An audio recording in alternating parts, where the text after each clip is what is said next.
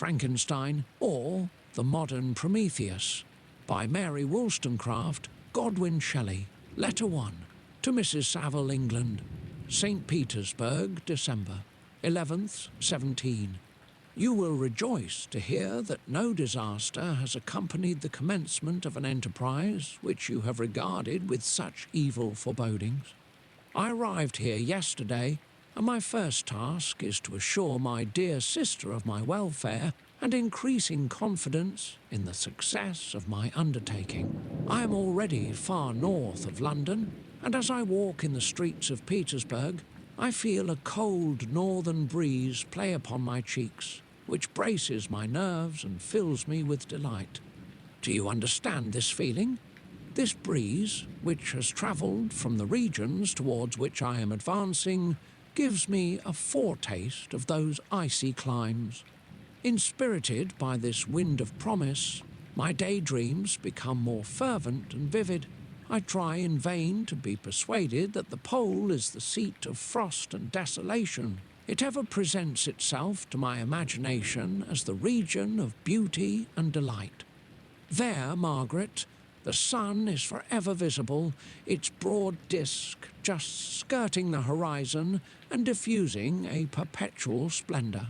There, for with your leave, my sister, I will put some trust in preceding navigators. There snow and frost are banished, and, sailing over a calm sea, we may be wafted to a land surpassing in wonders and in beauty every region hitherto discovered on the habitable globe. Its productions and features may be without example, as the phenomena of the heavenly bodies undoubtedly are in those undiscovered solitudes. What may not be expected in a country of eternal light? I may there discover the wondrous power which attracts the needle, and may regulate 1,000 celestial observations that require only this voyage to render their seeming eccentricities consistent forever. I shall satiate my ardent curiosity with the sight of a part of the world never before visited, and may tread a land never before imprinted by the foot of man. These are my enticements, and they are sufficient to conquer all fear of danger or death, and to induce me to commence this laborious voyage with the joy a child feels when he embarks in a little boat with his holiday mates on an expedition of discovery up his native river.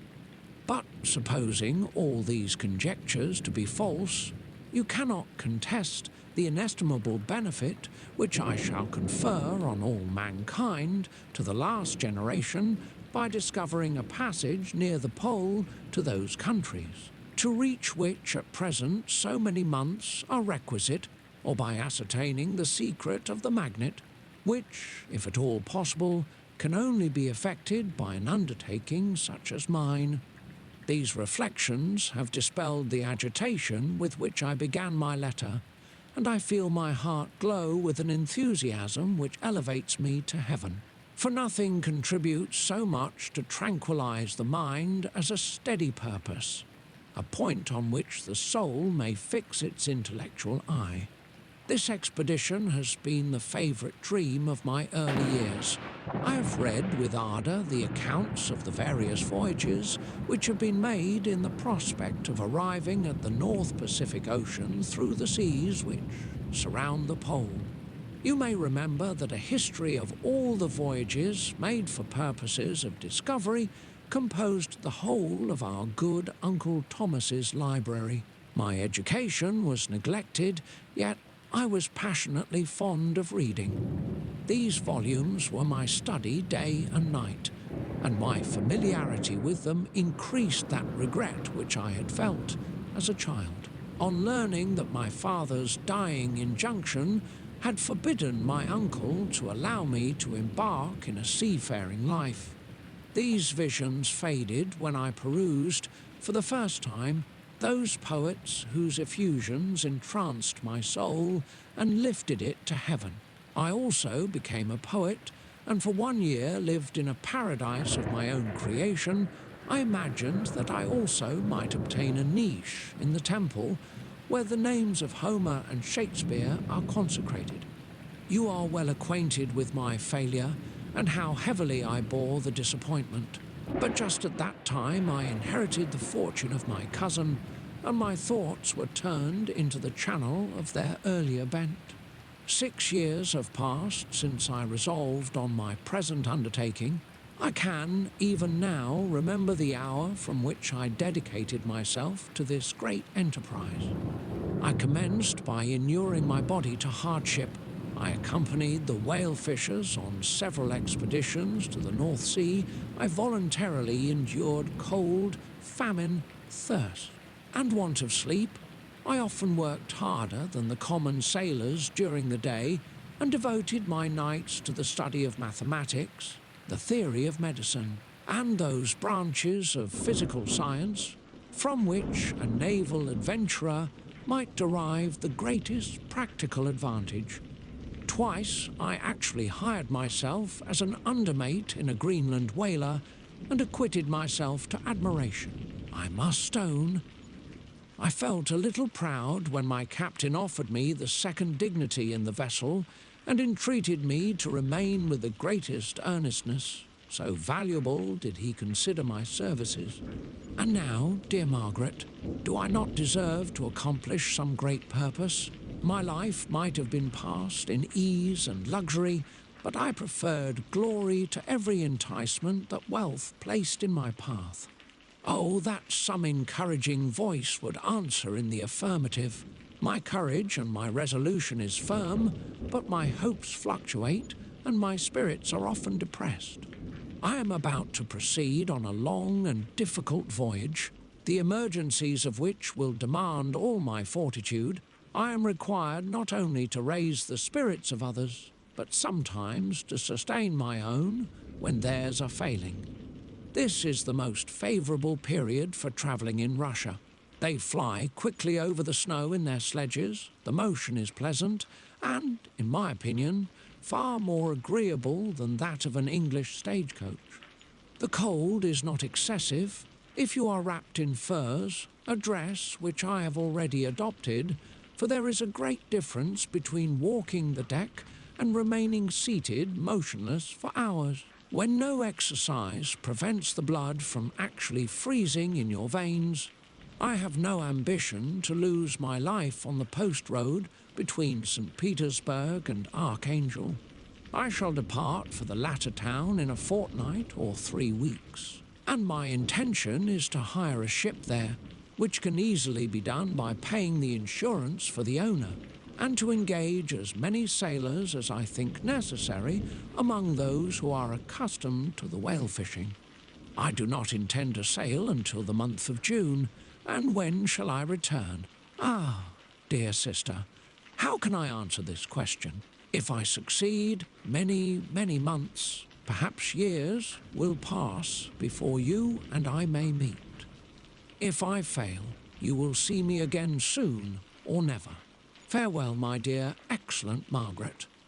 Heaven shower down blessings on you and save me, that I may again and again testify my gratitude for all your love and kindness. Your affectionate brother, R. Walton. Letter 2. To Mrs. Saville, England. Archangel, 28th March, 17. How slowly the time passes here, encompassed as I am by frost and snow. Yet a second step is taken towards my enterprise. I have hired a vessel and am occupied in collecting my sailors. Those whom I have already engaged appear to be men on whom I can depend and are certainly possessed of dauntless courage. But I have one want which I have never yet been able to satisfy, and the absence of the object of which I now feel as a most severe evil.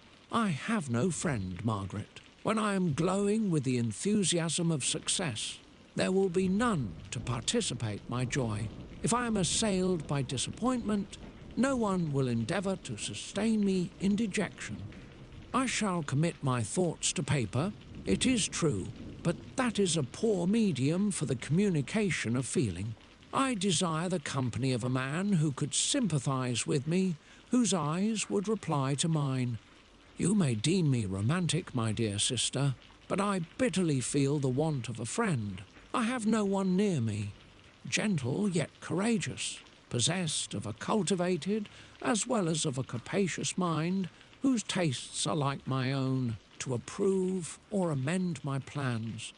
How would such a friend repair the faults of your poor brother? I am too ardent in execution and too impatient of difficulties. But it is a still greater evil to me that I am self-educated. For the first 14 years of my life, I ran wild on a common and read nothing but our Uncle Thomas's books of voyages. At that age, I became acquainted with the celebrated poets of our own country, but it was only when it had ceased to be in my power to derive its most important benefits from such a conviction that I perceived the necessity of becoming acquainted with more languages than that of my native country. Now I am 28 and am in reality more illiterate than many schoolboys of 15. It is true that I have thought more and that my daydreams are more extended and magnificent. But they want, as the painters call it, keeping, and I greatly need a friend who would have sense enough not to despise me as romantic and affection enough for me to endeavour to regulate my mind.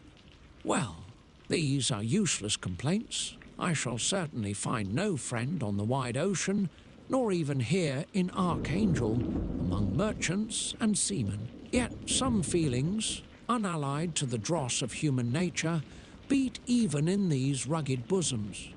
My lieutenant, for instance, is a man of wonderful courage and enterprise. He is madly desirous of glory, or rather, to word my phrase more characteristically, of advancement in his profession.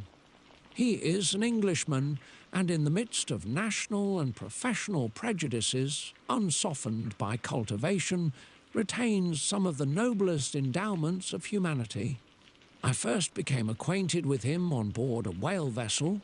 Finding that he was unemployed in this city, I easily engaged him to assist in my enterprise. The master is a person of an excellent disposition, and is remarkable in the ship for his gentleness and the mildness of his discipline. This circumstance, added to his well-known integrity and dauntless courage, made me very desirous to engage him. A youth passed in solitude, my best years spent under your gentle and feminine fosterage, has so refined the groundwork of my character that I cannot overcome an intense distaste to the usual brutality exercised on board ship. I have never believed it to be necessary, and when I heard of a mariner equally noted for his kindliness of heart and the respect and obedience paid to him by his crew, I felt myself peculiarly fortunate in being able to secure his services. I heard of him first in rather a romantic manner from a lady who owes to him the happiness of her life. This, briefly, is his story. Some years ago, he loved a young Russian lady of moderate fortune, and having amassed a considerable sum in prize money, the father of the girl consented to the match. He saw his mistress once before the destined ceremony, but she was bathed in tears, and throwing herself at his feet, entreated him to spare her, confessing at the same time that she loved another, but that he was poor, and that her father would never consent to the union. My generous friend reassured the suppliant, and on being informed of the name of her lover, instantly abandoned his pursuit. He had already bought a farm with his money, on which he had designed to pass the remainder of his life. But he bestowed the whole on his rival, together with the remains of his prize money to purchase stock, and then himself solicited the young woman's father to consent to her marriage with her lover. But the old man decidedly refused, thinking himself bound in honour to my friend, who, when he found the father inexorable, quitted his country, nor returned until he heard that his former mistress was married according to her inclinations. What a noble fellow, you will exclaim. He is so, but then he is wholly uneducated, he is as silent as a Turk, and a kind of ignorant carelessness attends him, which, while it renders his conduct the more astonishing, detracts from the interest and sympathy which otherwise he would command. Yet do not suppose, because I complain a little, or because I can conceive a consolation for my toils, which I may never know, that I am wavering in my resolutions. Those are as fixed as fate, and my voyage is only now delayed until the weather shall permit my embarkation. The winter has been dreadfully severe, but the spring promises well, and it is considered as a remarkably early season, so that perhaps I may sail sooner than I expected. I shall do nothing rashly. You know me sufficiently to confide in my prudence and considerateness whenever the safety of others is committed to my care. I cannot describe to you my sensations on the near prospect of my undertaking. It is impossible to communicate to you a conception of the trembling sensation, half pleasurable and half fearful, with which I am preparing to depart. I am going to unexplored regions, to the land of mist and snow, but I shall kill no albatross, therefore do not be alarmed for my safety, or if I should come back to you as worn and woeful as the ancient mariner. You will smile at my illusion, but I will disclose a secret. I have often attributed my attachment to, my passionate enthusiasm for, the dangerous mysteries of ocean, to that production of the most imaginative of modern poets. There is something at work in my soul which I do not understand. I am practically industrious, painstaking, a workman to execute with perseverance and labour. But besides this, there is a love for the marvellous, a belief in the marvellous, intertwined in all my projects, which hurries me out of the common pathways of men, even to the wild sea and unvisited regions I am about to explore. But to return to dearer considerations, shall I meet you again, after having traversed immense seas and returned by the most southern cape of Africa or America? I dare not expect such success, yet I cannot bear to look on the reverse of the picture. Continue for the present to write to me by every opportunity. I may receive your letters on some occasions when I need them most to support my spirits. I love you very tenderly. Remember me with affection, should you never hear from me again. Your affectionate brother, Robert Walton, Letter 3, to Mrs. Saville, England, July 7th, 17. My dear sister, I write a few lines in haste to say that I am safe and well advanced on my voyage. This letter will reach England by a merchantman now on its homeward voyage from Archangel, more fortunate than I, who may not see my native land perhaps for many years. I am, however, in good spirits. My men are bold and apparently firm of purpose, nor do the floating sheets of ice that continually pass us, indicating the dangers of the region towards which we are advancing, appear to dismay them. We have already reached a very high latitude, but it is the height of summer, and although not so warm as in England, the southern gales, which blow us speedily towards those shores which I so ardently desire to attain, breathe a degree of renovating warmth which I had not expected. No incidents have hitherto befallen us that would make a figure in a letter.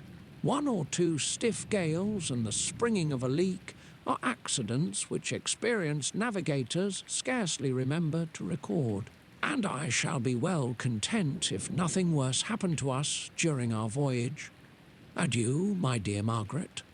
Be assured that for my own sake, as well as yours, I will not rashly encounter danger.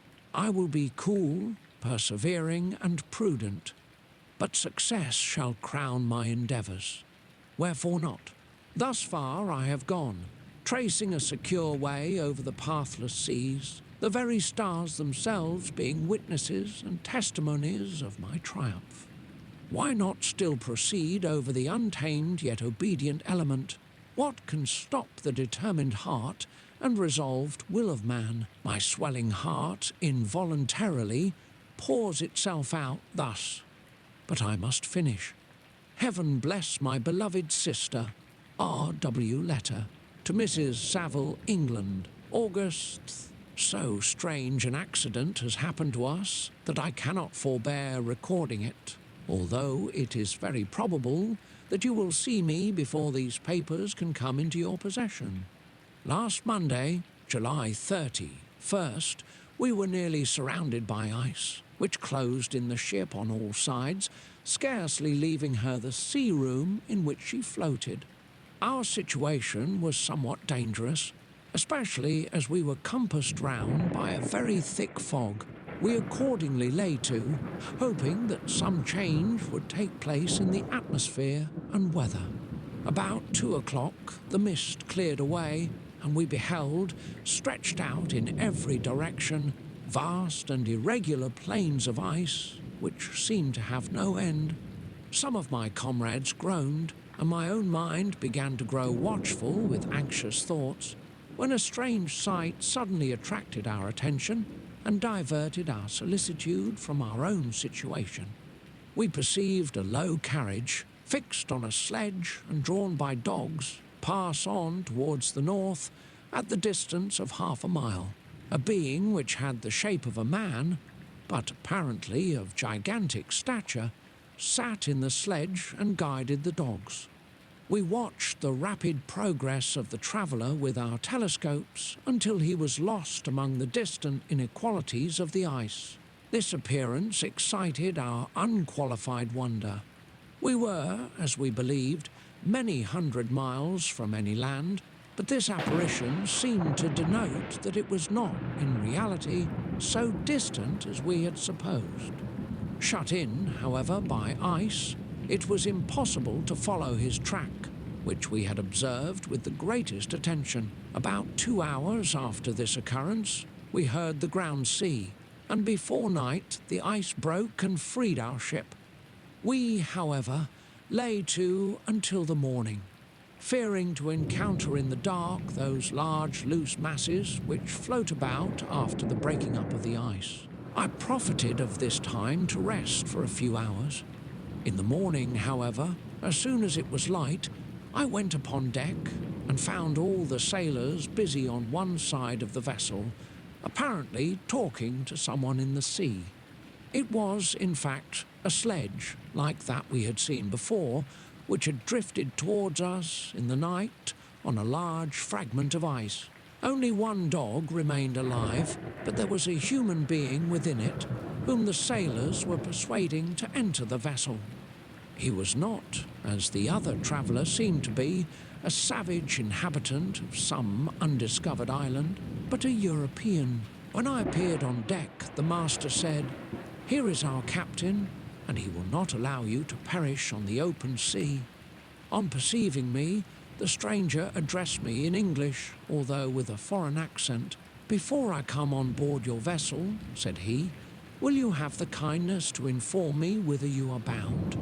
You may conceive my astonishment on hearing such a question addressed to me from a man on the brink of destruction, and to whom I should have supposed that my vessel would have been a resource which he would not have exchanged for the most precious wealth the earth can afford.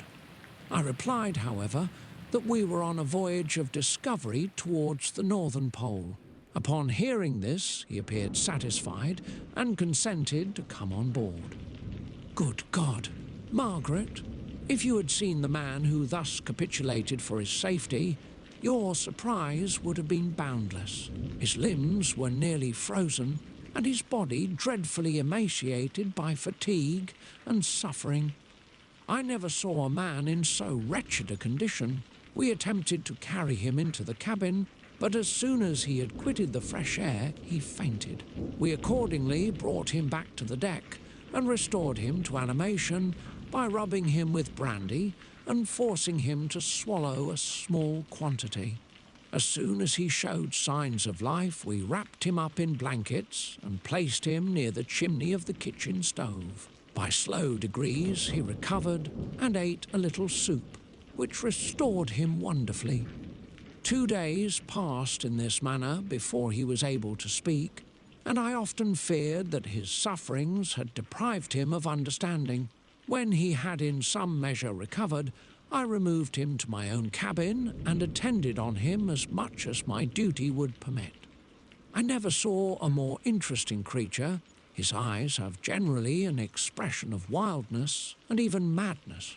But there are moments when, if anyone performs an act of kindness towards him or does him any the most trifling service, his whole countenance is lighted up, as it were, with a beam of benevolence and sweetness that I never saw equalled.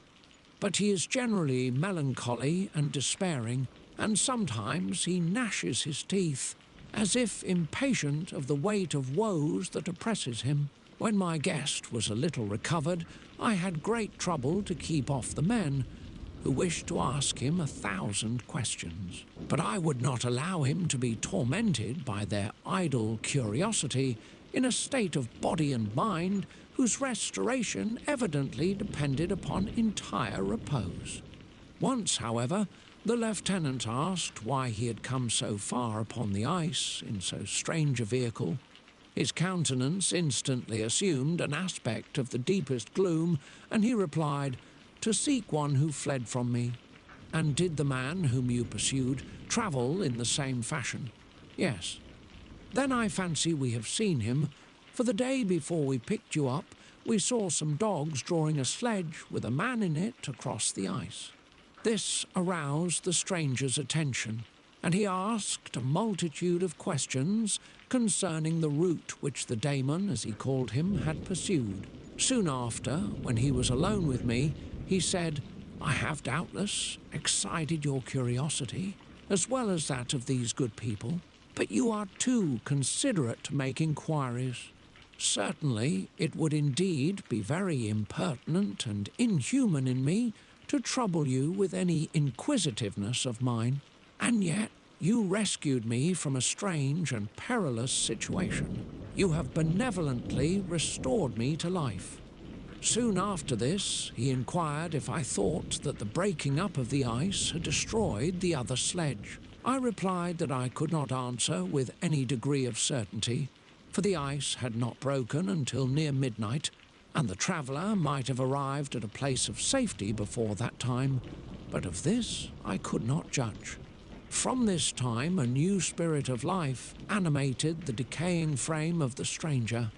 He manifested the greatest eagerness to be upon deck, to watch for the sledge which had before appeared.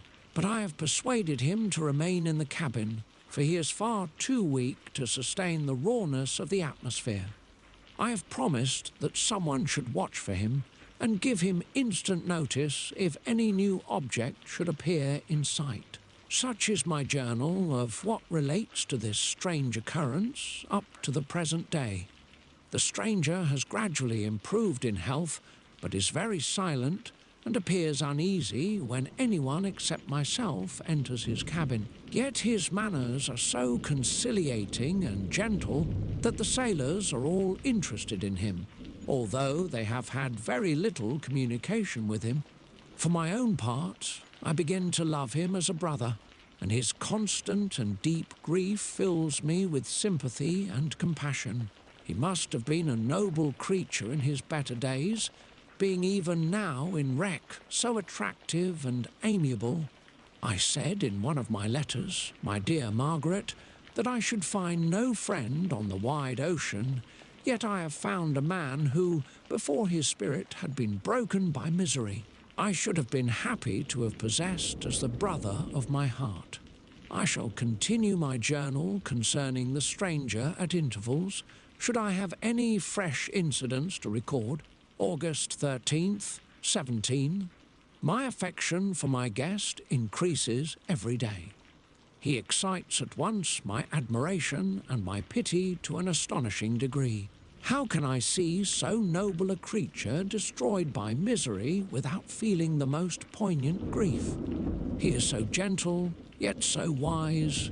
His mind is so cultivated, and when he speaks, although his words are culled with the choicest art, yet they flow with rapidity and unparalleled eloquence.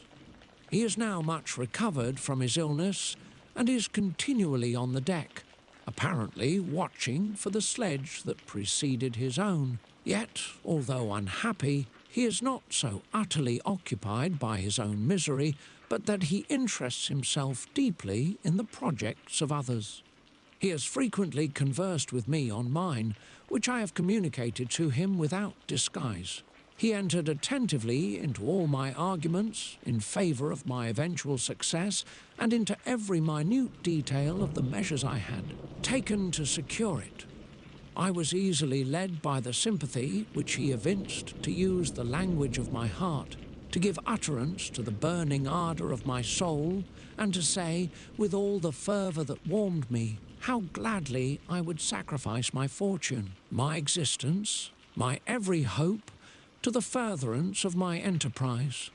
One man's life or death were but a small price to pay for the acquirement of the knowledge which I sought, for the dominion I should acquire and transmit over the elemental foes of our race. As I spoke, a dark gloom spread over my listener's countenance. At first, I perceived that he tried to suppress his emotion. He placed his hands before his eyes, and my voice quivered and failed me as I beheld tears trickle fast from between his fingers. A groan burst from his heaving breast. I paused. At length he spoke in broken accents. "Unhappy man, do you share my madness? Have you drunk also of the intoxicating draught? Hear me, let me reveal my tale, and you will dash the cup from your lips."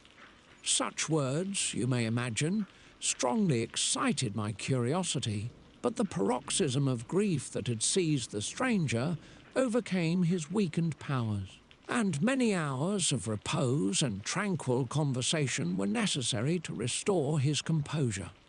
Having conquered the violence of his feelings, he appeared to despise himself for being the slave of passion, and quelling the dark tyranny of despair, he led me again to converse concerning myself personally. He asked me the history of my earlier years. The tale was quickly told, but it awakened various trains of reflection.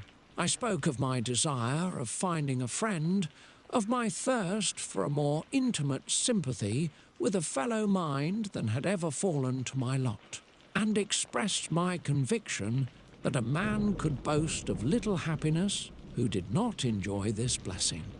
"I agree with you," replied the stranger. "We are unfashioned creatures, but half made up, if one wiser, better. Dearer than ourselves, such a friend ought to be, do not lend his aid to perfectionate our weak and faulty natures.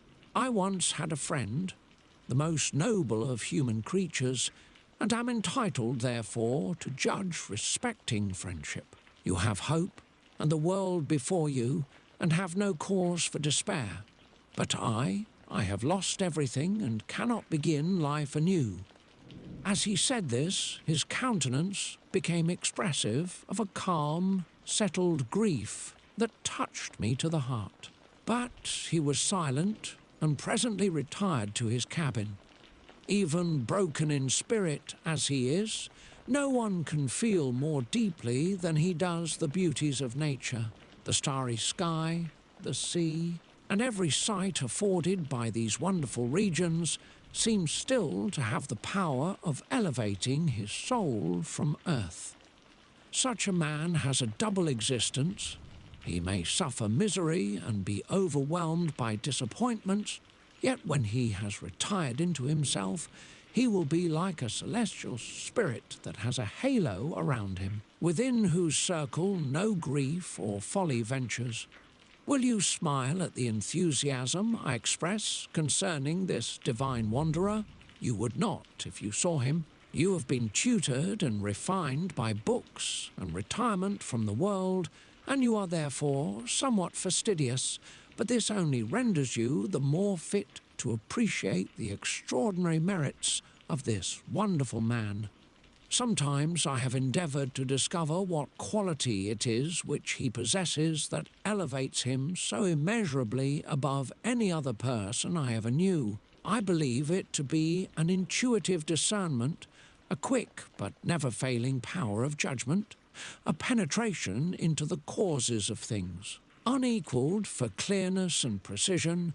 Add to this a facility of expression and a voice whose varied intonations are soul-subduing music. August 19th, 17th.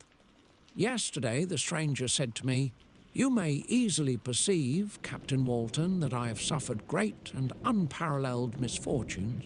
I had determined at one time that the memory of these evils should die with me, but you have won me to alter my determination. You seek for knowledge and wisdom, as I once did, and I ardently hope that the gratification of your wishes may not be a serpent to sting you, as mine has been.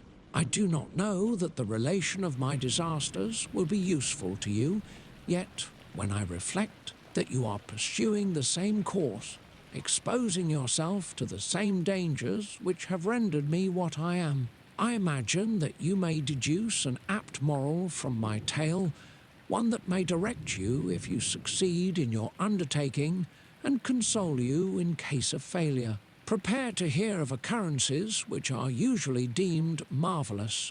Were we among the tamer scenes of nature, I might fear to encounter your unbelief, perhaps your ridicule, but many things will appear possible in these wild and mysterious regions which would provoke the laughter of those unacquainted with the ever-varied powers of nature. Nor can I doubt but that my tale conveys in its series internal evidence of the truth of the events of which it is composed. You may easily imagine that I was much gratified by the offered communication, yet I could not endure that he should renew his grief by a recital of his misfortunes. I felt the greatest eagerness to hear the promised narrative, partly from curiosity and partly from a strong desire to ameliorate his fate if it were in my power. I expressed these feelings in my answer. "I thank you," he replied, "for your sympathy, but it is useless. My fate is nearly fulfilled. I wait but for one event, and then I shall repose in peace. I understand your feeling," continued he, perceiving that I wished to interrupt him, "but you are mistaken, my friend. If thus you will allow me to name you, nothing can alter my destiny. Listen to my history, and you will perceive how irrevocably it is determined." He then told me that he would commence his narrative the next day, when I should be at leisure. This promise drew from me the warmest thanks. I have resolved every night, when I am not imperatively occupied by my duties, to record, as nearly as possible in his own words, what he has related during the day. If I should be engaged, I will at least make notes. This manuscript will doubtless afford you the greatest pleasure, but to me, who know him, and who hear it from his own lips, with what interest and sympathy shall I read it in some future day? Even now, as I commence my task, his full-toned voice swells in my ears, his lustrous eyes dwell on me with all their melancholy sweetness. I see his thin hand raised in animation, while the lineaments of his face are irradiated by the soul within. Strange and harrowing must be his story, frightful the storm which embraced the gallant vessel on its course and wrecked it. Thus, Chapter 1. I am by birth a Genevese, and my family is one of the most distinguished of that republic.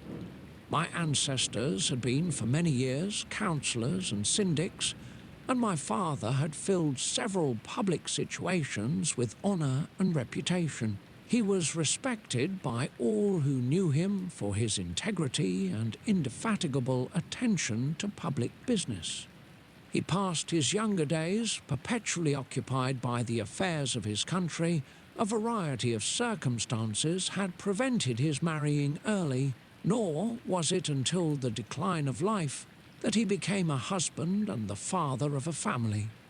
As the circumstances of his marriage illustrate his character, I cannot refrain from relating them. One of his most intimate friends was a merchant who, from a flourishing state, fell, through numerous mischances, into poverty. This man, whose name was Beaufort, was of a proud and unbending disposition, and could not bear to live in poverty and oblivion in the same country where he had formerly been distinguished for his rank and magnificence. Having paid his debts, therefore, in the most honourable manner, he retreated with his daughter to the town of Lucerne, where he lived unknown and in wretchedness.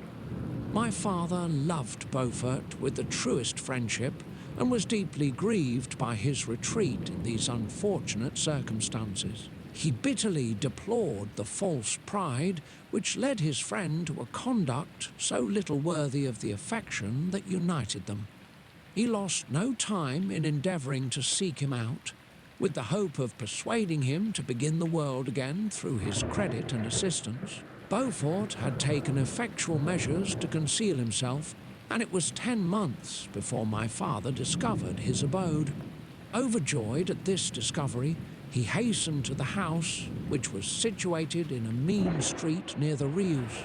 But when he entered, misery and despair alone welcomed him.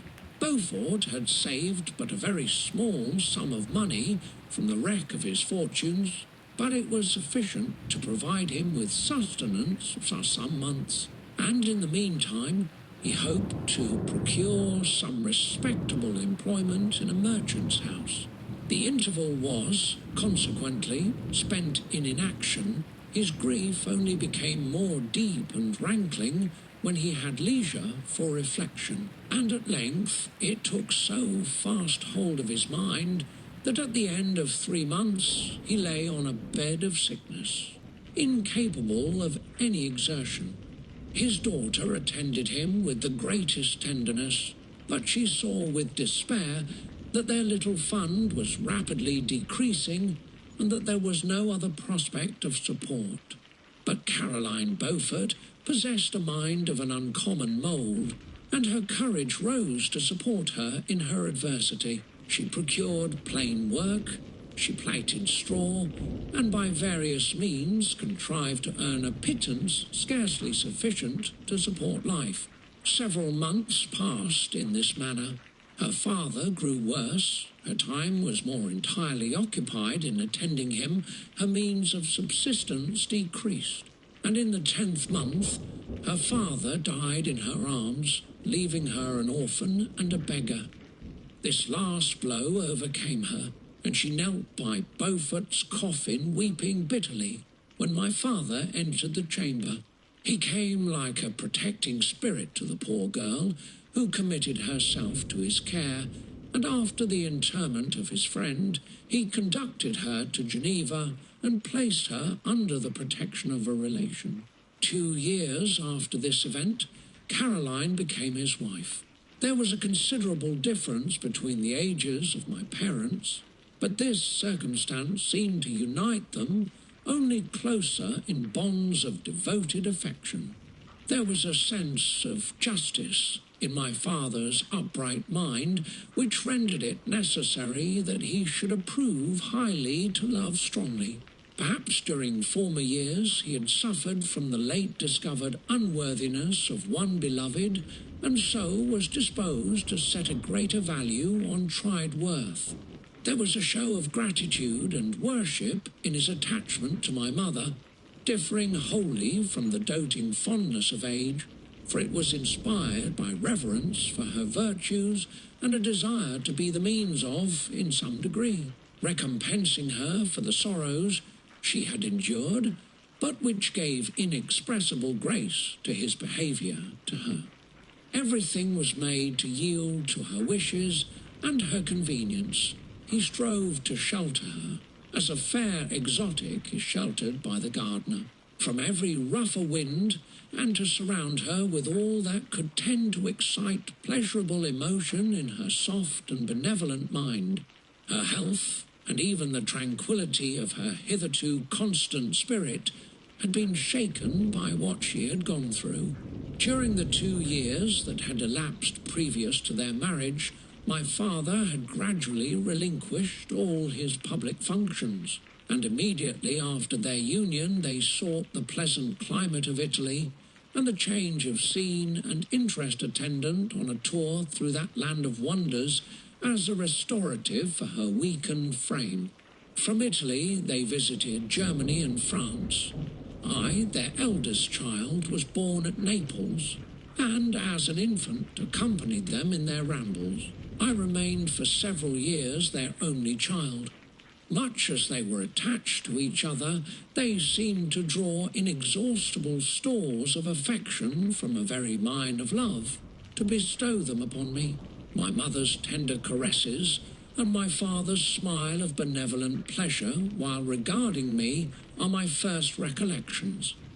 I was their plaything and their idol, and something better, their child, the innocent and helpless creature bestowed on them by heaven, whom to bring up to good, and whose future lot it was in their hands to direct to happiness or misery according as they fulfilled their duties towards me.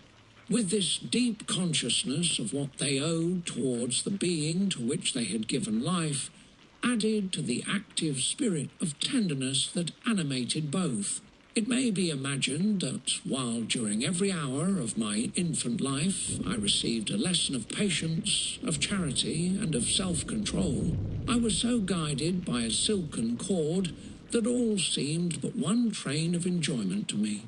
For a long time I was their only care. My mother had much desire to have a daughter, but I continued their single offspring.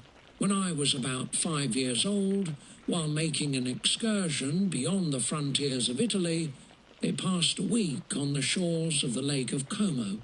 Their benevolent disposition often made them enter the cottages of the poor. This, to my mother, was more than a duty, it was a necessity, a passion, remembering what she had suffered, and how she had been relieved. For her to act in her turned the guardian angel to the afflicted. During one of their walks, a poor cot in the foldings of a veil attracted their notice as being singularly disconsolate, while the number of half-clothed children gathered about it spoke of penury in its worst shape. One day, when my father had gone by himself to Milan, my mother, accompanied by me, visited this abode. She found a peasant and his wife, hard-working, bent down by care and labour, distributing a scanty meal to 5 hungry babes. Among these there was one which attracted my mother far above all the rest. She appeared of a different stock. The 4 others were dark-eyed, hardy little vagrants. This child was thin and very fair. Her hair was the brightest living gold, and despite the poverty of her clothing, seemed to set a crown of distinction on her head. Her brow was clear and ample, her blue eyes cloudless, and her lips and the moulding of her face so expressive of sensibility and sweetness that none could behold her without looking on her as of a distinct species, a being heaven-sent, and bearing a celestial stamp in all her features. The peasant woman, perceiving that my mother fixed eyes of wonder and admiration on this lovely girl, eagerly communicated her history. She was not her child, but the daughter of a Milanese nobleman. Her mother was a German and had died on giving her birth. The infant had been placed with these good people to nurse. They were better off then. They had not been long married, and their eldest child was but just born. The father of their charge was one of those Italians nursed in the memory of the antique glory of Italy, one among the Schiavi Ognor who exerted himself to obtain the liberty of his country. He became the victim of its weakness. Whether he had died or still lingered in the dungeons of Austria was not known. His property was confiscated, his child became an orphan and a beggar. She continued with her foster parents, and bloomed in their rude abode, fairer than a garden rose among dark-leaved brambles. When my father returned from Milan, he found playing with me in the hall of our villa a child fairer than pictured cherub, a creature who seemed to shed radiance from her looks, and whose form and motions were lighter than the chamois of the hills. The apparition was soon explained. With his permission, my mother prevailed on her rustic guardians to yield their charge to her. They were fond of the sweet orphan. Her presence had seemed a blessing to them, but it would be unfair to her to keep her in poverty and want when Providence afforded her such powerful protection. They consulted their village priest, and the result was that Elizabeth Lavenza became the inmate of my parents' house, my more than sister, the beautiful and adored companion of all my occupations and my pleasures. Everyone loved Elizabeth. The passionate and almost reverential attachment with which all regarded her became, while I shared it, my pride and my delight. On the evening previous to her being brought to my home, my mother had said playfully, "I have a pretty present for my Victor. Tomorrow he shall have it." And when, on the morrow, she presented Elizabeth to me as her promised gift, I, with childish seriousness, interpreted her words literally and looked upon Elizabeth as mine to protect, love, and cherish. All praises bestowed on her I received as maid to a possession of my own. We called each other familiarly by the name of cousin. No word, no expression could body forth the kind of relation in which she stood to me, my more than sister, since till death she was to be mine only. Chapter 2. We were brought up together. There was not quite a year difference in our ages. I need not say that we were strangers to any species of disunion or dispute. Harmony was the soul of our companionship, and the diversity and contrast that subsisted in our characters drew us nearer together. Elizabeth was of a calmer and more concentrated disposition, but, with all my ardour, I was capable of a more intense application, and was more deeply smitten with the thirst for knowledge. She busied herself with following the aerial creations of the poets, and in the majestic and wondrous scenes which surrounded our Swiss home, the sublime shapes of the mountains, the changes of the seasons, tempest and calm, the silence of winter, and the life and turbulence of our alpine summers, she found ample scope for admiration and delight. While my companion contemplated with a serious and satisfied spirit the magnificent appearances of things, I delighted in investigating their causes. The world was to me a secret which I desired to divine. Curiosity, earnest research to learn the hidden laws of nature, gladness akin to rapture, as they were unfolded to me, are among the earliest sensations I can remember. On the birth of a second son, my junior by 7 years, my parents gave up entirely their wandering life and fixed themselves in their native country. We possessed a house in Geneva and a campaign on Bellerive, the eastern shore of the lake, at the distance of rather more than a league from the city. We resided principally in the latter, and the lives of my parents were passed in considerable seclusion. It was my temper to avoid a crowd and to attach myself fervently to a few. I was indifferent, therefore, to my schoolfellows in general, but I united myself in the bonds of the closest friendship to one among them. Henry Clerval was the son of a merchant of Geneva. He was a boy of singular talent and fancy. He loved enterprise, hardship, and even danger for its own sake. He was deeply read in books of chivalry and romance. He composed heroic songs and began to write many a tale of enchantment and knightly adventure. He tried to make us act plays, and to enter into masquerades in which the characters were drawn from the heroes of Roncesvalles, of the Round Table of King Arthur, and the chivalrous train who shed their blood to redeem the Holy Sepulchre from the hands of the infidels. No human being could have passed a happier childhood than myself. My parents were possessed by the very spirit of kindness and indulgence. We felt that they were not the tyrants to rule our lot according to their caprice, but the agents and creators of all the many delights which we enjoyed. When I mingled with other families, I distinctly discerned how peculiarly fortunate my lot was, and gratitude assisted the development of filial love. My temper was sometimes violent, and my passions vehement, but by some law in my temperature, they were turned not towards childish pursuits, but to an eager desire to learn, and not to learn all things indiscriminately. I confess that neither the structure of languages, nor the code of governments, nor the politics of various states possessed attractions for me. It was the secrets of heaven and earth that I desired to learn, and whether it was the outward substance of things, or the inner spirit of nature and the mysterious soul of man that occupied me.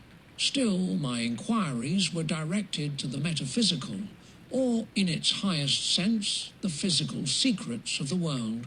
Meanwhile, Clerval occupied himself, so to speak, with the moral relations of things, the busy stage of life, the virtues of heroes, and the actions of men were his theme, and his hope and his dream was to become one among those whose names are recorded in story as the gallant and adventurous benefactors of our species.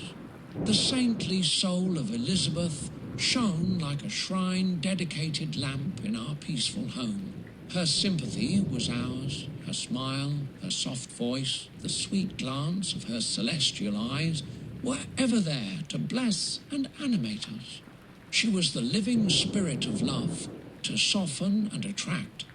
I might have become sullen in my study, rough through the ardour of my nature, but that she was there to subdue me to a semblance of her own gentleness. And Clerval, could aught ill entrench on the noble spirit of Clerval? Yet he might not have been so perfectly humane, so thoughtful in his generosity, so full of kindness and tenderness amidst his passion for adventurous exploit, had she not unfolded to him the real loveliness of beneficence, and made the doing good the end and aim of his soaring ambition. I feel exquisite pleasure in dwelling on the recollections of childhood, before misfortune had tainted my mind and changed its bright visions of extensive usefulness into gloomy and narrow reflections upon self. Besides, in drawing the picture of my early days, I also record those events which led, by insensible steps, to my after tale of misery. For when I would account to myself for the birth of that passion which afterwards ruled my destiny, I find it arise, like a mountain river, from ignoble and almost forgotten sources. But, swelling as it proceeded, it became the torrent which, in its course, has swept away all my hopes and joys. Natural philosophy is the genius that has regulated my fate. I desire, therefore, in this narration, to state those facts which led to my predilection for that science. When I was 13 years of age, we all went on a party of pleasure to the baths near Thonon. The inclemency of the weather obliged us to remain a day confined to the inn. In this house, I chanced to find a volume of the works of Cornelius Agrippa. I opened it with apathy. The theory which he attempts to demonstrate and the wonderful facts which he relates soon changed this feeling into enthusiasm. A new light seemed to dawn upon my mind, and bounding with joy, I communicated my discovery to my father. My father looked carelessly at the title page of my book and said, "Ah, Cornelius Agrippa. My dear Victor, do Do not waste your time upon this, it is sad trash. If, instead of this remark, my father had taken the pains to explain to me that the principles of Agrippa had been entirely exploded, and that a modern system of science had been introduced, which possessed much greater powers than the ancient, because the powers of the latter were chimerical, while those of the former were real and practical, under such circumstances I should certainly have thrown Agrippa aside and have contented my imagination, warmed as it was, by returning with greater ardour to my former studies. It is even possible that the train of my ideas would never have received the fatal impulse that led to my ruin. But the cursory glance my father had taken of my volume by no means assured me that he was acquainted with its contents, and I continued to read with the greatest avidity. When I returned home, my first care was to procure the whole works of this author, and afterwards of Paracelsus and Albertus Magnus. I read and studied the wild fancies of these writers with delight. They appeared to me treasures known to few besides myself. I have described myself as always having been imbued with a fervent longing to penetrate the secrets of nature. In spite of the intense labour and wonderful discoveries of modern philosophers, I always came from my studies discontented and unsatisfied. Sir Isaac Newton is said to have avowed that he felt like a child picking up shells beside the great and unexplored ocean of truth. Those of his successors in each branch of natural philosophy with whom I was acquainted appeared even to my boy's apprehensions as tyros engaged in the same pursuit. The untaught peasant beheld the elements around him and was acquainted with their practical uses. The most learned philosopher knew little more. He had partially unveiled the face of nature, but her immortal lineaments were still a wonder and a mystery. He might dissect, anatomize, and give names, but not to speak of a final cause, causes in their secondary and tertiary grades were utterly unknown to him. I had gazed upon the fortifications and impediments that seemed to keep human beings from entering the citadel of nature, and rashly and ignorantly I had repined. But here were books, and here were men who had penetrated deeper and knew more. I took their word for all that they averred, and I became their disciple. It may appear strange that such should arise in the 18th century, but while I followed the routine of education in the schools of Geneva, I was, to a great degree, self-taught with regard to my favourite studies. My father was not scientific, and I was left to struggle with a child's blindness, added to a student's thirst for knowledge. Under the guidance of my new preceptors, I entered with the greatest diligence into the search of the philosopher's stone and the elixir of life, but the latter soon obtained my undivided attention. Wealth was an inferior object, but what glory would attend the discovery if I could banish disease from the human frame and render man invulnerable to any but a violent death? Nor were these my only visions. The raising of ghosts or devils was a promise liberally accorded by my favourite authors, the fulfilment of which I most eagerly sought. And if my incantations were always unsuccessful, I attributed the failure rather to my own inexperience and mistake than to a want of skill or fidelity in my instructors. And thus for a time I was occupied by exploded systems, mingling, like an unadept, 1,000 contradictory theories, and floundering desperately in a very slough of multifarious knowledge. Guided by an ardent imagination and childish reasoning, till an accident again changed the current of my ideas.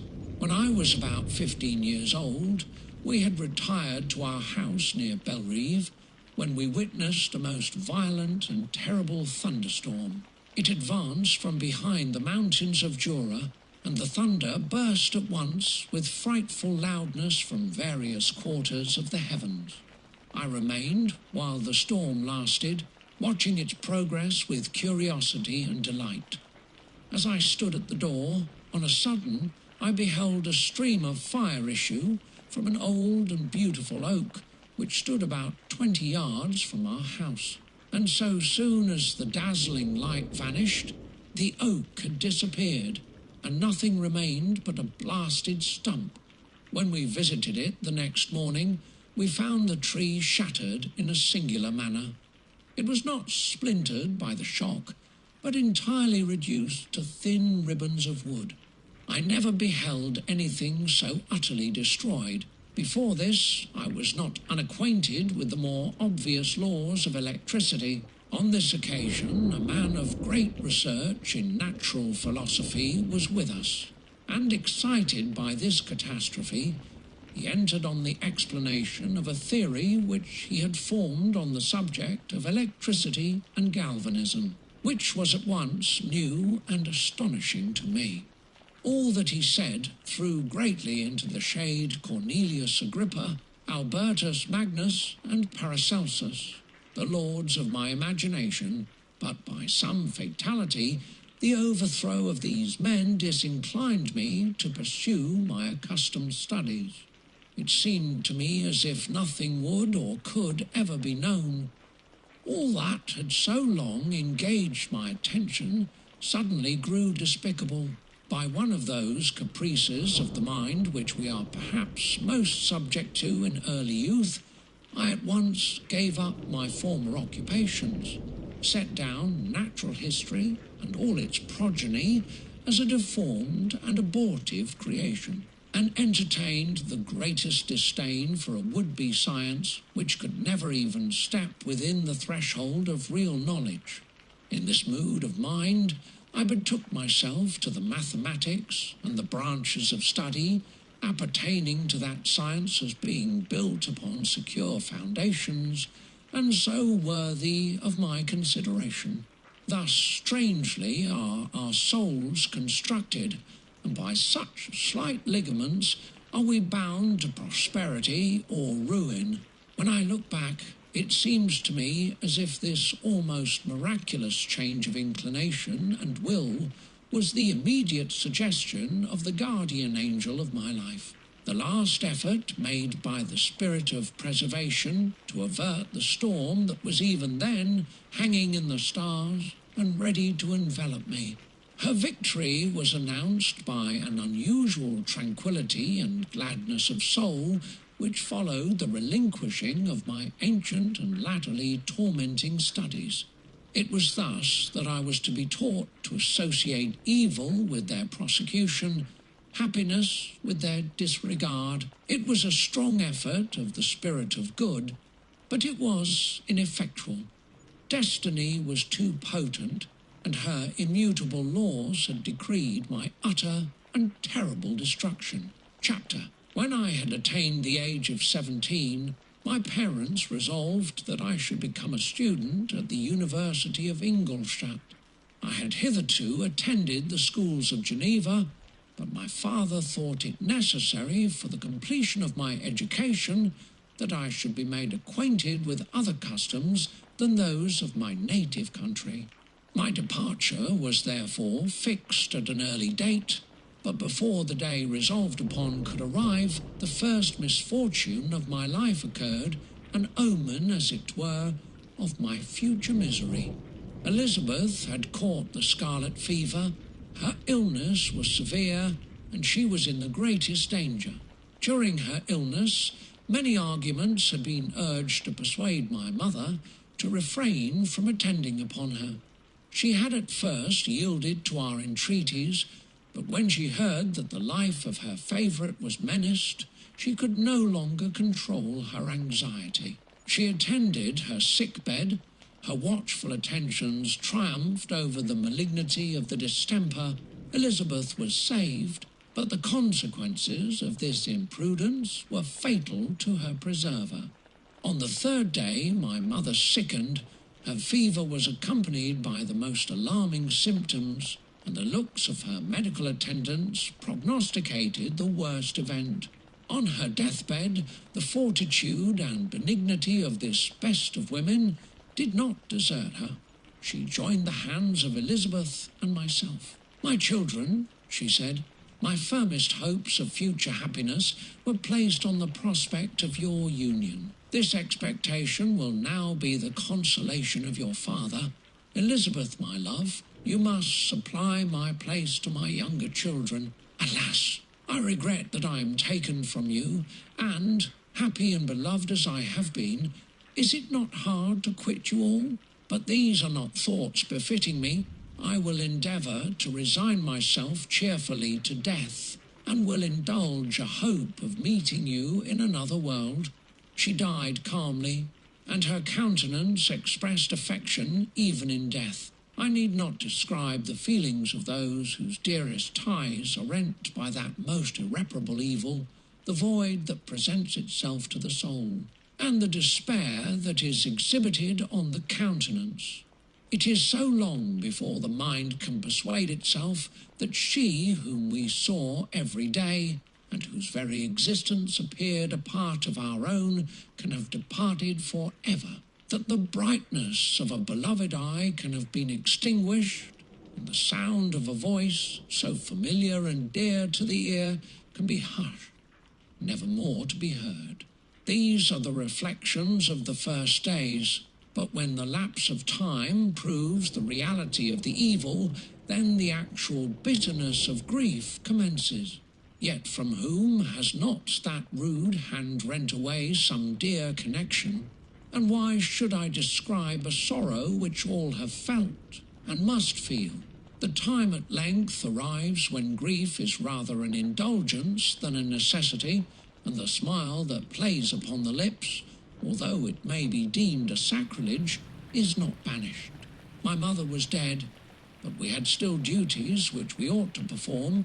We must continue our course with the rest, and learn to think ourselves fortunate whilst one remains whom the spoiler has not seized.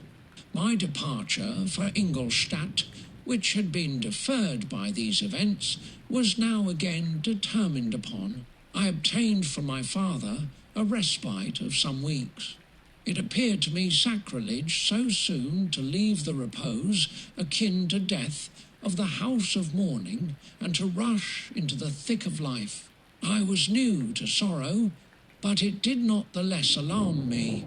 I was unwilling to quit the sight of those that remained to me, and above all, I desired to see my sweet Elizabeth in some degree consoled. She indeed veiled her grief, and strove to act the comforter to us all. She looked steadily on life, and assumed its duties with courage and zeal. She devoted herself to those whom she had been taught to call her uncle and cousins. Never was she so enchanting as at this time, when she recalled the sunshine of her smiles and spent them upon us. She forgot even her own regret in her endeavours to make us forget. The day of my departure at length arrived. Clerval spent the last evening with us. He had endeavoured to persuade his father to permit him to accompany me and to become my fellow student, but in vain. His father was a narrow-minded trader, and saw idleness and ruin in the aspirations and ambition of his son. Henry deeply felt the misfortune of being debarred from a liberal education. He said little, but when he spoke, I read in his kindling eye and in his animated glance a restrained but firm resolve not to be chained to the miserable details of commerce. We sat late. We could not tear ourselves away from each other, nor persuade ourselves to say the word farewell. It was said, and we retired under the pretence of seeking repose, each fancying that the other was deceived. But when at morning's dawn I descended to the carriage which was to convey me away, they were all there. My father again to bless me, Clerval to press my hand once more, my Elizabeth to renew her entreaties that I would write often and to bestow the last feminine attentions on her playmate and friend. I threw myself into the chaise that was to convey me away and indulged in the most melancholy reflections. I, who had ever been surrounded by amiable companions, continually engaged in endeavouring to bestow mutual pleasure, I was now alone. In the university, whither I was going, I must form my own friends and be my own protector. My life had hitherto been remarkably secluded and domestic, and this had given me invincible repugnance to new countenances. I loved my brothers, Elizabeth and Clerval.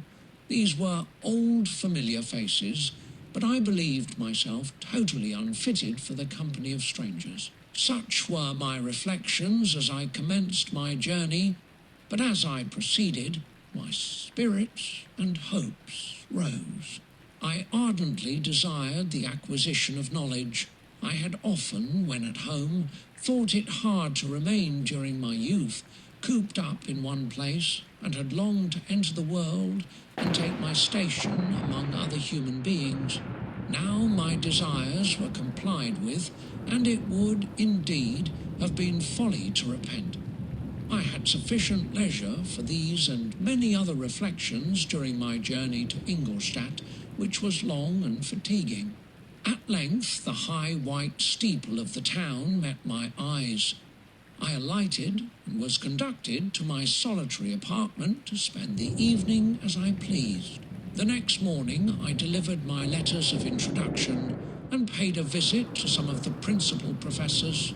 Chance, or rather the evil influence, the angel of destruction, which asserted omnipotent sway over me from the moment I turned my reluctant steps from my father's door, led me first to M. Krempe, Professor of Natural Philosophy. He was an uncouth man, but deeply imbued in the secrets of his science. He asked me several questions concerning my progress in the different branches of science appertaining to natural philosophy. I replied carelessly, and partly in contempt, mentioned the names of my alchemists as the principal authors I had studied. The professor stared. "Have you," he said, "really spent your time in studying such nonsense?" I replied in the affirmative. "Every minute," continued M. Krempe with warmth, "every instant that you have wasted on those books is utterly and entirely lost.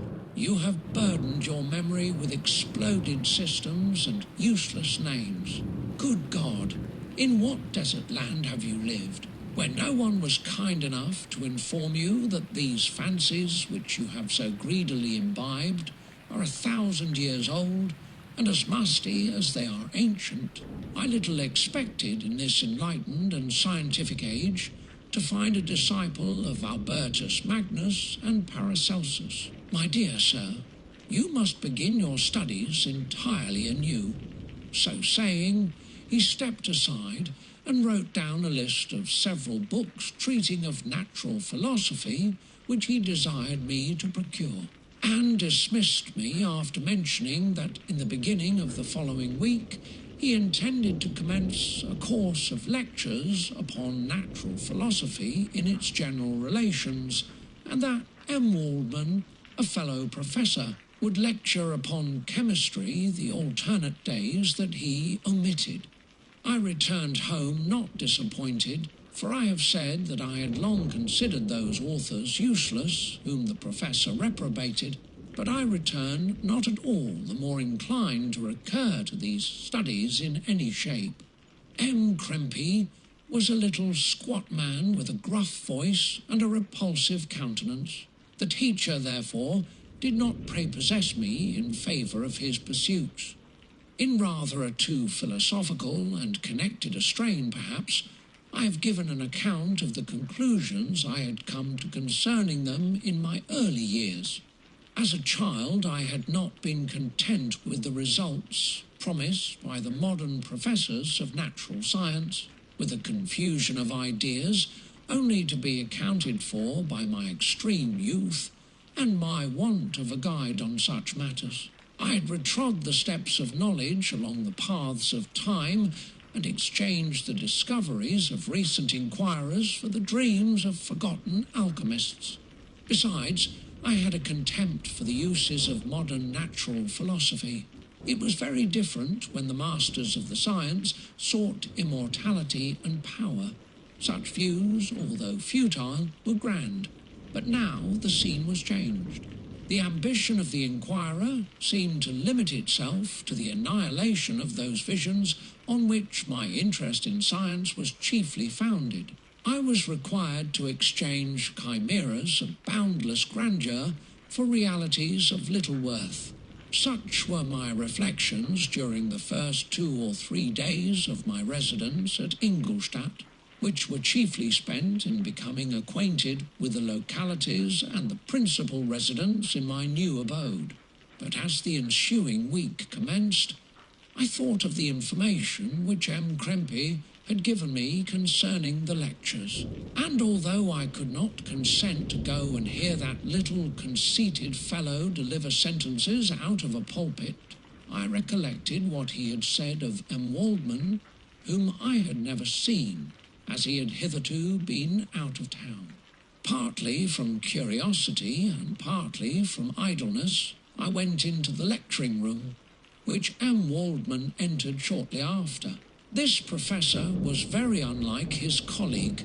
He appeared about 50 years of age, but with an aspect expressive of the greatest benevolence. A few grey hairs covered his temples, but those at the back of his head were nearly black. His person was short but remarkably erect, and his voice the sweetest I had ever heard. He began his lecture by a recapitulation of the history of chemistry and the various improvements made by different men of learning, pronouncing with fervour the names of the most distinguished discoverers.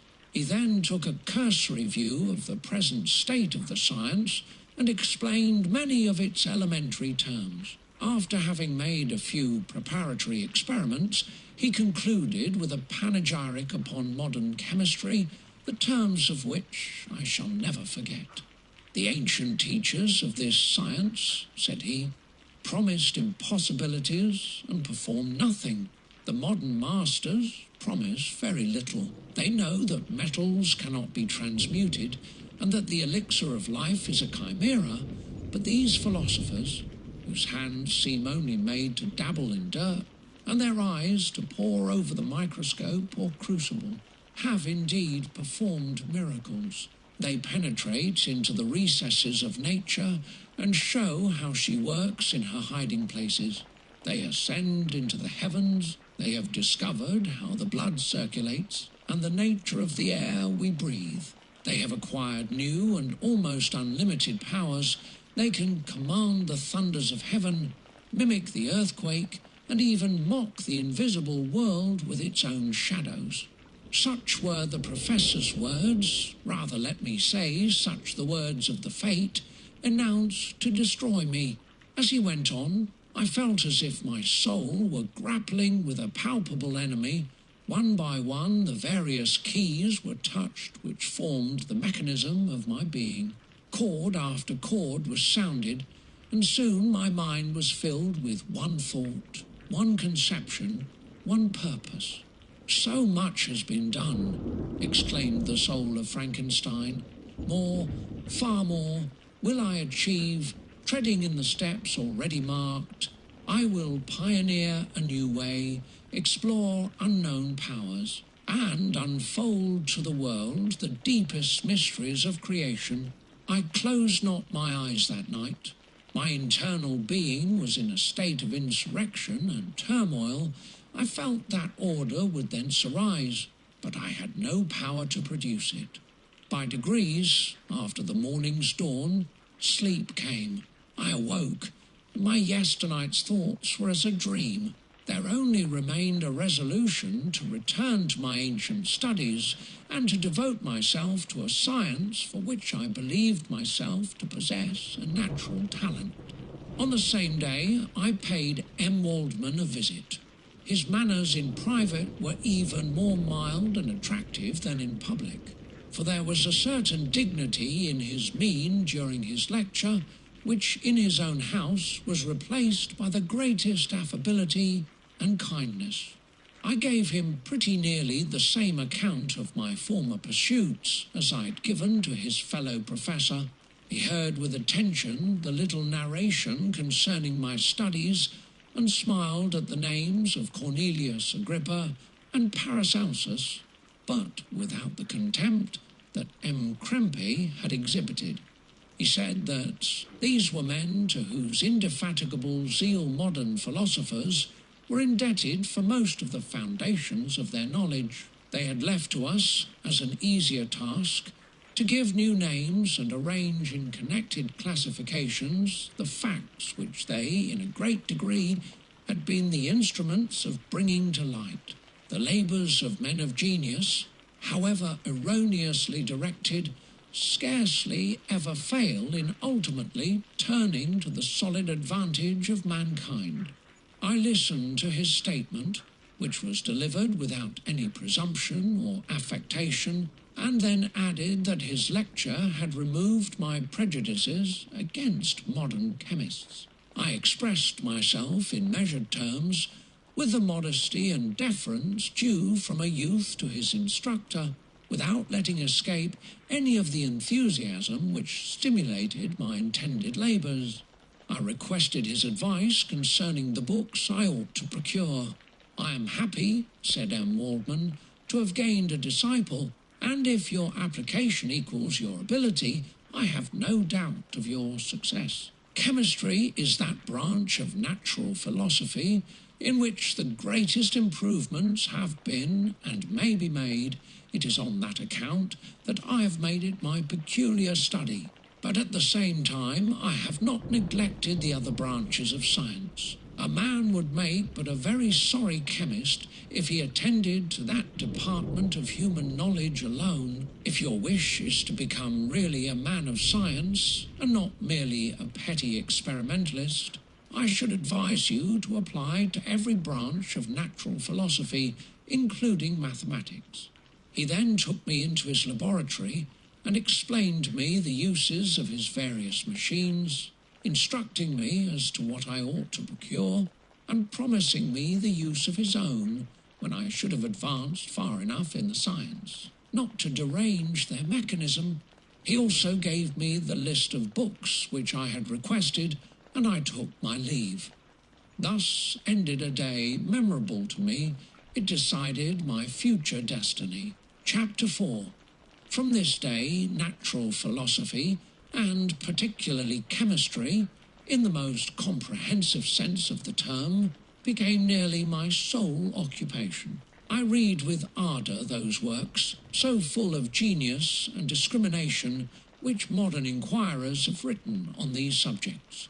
I attended the lectures and cultivated the acquaintance of the men of science of the university, and I found, even in M. Krempe, a great deal of sound sense and real information, combined, it is true, with a repulsive physiognomy and manners, but not on that account the less valuable.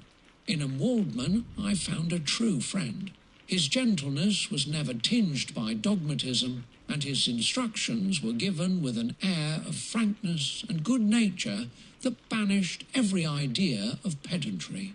In 1,000 ways he smoothed for me the path of knowledge, and made the most abstruse inquiries clear and facile to my apprehension. My application was at first fluctuating and uncertain. It gained strength as I proceeded, and soon became so ardent and eager that the stars often disappeared in the light of morning whilst I was yet engaged in my laboratory. As I applied so closely, it may be easily conceived that my progress was rapid. My ardour was indeed the astonishment of the students, and my proficiency that of the masters. Professor Krempe often asked me, with a sly smile, how Cornelius Agrippa went on, whilst M. Waldman expressed the most heartfelt exultation in my progress. 2 years passed in this manner, during which I paid no visit to Geneva, but was engaged, heart and soul, in the pursuit of some discoveries which I hope to make. None but those who have experienced them can conceive of the enticements of science. In other studies, you go as far as others have gone before you, and there is nothing more to know, but in a scientific pursuit, there is continual food for discovery and wonder. A mind of moderate capacity which closely pursues one study must infallibly arrive at great proficiency in that study. And I, who continually sought the attainment of one object of pursuit and was solely wrapped up in this, improved so rapidly that at the end of 2 years I made some discoveries in the improvement of some chemical instruments which procured me great esteem and admiration at the university. When I had arrived at this point and had become as well acquainted with the theory and practice of natural philosophy as depended on the lessons of any of the professors at Ingolstadt, my residence there being no longer conducive to my improvements, I thought of returning to my friends and my native town when an incident happened that protracted my stay. One of the phenomena which had peculiarly attracted my attention was the structure of the human frame, and, indeed, any animal endued with life, whence I often asked myself, did the principle of life proceed? It was a bold question, and one which has ever been considered as a mystery. Yet with how many things are we upon the brink of becoming acquainted, if cowardice or carelessness did not restrain our inquiries? I revolved these circumstances in my mind, and determined thenceforth to apply myself more particularly to those branches of natural philosophy which relate to physiology. Unless I had been animated by an almost supernatural enthusiasm, my application to this study would have been irksome and almost intolerable. To examine the causes of life, we must first have recourse to death. I became acquainted with the science of anatomy, but this was not sufficient. I must also observe the natural decay and corruption of the human body. In my education, my father had taken the greatest precautions that my mind should be impressed with no supernatural horrors. I do not ever remember to have trembled at a tale of superstition or to have feared the apparition of a spirit. Darkness had no effect upon my fancy, and a churchyard was to me merely the receptacle of bodies deprived of life, which, from being the seat of beauty and strength, had become food for the worm. Now I was led to examine the cause and progress of this decay, and forced to spend days and nights in vaults and charnel houses. My attention was fixed upon every object the most insupportable to the delicacy of the human feelings. I saw how the fine form of man was degraded and wasted. I beheld the corruption of death succeed to the blooming cheek of life. I saw how the worm inherited the wonders of the eye and brain. I paused, examining and analysing all the minutiae of causation, as exemplified in the change from life to death and death to life, until from the midst of this darkness a sudden light broke in upon me, a light so brilliant and wondrous, yet so simple, that while I became dizzy with the immensity of the prospect which it illustrated, I was surprised that among so many men of genius, who had directed their inquiries towards the same science, that I alone should be reserved to discover so astonishing a secret. Remember, I am not recording the vision of a madman. The sun does not more certainly shine in the heavens than that which I now affirm is true. Some miracle might have produced it, yet the stages of the discovery were distinct and probable. After days and nights of incredible labour and fatigue, I succeeded in discovering the cause of generation and life, nay, more. I became myself capable of bestowing animation upon lifeless matter. The astonishment which I had at first experienced on this discovery soon gave place to delight and rapture. After so much time spent in painful labour, to arrive at once at the summit of my desires was the most gratifying consummation of my toils. But this discovery was so great and overwhelming that all the steps by which I had been progressively led to it were obliterated, and I beheld only the result. What had been the study and desire of the wisest men since the creation of the world was now within my grasp. Not that, like a magic scene, it all opened upon me at once. The information I had obtained was of a nature rather to direct my endeavours so soon as I should point them towards the object of my search than to exhibit that object already accomplished. I was like the Arabian who had been buried with the dead and found a passage to life, aided only by one glimmering and seemingly ineffectual light. I see by your eagerness and the wonder and hope which your eyes express, my friend, that you expect to be informed of the secret with which I am acquainted. That cannot be. Listen patiently until the end of my story, and you will easily perceive why I am reserved upon that subject. I will not lead you on, unguarded and ardent as I then was, to your destruction and infallible misery.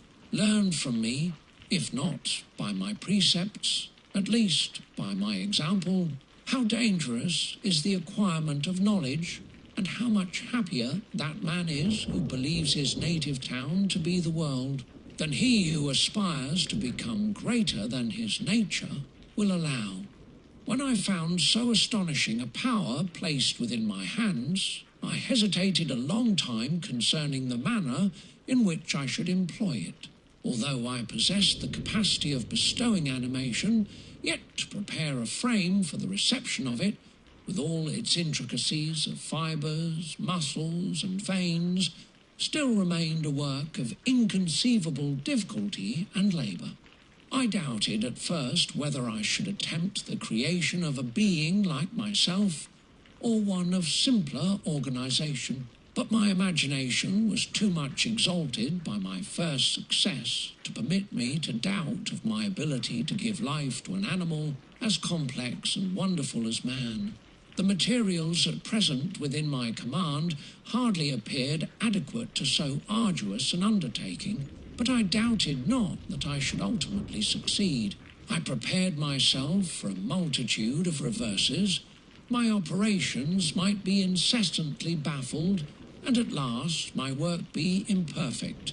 Yet when I considered the improvement which every day takes place in science and mechanics, I was encouraged to hope my present attempts would at least lay the foundations of future success.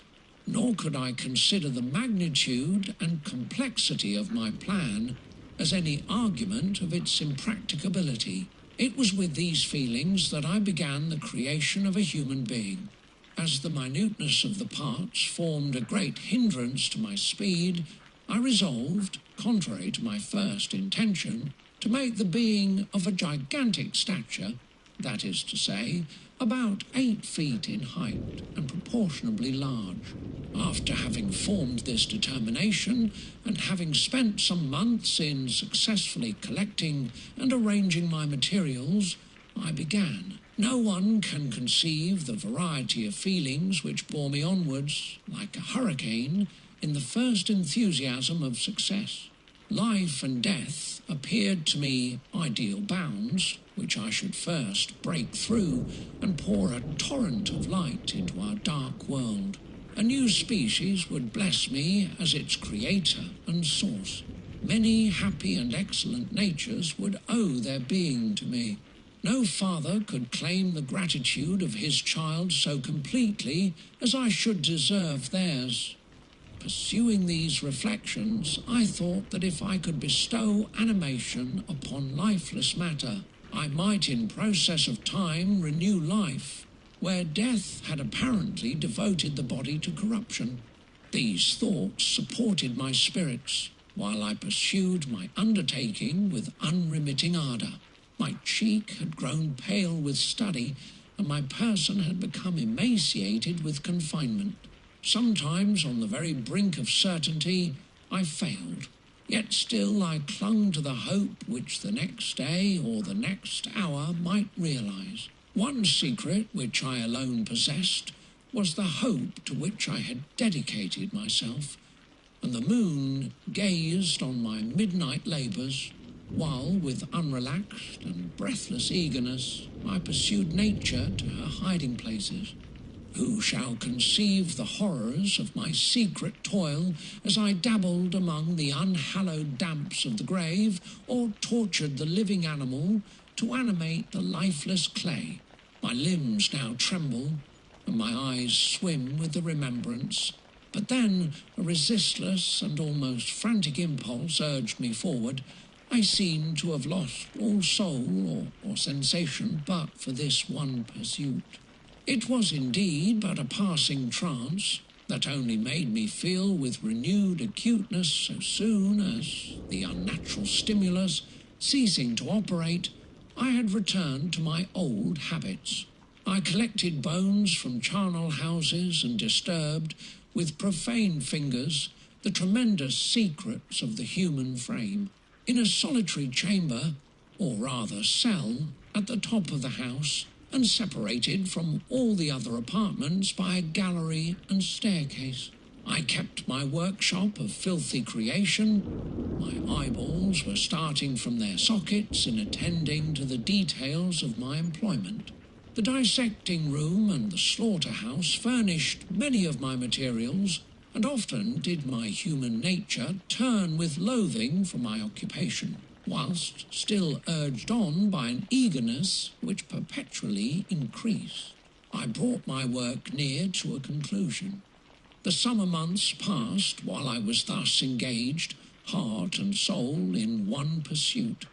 It was a most beautiful season. Never did the fields bestow a more plentiful harvest, or the vines yield a more luxuriant vintage, but my eyes were insensible to the charms of nature, and the same feelings which made me neglect the scenes around me caused me also to forget those friends who were so many miles absent, and whom I had not seen for so long a time. I knew my silence disquieted them, and I well remembered the words of my father. I know that while you are pleased with yourself, you will think of us with affection, and we shall hear regularly from you. You must pardon me if I regard any interruption in your correspondence as a proof that your other duties are equally neglected. I knew well, therefore, what would be my father's feelings, but I could not tear my thoughts from my employment, loathsome in itself, but which had taken an irresistible hold of my imagination. I wished, as it were, to procrastinate all that related to my feelings of affection until the great object, which swallowed up every habit of my nature, should be completed. I then thought that my father would be unjust if he ascribed my neglect to vice or faultiness on my part, but I am now convinced that he was justified in conceiving that I should not be altogether free from blame. A human being in perfection ought always to preserve a calm and peaceful mind, and never to allow passion or a transitory desire to disturb his tranquillity. I do not think that the pursuit of knowledge is an exception to this rule. If the study to which you apply yourself has a tendency to weaken your affections and to destroy your taste for those simple pleasures in which no alloy can possibly mix, then that study is certainly unlawful, that is to say, not befitting the human mind. If this rule were always observed, if no man allowed any pursuit whatsoever to interfere with the tranquillity of his domestic affections, Greece had not been enslaved, Caesar would have spared his country, America would have been discovered more gradually, and the empires of Mexico and Peru had not been destroyed. But I forget that I am moralizing in the most interesting part of my tale, and your looks remind me to proceed. My father made no reproach in his letters, and only took notice of my silence by inquiring into my occupations more particularly than before. Winter, spring, and summer passed away during my labours, but I did not watch the blossom or the expanding leaves, sights which before always yielded me supreme delight. So deeply was I engrossed in my occupation. The leaves of that year had withered before my work drew near to a close, and now every day showed me more plainly how well I had succeeded. But my enthusiasm was checked by my anxiety, and I appeared rather like one doomed by slavery to toil in the mines or any other unwholesome trade than an artist occupied by his favourite employment. Every night I was oppressed by a slow fever, and I became nervous to a most painful degree. The fall of a leaf startled me, and I shunned my fellow creatures as if I had been guilty of a crime. Sometimes I grew alarmed at the wreck I perceived that I had become. The energy of my purpose alone sustained me. My labours would soon end, and I believed that exercise and amusement would then drive away incipient disease. And I promised myself both of these when my creation should be complete. Chapter 5.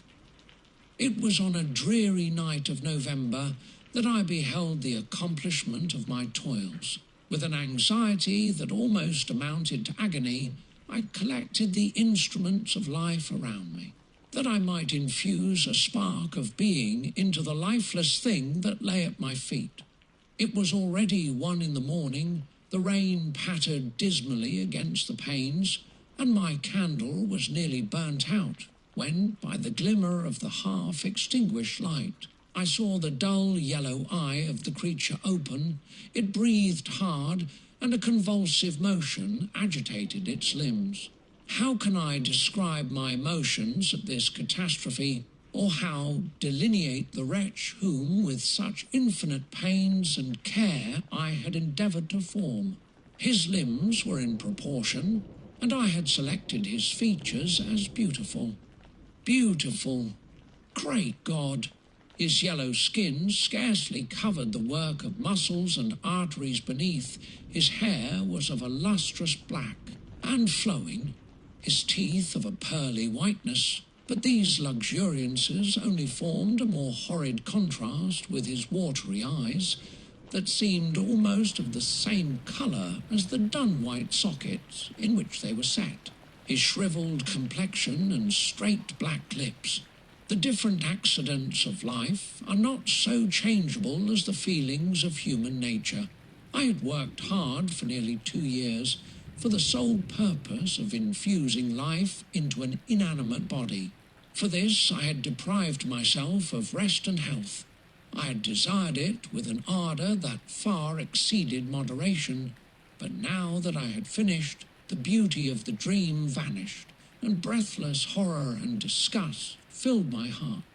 Unable to endure the aspect of the being I had created, I rushed out of the room and continued a long time traversing my bedchamber, unable to compose my mind to sleep.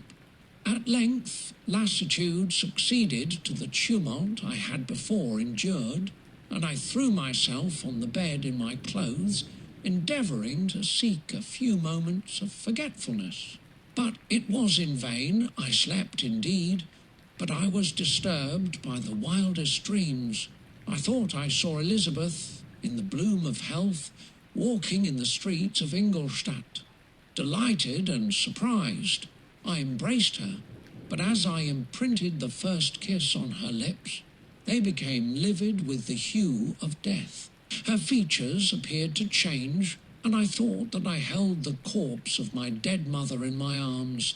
A shroud enveloped her form, and I saw the grave worms crawling in the folds of the flannel.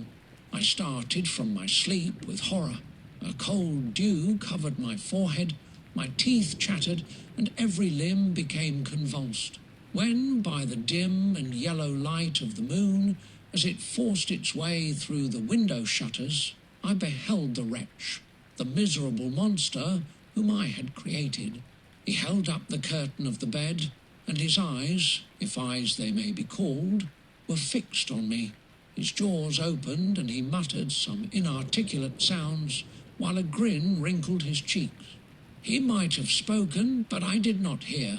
One hand was stretched out, seemingly to detain me, but I escaped and rushed downstairs. I took refuge in the courtyard belonging to the house which I inhabited, where I remained during the rest of the night, walking up and down in the greatest agitation, listening attentively, catching and fearing each sound as if it were to announce the approach of the demoniacal corpse to which I had so miserably given life.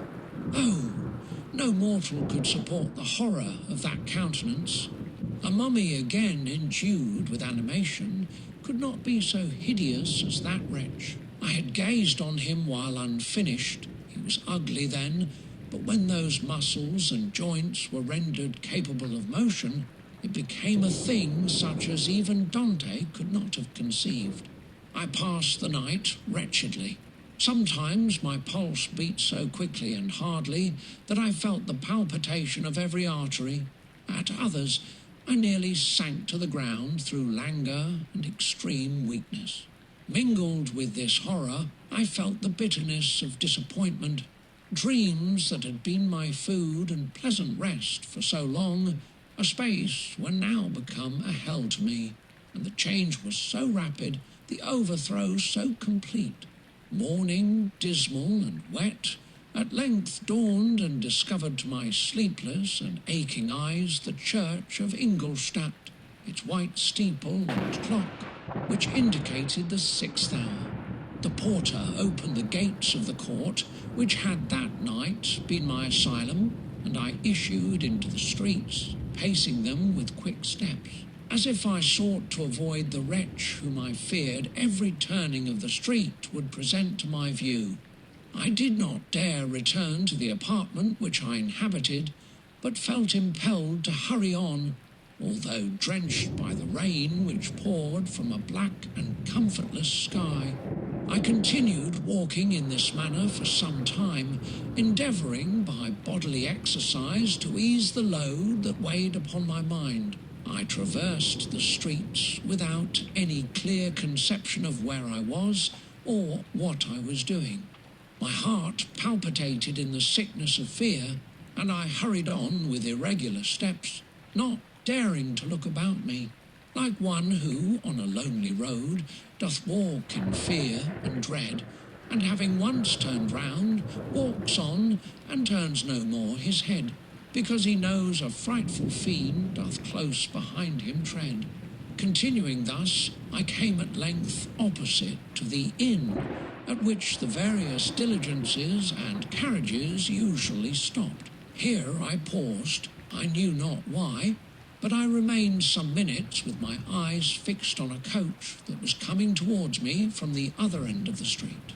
As it drew nearer, I observed that it was the Swiss diligence. It stopped just where I was standing, and on the door being opened, I perceived Henry Clerval, who, on seeing me, instantly sprung out. "My dear Frankenstein," exclaimed he, "how glad I am to see you! How fortunate that you should be here at the very moment of my alighting! Nothing could equal my delight on seeing Clerval. His presence brought back to my thoughts my father, Elizabeth, and all those scenes of home so dear to my recollection. I grasped his hand, and in a moment forgot my horror and misfortune. I felt suddenly, and for the first time during many months, calm and serene joy. I welcomed my friend, therefore, in the most cordial manner, and we walked towards my college. Clerval continued talking for some time about our mutual friends and his own good fortune in being permitted to come to Ingolstadt. "You may easily believe," said he, How great was the difficulty to persuade my father that all necessary knowledge was not comprised in the noble art of bookkeeping. And indeed, I believe I left him incredulous to the last, for his constant answer to my unwearied entreaties was the same as that of the Dutch schoolmaster in The Vicar of Wakefield. I have 10,000 florins a year without Greek. I eat heartily without Greek. But his affection for me at length overcame his dislike of learning, and he has permitted me to undertake a voyage of discovery to the land of knowledge. It gives me the greatest delight to see you, but tell me how you left my father, brothers, and Elizabeth. Very well, and very happy, only a little uneasy that they hear from you so seldom. By the by, I mean to lecture you a little upon their account myself. But, my dear Frankenstein, continued he, stopping short and gazing full in my face, I did not before remark how very ill you appear. So thin and pale, you look as if you had been watching for several nights. You have guessed right. I have lately been so deeply engaged in one occupation that I have not allowed myself sufficient rest, as you see. But I sincerely hope, that all these employments are now at an end, and that I am at length free. I trembled excessively. I could not endure to think of, and far less to allude to, the occurrences of the preceding night. I walked with a quick pace, and we soon arrived at my college.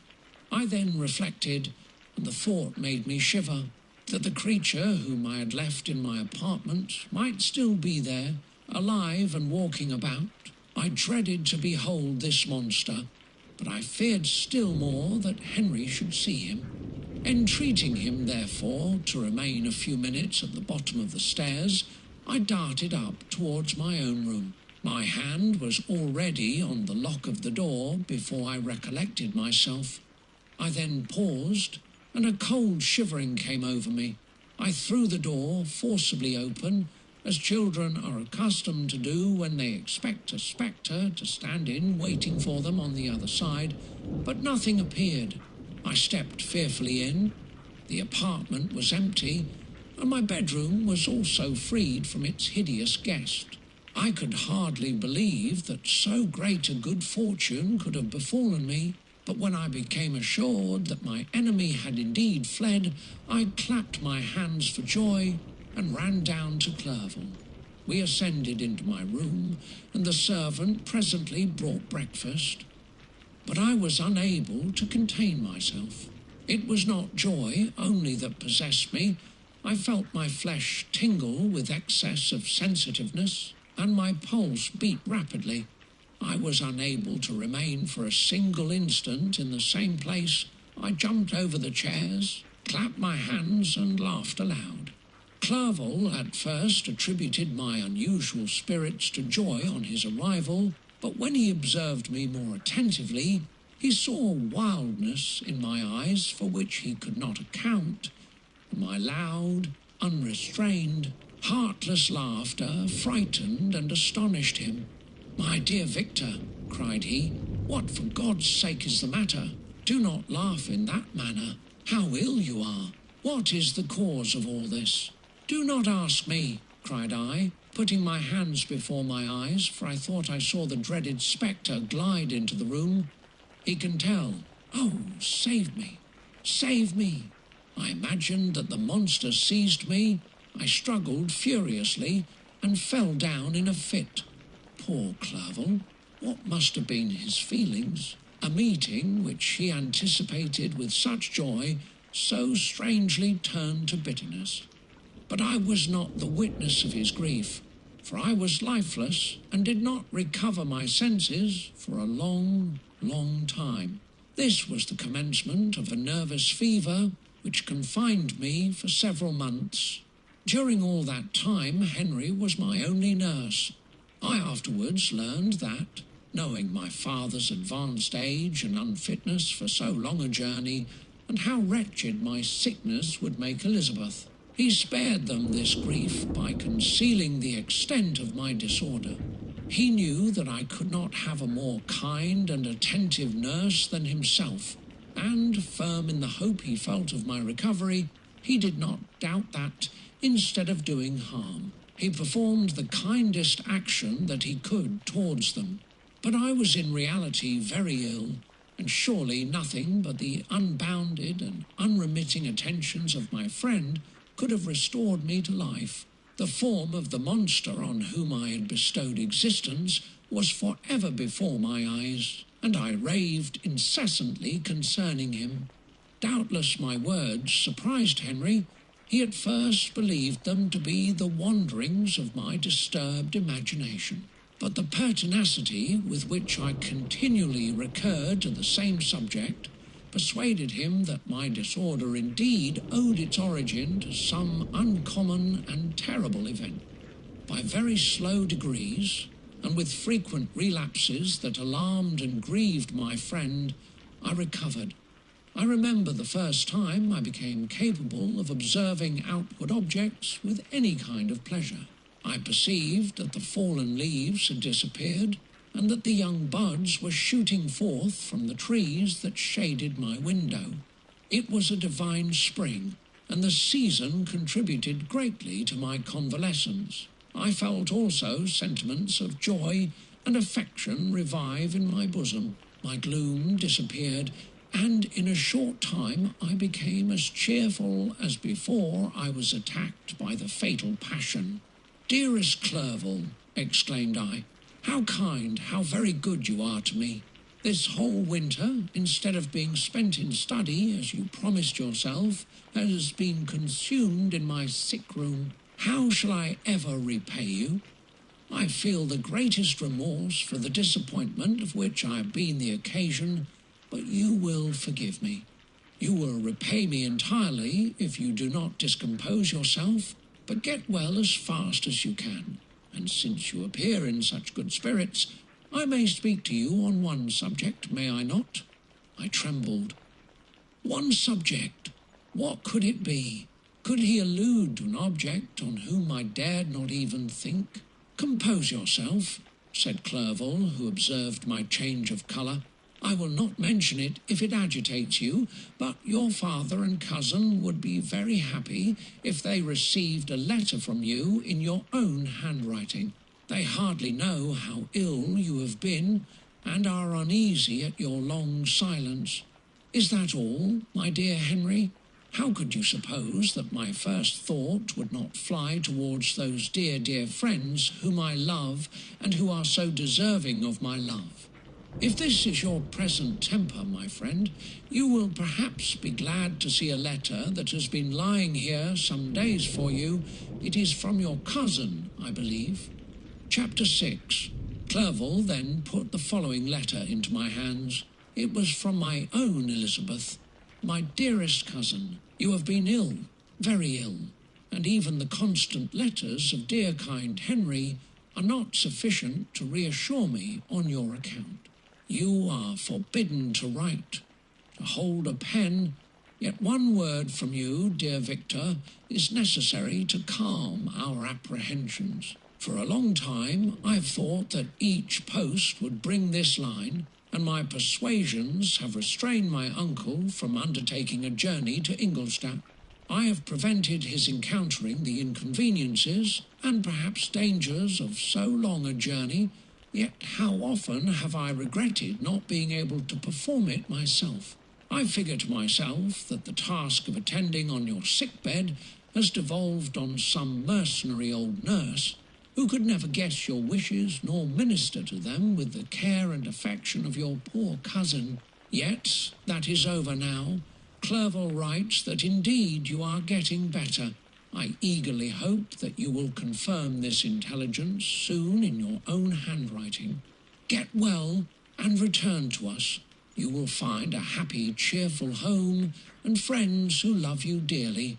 Your father's health is vigorous, and he asks but to see you, but to be assured that you are well, and not a care will ever cloud his benevolent countenance. How pleased you would be to remark the improvement of our Ernest. He is now 16 and full of activity and spirit. He is desirous to be a true Swiss and to enter into foreign service, but we cannot part with him, at least until his elder brother returns to us. My uncle is not pleased with the idea of a military career in a distant country, but Ernest never had your powers of application. He looks upon study as an odious fetter. His time is spent in the open air, climbing the hills or rowing on the lake. I fear that he will become an idler unless we yield the point and permit him to enter on the profession which he has selected. Little alteration except the growth of our dear children has taken place since you left us. The blue lake and snow-clad mountains, they never change. And I think our placid home and our contented hearts are regulated by the same immutable laws. My trifling occupations take up my time and amuse me, and I am rewarded for any exertions by seeing none but happy, kind faces around me. Since you left us, but one change has taken place in our little household. Do you remember on what occasion Justine Moritz entered our family? Probably you do not. I will relate her history, therefore, in a few words. Madame Moritz, her mother, was a widow with 4 children, of whom Justine was the third. This girl had always been the favourite of her father, but through a strange perversity, her mother could not endure her, and after the death of M. Moritz, treated her very ill. My aunt observed this, and when Justine was 12 years of age, prevailed on her mother to allow her to live at our house. The republican institutions of our country have produced simpler and happier manners than those which prevail in the great monarchies that surround it. Hence there is less distinction between the several classes of its inhabitants, and the lower orders, being neither so poor nor so despised, their manners are more refined and moral. A servant in Geneva does not mean the same thing as a servant in France and England. Justine, thus received in our family, learned the duties of a servant, a condition which, in our fortunate country, does not include the idea of ignorance and a sacrifice of the dignity of a human being. Justine, you may remember, was a great favourite of yours, and I recollect you once remarked that if you were in an ill humour, one glance from Justine could dissipate it, for the same reason that Ariosto gives concerning the beauty of Angelica. She looked so frank-hearted and happy. My aunt conceived a great attachment for her, by which she was induced to give her an education superior to that which she had at first intended. This benefit was fully repaid. Justine was the most grateful little creature in the world.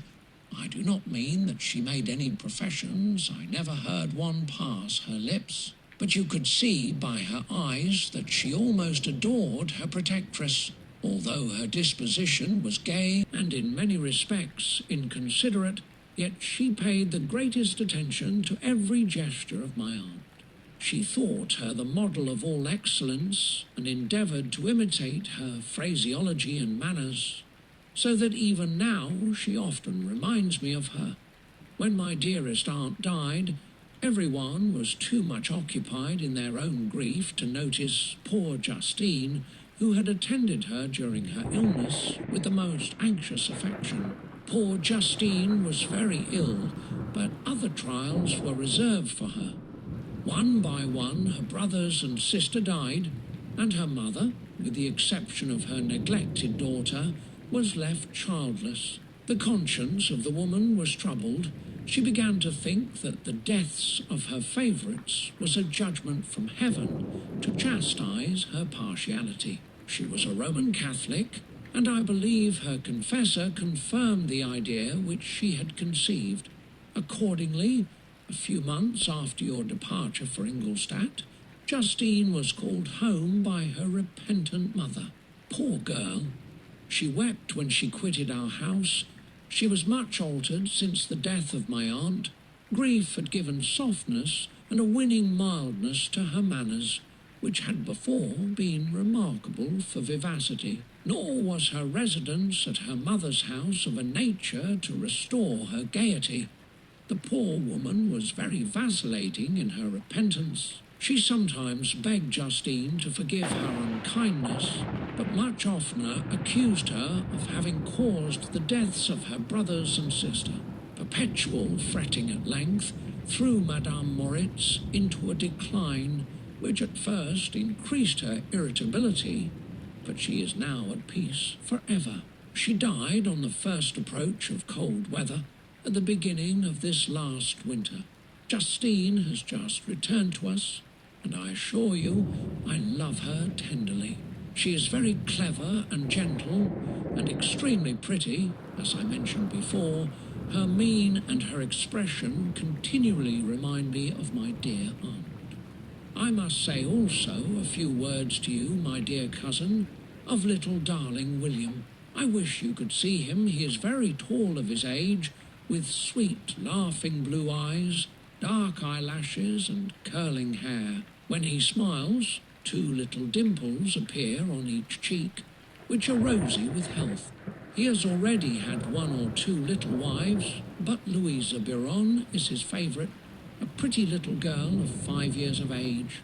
Now, dear Victor, I dare say you wish to be indulged in a little gossip concerning the good people of Geneva. The pretty Miss Mansfield has already received the congratulatory visits on her approaching marriage with the young Englishman, John Melbourne, Esquire. Her ugly sister, Manon, married M. Duvillard, the rich banker, last autumn. Your favourite schoolfellow, Louis Manoir, has suffered several misfortunes since the departure of Clerval from Geneva, but he has already recovered his spirits and is reported to be on the point of marrying a lively, pretty Frenchwoman, Madame Tavernier. She is a widow and much older than Manoir, but she is very much admired and a favourite with everybody. I have written myself into better spirits, dear cousin, but my anxiety returns upon me as I conclude. Write, dearest Victor, 1 line, 1 word will be a blessing to us. 10,000. Thanks to Henry for his kindness, his affection, and his many letters. We are sincerely grateful. Adieu, my cousin. Take care of yourself, and I entreat you, write. Elizabeth Lavenza, Geneva, March 18th, 17. Dear, dear Elizabeth, I exclaimed when I had read her letter, I will write instantly and relieve them from the anxiety they must feel. I wrote, and this exertion greatly fatigued me, but my convalescence had commenced and proceeded regularly. In another fortnight, I was able to leave my chamber. One of my first duties on my recovery was to introduce Clerval to the several professors of the university. In doing this, I underwent a kind of rough usage, ill befitting the wounds that my mind had sustained.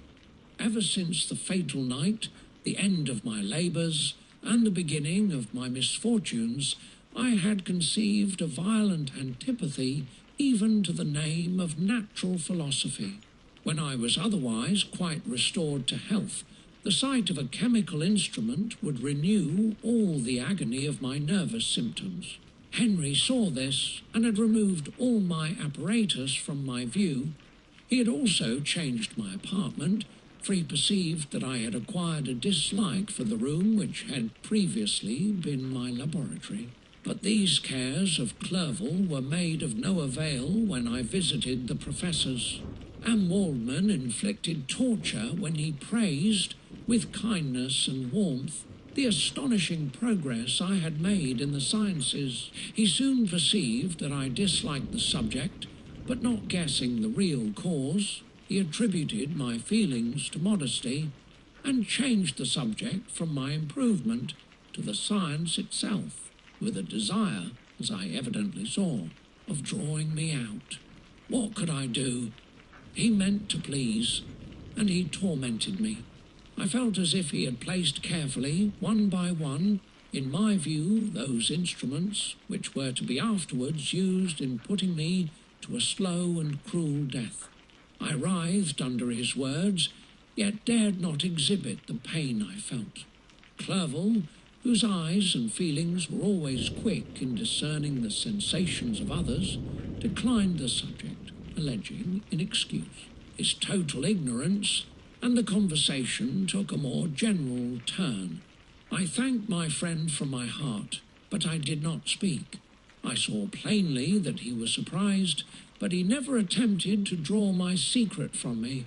And although I loved him with a mixture of affection and reverence that knew no bounds, yet I could never persuade myself to confide in him that event which was so often present to my recollection, but which I feared the detail to another would only impress more deeply. M. Krempe was not equally docile, and in my condition at that time, of almost insupportable sensitiveness, his harsh, blunt encomiums gave me even more pain than the benevolent approbation of M. Waldman. D.N. the fellow, cried he. Why, M. Clerval, I assure you he has outstripped us all. I stare if you please, but it is nevertheless true. A youngster who, but a few years ago, believed in Cornelius Agrippa as firmly as in the gospel, has now set himself at the head of the university, and if he is not soon pulled down, we shall all be out of countenance. I, continued he, observing my face expressive of suffering. Frankenstein is modest, an excellent quality in a young man. Young men should be diffident of themselves. You know, M. Clerval, I was myself when young, but that wears out in a very short time. M. Krempe had now commenced an eulogy on himself, which happily turned the conversation from a subject that was so annoying to me. Clerval had never sympathized in my tastes for natural science, and his literary pursuits differed wholly from those which had occupied me. He came to the university with the design of making himself complete master of the Oriental languages, and thus he should open a field for the plan of life he had marked out for himself. Resolved to pursue no inglorious career, he turned his eyes toward the east, as affording scope for his spirit of enterprise. The Persian, Arabic, and Sanskrit languages engaged his attention, and I was easily induced to enter on the same studies. Idleness had ever been irksome to me, and now that I wished to fly from reflection and hated my former studies, I felt great relief in being the fellow pupil with my friend, and found not only instruction but consolation in the works of the Orientalists. I did not, like him, attempt a critical knowledge of their dialects, for I did not contemplate making any other use of them than temporary amusement. I read merely to understand their meaning, and they well repaid my labours. Their melancholy is soothing, and their joy elevating, to a degree I never experienced in studying the authors of any other country. When you read their writings, life appears to consist in a warm sun and a garden of roses, in the smiles and frowns of a fair enemy, and the fire that consumes your own heart. How different from the manly and heroical poetry of Greece and Rome. Summer passed away in these occupations, and my return to Geneva was fixed for the latter end autumn, but being delayed by several accidents, winter and snow arrived, the roads were deemed impassable, and my journey was retarded until the ensuing spring. I felt this delay very bitterly, for I longed to see my native town and my beloved friends. My return had only been delayed so long from an unwillingness to leave Clerval in a strange place, before he had become acquainted with any of its inhabitants. The winter, however, was spent cheerfully, and although the spring was uncommonly late, when it came its beauty compensated for its dilatoriness.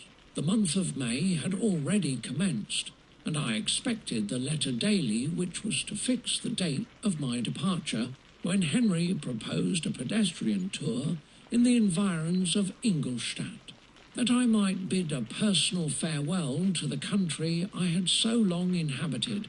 I acceded with pleasure to this proposition.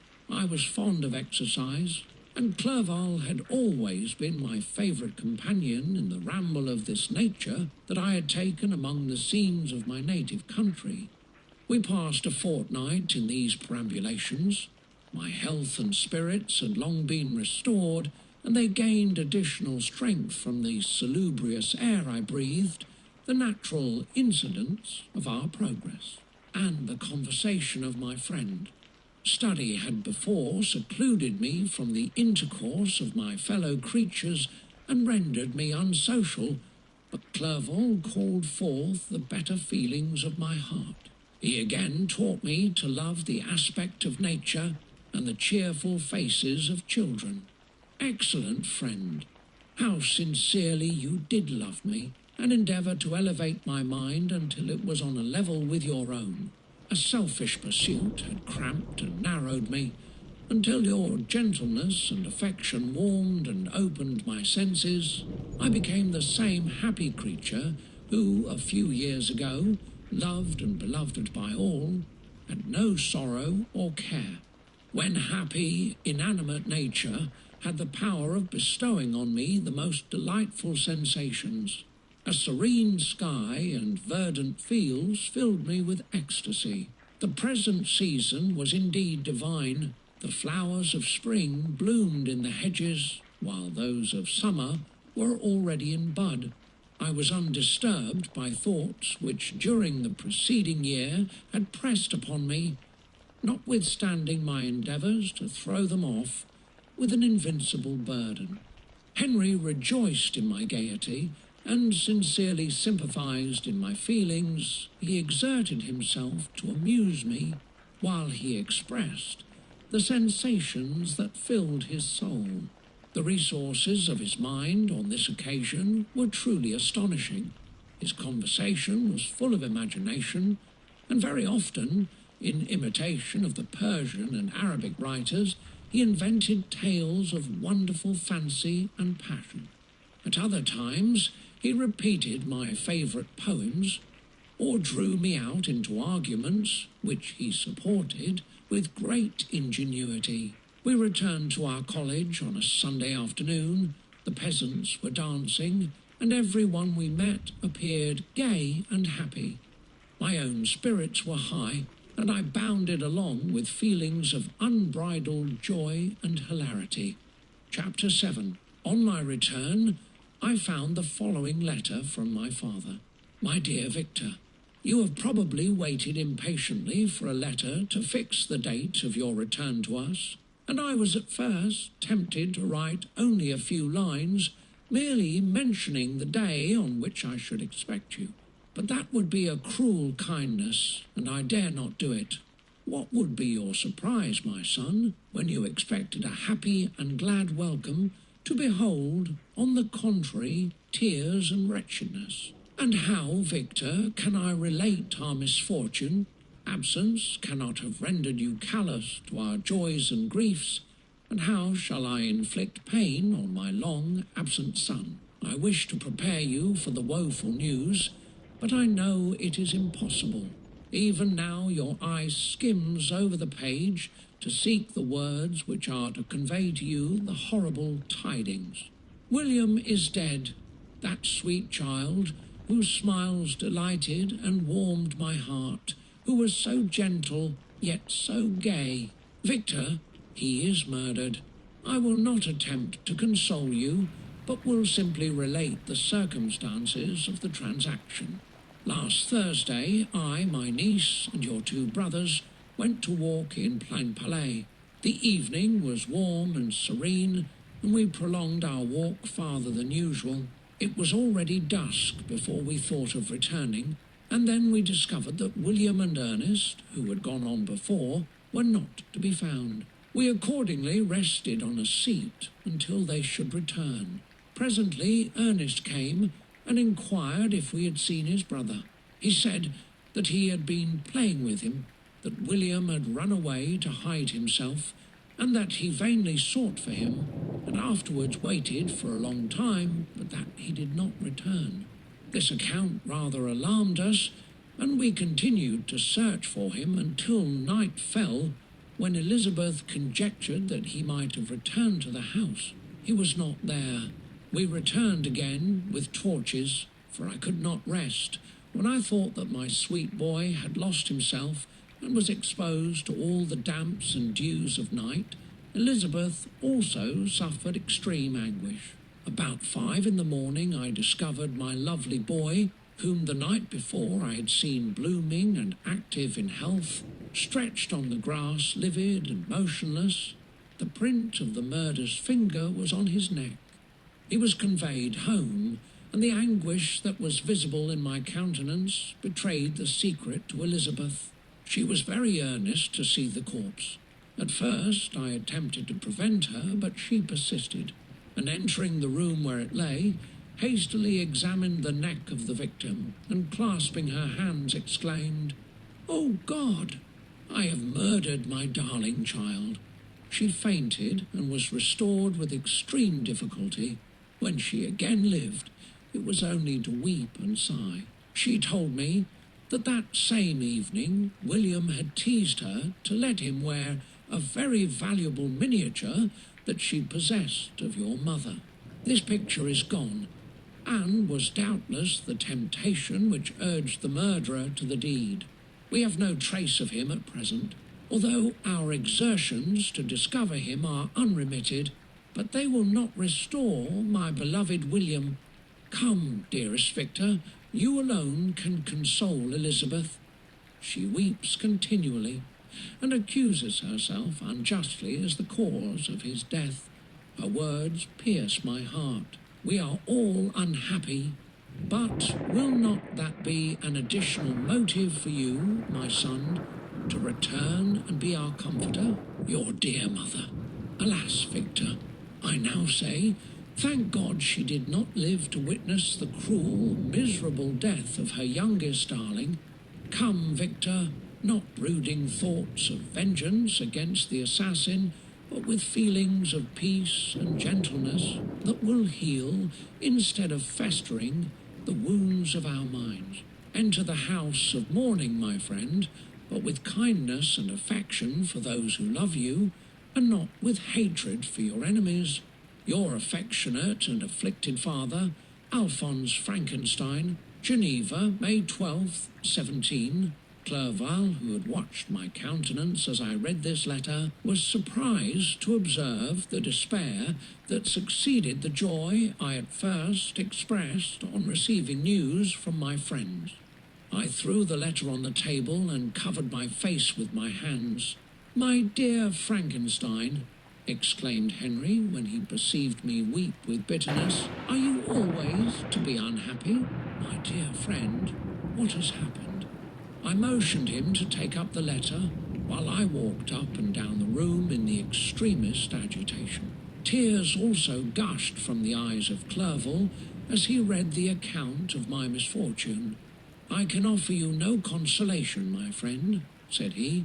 "Your disaster is irreparable. What do you intend to do? To go instantly to Geneva? Come with me, Henry, to order the horses." During our walk, Clerval endeavoured to say a few words of consolation. He could only express his heartfelt sympathy. "Poor William," said he, "dear lovely child, he now sleeps with his angel mother. Who that had seen him bright and joyous in his young beauty, but must weep over his untimely loss. To die so miserably, to feel the murderer's grasp. How much more a murder that could destroy radiant innocence. Poor little fellow. One only consolation have we. His friends mourn and weep, but he is at rest. The pang is over, his sufferings are at an end forever. A sod covers his gentle form, and he knows no pain. He can no longer be a subject for pity. We must reserve that for his miserable survivors." Clerval spoke thus as we hurried through the streets. The words impressed themselves on my mind, and I remembered them afterwards in solitude. But now, as soon as the horses arrived, I hurried into a cabriolet and bade farewell to my friend. My journey was very melancholy. At first I wished to hurry on, for I longed to console and sympathize with my loved and sorrowing friends, but when I drew near my native town, I slackened my progress. I could hardly sustain the multitude of feelings that crowded into my mind. I passed through scenes familiar to my youth, but which I had not seen for nearly 6 years. How altered everything might be during that time. One sudden and desolating change had taken place, but 1,000 little circumstances might have, by degrees, worked other alterations, which, although they were done more tranquilly, might not be the less decisive. Fear overcame me. I dared no advance, dreading 1,000 nameless evils that made me tremble, although I was unable to define them. I remained 2 days at Lausanne in this painful state of mind. I contemplated the lake. The waters were placid, all around was calm, and the snowy mountains, the palaces of nature, were not changed. By degrees the calm and heavenly scene restored me, and I continued my journey towards Geneva. The road ran by the side of the lake, which became narrower as I approached my native town. I discovered more distinctly the black sides of Jura and the bright summit of Mont Blanc. I wept like a child. Dear mountains, my own beautiful lake, how do you welcome your wanderer? Your summits are clear, the sky and lake are blue and placid. Is this to prognosticate peace or to mock at my unhappiness? I fear, my friend, that I shall render myself tedious by dwelling on these preliminary circumstances, but they were days of comparative happiness, and I think of them with pleasure. My country, my beloved country, who but a native can tell the delight I took in again beholding thy streams, thy mountains, and, more than all, thy lovely lake? Yet, as I drew nearer home, grief and fear again overcame me. Night also closed around, and when I could hardly see the dark mountains, I felt still more gloomily. The picture appeared a vast and dim scene of evil, and I foresaw obscurely that I was destined to become the most wretched of human beings. Alas, I prophesied truly, and failed only in one single circumstance, that in all the misery I imagined and dreaded, I did not conceive the 100th part of the anguish I was destined to endure. It was completely dark when I arrived in the environs of Geneva. The gates of the town were already shut, and I was obliged to pass the night at Secheron, a village at the distance of half a league from the city. The sky was serene, and, as I was unable to rest, I resolved to visit the spot where my poor William had been murdered. As I could not pass through the town, I was obliged to cross the lake in a boat to arrive at Plainpalais. During this short voyage, I saw the lightning playing on the summit of Mont Blanc in the most beautiful figures. The storm appeared to approach rapidly, and on landing, I ascended a low hill that I might observe its progress. It advanced, the heavens were clouded, and I soon felt the rain coming slowly in large drops, but its violence quickly increased. I quitted my seat and walked on, although the darkness and storm increased every minute, and the thunder burst with a terrific crash over my head. It was echoed from Salive, the Juras, and the Alps of Savoy. Vivid flashes of lightning dazzled my eyes, illuminating the lake, making it appear like a vast sheet of fire. Then, for an instant, everything seemed of a pitchy darkness, until the eye recovered itself from the preceding flash. The storm, as is often the case in Switzerland, appeared at once in various parts of the heavens. The most violent storm hung exactly north of the town. Over the part of the lake which lies between the promontory of Belrive and the village of Copet. Another storm enlightened Jura with faint flashes, and another darkened and sometimes disclosed the mole, a peaked mountain to the east of the lake. While I watched the tempest, so beautiful yet terrific, I wandered on with a hasty step. This noble war in the sky elevated my spirits. I clasped my hands and exclaimed aloud, "William, dear angel, this is thy funeral, this thy dirge." As I said these words, I perceived in the gloom a figure which stole from behind a clump of trees near me. I stood fixed, gazing intently. I could not be mistaken. A flash of lightning illuminated the object, and discovered its shape plainly to me. Its gigantic stature and the deformity of its aspect, more hideous than belongs to humanity, instantly informed me that it was the wretch, the filthy Damon to whom I had given life. What did he there? Could he be the murderer of my brother? No sooner did that idea cross my imagination than I became convinced of its truth.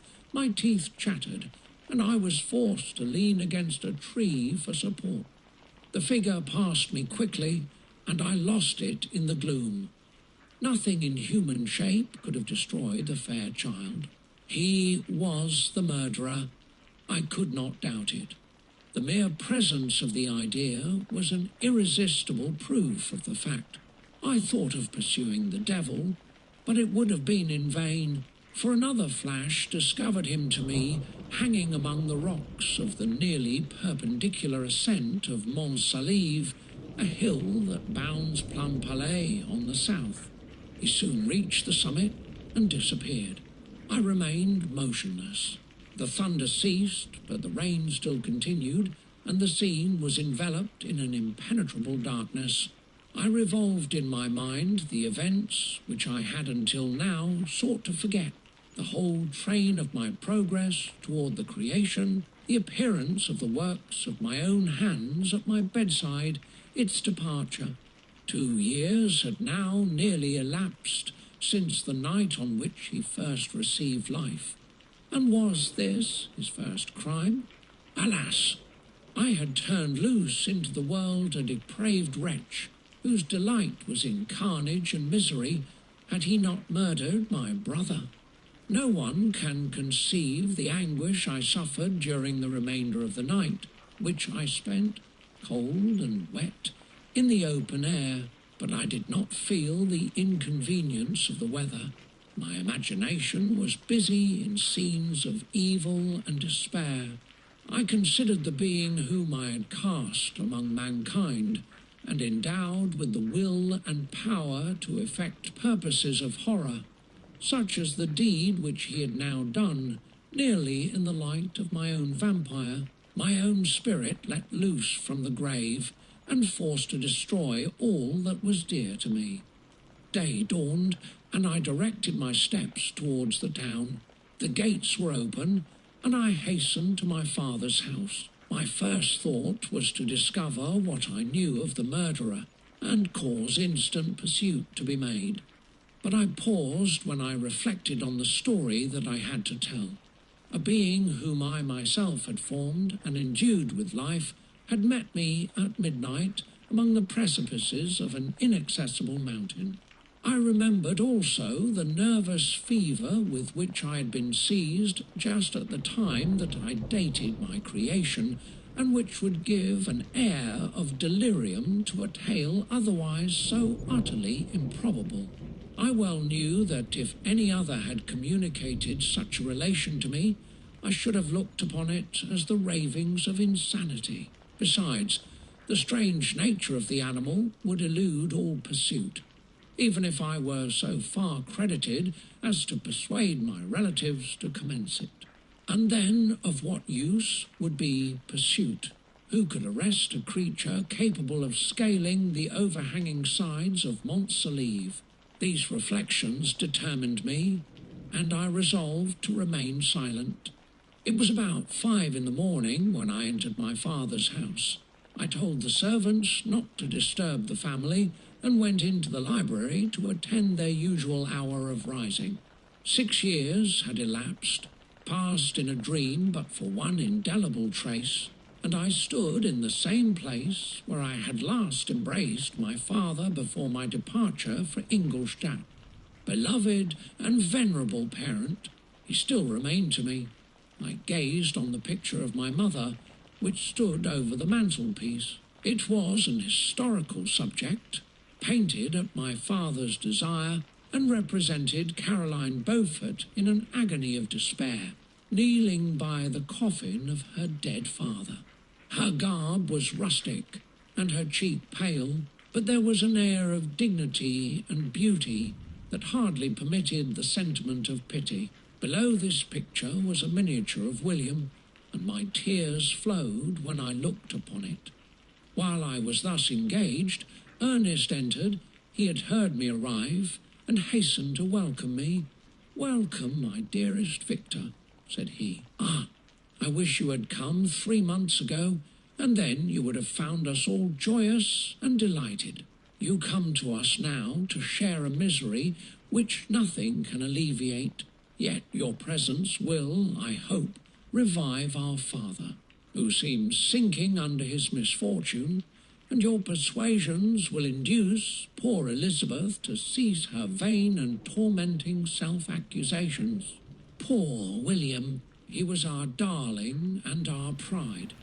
Tears, unrestrained, fell from my brother's eyes. A sense of mortal agony crept over my frame. Before, I had only imagined the wretchedness of my desolated home. The reality came on me as a new and a not less terrible disaster. I tried to calm Ernest. I inquired more minutely concerning my father, and here I named my cousin.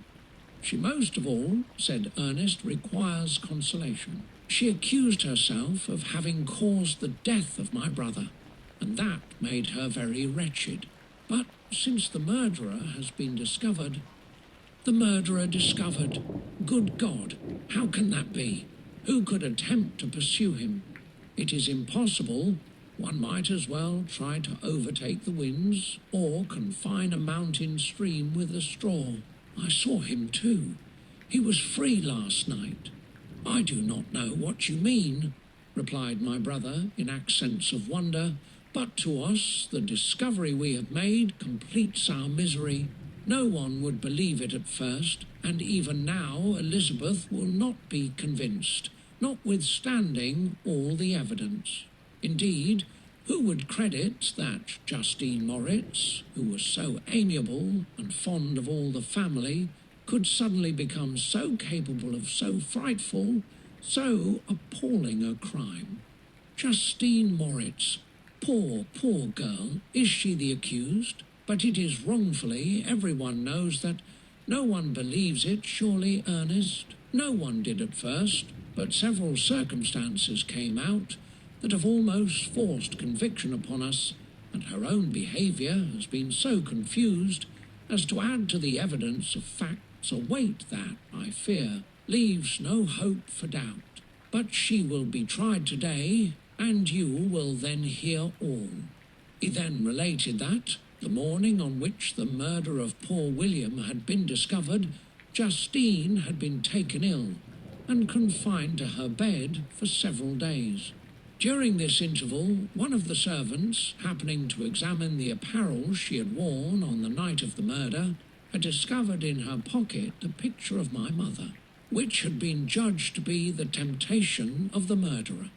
The servant instantly showed it to one of the others, who, without saying a word to any of the family, went to a magistrate, and, upon their deposition, Justine was apprehended.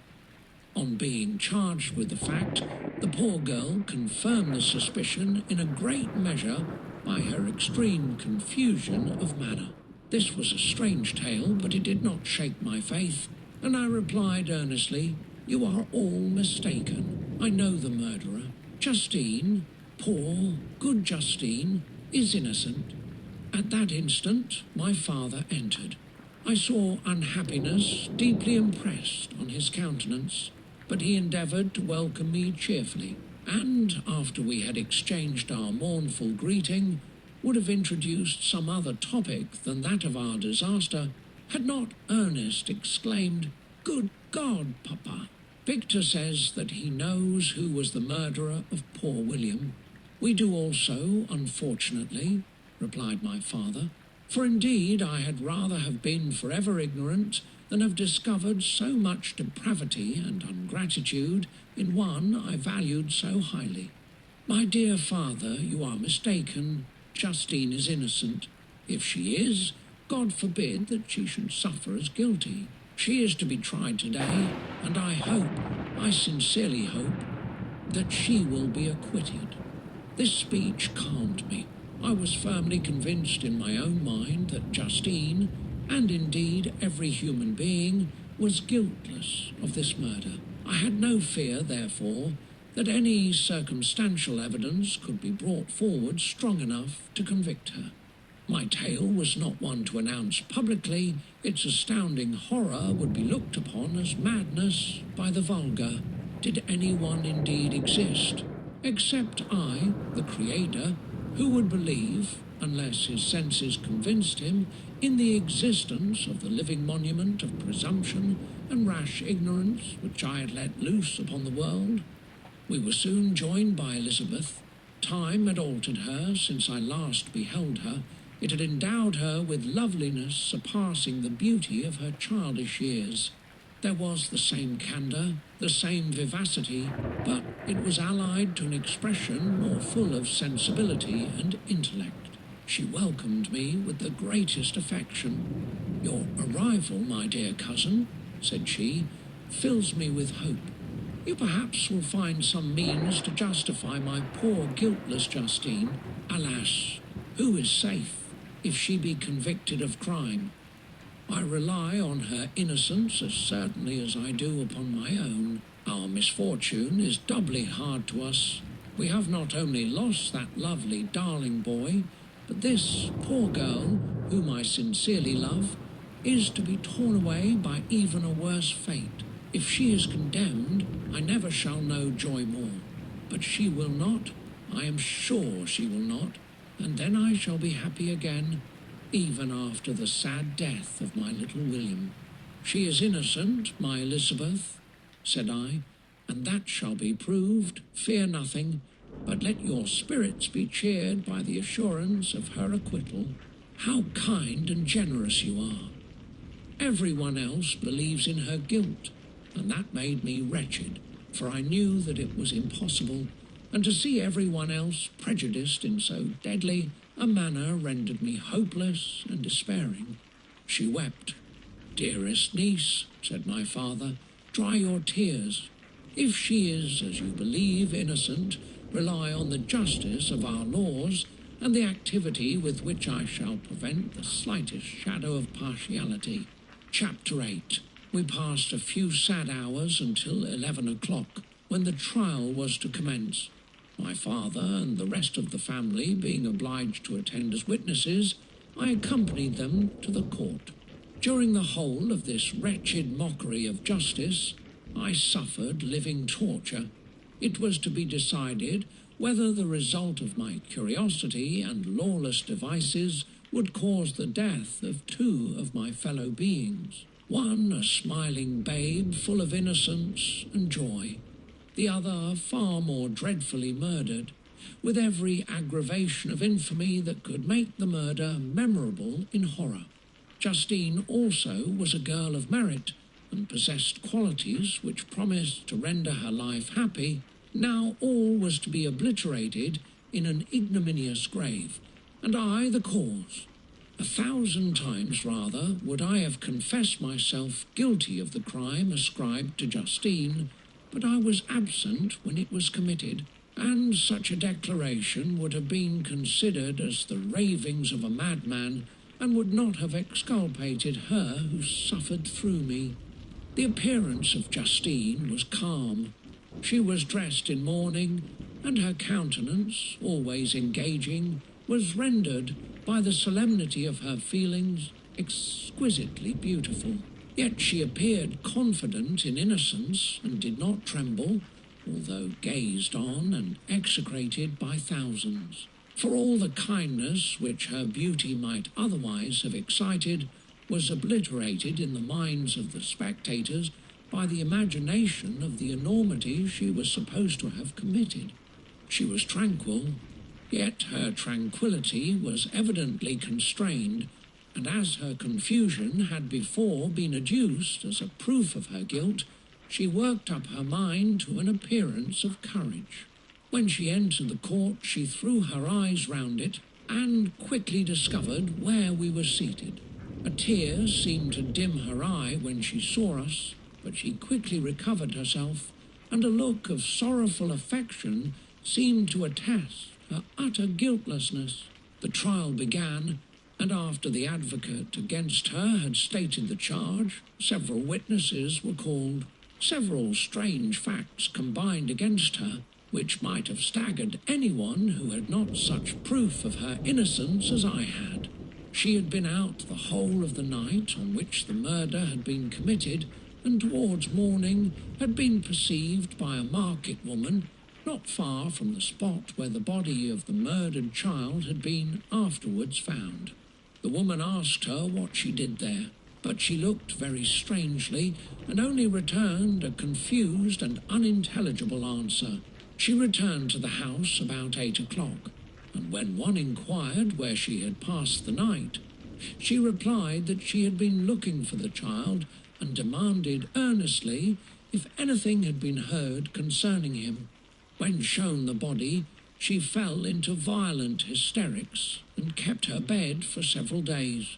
The picture was then produced, which the servant had found in her pocket, and when Elizabeth, in a faltering voice, proved that it was the same which, an hour before the child had been missed, she had placed round his neck, a murmur of horror and indignation filled the court.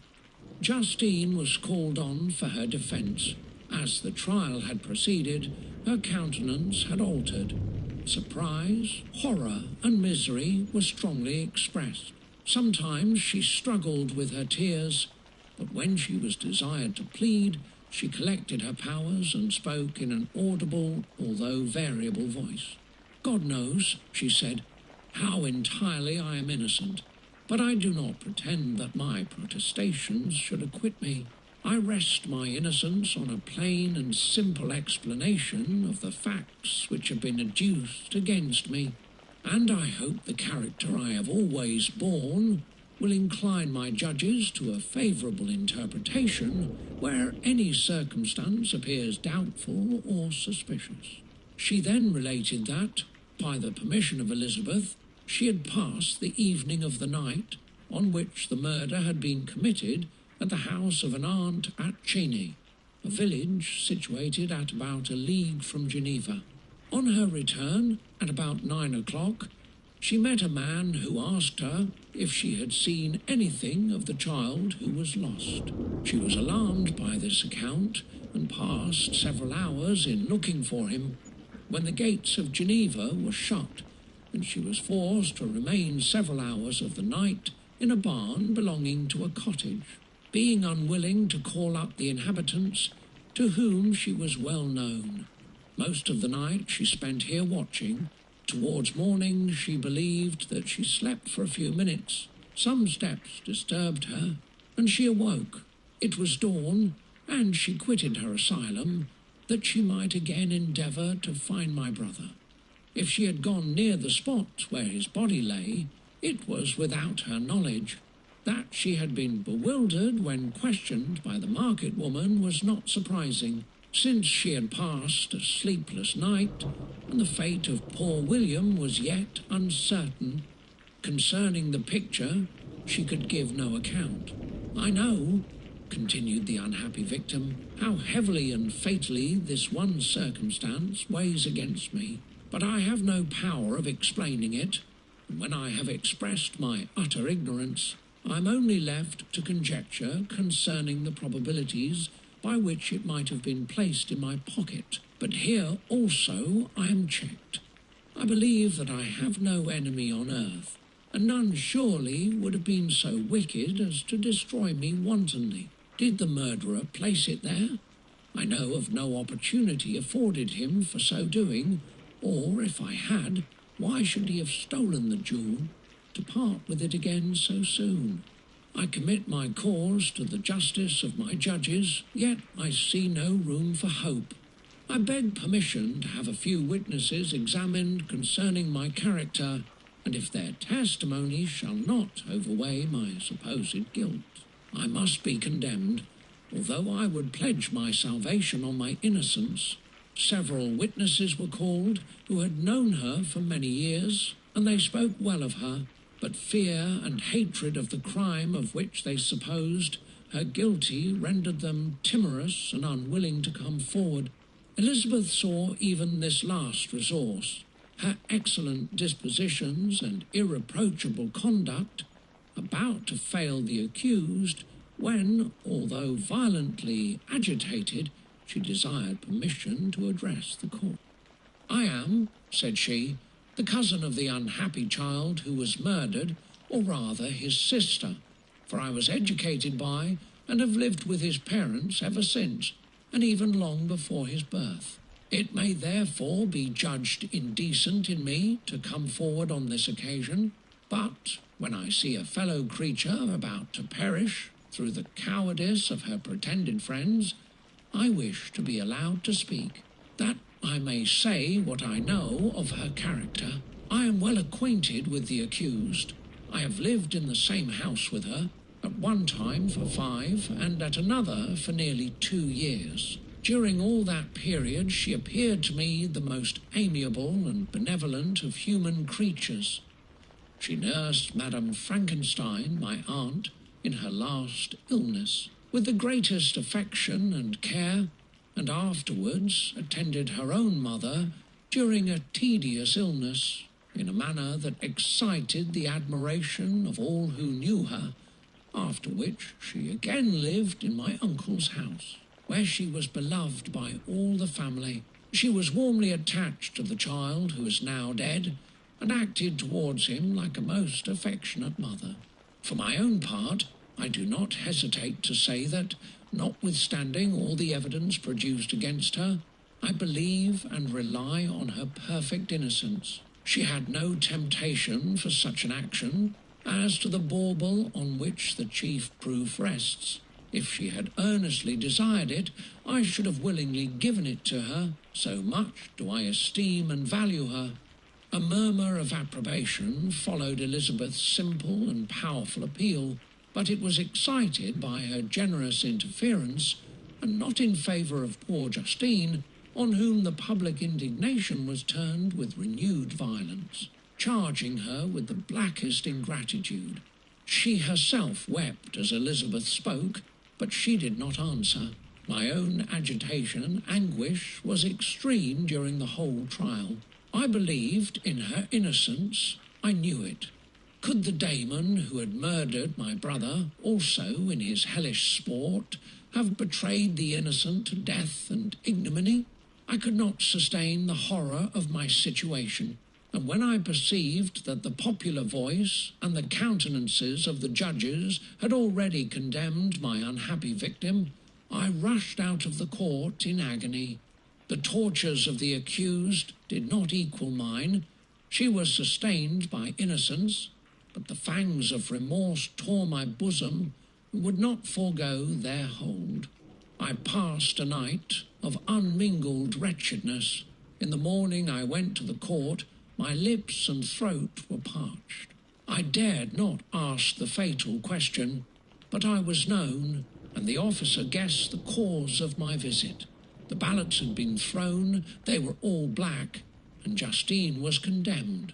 I cannot pretend to describe what I then felt. I had before experienced sensations of horror, and I have endeavoured to bestow upon them adequate expressions.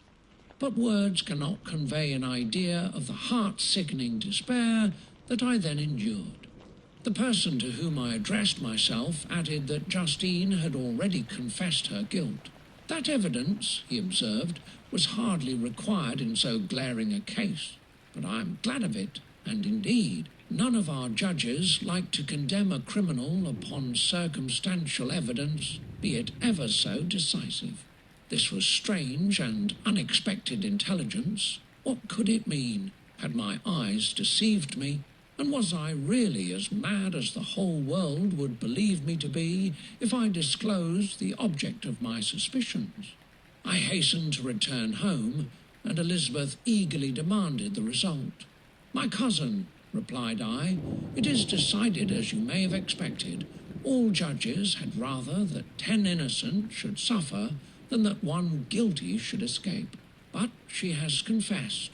This was a dire blow to poor Elizabeth, who had relied with firmness upon Justine's innocence. "Alas," said she, "how shall I ever again believe in human goodness? Justine, whom I loved and esteemed as my sister, how could she put on those smiles of innocence only to betray? Her mild eyes seemed incapable of any severity or guile, and yet she has committed a murder. Soon after we heard that the poor victim had expressed a desire to see my cousin. My father wished her not to go, but said that he left it to her own judgment and feelings to decide. "Yes," said Elizabeth, "I will go, although she is guilty, and you, Victor, shall accompany me. I cannot go alone." The idea of this visit was torture to me, yet I could not refuse. We entered the gloomy prison chamber and beheld Justine sitting on some straw at the farther end. Her hands were manacled and her head rested on her knees. She rose on seeing us enter, and when we were left alone with her, she threw herself at the feet of Elizabeth, weeping bitterly. My cousin wept also. "Oh, Justine," said she, "why did you rob me of my last consolation? I relied on your innocence, and although I was then very wretched, I was not so miserable as I am now. And do you also believe that I am so very, very wicked? Do you also join with my enemies to crush me, to condemn me as a murderer?" Her voice was suffocated with sobs. "Rise, my poor girl," said Elizabeth. "Why do you kneel if you are innocent? I am not one of your enemies. I believed you guiltless, notwithstanding every evidence, until I heard that you had yourself declared your guilt. That report, you say, is false, and be assured, dear Justine, that nothing can shake my confidence in you for a moment but your own confession. I did confess, but I confessed a lie. I confessed that I might obtain absolution, but now that falsehood lies heavier at my heart than all my other sins, the God of heaven forgive me. Ever since I was condemned, my confessor has besieged me. He threatened and menaced, until I almost began to think that I was the monster that he said I was. He threatened excommunication and hellfire in my last moments if I continued obdurate. Dear lady, I had none to support me. All looked on me as a wretch doomed to ignominy and perdition. What could I do? In an evil hour I subscribed to a lie, and now only am I truly miserable." She paused, weeping, and then continued, "I thought with horror, my sweet lady, that you should believe your Justine, whom your blessed aunt had so highly honoured, and whom you loved, was a creature capable of a crime which none but the devil himself could have perpetrated. Dear William, dearest blessed child, I soon shall see you again in heaven, where we shall all be happy, and that consoles me, going as I am to suffer ignominy and death. Oh, Justine, forgive me for having for one moment distrusted you. Why did you confess? But do not mourn, dear girl. Do not fear. I will proclaim. I will prove your innocence. I will melt the stony hearts of your enemies by my tears and prayers. You shall not die. You, my playfellow, my companion, my sister, perish on the scaffold. No, no, I never could survive so horrible a misfortune." Justine shook her head mournfully. "I do not fear to die," she said. "That pang is past. God raises my weakness and gives me courage to endure the worst. I leave a sad and bitter world, And if you remember me and think of me as of one unjustly condemned, I am resigned to the fate awaiting me. Learn from me, dear lady, to submit in patience to the will of heaven. During this conversation, I had retired to a corner of the prison room where I could conceal the horrid anguish that possessed me. Despair. Who dare talk of that?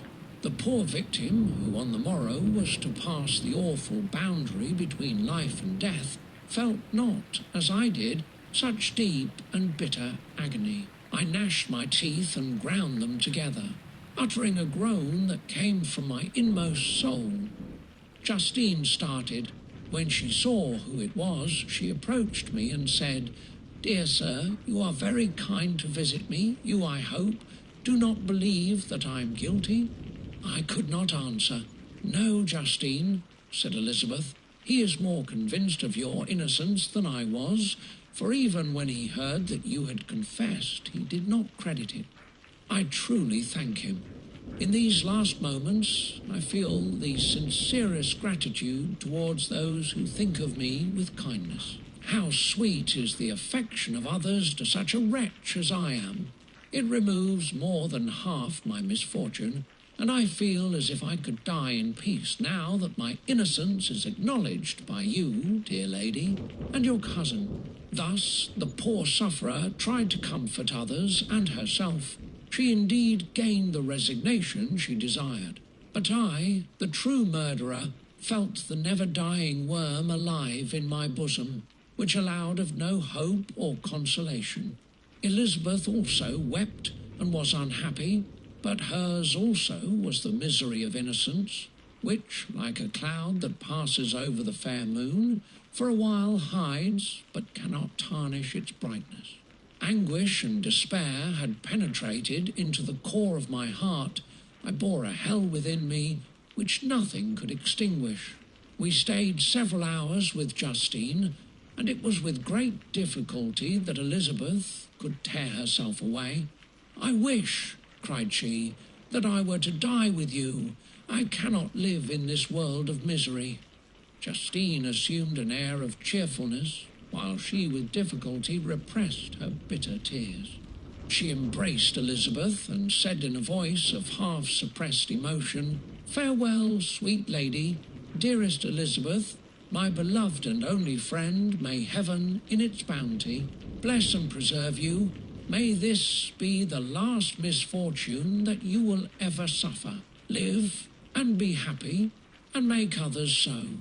And on the morrow, Justine died. Elizabeth's heart-rending eloquence failed to move the judges from their settled conviction in the criminality of the saintly sufferer. My passionate and indignant appeals were lost upon them, and when I received their cold answers and heard the harsh, unfeeling reasoning of these men, my purposed avowal died away on my lips. Thus I might proclaim myself a madman, but not revoke the sentence passed upon my wretched victim.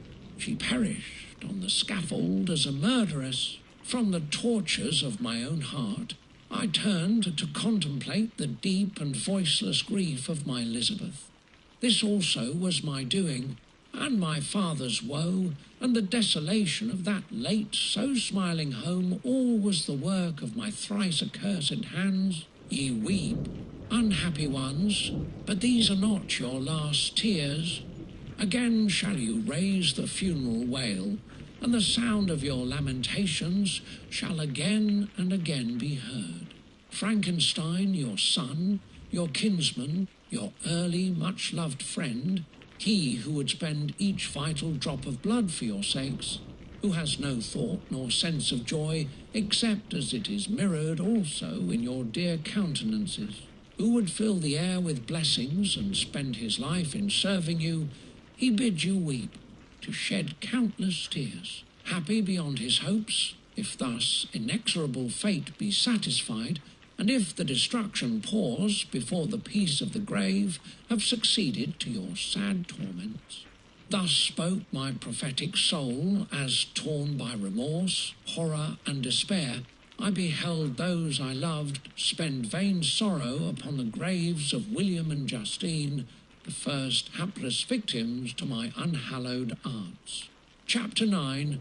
Nothing is more painful to the human mind than, after the feelings have been worked up by a quick succession of events, the dead calmness of inaction and certainty which follows and deprives the soul both of hope and fear.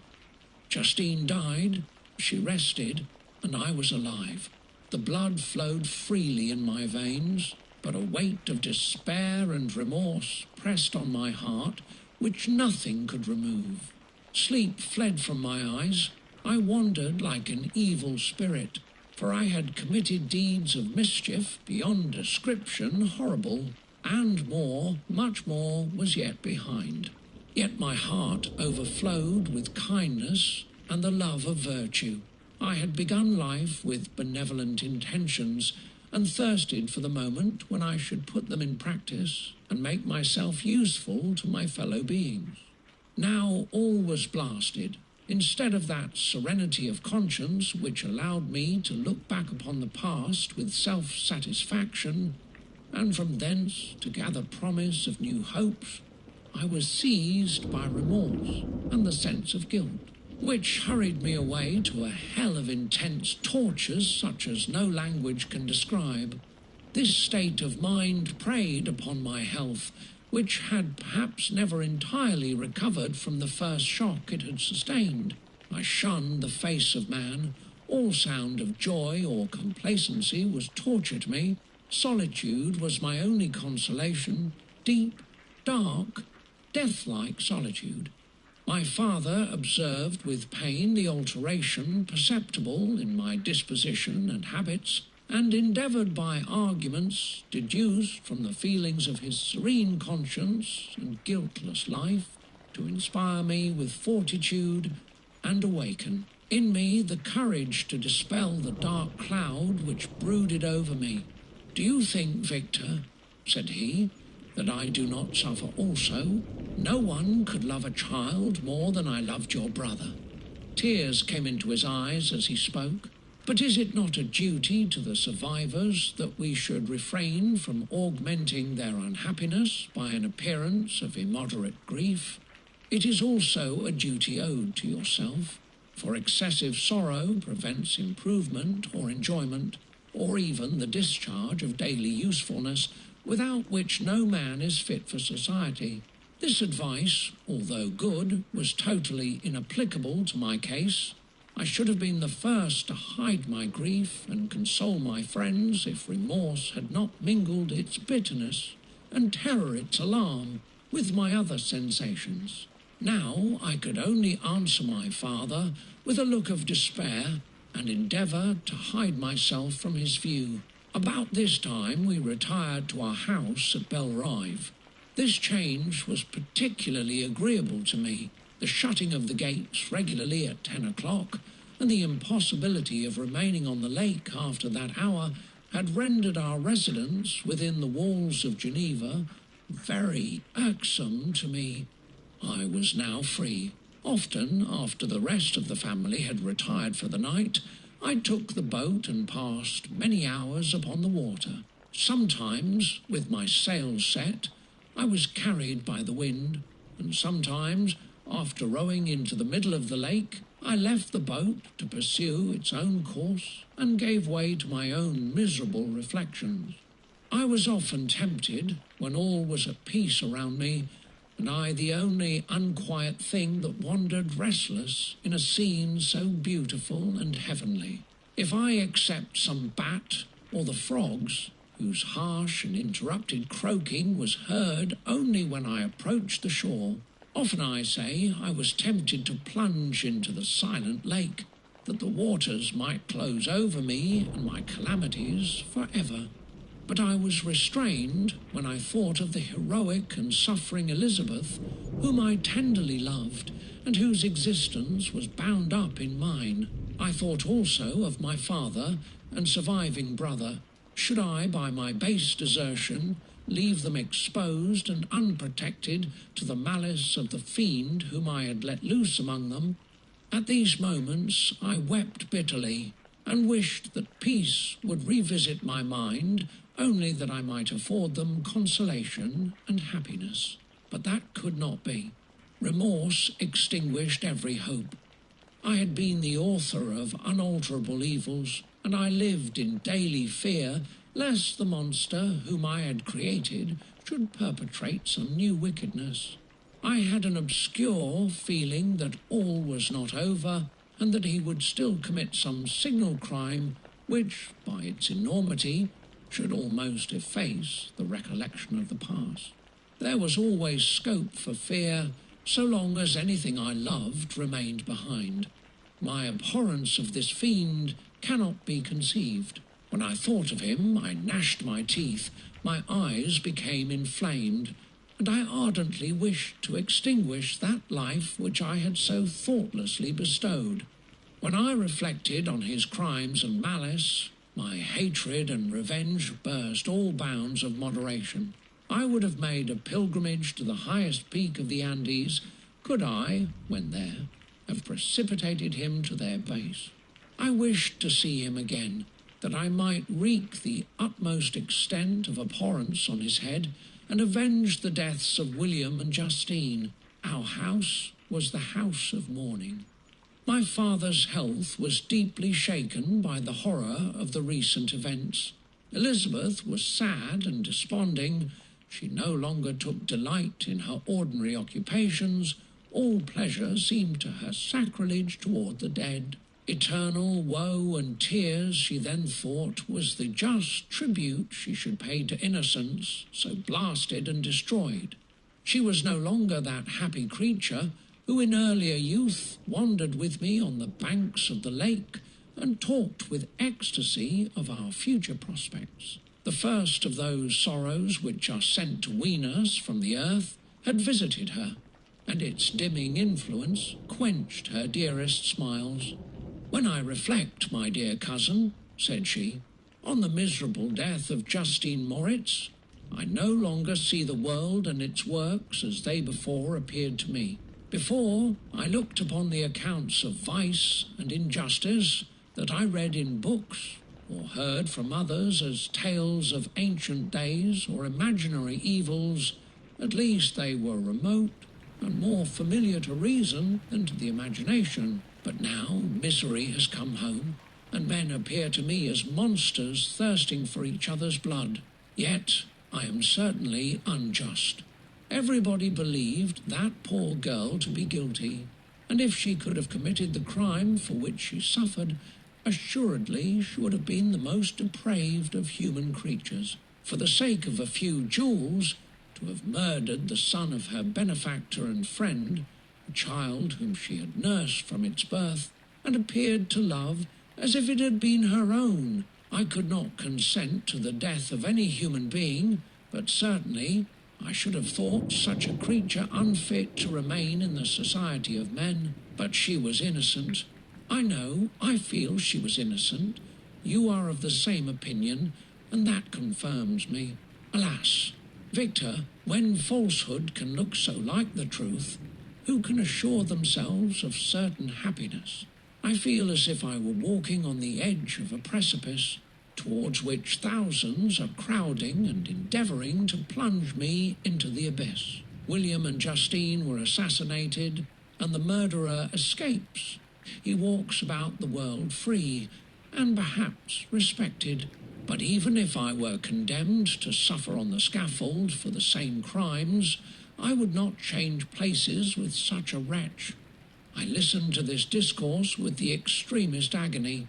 I, not indeed, but in effect, was the true murderer. Elizabeth read my anguish in my countenance, and kindly taking my hand said, "My dearest friend, you must calm yourself. These events have affected me, God knows how deeply, but I am not so wretched as you are. There is an expression of despair, and sometimes of revenge, in your countenance that makes me tremble. Dear Victor, banish these dark passions. Remember the friends around you who centre all their hopes in you. Have we lost the power of rendering you happy? While we love, while we are true to each other, here in this land of peace and beauty, your native country, we may reap every tranquil blessing. What can disturb our peace? And could not such words from her, whom I fondly prized before every other gift of fortune, suffice to chase away the fiend that lurked in my heart? Even as she spoke, I drew near to her, as if in terror, lest at that very moment the destroyer had been near to rob me of her. Thus not the tenderness of friendship, nor the beauty of earth, nor of heaven, could redeem my soul from woe. The very accents of love were ineffectual.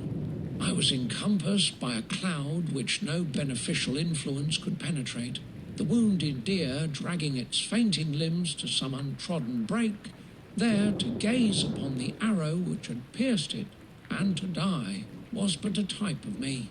Sometimes I could cope with the sullen despair that overwhelmed me, but sometimes the whirlwind passions of my soul drove me to seek, by bodily exercise and by change of place, some relief from my intolerable sensations.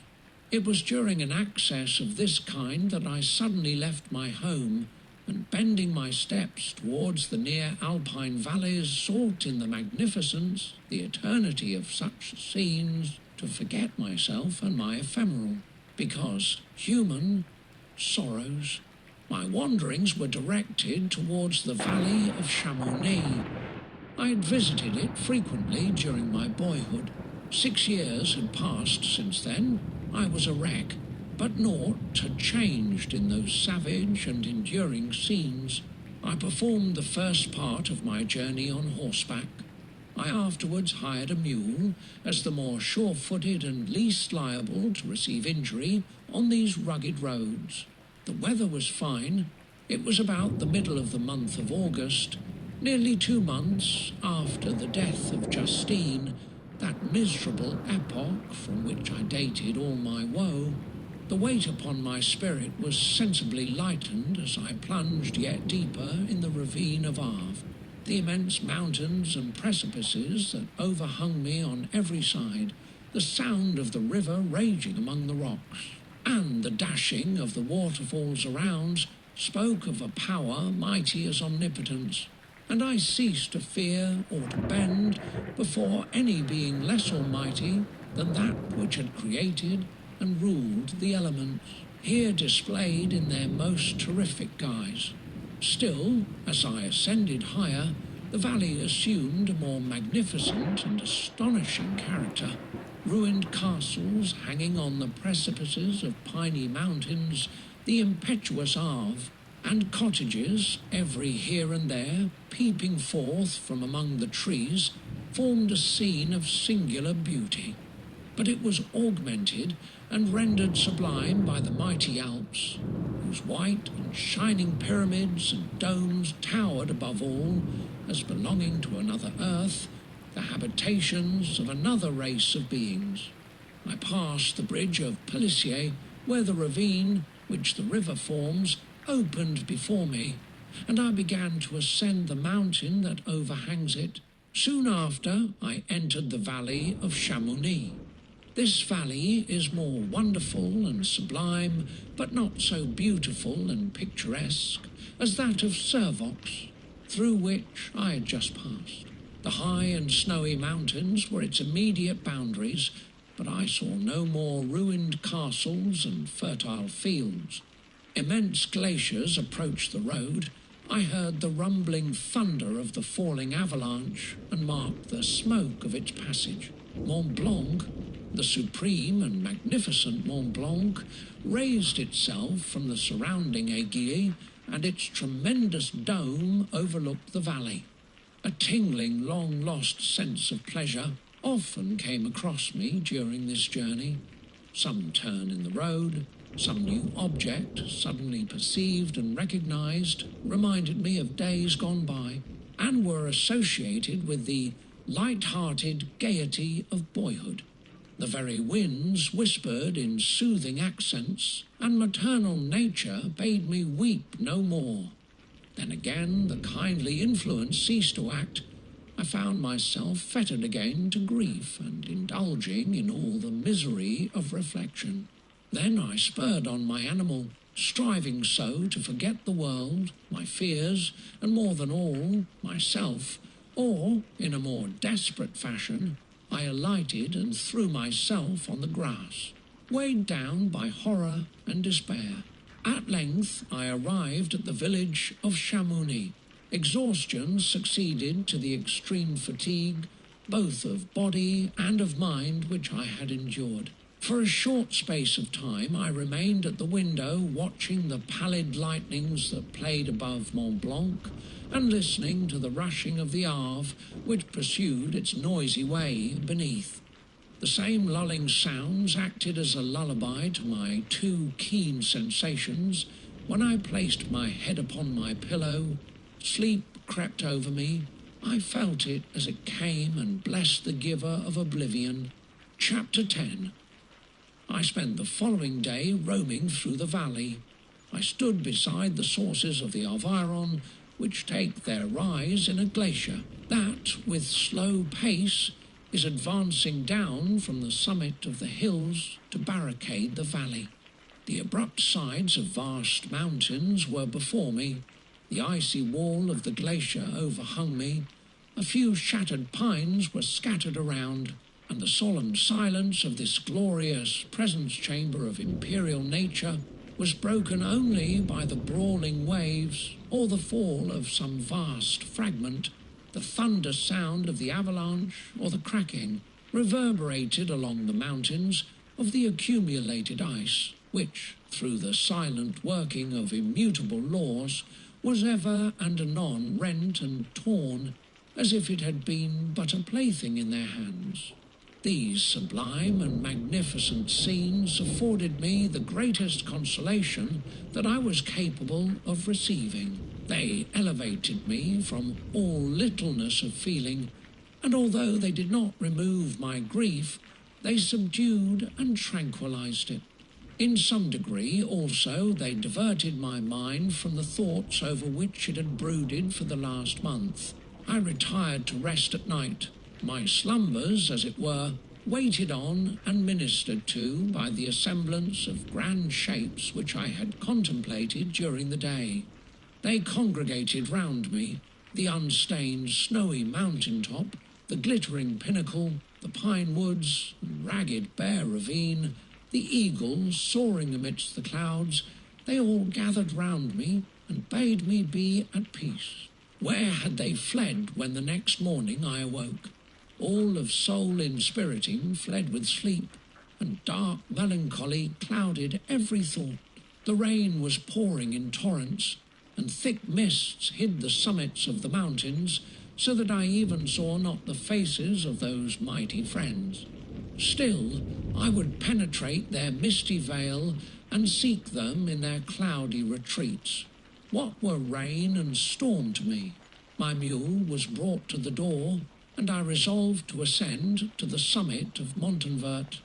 I remembered the effect that the view of the tremendous and ever-moving glacier had produced upon my mind when I first saw it.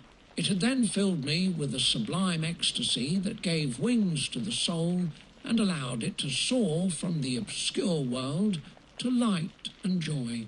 The sight of the awful and majestic in nature had indeed always the effect of solemnizing my mind and causing me to forget the passing cares of life. I determined to go without a guide, for I was well acquainted with the path, and the presence of another would destroy the solitary grandeur of the scene. The ascent is precipitous, but the path is cut into continual and short windings, which enable you to surmount the perpendicularity of the mountain. It is a scene terrifically desolate. In 1,000 spots the traces of the winter avalanche may be perceived, where trees lie broken and strewed on the ground, some entirely destroyed, others bent, leaning upon the jutting rocks of the mountain or transversely upon other trees.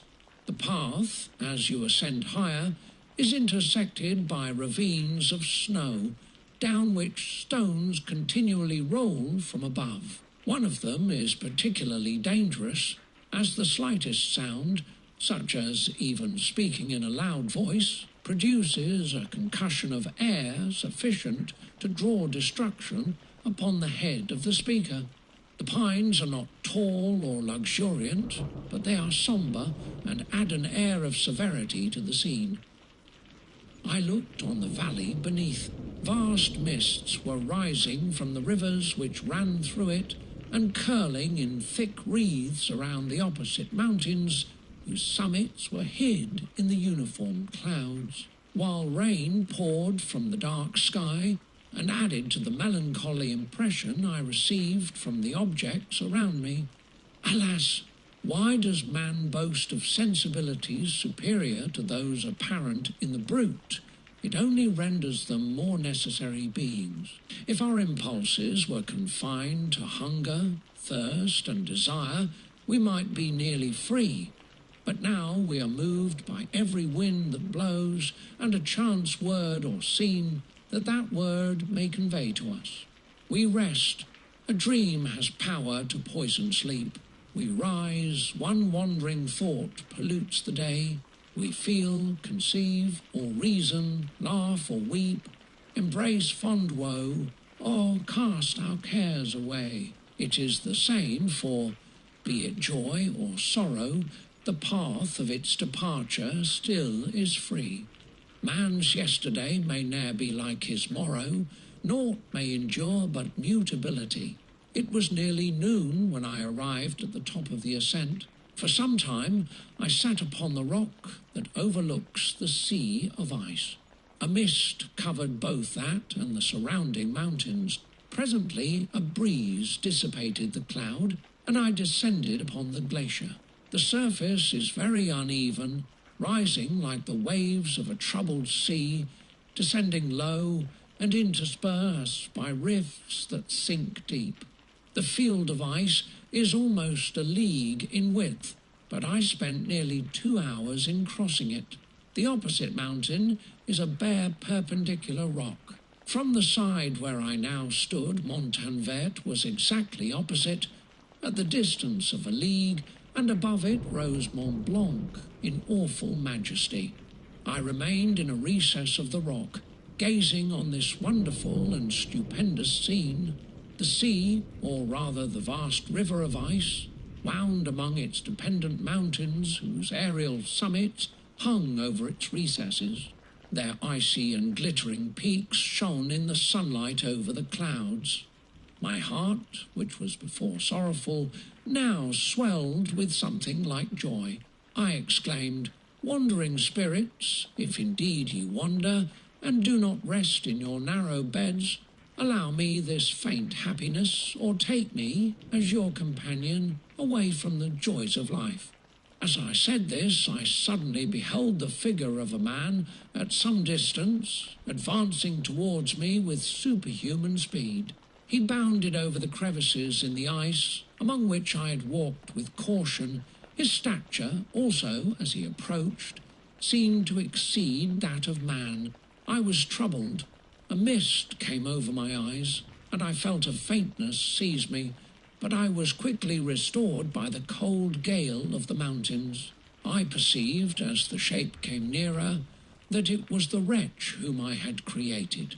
I trembled with rage and horror, resolving to wait his approach and then close with him in mortal combat. He approached. His countenance bespoke bitter anguish, combined with disdain and malignity, while its unearthly ugliness rendered it almost too horrible for human eyes.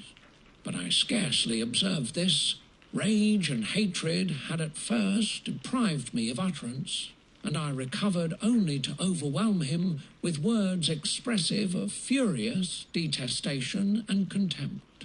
"Devil," I exclaimed, "do you dare approach me? And do not you fear the fierce vengeance of my arm wreaked on your miserable head? Begone, vile insect, or rather, stay, that I may trample you to dust. And oh, that I could, with the extinction of your miserable existence, restore those victims whom you have so diabolically murdered. I expected this reception, said the daemon. All men hate the wretched. How, then, must I be hated, who am miserable beyond all living things? Yet you, my creator, detest and spurn me, thy creature, to whom thou art bound by ties only dissoluble by the annihilation of one of us. You purpose to kill me. How dare you sport thus with life?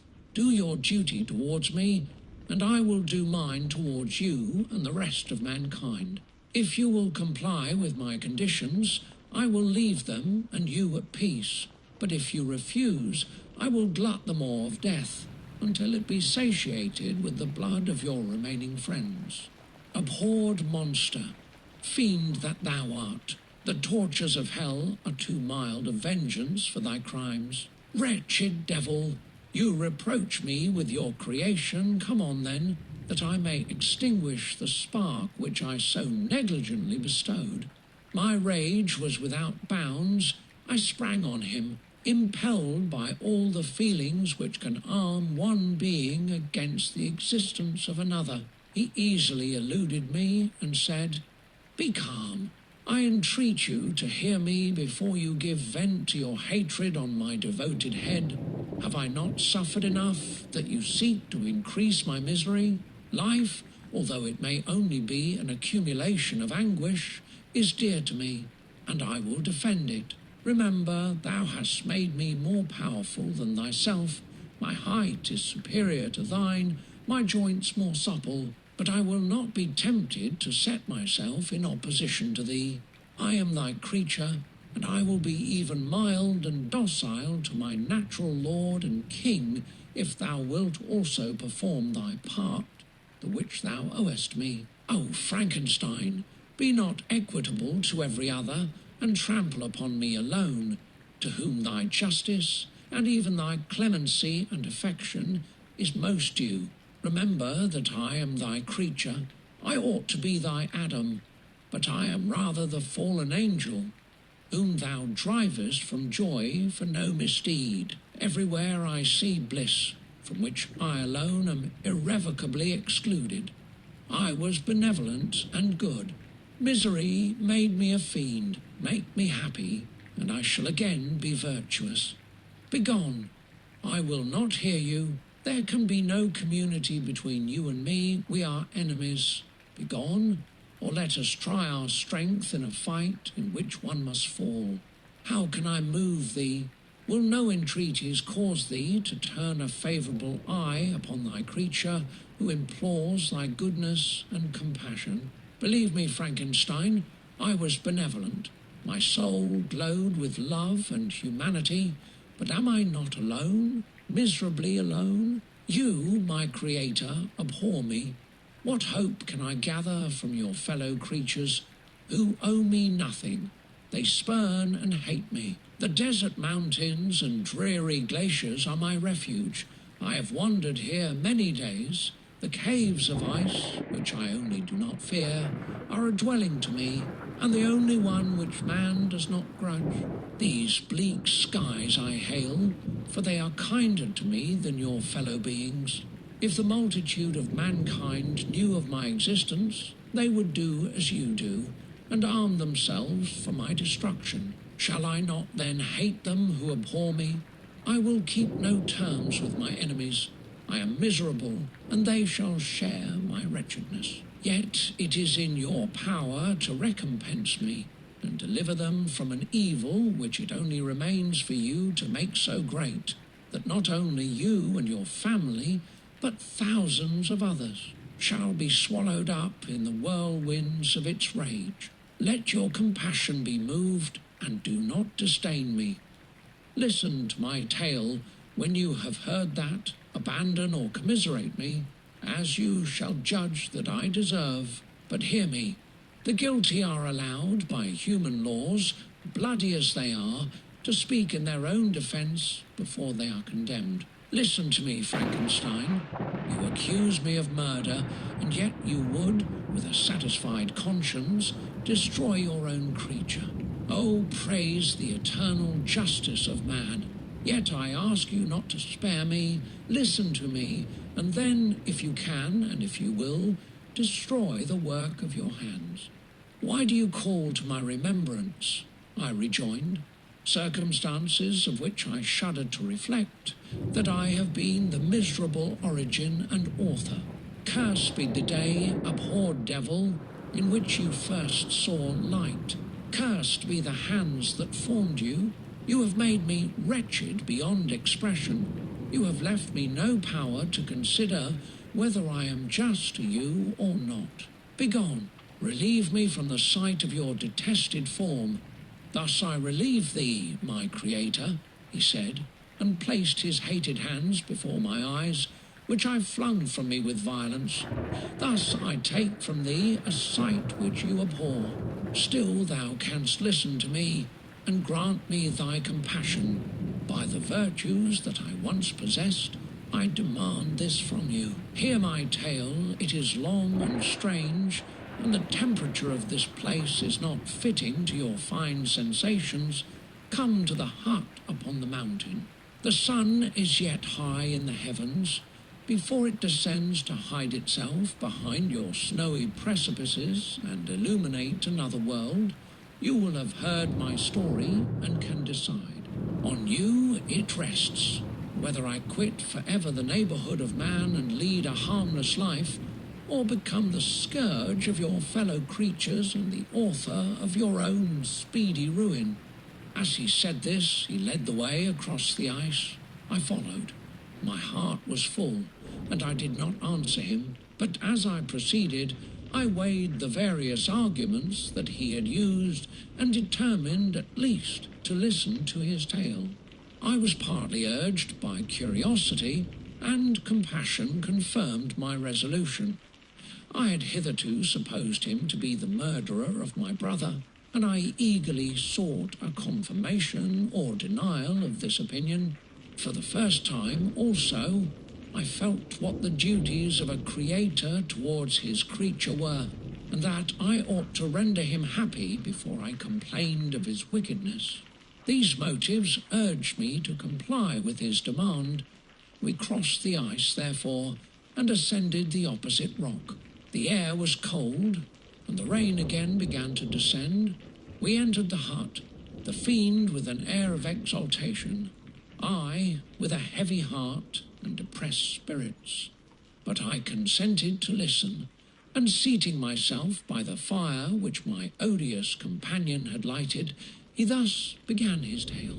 Chapter 11. It is with considerable difficulty that I remember the original era of my being. All the events of that period appear confused and indistinct. A strange multiplicity of sensations seized me, and I saw, felt, heard, and smelt at the same time, and it was, indeed, a long time before I learned to distinguish between the operations of my various senses. By degrees, I remember, a stronger light pressed upon my nerves so that I was obliged to shut my eyes. Darkness then came over me and troubled me, but hardly had I felt this when, by opening my eyes, as I now suppose, the light poured in upon me again. I walked, and, I believe, descended, but I presently found a great alteration in my sensations. Before, dark and opaque bodies had surrounded me, impervious to my touch or sight, but I now found that I could wander on at liberty, with no obstacles which I could not either surmount or avoid. The light became more and more oppressive to me, and the heat wearying me as I walked, I sought a place where I could receive shade. This was the forest near Ingolstadt, and here I lay by the side of a brook, resting from my fatigue, until I felt tormented by hunger and thirst. This roused me from my nearly dormant state, and I ate some berries, which I found hanging on the trees or lying on the ground. I slaked my thirst at the brook, and then lying down was overcome by sleep. It was dark when I awoke. I felt cold also, and half frightened, as it were, instinctively, finding myself so desolate. Before I had quitted your apartment, on a sensation of cold, I had covered myself with some clothes, but these were insufficient to secure me from the dews of night. I was a poor, helpless, miserable wretch, I knew, and could distinguish nothing. But feeling pain invade me on all sides, I sat down and wept. Soon a gentle light stole over the heavens and gave me a sensation of pleasure. I started up and beheld a radiant form rise from among the trees. I gazed with a kind of wonder. It moved slowly, but it enlightened my path, and I again went out in search of berries. I was still cold when under one of the trees I found a huge cloak, with which I covered myself and sat down upon the ground. No distinct ideas occupied my mind. All was confused. I felt light and hunger and thirst and darkness. Innumerable sounds rang in my ears, and on all sides various scents saluted me. The only object that I could distinguish was the bright moon, and I fixed my eyes on that with pleasure. Several changes of day and night passed, and the orb of night had greatly lessened when I began to distinguish my sensations from each other. I gradually saw plainly the clear stream that supplied me with drink and the trees that shaded me with their foliage.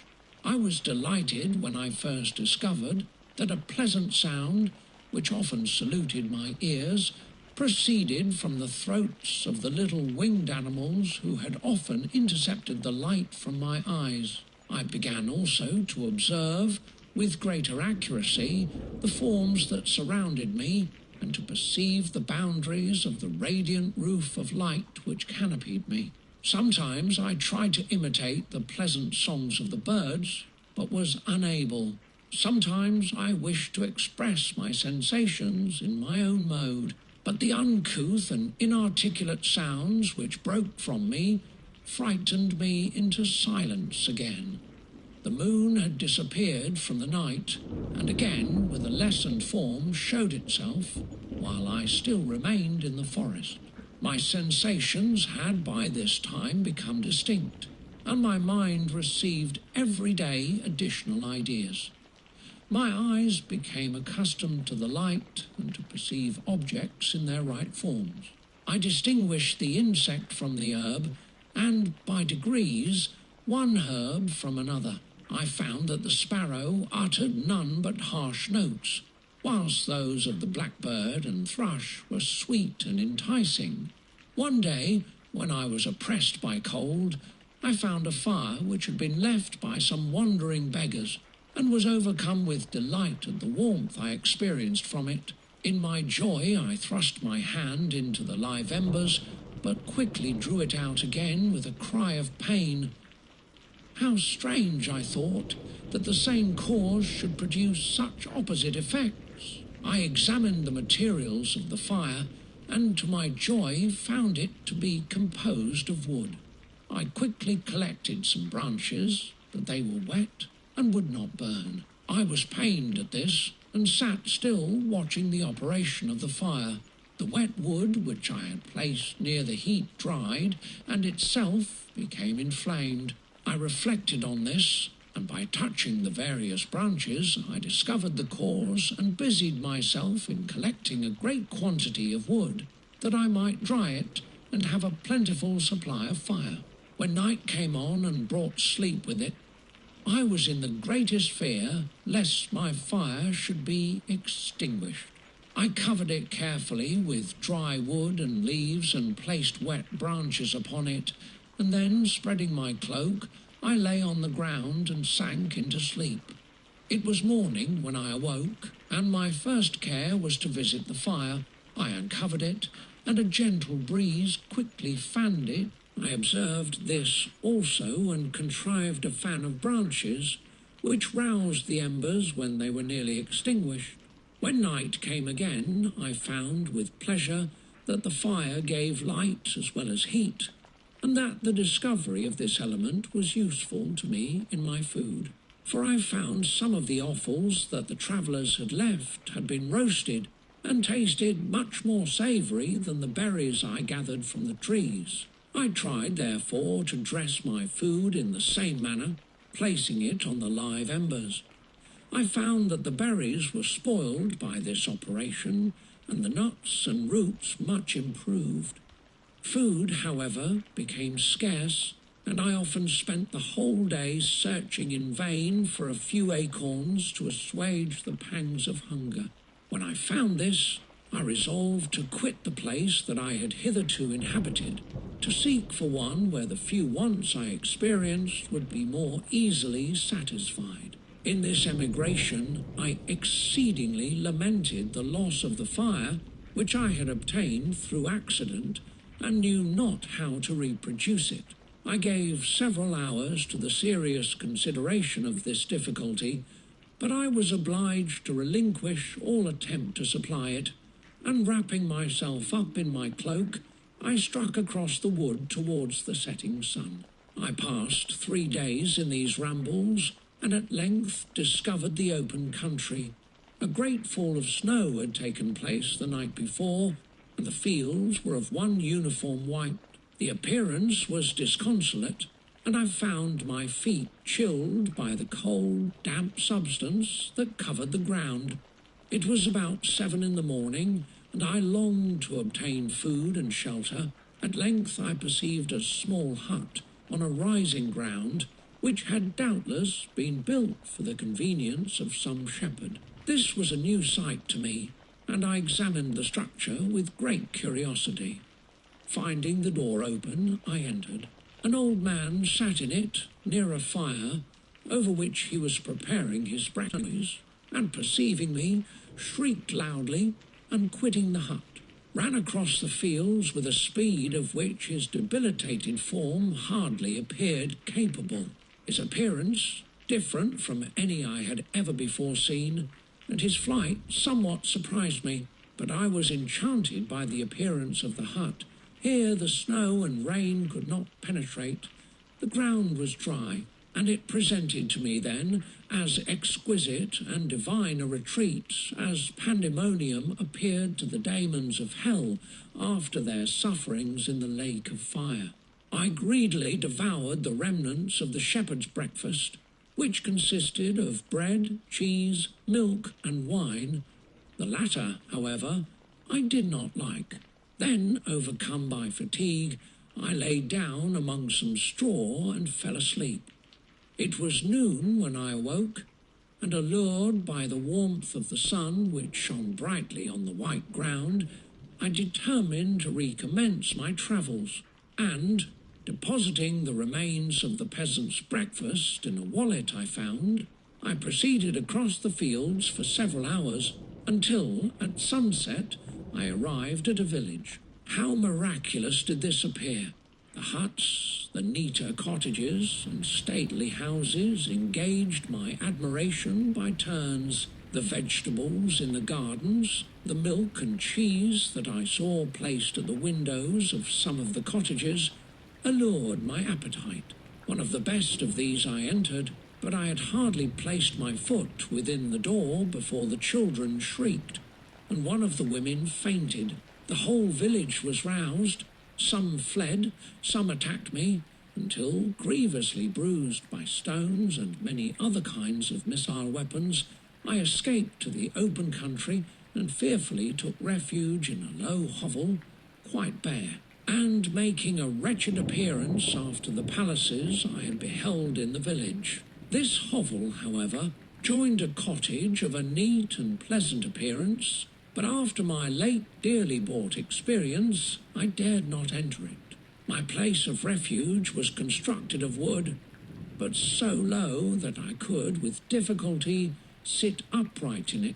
No wood, however, was placed on the earth, which formed the floor, but it was dry, and although the wind entered it by innumerable chinks, I found it an agreeable asylum from the snow and rain. Here, then, I retreated and lay down, happy to have found a shelter, however miserable, from the inclemency of the season, and still more from the barbarity of man. As soon as morning dawned, I crept from my kennel, that I might view the adjacent cottage and discover if I could remain in the habitation I had found. It was situated against the back of the cottage and surrounded on the sides, which were exposed by a pigsty and a clear pool of water. One part was open, and by that I had crept in, but now I covered every crevice by which I might be perceived with stones and wood, yet in such a manner that I might move them on occasion to pass out. All the light I enjoyed came through the sty, and that was sufficient for me. Having thus arranged my dwelling and carpeted it with clean straw, I retired, for I saw the figure of a man at a distance, and I remembered too well my treatment the night before to trust myself in his power. I had first, however, provided for my sustenance for that day by a loaf of coarse bread, which I purloined, and a cup, with which I could drink more conveniently than from my hand of the pure water which flowed by my retreat. The floor was a little raised, so that it was kept perfectly dry, and by its vicinity to the chimney of the cottage it was tolerably warm. Being thus provided, I resolved to reside in this hovel until something should occur which might alter my determination. It was indeed a paradise compared to the bleak forest, my former residence, the rain-dropping branches and dank earth.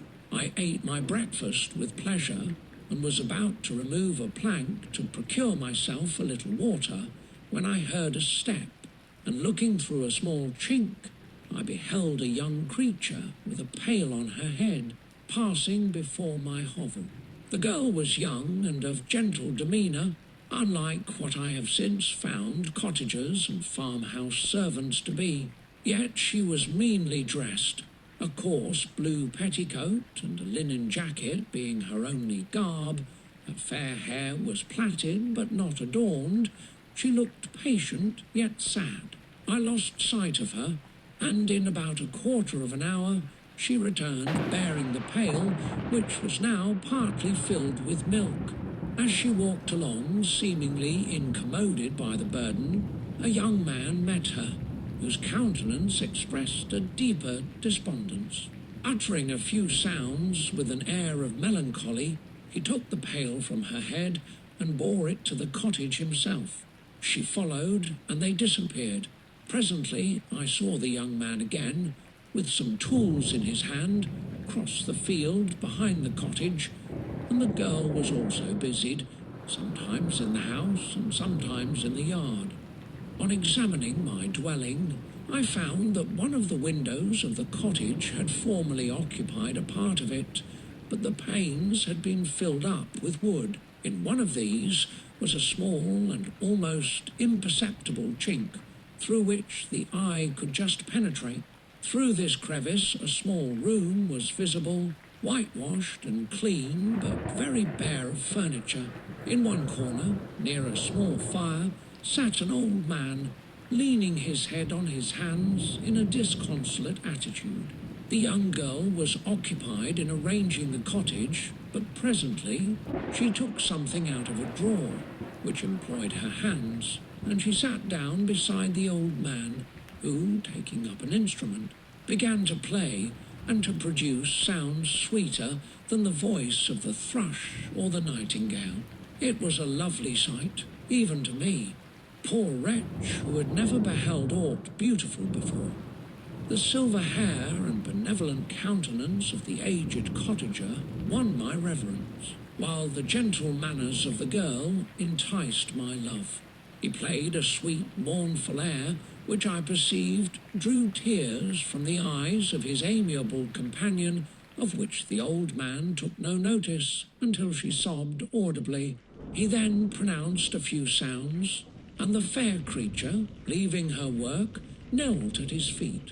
He raised her and smiled with such kindness and affection that I felt sensations of a peculiar and overpowering nature. They were a mixture of pain and pleasure, such as I had never before experienced, either from hunger or cold, warmth or food, and I withdrew from the window, unable to bear these emotions. Soon after this, the young man returned, bearing on his shoulders a load of wood. The girl met him at the door, helped to relieve him of his burden, and taking some of the fuel into the cottage, placed it on the fire. Then she and the youth went apart into a nook of the cottage, and he showed her a large loaf and a piece of cheese. She seemed pleased and went into the garden for some roots and plants, which she placed in water and then upon the fire. She afterwards continued her work, whilst the young man went into the garden and appeared busily employed in digging and pulling up roots. After he had been employed thus about an hour, the young woman joined him, and they entered the cottage together. The old man had in the meantime been pensive, but on the appearance of his companions he assumed a more cheerful air, and they sat down to eat. The meal was quickly dispatched. The young woman was again occupied in arranging the cottage. The old man walked before the cottage in the sun for a few minutes, leaning on the arm of the youth. Nothing could exceed in beauty the contrast between these two excellent creatures. One was old, with silver hairs and a countenance beaming with benevolence and love. The younger was slight and graceful in his figure, and his features were moulded with the finest symmetry. Yet his eyes and attitude expressed the utmost sadness and despondency. The old man returned to the cottage, and the youth, with tools different from those he had used in the morning, directed his steps across the fields. Night quickly shut in, but to my extreme wonder, I found that the cottagers had a means of prolonging light by the use of tapers, and was delighted to find that the setting of the sun did not put an end to the pleasure I experienced in watching my human neighbours. In the evening, the young girl and her companion were employed in various occupations which I did not understand, and the old man again took up the instrument which produced the divine sounds that had enchanted me in the morning. So soon as he had finished, the youth began, not to play, but to utter sounds that were monotonous, and neither resembling the harmony of the old man's instrument nor the songs of the birds. I since found that he read aloud, but at that time I knew nothing of the science of words or letters. The family, after having been thus occupied for a short time, extinguished their lights and retired, as I conjectured, to rest. Chapter 12. I lay on my straw, but I could not sleep. I thought of the occurrences of the day. What chiefly struck me was the gentle manners of these people, and I longed to join them, but dared not. I remembered too well the treatment I had suffered the night before from the barbarous villagers, and resolved, whatever course of conduct I might hereafter think it right to pursue, that for the present I would remain quietly in my hovel, watching and endeavouring to discover the motives which influenced their actions. The cottagers arose the next morning before the sun. The young woman arranged the cottage and prepared the food, and the youth departed after the first meal. This day was passed in the same routine as that which preceded it.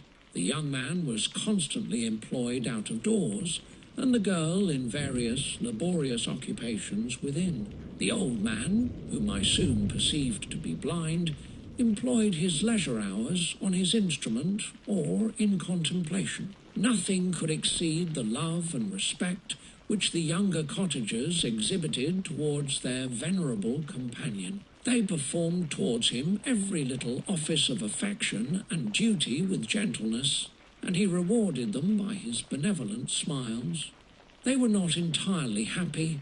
The young man and his companion often went apart and appeared to weep. I saw no cause for their unhappiness, but I was deeply affected by it. If such lovely creatures were miserable, it was less strange that I, an imperfect and solitary being, should be wretched. Yet why were these gentle beings unhappy? They possessed a delightful house and every luxury. They had a fire to warm them when chill and delicious viands. When hungry, they were dressed in excellent clothes. And still more, they enjoyed one another's company and speech, interchanging each day looks of affection and kindness. What did their tears imply? Did they really express pain?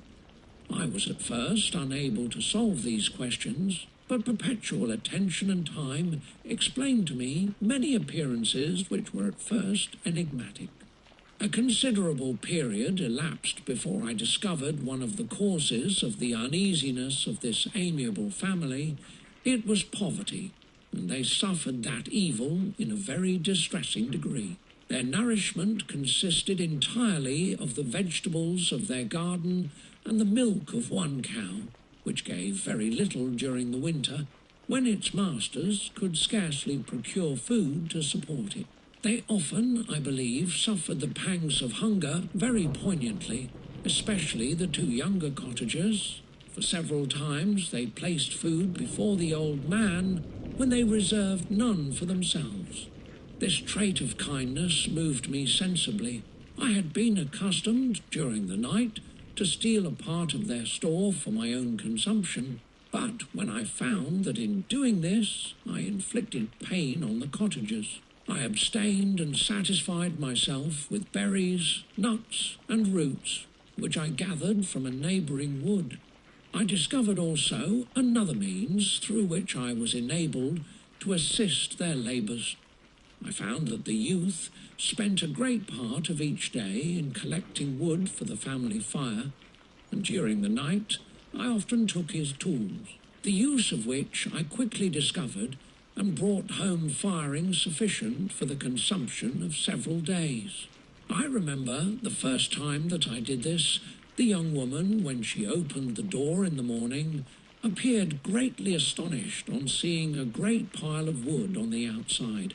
She uttered some words in a loud voice, and the youth joined her, who also expressed surprise. I observed with pleasure that he did not go to the forest that day, but spent it in repairing the cottage and cultivating the garden.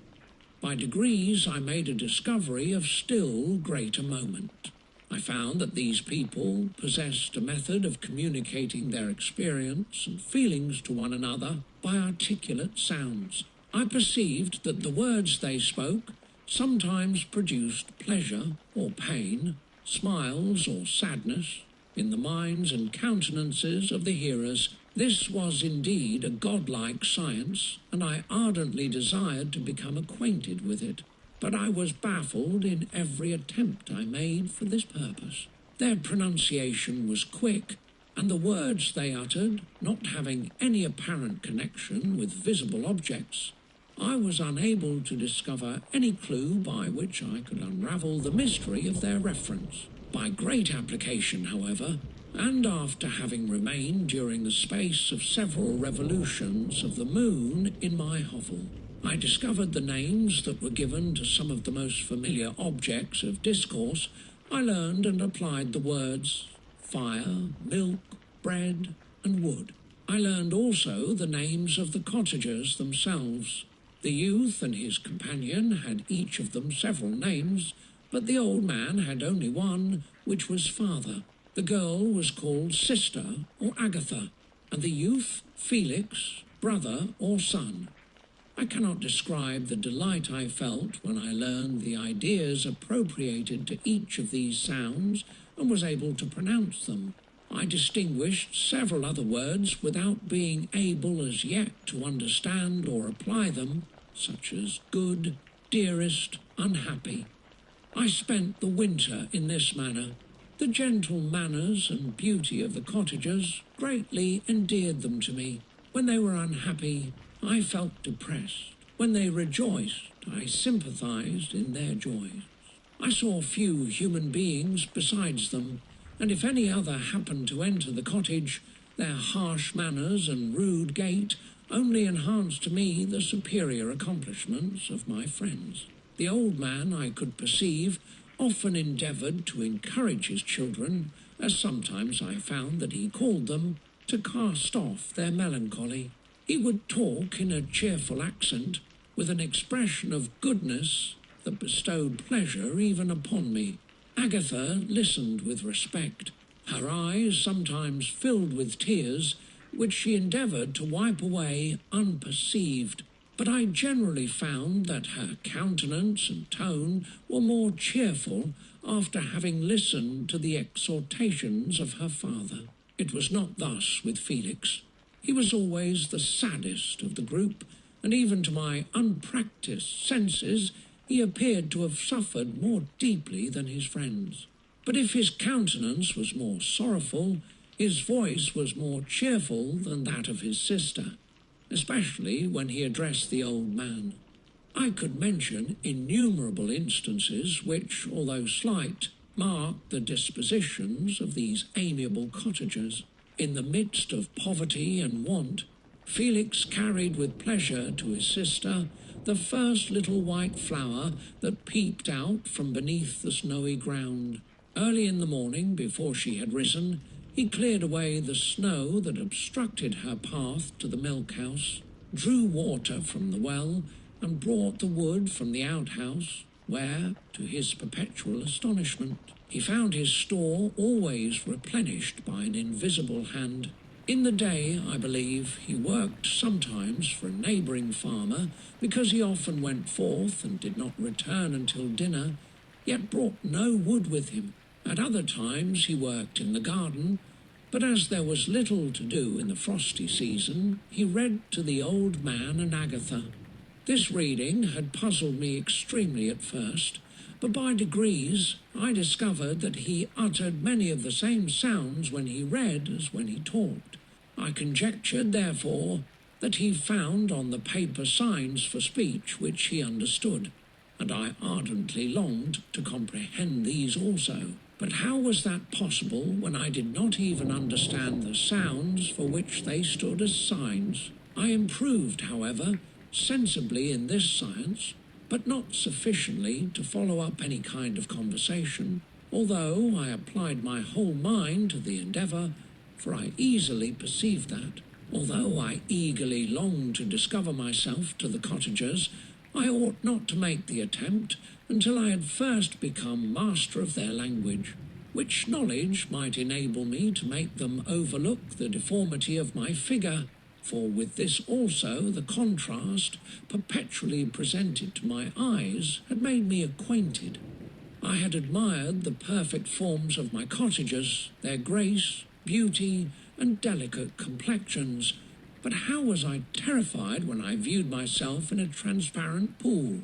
At first I started back, unable to believe that it was indeed I who was reflected in the mirror, and when I became fully convinced that I was in reality the monster that I am, I was filled with the bitterest sensations of despondence and mortification. Alas! I did not yet entirely know the fatal effects of this miserable deformity. As the sun became warmer and the light of day longer, the snow vanished, and I beheld the bare trees and the black earth. From this time Felix was more employed, and the heart-moving indications of impending famine disappeared. Their food, as I afterwards found, was coarse, but it was wholesome, and they procured a sufficiency of it. Several new kinds of plants sprang up in the garden, which they dressed, and these signs of comfort increased daily as the season advanced. The old man, leaning on his son, walked each day at noon, when it did not rain, as I found it was called, when the heavens poured forth its waters. This frequently took place, but a high wind quickly dried the earth, and the season became far more pleasant than it had been. My mode of life in my hovel was uniform. During the morning I attended the motions of the cottagers, and when they were dispersed in various occupations, I slept. The remainder of the day was spent in observing my friends. When they had retired to rest, if there was any moon or the night was starlight, I went into the woods and collected my own food and fuel for the cottage. When I returned, as often as it was necessary, I cleared their path from the snow and performed those offices that I had seen done by Felix. I afterwards found that these labours, performed by an invisible hand, greatly astonished them, and once or twice I heard them, on these occasions, utter the words, "Good spirit," wonderful, but I did not then understand the signification of these terms. My thoughts now became more active, and I longed to discover the motives and feelings of these lovely creatures. I was inquisitive to know why Felix appeared so miserable and Agatha so sad. I thought that it might be in my power to restore happiness to these deserving people. When I slept or was absent, the forms of the venerable blind father, the gentle Agatha, and the excellent Felix flitted before me. I looked upon them as superior beings who would be the arbiters of my future destiny. I formed in my imagination 1,000 pictures of presenting myself to them and their reception of me. I imagined that they would be disgusted until, by my gentle demeanour and conciliating words, I should first win their favour and afterwards their love. These thoughts exhilarated me and led me to apply with fresh ardour to the acquiring the art of language. My organs were indeed harsh but supple, and although my voice was very unlike the soft music of their tones, yet I pronounced such words as I understood with tolerable ease. It was as the ass and the lapdog, yet surely the gentle ass, whose intentions were affectionate, although his manners were rude, deserved better treatment than blows and execration. The pleasant showers and genial warmth of spring greatly altered the aspect of the earth. Men who before this change seemed to have been hid in caves dispersed themselves and were employed in various arts of cultivation. The birds sang in more cheerful notes, and the leaves began to bud forth on the trees. Happy, happy earth, fit habitation for gods, which, so short a time before, was bleak, damp, and unwholesome. My spirits were elevated by the enchanting appearance of nature. The past was blotted from my memory, the present was tranquil, and the future gilded by bright rays of hope and anticipations of joy. Chapter 13. I now hasten to the more moving part of my story. I shall relate events that impressed me with feelings which, from what I had been, have made me what I am. Spring advanced rapidly, the weather became fine, and the skies cloudless. It surprised me that what before was desert and gloomy should now bloom with the most beautiful flowers and verdure. My senses were gratified and refreshed by 1,000 scents of delight and 1,000 sights of beauty. It was on one of these days, when my cottagers periodically rested from labour, the old man played on his guitar, and the children listened to him, that I observed the countenance of Felix was melancholy beyond expression. He sighed frequently, and once his father paused in his music, and I conjectured by his manner that he inquired the cause of his son's sorrow. Felix replied in a cheerful accent, and the old man was recommencing his music when someone tapped at the door. It was a lady on horseback, accompanied by a countryman as a guide. The lady was dressed in a dark suit and covered with a thick black veil. Agatha asked a question, to which the stranger only replied by pronouncing, in a sweet accent, the name of Felix. Her voice was musical, but unlike that of either of my friends.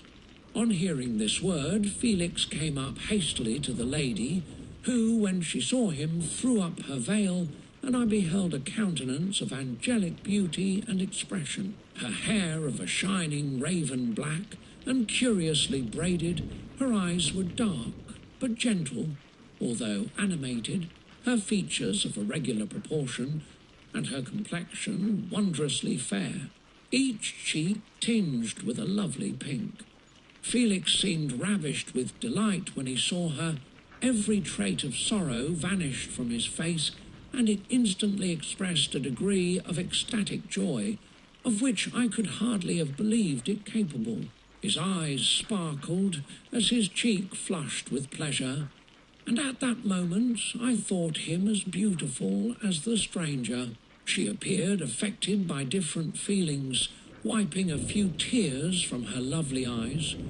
She held out her hand to Felix, who kissed it rapturously, and called her, as well as I could distinguish, his sweet Arabian. She did not appear to understand him, but smiled. He assisted her to dismount, and dismissing her guide, conducted her into the cottage. Some conversation took place between him and his father, and the young stranger knelt at the old man's feet and would have kissed his hand, but he raised her and embraced her affectionately. I soon perceived that although the stranger uttered articulate sounds and appeared to have a language of her own, she was neither understood by nor herself understood the cottagers. They made many signs which I did not comprehend, but I saw that her presence diffused gladness through the cottage, dispelling their sorrow as the sun dissipates the morning mists. Felix seemed peculiarly happy, and with smiles of delight welcomed his Arabian.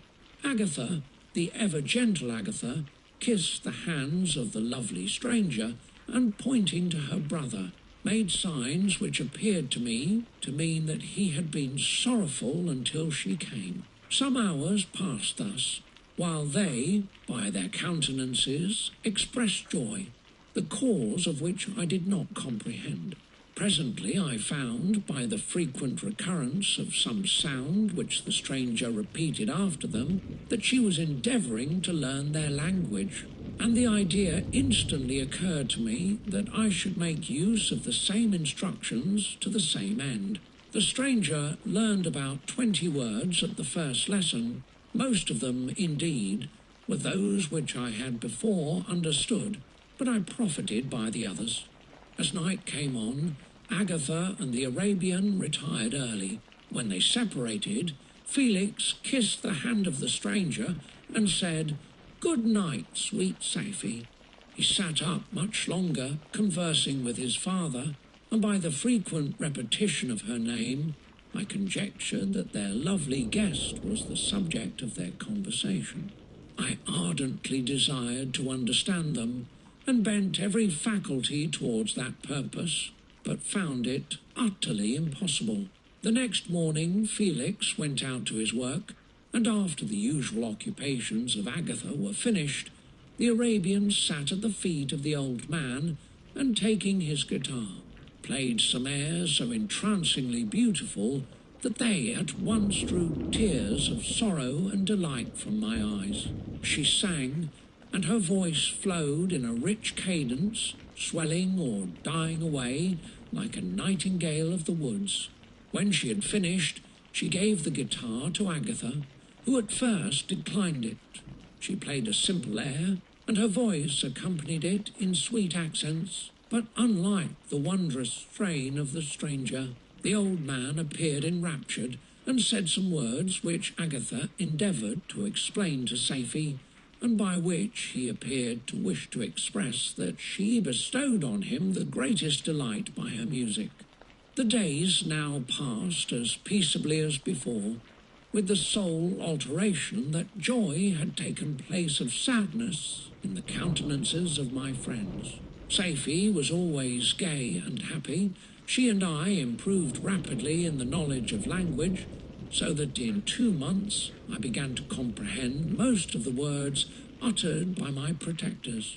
In the meanwhile, also, the black ground was covered with herbage, and the green banks interspersed with innumerable flowers, sweet to the scent and the eyes. Stars of pale radiance among the moonlight woods, the sun became warmer, the nights clear and balmy, and my nocturnal rambles were an extreme pleasure to me. Although they were considerably shortened by the late setting and early rising of the sun, for I never ventured abroad during daylight, fearful of meeting with the same treatment I had formerly endured in the first village which I entered. My days were spent in close attention, that I might more speedily master the language, and I may boast that I improved more rapidly than the Arabian, who understood very little and conversed in broken accents, whilst I comprehended and could imitate almost every word that was spoken. While I improved in speech, I also learned the science of letters as it was taught to the stranger, and this opened before me a wide field for wonder and delight. The book from which Felix instructed Safie was Volney's Ruins of Empires. I should not have understood the purport of this book had not Felix, in reading it, given very minute explanations. He had chosen this work, he said, because the declamatory style was framed in imitation of the Eastern authors. Through this work, I obtained a cursory knowledge of history and a view of the several empires at present existing in the world.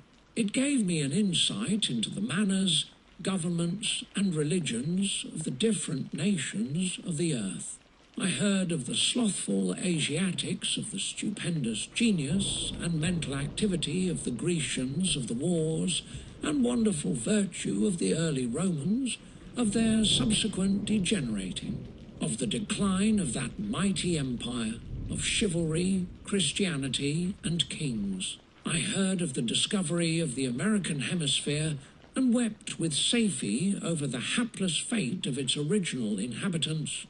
These wonderful narrations inspired me with strange feelings. Was man, indeed, at once so powerful, so virtuous and magnificent, yet so vicious and base? He appeared at one time a mere scion of the evil principle, and at another as all that can be conceived of noble and godlike. To be a great and virtuous man appeared the highest honour that can befall a sensitive being. To be base and vicious, as many on record have been, a condition more abject than that of the blind mole or harmless worm. For a long time I could not conceive how one man could go forth to murder his fellow, or even why there were laws and governments. But when I heard details of vice and bloodshed, my wonder ceased, and I turned away with disgust and loathing. Every conversation of the cottagers now opened new wonders to me, while I listened to the instructions which Felix bestowed upon the Arabian. The strange system of human society was explained to me. I heard of the division of property, of immense wealth and squalid poverty, of rank, descent, and noble blood. The words induced me to turn towards myself. I learned that the possessions most esteemed by your fellow creatures were high and unsullied descent united with riches. A man might be respected with only one of these advantages, but without either he was considered, except in very rare instances, as a vagabond and a slave, doomed to waste his powers for the profits of the chosen few. And what was I? Of my creation and creator I was absolutely ignorant, but I knew that I possessed no money, no friends, no kind of property. I was, besides, endued with a figure hideously deformed and loathsome. I was not even of the same nature as man. I was more agile than they, and could subsist upon coarser diet. I bore the extremes of heat and cold with less injury to my frame. My stature far exceeded theirs. When I looked around, I saw and heard of none like me. Was I then a monster, a blot upon the earth, from which all men fled and whom all men disowned? I cannot describe to you the agony that these reflections inflicted upon me. I tried to dispel them, but sorrow only increased with knowledge. Oh, that I had forever remained in my native wood, nor known nor felt beyond the sensations of hunger, thirst, and heat. Of what a strange nature is knowledge! It clings to the mind when it has once seized on it like a lichen on the rock. I wished sometimes to shake off all thought and feeling, but I learned that there was but one means to overcome the sensation of pain, and that was death, a state which I feared yet did not understand. I admired virtue and good feelings, and loved the gentle manners and amiable qualities of my cottagers, but I was shut out from intercourse with them, except through means which I obtained by stealth.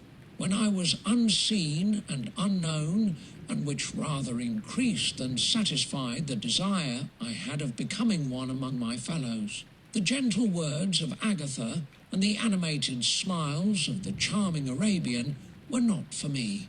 The mild exhortations of the old man and the lively conversation of the loved Felix were not for me. Miserable, unhappy wretch! Other lessons were impressed upon me even more deeply. I heard of the difference of sexes and the birth and growth of children, how the father doted on the smiles of the infant and the lively sallies of the older child, how all the life and cares of the mother were wrapped up in the precious charge, how the mind of youth expanded and gained knowledge of brother, sister, and all the various relationships which bind one human being to another in mutual bonds. But where were my friends and relations? No father had watched my infant days, no mother had blessed me with smiles and caresses, or, if they had, all my past life was now a blot, a blind vacancy in which I distinguished nothing. From my earliest remembrance I had been, as I then was in height and proportion, I had never yet seen a being resembling me, or who claimed any intercourse with me. What was I? The question again recurred, to be answered only with groans. I will soon explain to what these feelings tended, but allow me now to return to the cottagers, whose story excited in me such various feelings of indignation, delight, and wonder, but which all terminated in additional love and reverence for my protectors. Chapter 14. Some time elapsed before I learned the history of my friends. It was one which could not fail to impress itself deeply on my mind, unfolding as it did a number of circumstances, each interesting and wonderful to one so utterly inexperienced as I was. The name of the old man was de Lacy. He was descended from a good family in France, where he had lived for many years in affluence, respected by his superiors and beloved by his equals. His son was bred in the service of his country, and Agatha had ranked with ladies of the highest distinction. A few months before my arrival, they had lived in a large and luxurious city called Paris, surrounded by friends and possessed of every enjoyment which virtue, refinement of intellect, or taste, accompanied by a moderate fortune, could afford. The father of Safi had been the cause of their ruin. He was a Turkish merchant and had inhabited Paris for many years when, for some reason which I could not learn, he became obnoxious to the government. He was seized and cast into prison the very day that Safi arrived from Constantinople to join him. He was tried and condemned to death. The injustice of his sentence was very flagrant. All Paris was indignant, and it was judged that his religion and wealth, rather than the crime alleged against him, had been the cause of his condemnation. Felix had accidentally been present at the trial. His horror and indignation were uncontrollable when he heard the decision of the court. He made, at that moment, a solemn vow to deliver him, and then looked around for the means. After many fruitless attempts to gain admittance to the prison, he found a strongly grated window in an unguarded part of the building, which lighted the dungeon of the unfortunate Mohammedan, who, loaded with chains, waited in despair the execution of the barbarous sentence. Felix visited the grate at night and made known to the prisoner his intentions in his favour. The Turk, a amazed and delighted, endeavoured to kindle the zeal of his deliverer by promises of reward and wealth. Felix rejected his offers with contempt, yet when he saw the lovely Safie, who was allowed to visit her father, and who by her gestures expressed her lively gratitude, the youth could not help owning to his own mind that the captive possessed a treasure which would fully reward his toil and hazard. The Turk quickly perceived the impression that his daughter had made on the heart of Felix, and endeavoured to secure him more entirely in his interests by the promise of her hand in marriage so soon as he should be conveyed to a place of safety. Felix was too delicate to accept this offer, yet he looked forward to the probability of the event as to the consummation of his happiness. During the ensuing days, while the preparations were going forward for the escape of the merchant, the zeal of Felix was warmed by several letters that he received from this lovely girl, who found means to express her thoughts in the language of her lover by the aid of an old man, a servant of her father who understood French. She thanked him in the most ardent terms for his intended services towards her parent, and at the same time she gently deplored her own fate. I have copies of these letters, for I found means, during my residence in the hovel, to procure the implements of writing, and the letters were often in the hands of Felix or Agatha. Before I depart, I will give them to you. They will prove the truth of my tale, but at present, as the sun is already far declined, I shall only have time to repeat the substance of them to you. Safie related that her mother was a Christian Arab, seized and made a slave by the Turks. Recommended by her beauty, she had won the heart of the father of Safie, who married her. The young girl spoke in high and enthusiastic terms of her mother, who, born in freedom, spurned the bondage to which she was now reduced. She instructed her daughter in the tenets of her religion, and taught her to aspire to higher powers of intellect and an independence of spirit forbidden to the female followers of Muhammad. This lady died, but her lessons were indelibly impressed on the mind of Safie, who sickened at the prospect of again returning to Asia and being immured within the walls of a harem, allowed only to occupy herself with infantile amusements ill-suited to the temper of her soul, now accustomed to grand ideas and a noble emulation for virtue. The prospect of marrying a Christian and remaining in a country where women were allowed to take a rank in society was enchanting to her. The day for the execution of the Turk was fixed, but on the night previous to it, he quitted his prison and before morning was distant many leagues from Paris. Felix had procured passports in the name of his father, sister, and himself. He had previously communicated his plan to the former, who aided the deceit by quitting his house under the pretence of a journey and concealed himself with his daughter in an obscure part of Paris. Felix conducted the fugitives through France to Lyons and across Mont Cenis to Leghorn, where the merchant had decided to wait a favourable opportunity of passing into some part of the Turkish dominions. Safie resolved to remain with her father until the moment of his departure, before which time the Turk renewed his promise that she should be united to his deliverer, and Felix remained with them in expectation of that event.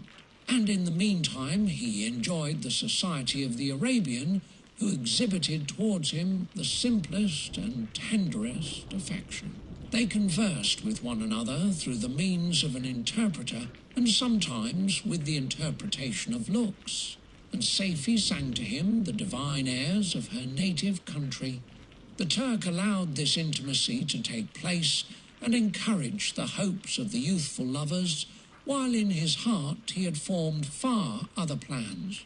He loathed the idea that his daughter should be united to a Christian, but he feared the resentment of Felix if he should appear lukewarm, for he knew that he was still in the power of his deliverer if he should choose to betray him to the Italian state which they inhabited. He revolved 1,000 plans by which he should be enabled to prolong the deceit until it might be no longer necessary, and secretly to take his daughter with him when he departed. His plans were facilitated by the news which arrived from Paris. The government of France were greatly enraged at the escape of their victim and spared no pains to detect and punish his deliverer. The plot of Felix was quickly discovered, and de Lacy and Agatha were thrown into prison. The news reached Felix and roused him from his dream of pleasure. His blind and aged father and his gentle sister lay in a noisome dungeon while he enjoyed the free air and the society of her whom he loved. This idea was torture to him. He quickly arranged with the Turk that if the latter should find a favourable opportunity for escape before Felix could return to Italy, Safie should remain as a boarder at a convent at Leghorn, and then, quitting the lovely Arabian, he hastened to Paris and delivered himself up to the vengeance of the law. Hoping to free de Lacy and Agatha by this proceeding, he did not succeed. They remained confined for 5 months before the trial took place, the result of which deprived them of their fortune and condemned them to a perpetual exile from their native country. They found a miserable asylum in the cottage in Germany, where I discovered them.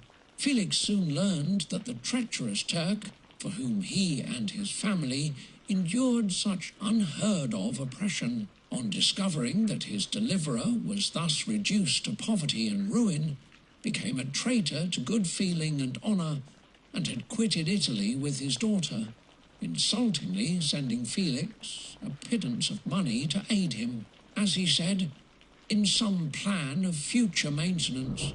Such were the events that preyed on the heart of Felix and rendered him, when I first saw him, the most miserable of his family.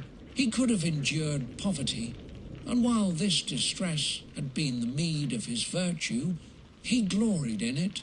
But the ingratitude of the Turk and the loss of his beloved Safie were misfortunes more bitter and irreparable. The arrival of the Arabian now infused new life into his soul. When the news reached Leghorn that Felix was deprived of his wealth and rank, the merchant commanded his daughter to think no more of her lover, but to prepare to return to her native country. The generous nature of Safie was outraged by this command. She attempted to expostulate with her father, but he left her angrily, reiterating his tyrannical mandate. A few days after, the Turk entered his daughter's apartment and told her hastily that he had reason to believe that his residence at Leghorn had been divulged, and that he should speedily be delivered up to the French government. He had consequently hired a vessel to convey him to Constantinople, for which city he should sail in a few hours. He intended to leave his daughter under the care of a confidential servant, to follow at her leisure with the greater part of his property, which had not yet arrived at Leghorn. When alone, Safie resolved in her own mind the plan of conduct that it would become her to pursue in this emergency. A residence in Turkey was abhorrent to her. Her religion and her feelings were alike averse to it. By some papers of her father, which fell into her hands, she heard of the exile of her lover and learnt the name of the spot where he then resided. She hesitated some time, but at length she formed her determination. Taking with her some jewels that belonged, she quitted Italy with an attendant, a native of Leghorn, but who understood the common language of Turkey, and departed for Germany.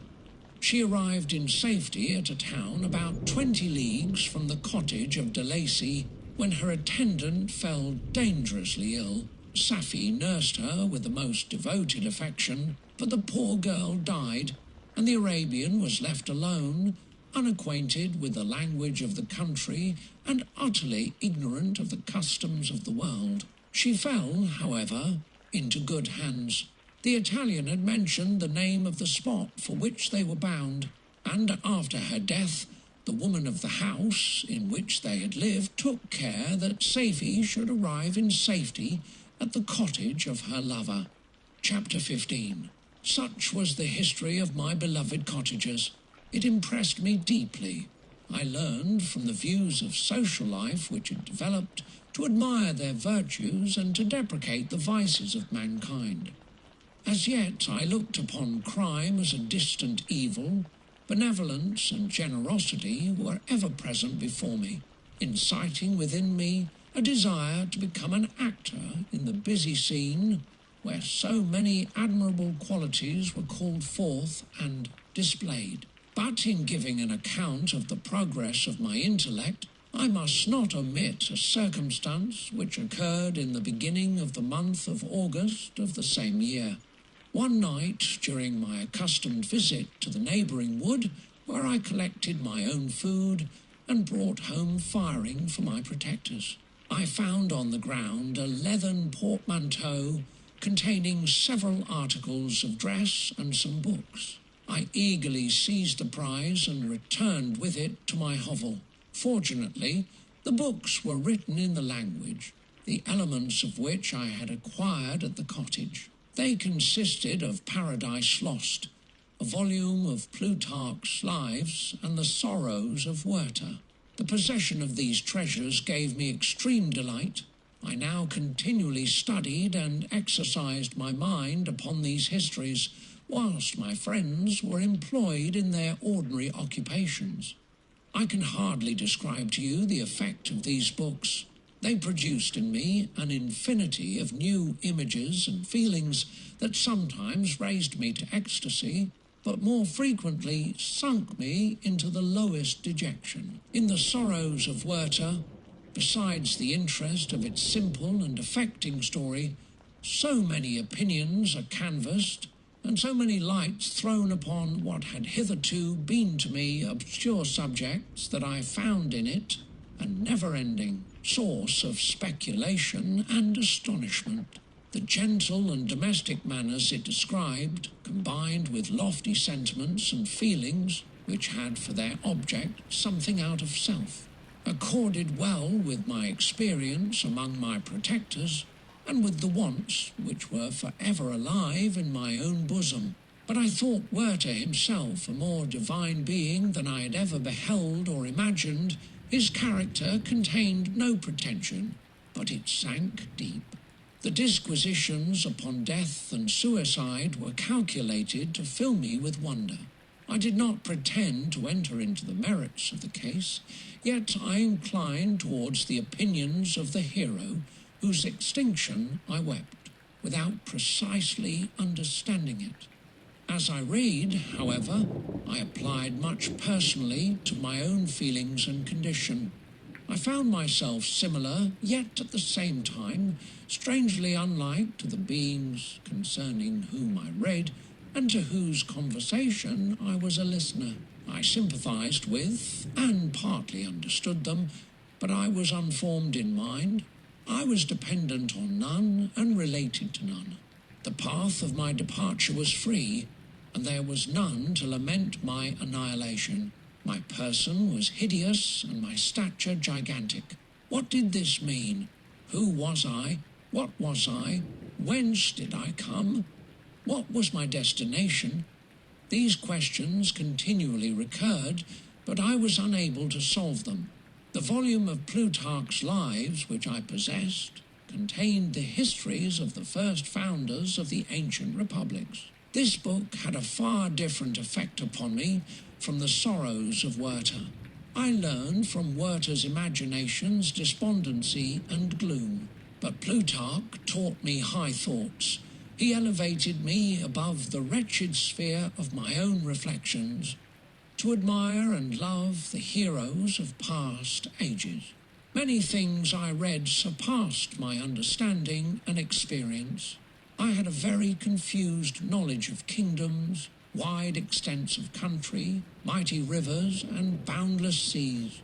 But I was perfectly unacquainted with towns and large assemblages of men. The cottage of my protectors had been the only school in which I had studied human nature, but this book developed new and mightier scenes of action. I read of men concerned in public affairs, governing or massacring their species. I felt the greatest ardour for virtue rise within me, and abhorrence for vice, as far as I understood the signification of those terms, relative as they were, as I applied them, to pleasure and pain alone. Induced by these feelings, I was, of course, led to admire peaceable lawgivers, Numa, Solon, and Lycurgus, in preference to Romulus and Theseus. The patriarchal lives of my protectors caused these impressions to take a firm hold on my mind, perhaps, if my first introduction to humanity had been made by a young soldier, burning for glory and slaughter. I should have been imbued with different sensations. But Paradise Lost excited different and far deeper emotions. I read it, as I had read the other volumes which had fallen into my hands, as a true history. It moved every feeling of wonder and awe that the picture of an omnipotent God warring with his creatures was capable of exciting. I often referred the several situations, as their similarity struck me, to my own. Like Adam, I was apparently united by no link to any other being in existence. But his state was far different from mine in every other respect. He had come forth from the hands of God a perfect creature, happy and prosperous, guarded by the especial care of his Creator. He was allowed to converse with and acquire knowledge from beings of a superior nature, but I was wretched, helpless, and alone. Many times I considered Satan as the fitter emblem of my condition, for often, like him, when I viewed the bliss of my protectors, the bitter gall of envy rose within me. Another circumstance strengthened and confirmed these feelings. Soon after my arrival in the hovel, I discovered some papers in the pocket of the dress which I had taken from your laboratory. At first I had neglected them, but now that I was able to decipher the characters in which they were written, I began to study them with diligence. It was your journal of the 4 months that preceded my creation. You minutely described in these papers every step you took in the progress of your work. This history was mingled with accounts of domestic occurrences. You doubtless recollect these papers. Here they are. Everything is related in them which bears reference to my accursed origin. The whole detail of that series of disgusting circumstances which produced it is set in view. The minutest description of my odious and loathsome person is given, in language which painted your own horrors and rendered mine indelible. I sickened as I read. "Hateful day when I received life," I exclaimed in agony. "Accursed Creator, why did you form a monster so hideous that even you turned from me in disgust? God, in pity, made man beautiful and alluring after his own image, but my form is a filthy type of yours, more horrid even from the very resemblance. Satan had his companions, fellow devils, to admire and encourage him, but I am solitary and abhorred. These were the reflections of my hours of despondency and solitude, but when I contemplated the virtues of the cottagers, their amiable and benevolent dispositions, I persuaded myself that when they should become acquainted with my admiration of their virtues, they would compassionate me and overlook my personal deformity. Could they turn from their door one, however monstrous, who solicited their compassion and friendship? I resolved, at least, not to despair, but in every way to fit myself for an interview with them which would decide my fate. I postponed this attempt for some months longer, for the importance attached to its success inspired me with a dread lest I should fail. Besides, I found that my understanding improved so much with every day's experience that I was unwilling to commence this undertaking until a few more months should have added to my sagacity. Several changes in the meantime took place in the cottage. The presence of Safie diffused happiness among its inhabitants, and I also found that a greater degree of plenty reigned there. Felix and Agatha spent more time in amusement and conversation, and were assisted in their labours by servants. They did not appear rich, but they were contented and happy. Their feelings were serene and peaceful, while mine became every day more tumultuous. Increase of knowledge only discovered to me more clearly what a wretched outcast I was. I cherished hope, it is true, but it vanished when I beheld my person reflected in water, or my shadow in the moonshine, even as that frail image and that inconstant shade. I endeavoured to crush these fears and to fortify myself for the trial which, in a few months, I resolved to undergo. And sometimes I allowed my thoughts, unchecked by reason, to ramble in the fields of paradise, and dared to fancy amiable and lovely creatures sympathizing with my feelings and cheering my gloom. Their angelic countenances breathed smiles of consolation, but it was all a dream. No Eve soothed my sorrows nor shared my thoughts. I was alone. I remembered Adam's supplication to his Creator, but where was mine? He had abandoned me, and in the bitterness of my heart I cursed him. Autumn passed thus.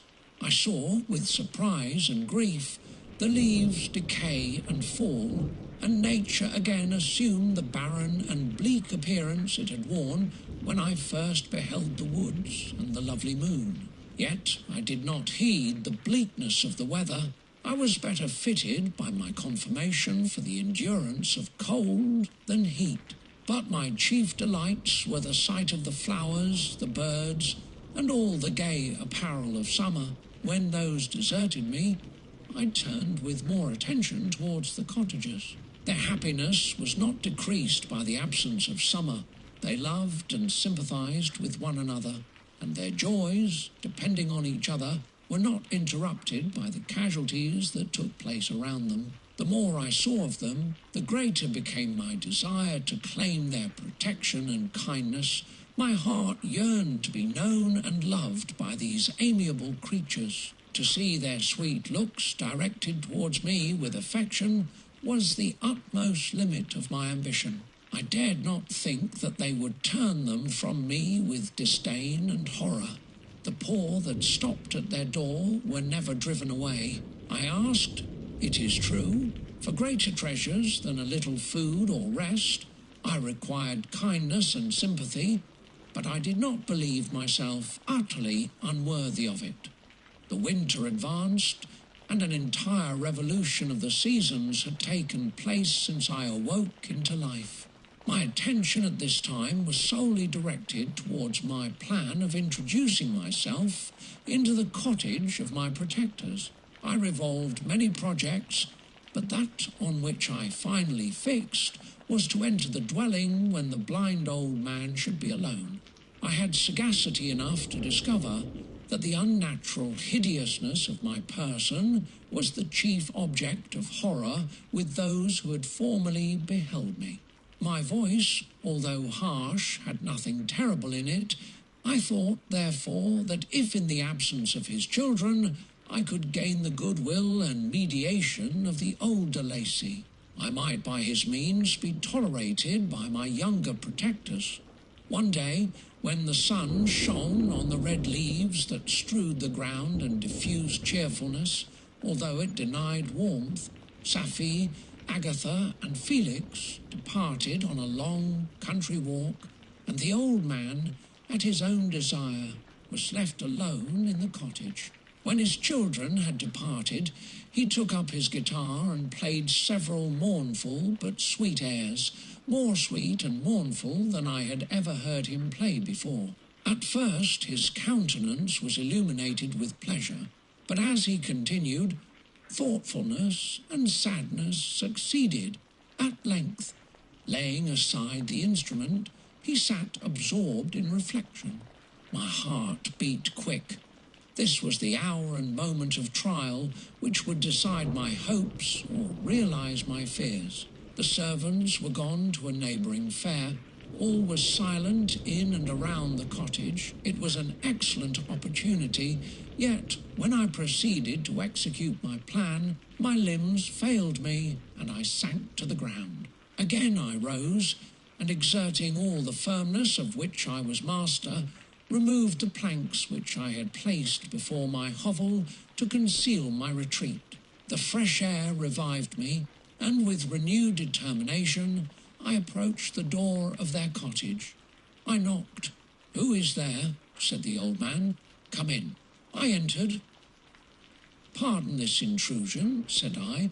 "I am a traveller in want of a little rest. You would greatly oblige me if you would allow me to remain a few minutes before the fire." "Enter," said de Lacy, "and I will try in what manner I can to relieve your wants. But, unfortunately, my children are from home, and as I am blind, I am afraid I shall find it difficult to procure food for you. Do not trouble yourself, my kind host. I have food. It is warmth and rest only that I need." I sat down, and a silence ensued. I knew that every minute was precious to me, yet I remained irresolute in what manner to commence the interview, when the old man addressed me. "By your language, stranger, I suppose you are my countryman. Are you French?" "No, but I was educated by a French family and understand that language only. I am now going to claim the protection of some friends whom I sincerely love, and of whose favour I have some hopes." "Are they Germans?" "No, they are French. But let us change the subject. I am an unfortunate and deserted creature. I look around, and I have no relation or friend upon earth. These amiable people to whom I go have never seen me, and know little of me. I am full of fears, for if I fail there, I am an outcast in the world forever. Do not despair. To be friendless is indeed to be unfortunate, but the hearts of men, when unprejudiced by any obvious self-interest, are full of brotherly love and charity. Rely therefore on your hopes, and if these friends are good and amiable, do not despair. They are kind, they are the most excellent creatures in the world, but, unfortunately, they are prejudiced against me. I have good dispositions. My life has been hitherto harmless and in some degree beneficial, but a fatal prejudice clouds their eyes, and where they ought to see a feeling and kind friend, they behold only a detestable monster. That is indeed unfortunate, but if you are really blameless, cannot you undeceive them? I am about to undertake that task, and it is on that account that I feel so many overwhelming terrors. I tenderly love these friends. I have, unknown to them, been for many months in the habits of daily kindness towards them, but they believe that I wish to injure them, and it is that prejudice which I wish to overcome. Where do these friends reside? Near this spot. The old man paused and then continued, "If you will unreservedly confide to me the particulars of your tale, I perhaps may be of use in undeceiving them. I am blind and cannot judge of your countenance, but there is something in your words which persuades me that you are sincere. I am poor and an exile, but it will afford me true pleasure to be in any way serviceable to a human creature. Excellent man, I thank you and accept your generous offer. You raise me from the dust by this kindness, and I trust that, by your aid, I shall not be driven from the society and sympathy of your fellow creatures. Heaven forbid! Even if you were really criminal, for that can only drive you to desperation and not instigate you to virtue. I also am unfortunate. I and my family have been condemned, although innocent, judge, therefore, if I do not feel for your misfortunes. How can I thank you, my best and only benefactor? From your lips first, have I heard the voice of kindness directed towards me? I shall be forever grateful. And your present humanity assures me of success with those friends whom I am on the point of meeting. May I know the names and residence of those friends? I paused. This, I thought, was the moment of decision, which was to rob me of or bestow happiness on me forever. I struggled vainly for firmness sufficient to answer him, but the effort destroyed all my remaining strength. I sank on the chair and sobbed aloud. At that moment I heard the steps of my younger protectors. I had not a moment to lose, but seizing the hand of the old man, I cried, "Now is the time. Save and protect me. You and your family are the friends whom I seek. Do not you desert me in the hour of trial." "Great God!" exclaimed the old man. "Who are you?" At that instant the cottage door was opened, and Felix, Safie, and Agatha entered. Who can describe their horror and consternation on beholding me? Agatha fainted, and Safie, unable to attend to her friend, rushed out of the cottage. Felix darted forward, and with supernatural force tore me from his father, to whose knees I clung in a transport of fury. He dashed me to the ground and struck me violently with a stick. I could have torn him limb from limb, as the lion rends the antelope, but my heart sank within me as with bitter sickness, and I refrained. I saw him on the point of repeating his blow, when, overcome by pain and anguish, I quitted the cottage, and in the general tumult escaped unperceived to my hovel. Chapter 16. Cursed Creator, why did I live? Why, in that instant, did I not extinguish the spark of existence which you had so wantonly bestowed? I know not. Despair had not yet taken possession of me. My feelings were those of rage and revenge. I could, with pleasure, have destroyed the cottage and its inhabitants, and have glutted myself with their shrieks and misery. When night came, I quitted my retreat and wandered in the wood, and now, no longer restrained by the fear of discovery, I gave vent to my anguish in fearful howlings. I was like a wild beast that had broken the toils, destroying the objects that obstructed me, and ranging through the wood with a stag-like swiftness. Oh, what a miserable night I passed! The cold stars shone in mockery, and the bare trees waved their branches above me. Now and then the sweet voice of a bird burst forth amidst the universal stillness. All, save I, were at rest or in enjoyment. I, like the arch-fiend, bore a hell within me, and finding myself unsympathized with, wished to tear up the trees, spread havoc and destruction around me, and then to have sat down and enjoyed the ruin. But this was a luxury of sensation that could not endure.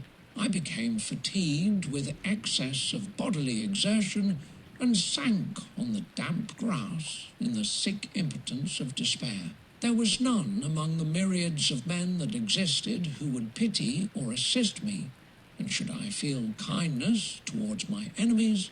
No. From that moment I declared everlasting war against the species, and more than all, against him who had formed me and sent me forth to this insupportable misery. The sun rose. I heard the voices of men, and knew that it was impossible to return to my retreat during that day. Accordingly, I hid myself in some thick underwood, determining to devote the ensuing hours to reflection on my situation. The pleasant sunshine and the pure air of day restored me to some degree of tranquillity, and when I considered what had passed at the cottage, I could not help believing that I had been too hasty in my conclusions. I had certainly acted imprudently. It was apparent that my conversation had interested the father in my behalf, and I was a fool in having exposed my person to the horror of his children.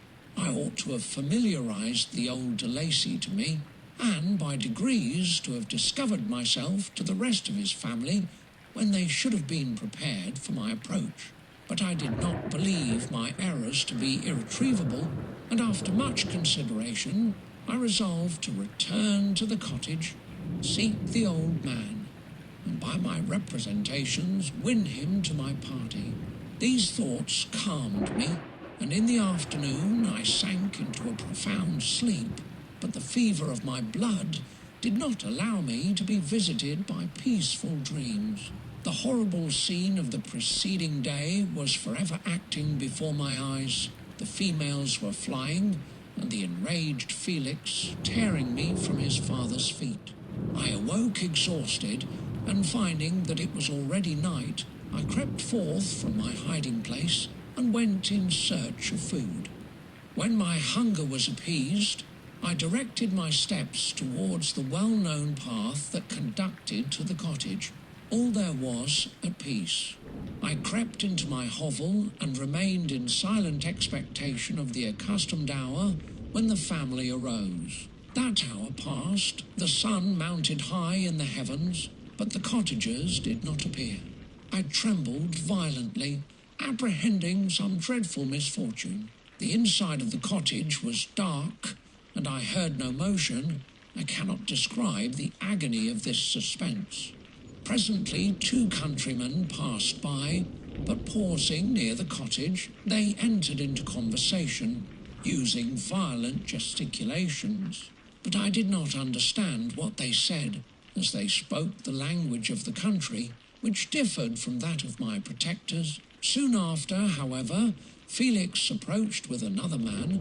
I was surprised, as I knew that he had not quitted the cottage that morning, and waited anxiously to discover from his discourse the meaning of these unusual appearances.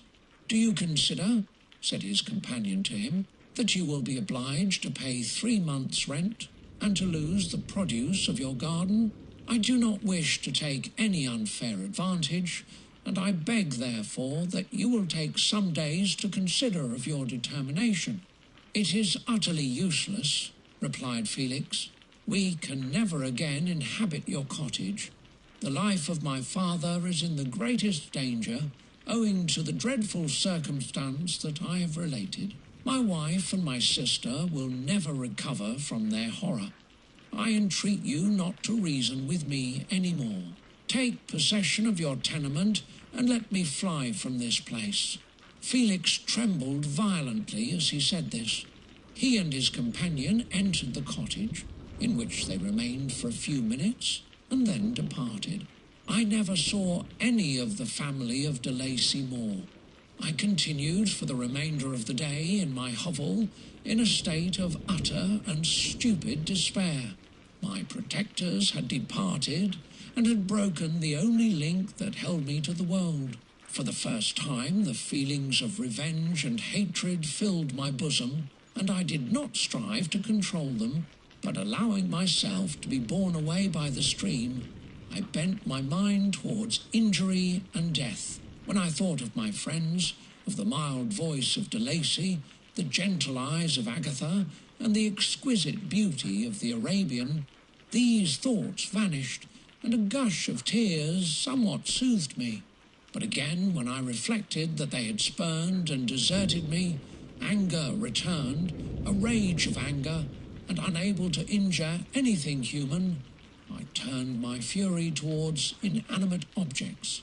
As night advanced, I placed a variety of combustibles around the cottage, and after having destroyed every vestige of cultivation in the garden, I waited with forced impatience until the moon had sunk to commence my operations.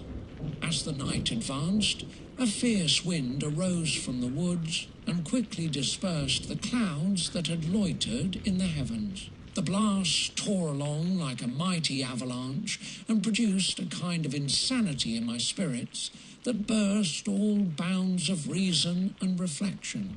I lighted the dry branch of a tree and danced with fury around the devoted cottage, my eyes still fixed on the western horizon, the edge of which the moon nearly touched.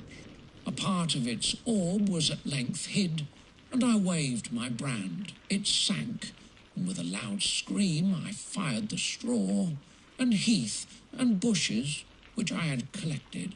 The wind fanned the fire, and the cottage was quickly enveloped by the flames, which clung to it and licked it with their forked and destroying tongues. As soon as I was convinced that no assistance could save any part of the habitation, I quitted the scene and sought for refuge in the woods. And now, with the world before me, whither should I bend my steps? I resolved to fly far from the scene of my misfortunes, but to me, hated and despised, every country must be equally horrible. At length, the thought of you crossed my mind. I learned from your papers that you were my father, my creator, and to whom could I apply with more fitness than to him who had given me life?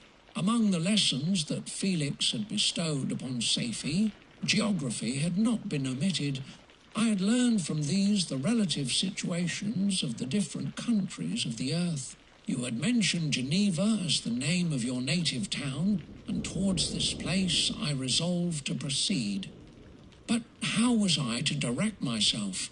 I knew that I must travel in a southwesterly direction to reach my destination, but the sun was my only guide. I did not know the names of the towns that I was to pass through, nor could I ask information from a single human being, but I did not despair. From you only could I hope for succour, although towards you I felt no sentiment but that of hatred.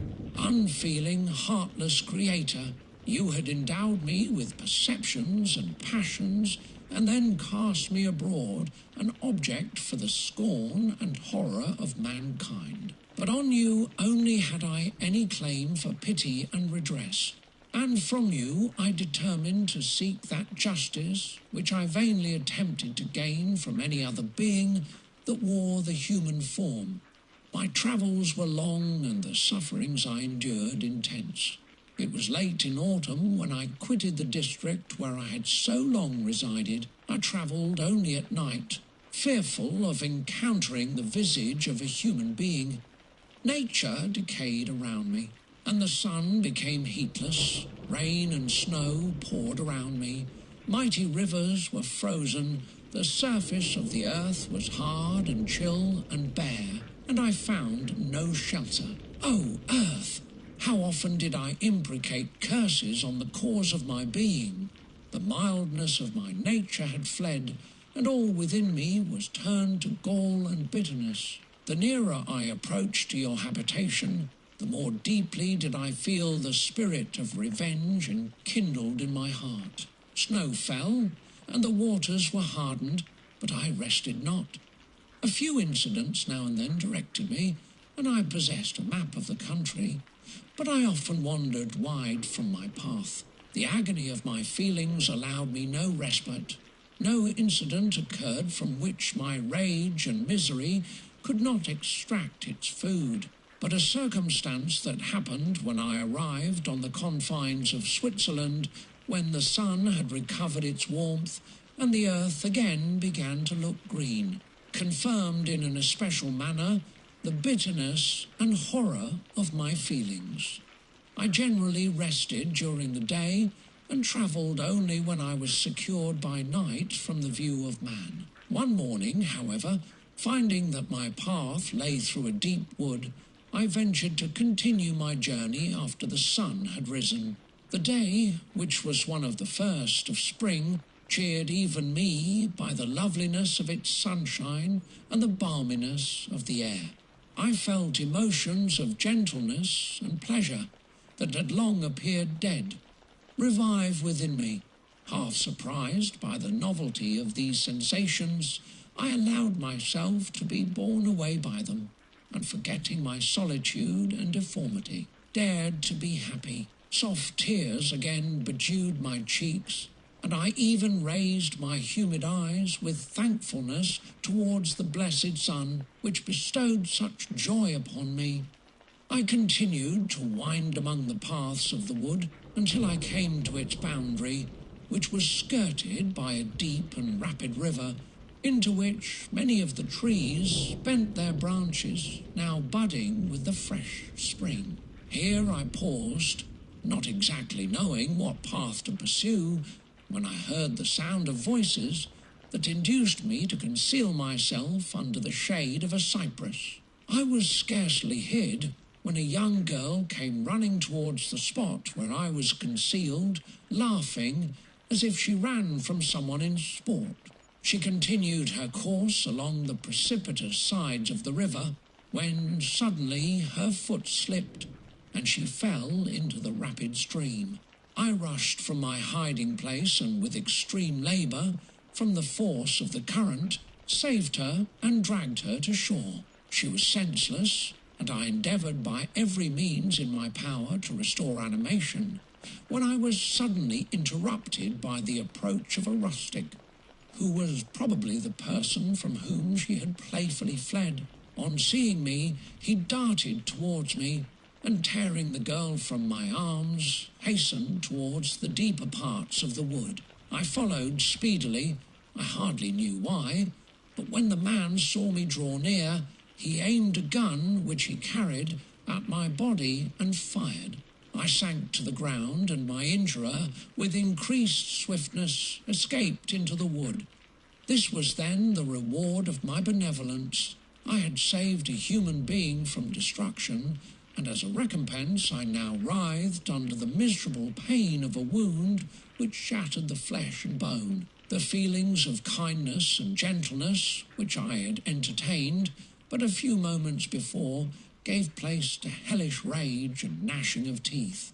Inflamed by pain, I vowed eternal hatred and vengeance to all mankind, but the agony of my wound overcame me. My pulses paused, and I fainted. For some weeks I led a miserable life in the woods, endeavouring to cure the wound which I had received. The ball had entered my shoulder, and I knew not whether it had remained there or passed through. At any rate, I had no means of extracting it. My sufferings were augmented also by the oppressive sense of the injustice and ingratitude of their infliction. My daily vows rose for revenge, a deep and deadly revenge, such as would alone compensate for the outrages and anguish I had endured. After some weeks, my wound healed, and I continued my journey. The labours I endured were no longer to be alleviated by the bright sun or gentle breezes of spring. All joy was but a mockery which insulted my desolate state, and made me feel more painfully that I was not made for the enjoyment of pleasure. But my toils now drew near a close, and in 2 months from this time I reached the environs of Geneva.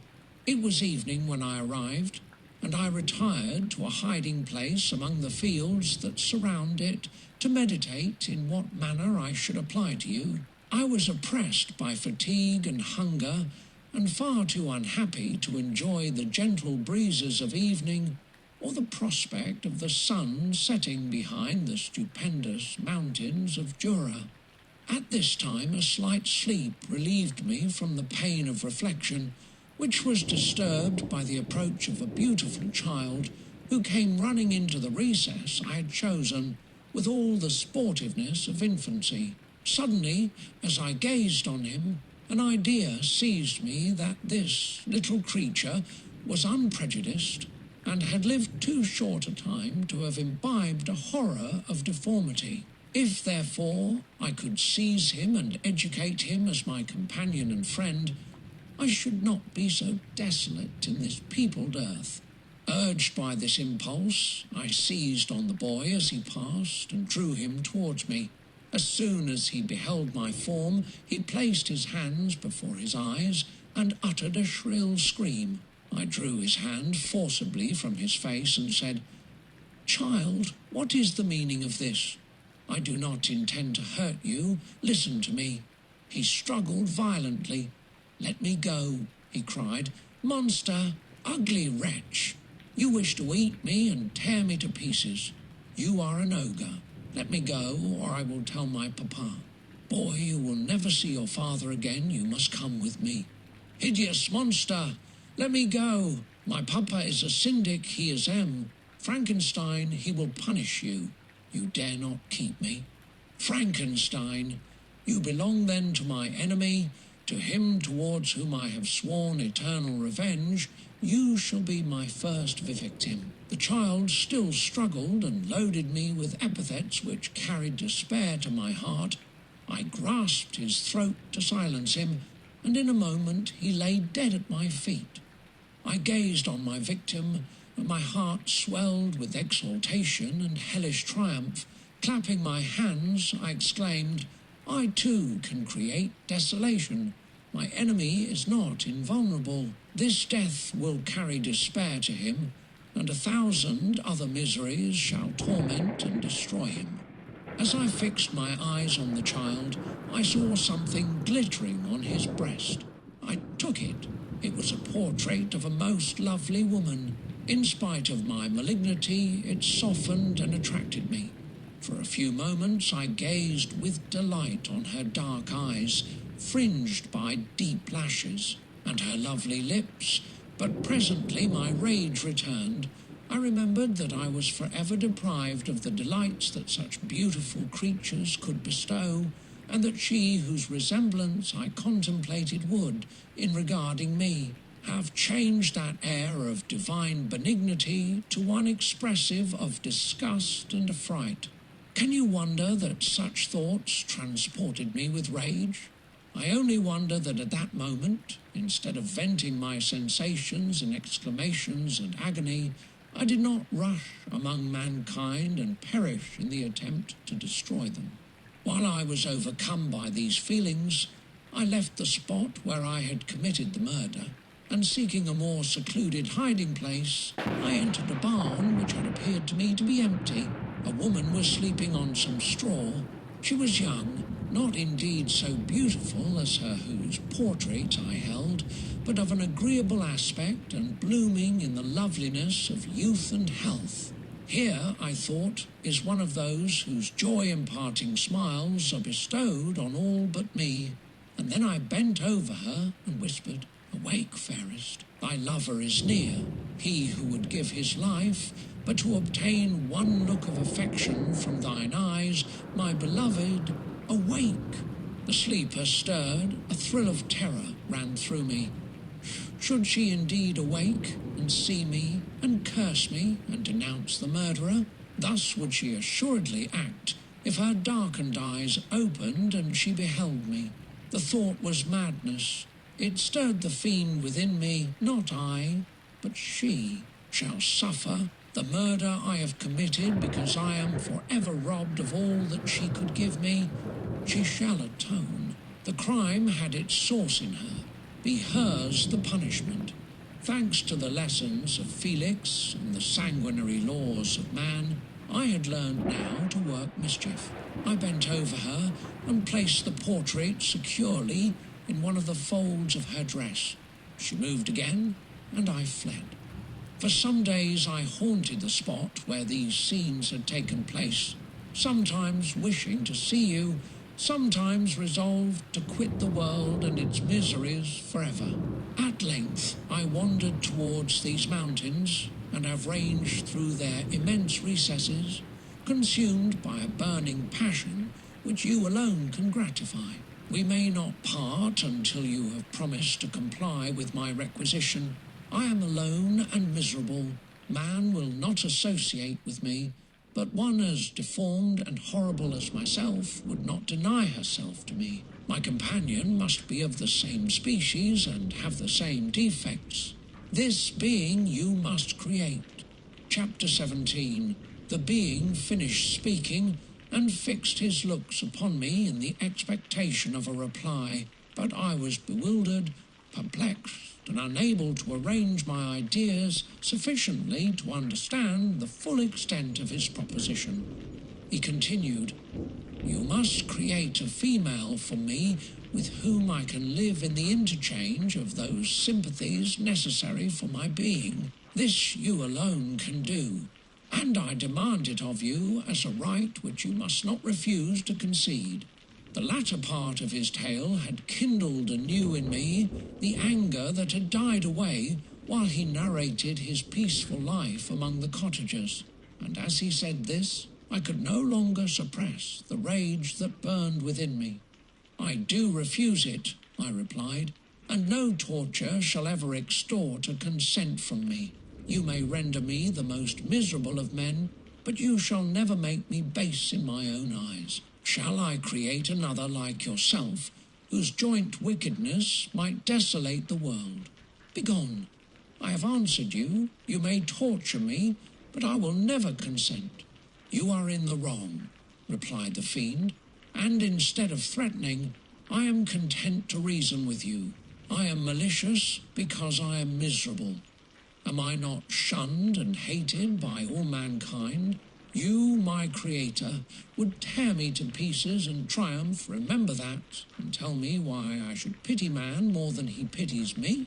You would not call it murder if you could precipitate me into one of those ice rifts and destroy my frame, the work of your own hands. Shall I respect man when he condemns me? Let him live with me in the interchange of kindness, and instead of injury, I would bestow every benefit upon him with tears of gratitude at his acceptance. But that cannot be. The human senses are insurmountable barriers to our union, yet mine shall not be the submission of abject slavery. I will revenge my injuries. If I cannot inspire love, I will cause fear, and chiefly towards you, my arch-enemy. Because my creator, do I swear inextinguishable hatred.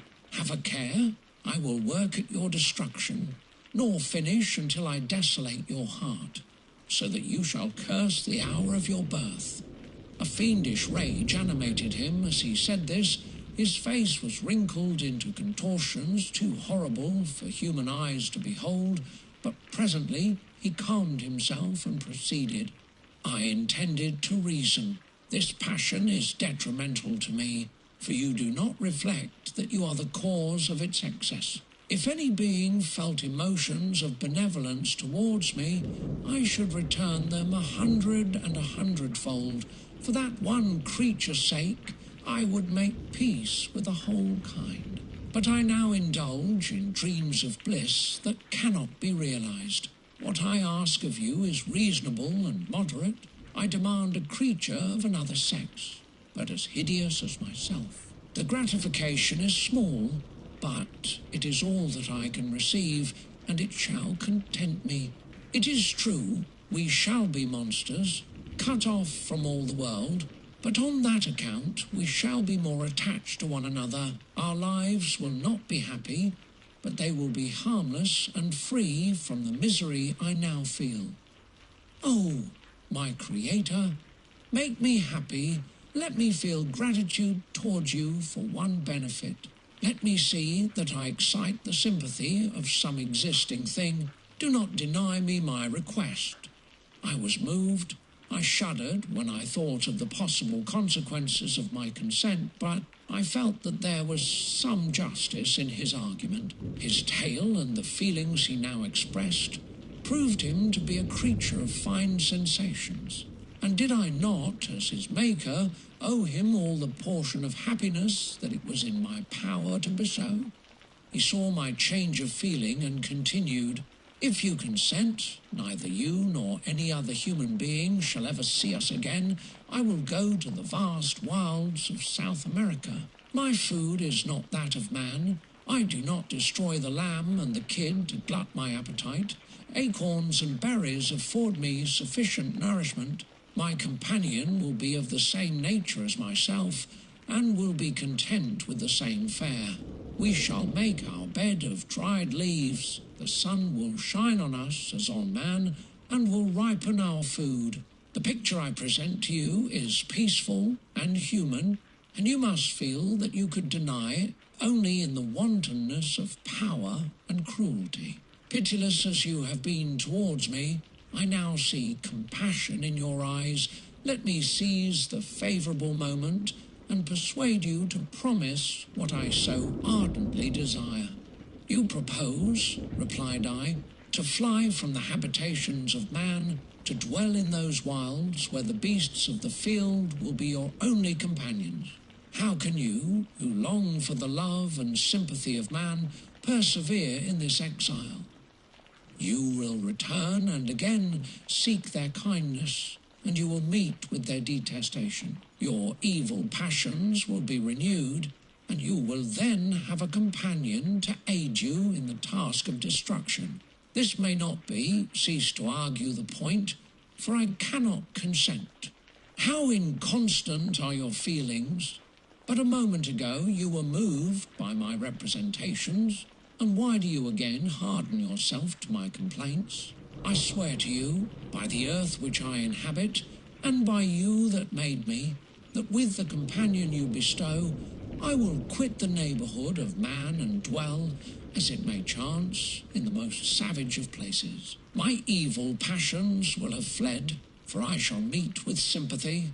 My life will flow quietly away, and in my dying moments I shall not curse my Maker. His words had a strange effect upon me. I compassionated him, and sometimes felt a wish to console him. But when I looked upon him, when I saw the filthy mass that moved and talked, my heart sickened, and my feelings were altered to those of horror and hatred. I tried to stifle these sensations. I thought that as I could not sympathize with him, I had no right to withhold from him the small portion of happiness which was yet in my power to bestow. You swear, I said, to be harmless, but have you not already shown a degree of malice that should reasonably make me distrust you? May not even this be a feint that will increase your triumph by affording a wider scope for your revenge? How is this? I must not be trifled with, and I demand an answer. If I have no ties and no affections, hatred and vice must be my portion. The love of another will destroy the cause of my crimes, and I shall become a thing of whose existence everyone will be ignorant. My vices are the children of a forced solitude that I abhor, and my virtues will necessarily arise when I live in communion with an equal. I shall feel the affections of a sensitive being and become linked to the chain of existence and events from which I am now excluded. I paused some time to reflect on all he had related and the various arguments which he had employed. I thought of the promise of virtues which he had displayed on the opening of his existence, and the subsequent blight of all kindly feeling by the loathing and scorn which his protectors had manifested towards him. His power and threats were not omitted in my calculations. A creature who could exist in the ice caves of the glaciers and hide himself from pursuit among the ridges of inaccessible precipices was a being possessing faculties it would be vain to cope with. After a long pause of reflection, I concluded that the justice due both to him and my fellow creatures demanded of me that I should comply with his request.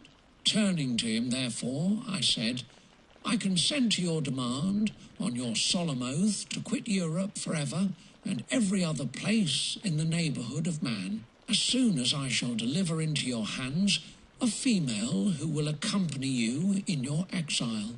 I swear, he cried, by the sun, and by the blue sky of heaven, and by the fire of love that burns my heart, that if you grant my prayer, while they exist you shall never behold me again. Depart to your home and commence your labours. I shall watch their progress with unutterable anxiety, and fear not but that when you are ready, I shall appear. Saying this, he suddenly quitted me, fearful, perhaps, of any change in my sentiments. I saw him descend the mountain with greater speed than the flight of an eagle, and quickly lost among the undulations of the sea of ice. His tail had occupied the whole day, and the sun was upon the verge of the horizon when he departed. I knew that I ought to hasten my descent towards the valley, as I should soon be encompassed in darkness, but my heart was heavy, and my steps slow. The labour of winding among the little paths of the mountain, and fixing my feet firmly as I advanced, perplexed me, occupied as I was by the emotions which the occurrences of the day had produced.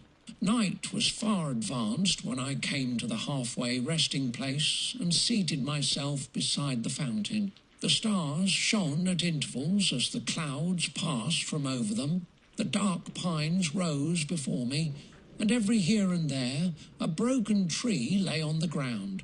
It was a scene of wonderful solemnity and stirred strange thoughts within me.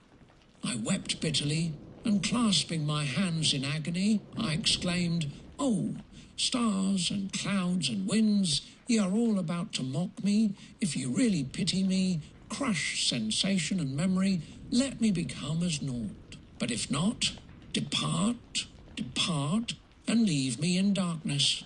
These were wild and miserable thoughts, but I cannot describe to you how the eternal twinkling of the stars weighed upon me, and how I listened to every blast of wind as if it were a dull, ugly siroc on its way to consume me. Morning dawned before I arrived at the village of Chamonix. I took no rest, but returned immediately to Geneva. Even in my own heart, I could give no expression to my sensations. They weighed on me with the mountain's weight, and their excess destroyed my agony beneath them. Thus I returned home, and entering the house, presented myself to the family. My haggard and wild appearance awoke intense alarm, but I answered no question. Scarcely did I speak. I felt as if I were placed under a ban, as if I had no right to claim their sympathies, as if never more might I enjoy companionship with them. Yet even thus I loved them to adoration, and to save them I resolved to dedicate myself to my most abhorred task.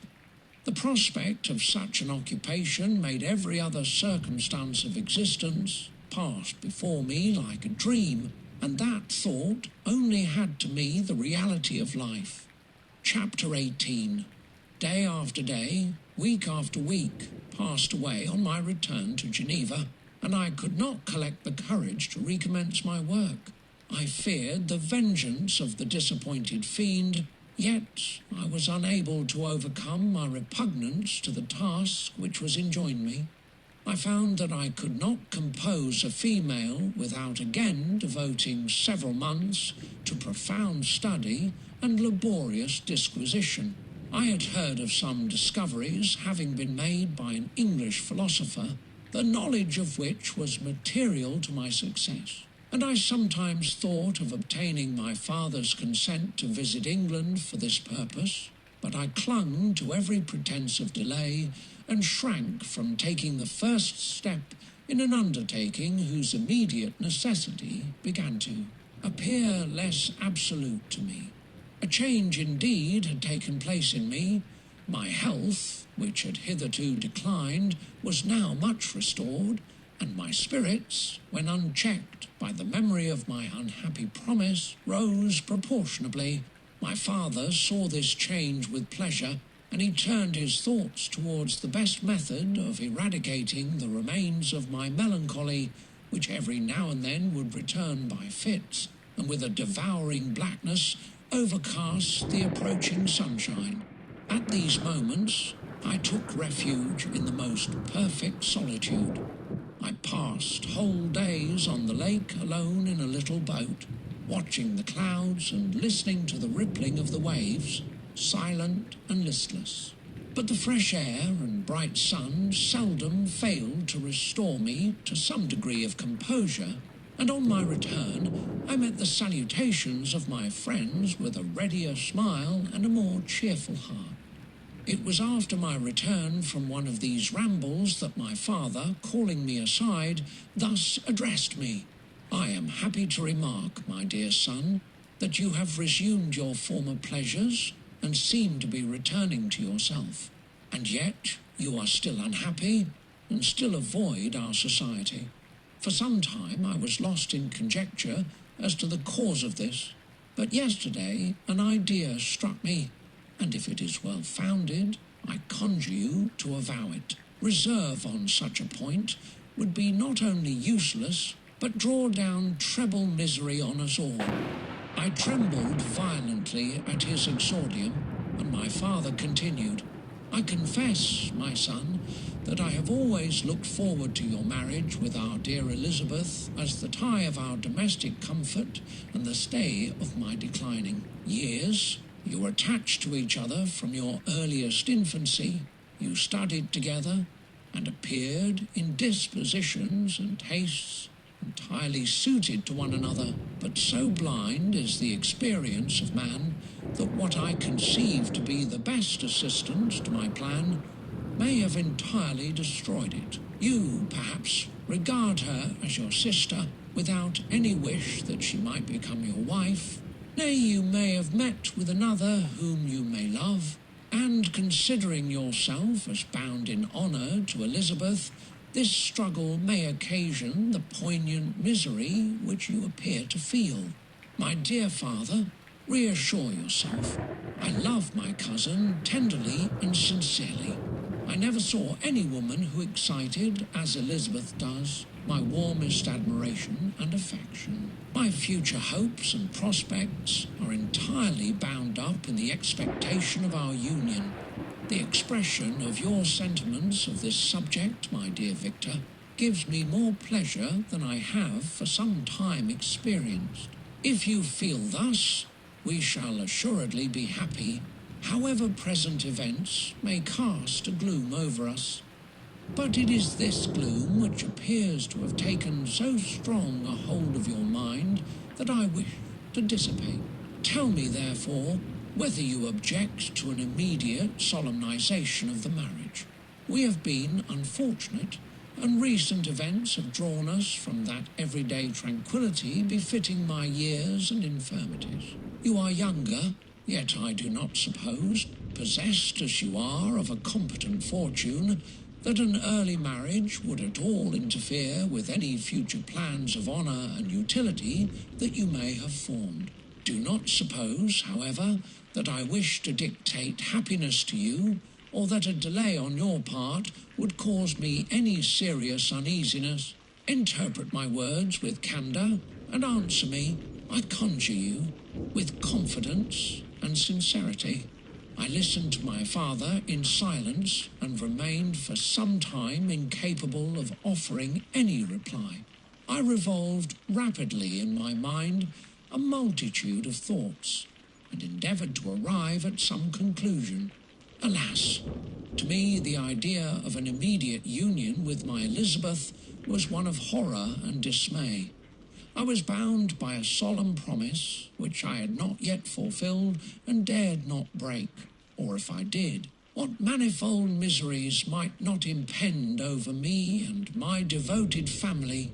Could I enter into a festival with this deadly weight, yet hanging round my neck and bowing me to the ground? I must perform my engagement and let the monster depart with his mate before I allowed myself to enjoy the delight of a union from which I expected peace.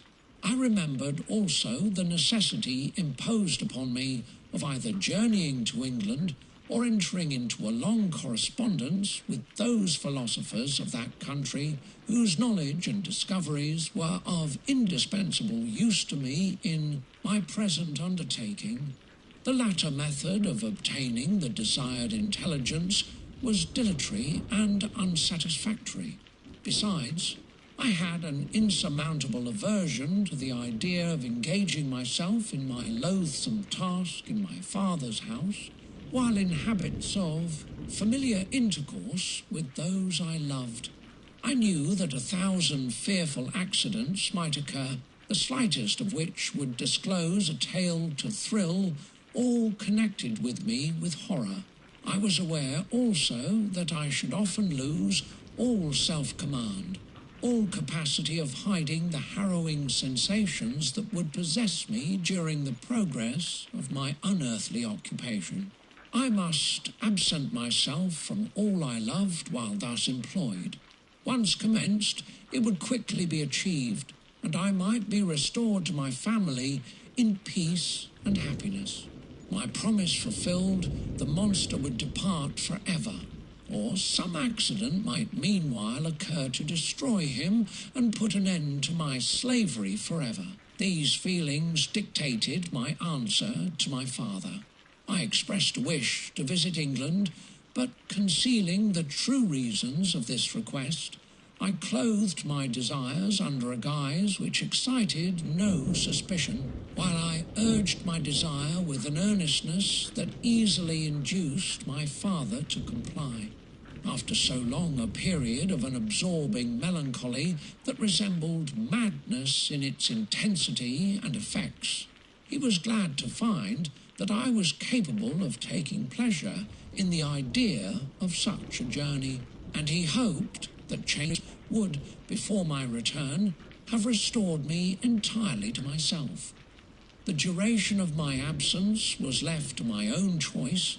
A few months, or at most a year, was the period contemplated. One paternal kind precaution he had taken to ensure my having a companion. Without previously communicating with me, he had, in concert with Elizabeth, arranged that Clerval should join me at Strasbourg. This interfered with the solitude I coveted for the prosecution of my task, yet at the commencement of my journey, the presence of my friend could in no way be an impediment, and truly I rejoiced that thus I should be saved many hours of lonely, maddening reflection. Nay, Henry might stand between me and the intrusion of my foe. If I were alone, would he not at times force his abhorred presence on me to remind me of my task or to contemplate its progress?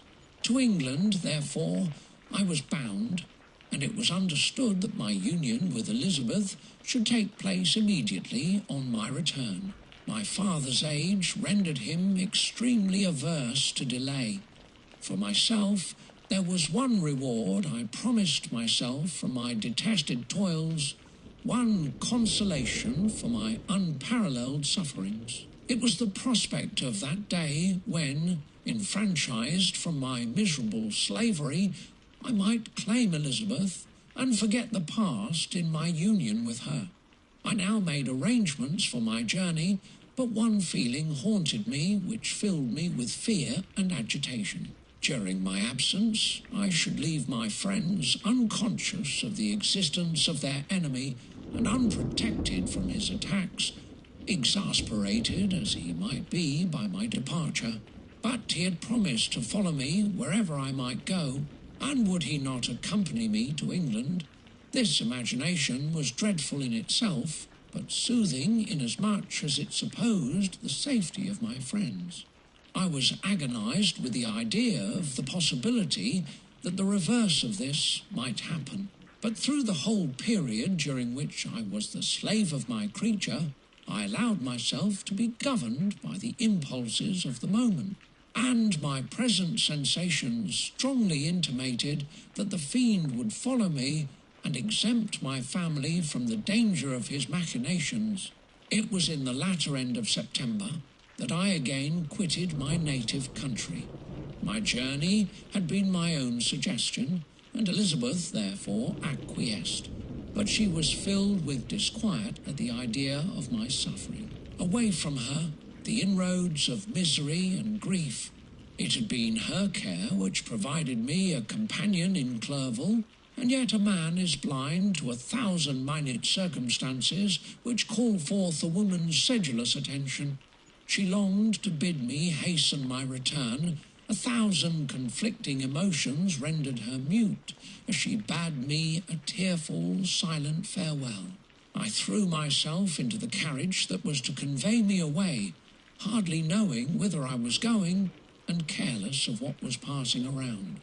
I remembered only, and it was with a bitter anguish that I reflected on it, to order that my chemical instruments should be packed to go with me.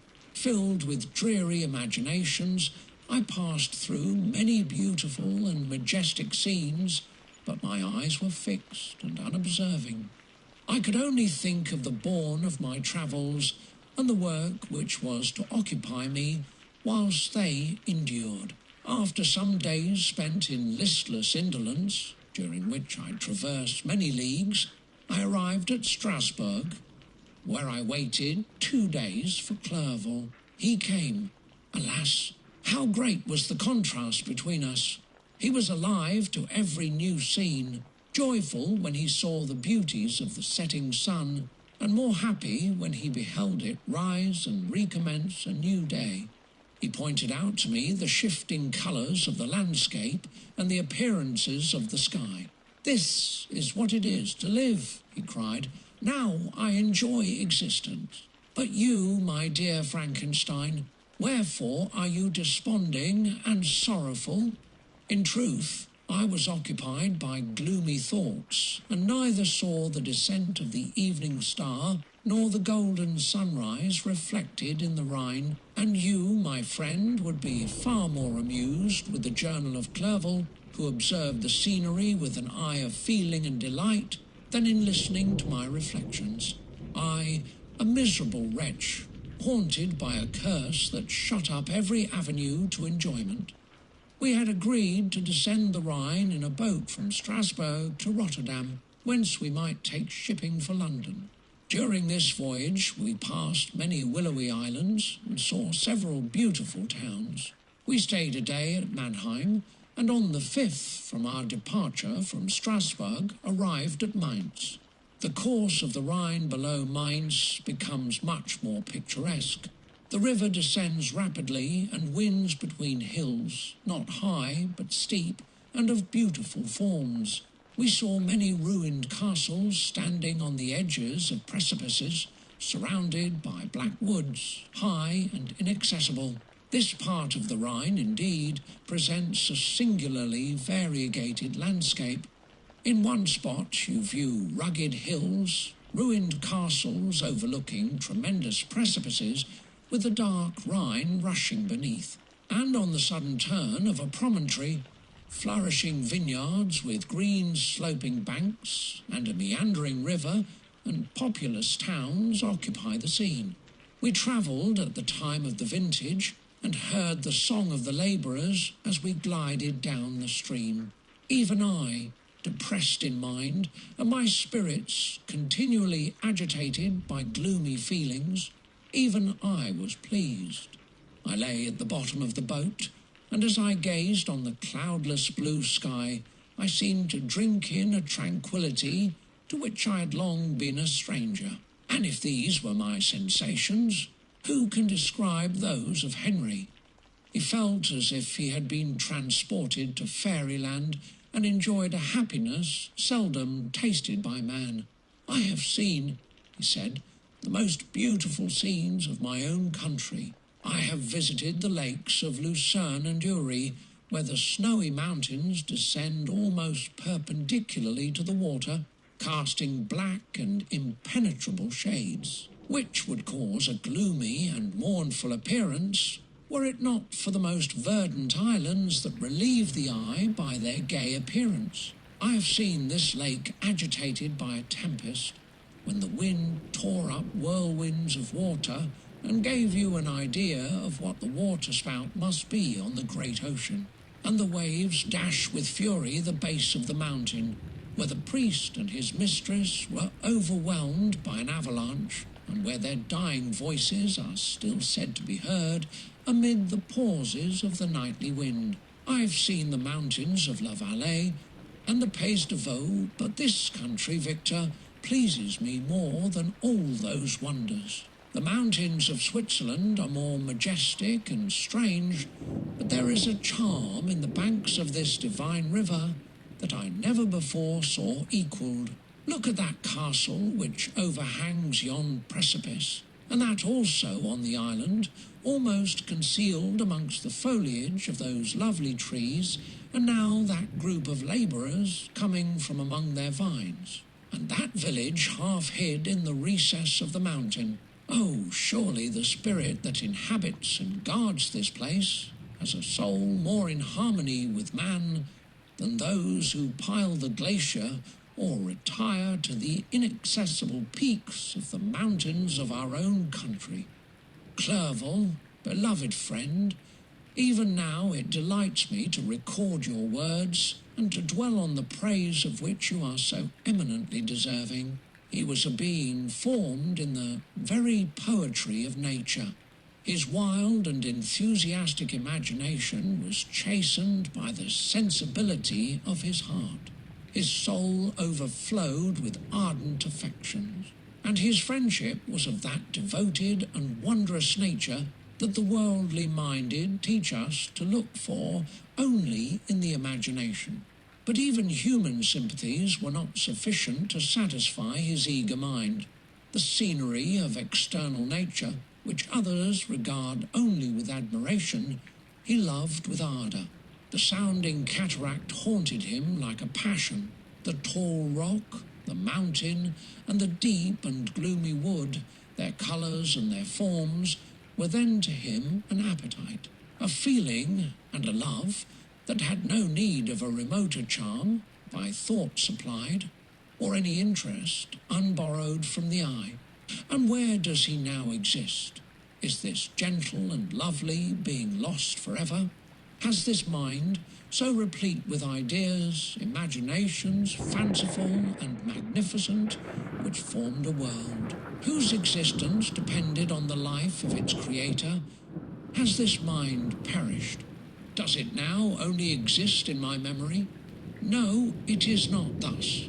Your form so divinely wrought and beaming with beauty has decayed, but your spirit still visits and consoles your unhappy friend. Pardon this gush of sorrow.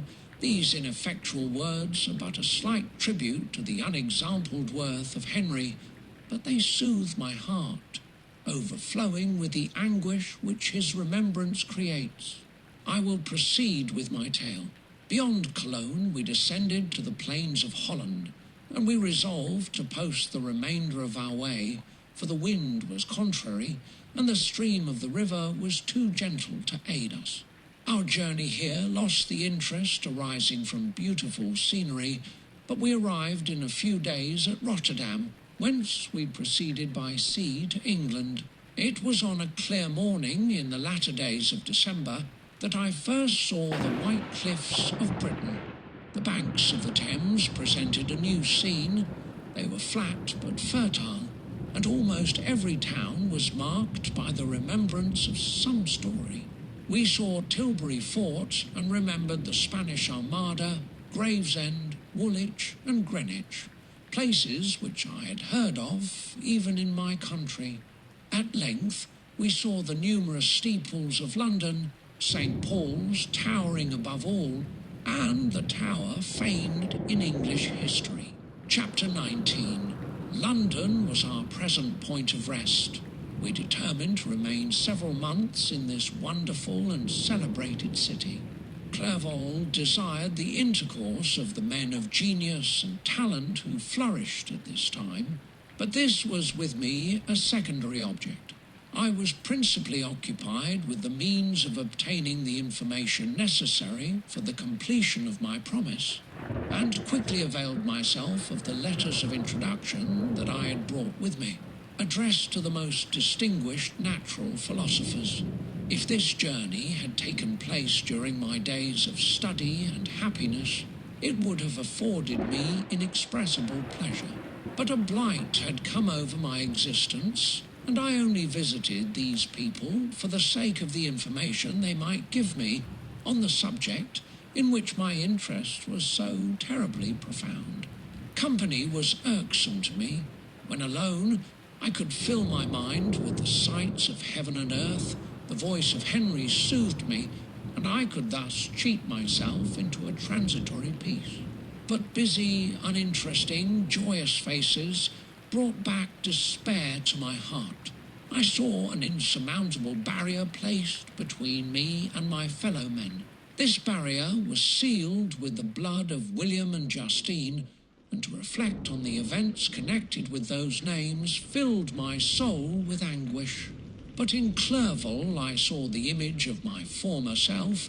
He was inquisitive and anxious to gain experience and instruction. The difference of manners which he observed was to him an inexhaustible source of instruction and amusement. He was also pursuing an object he had long had in view. His design was to visit India in the belief that he had in his knowledge of its various languages and in the views he had taken of its society, the means of materially assisting the progress of European colonization and trade. In Britain only could he further the execution of his plan. He was forever busy, and the only check to his enjoyments was my sorrowful and dejected mind. I tried to conceal this as much as possible, that I might not debar him from the pleasures natural to one who was entering on a new scene of life undisturbed by any care or bitter recollection. I often refused to accompany him, alleging another engagement that I might remain alone. I now also began to collect the materials necessary for my new creation, and this was to me like the torture of single drops of water continually falling on the head. Every thought that was devoted to it was an extreme anguish, and every word that I spoke in allusion to it caused my lips to quiver and my heart to palpitate. After passing some months in London, we received a letter from a person in Scotland who had formerly been our visitor at Geneva. He mentioned the beauties of his native country and asked us if those were not sufficient allurements to induce us to prolong our journey as far north as Perth, where he resided. Clerval eagerly desired to accept this invitation, and I, although I abhorred society, wished to view again mountains and streams and all the wondrous works with which nature adorns her chosen dwelling places. We had arrived in England at the beginning of October, and it was now February. We accordingly determined to commence our journey towards the north at the expiration of another month. In this expedition, we did not intend to follow the great road to Edinburgh, but to visit Windsor, Oxford, Matlock, and the Cumberland Lakes, resolving to arrive at the completion of this tour about the end of July. I packed up my chemical instruments and the materials I had collected, resolving to finish my labours in some obscure nook in the northern highlands of Scotland. We quitted London on the 27th of March and remained a few days at Windsor, rambling in its beautiful forest. This was a new scene to us mountaineers. The majestic oaks, the quantity of game, and the herds of stately deer were all novelties to us. From thence we proceeded to Oxford. As we entered this city, our minds were filled with the remembrance of the events that had been transacted there more than a century and a half before. It was here that Charles I had collected his forces. This city had remained faithful to him after the whole nation had forsaken his cause to join the standard of Parliament and liberty. The memory of that unfortunate king and his companions, the amiable Falkland, the insolent Goring, his queen and son, gave a peculiar interest to every part of the city which they might be supposed to have inhabited. The spirit of elder days found a dwelling here, and we delighted to trace its footsteps. If these feelings had not found an imaginary gratification, the appearance of the city had yet in itself sufficient beauty to obtain our admiration. The colleges are ancient and picturesque, the streets are almost magnificent, and the lovely Isis, which flows beside it through meadows of exquisite verdure, is spread forth into a placid expanse of waters, which reflects its majestic assemblage of towers and spires and domes embosomed among aged trees. I enjoyed this scene, and yet my enjoyment was embittered both by the memory of the past and the anticipation of the future. I was formed for peaceful happiness. During my youthful days, discontent never visited my mind, and if I was ever overcome by ennui, the sight of what is beautiful in nature, or the study of what is excellent and sublime in the productions of man, could always interest my heart and communicate elasticity to my spirits. But I am a blasted tree. The bolt has entered my soul, and I felt then that I should survive to exhibit what I shall soon cease to be, a miserable spectacle of wrecked humanity, pitiable to others and intolerable to myself. We passed a considerable period at Oxford, rambling among its environs and endeavouring to identify every spot which might relate to the most animating epoch of English history. Our little voyages of discovery were often prolonged by the successive objects that presented themselves. We visited the tomb of the illustrious Hampden and the field on which that patriot fell. For a moment my soul was elevated from its debasing and miserable fears to contemplate the divine ideas of liberty and self-sacrifice, of which these sites were the monuments and the remembrances. For an instant I dared to shake off my chains and look around me with a free and lofty spirit. But the iron had eaten into my flesh, and I sank again, trembling and hopeless, into my miserable self. We left Oxford with regret and proceeded to Matlock, which was our next place of rest. The country in the neighbourhood of this village resembled, to a greater degree, the scenery of Switzerland, but everything is on a lower scale, and the green hills want the crown of distant white Alps which always attend on the piny mountains of my native country. We visited the wondrous cave and the little cabinets of natural history, where the curiosities are disposed in the same manner as in the collections at Servox and Chamonix. The latter name made me tremble when pronounced by Henry, and I hastened to quit Matlock, with which that terrible scene was thus associated. From Derby, still journeying northwards, we passed 2 months in Cumberland and Westmoreland. I could now almost fancy myself among the Swiss mountains. The little patches of snow which yet lingered on the northern sides of the mountains, the lakes, and the dashing of the rocky streams were all familiar and dear sights to me.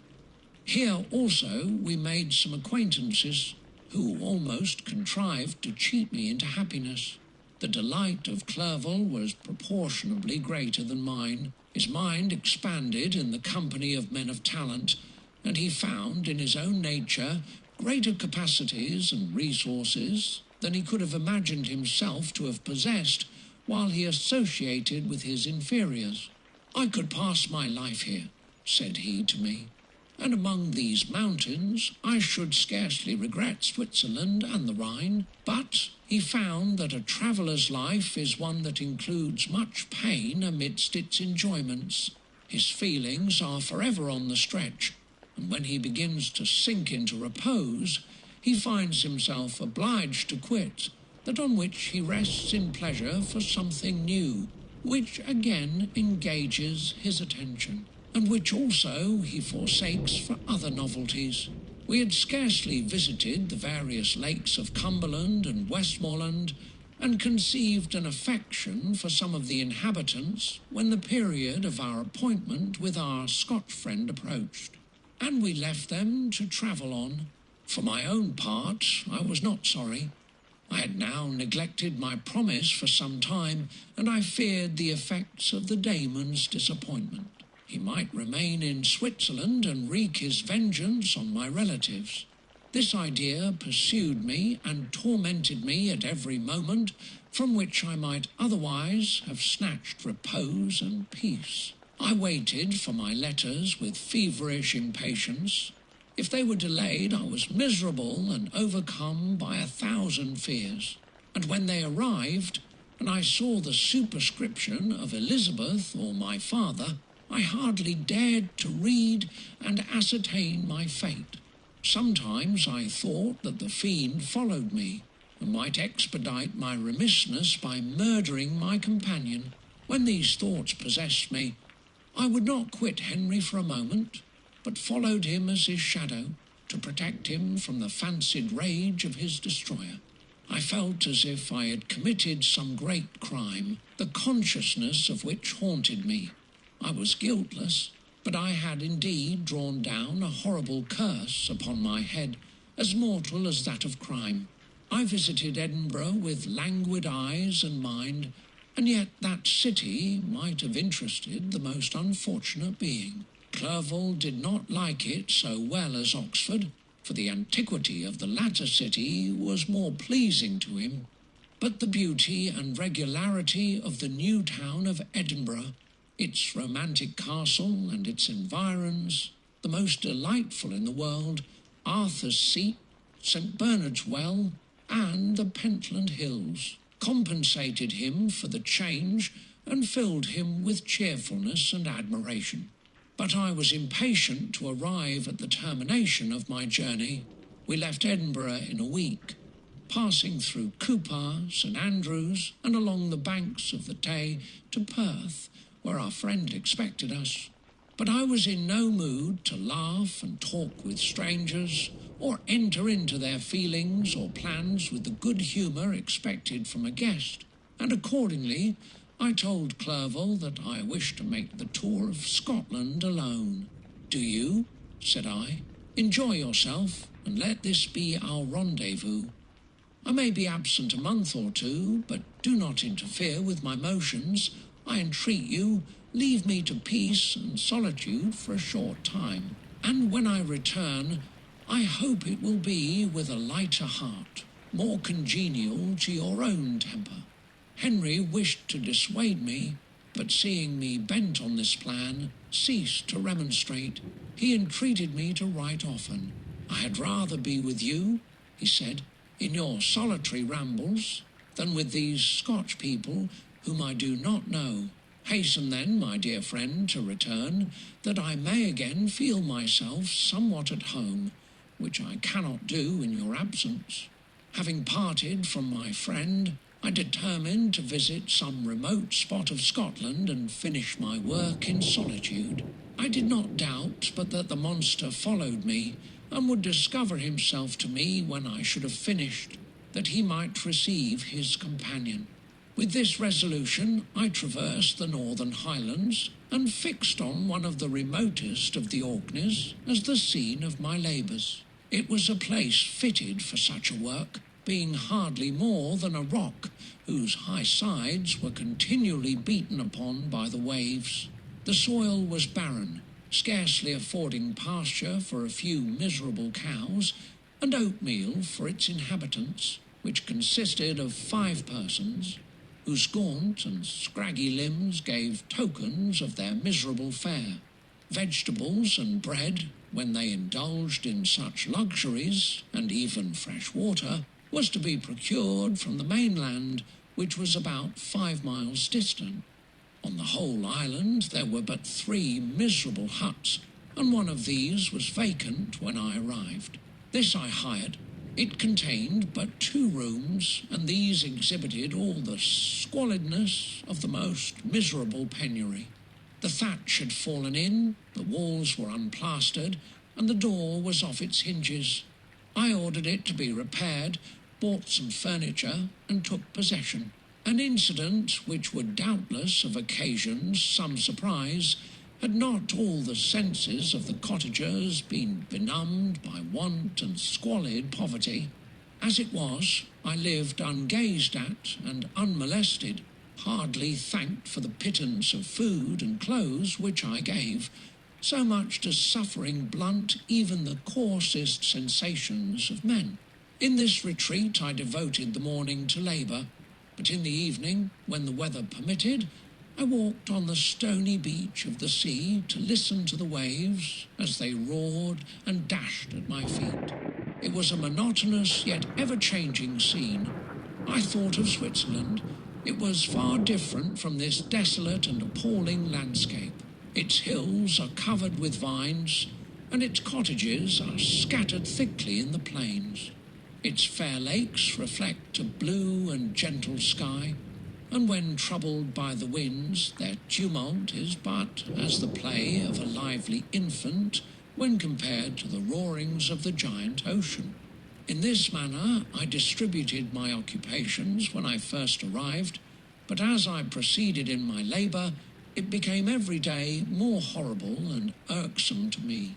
Sometimes I could not prevail on myself to enter my laboratory for several days, and at other times I toiled day and night in order to complete my work. It was, indeed, a filthy process in which I was engaged.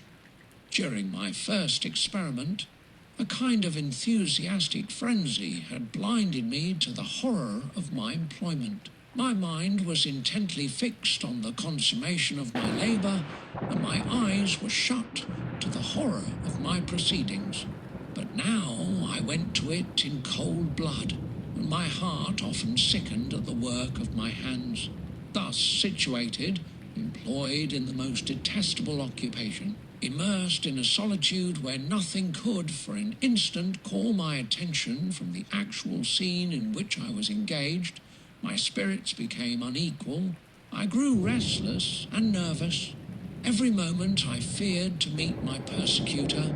Sometimes I sat with my eyes fixed on the ground, fearing to raise them lest they should encounter the object which I so much dreaded to behold.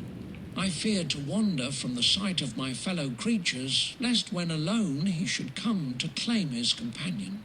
In the meantime I worked on, and my labour was already considerably advanced.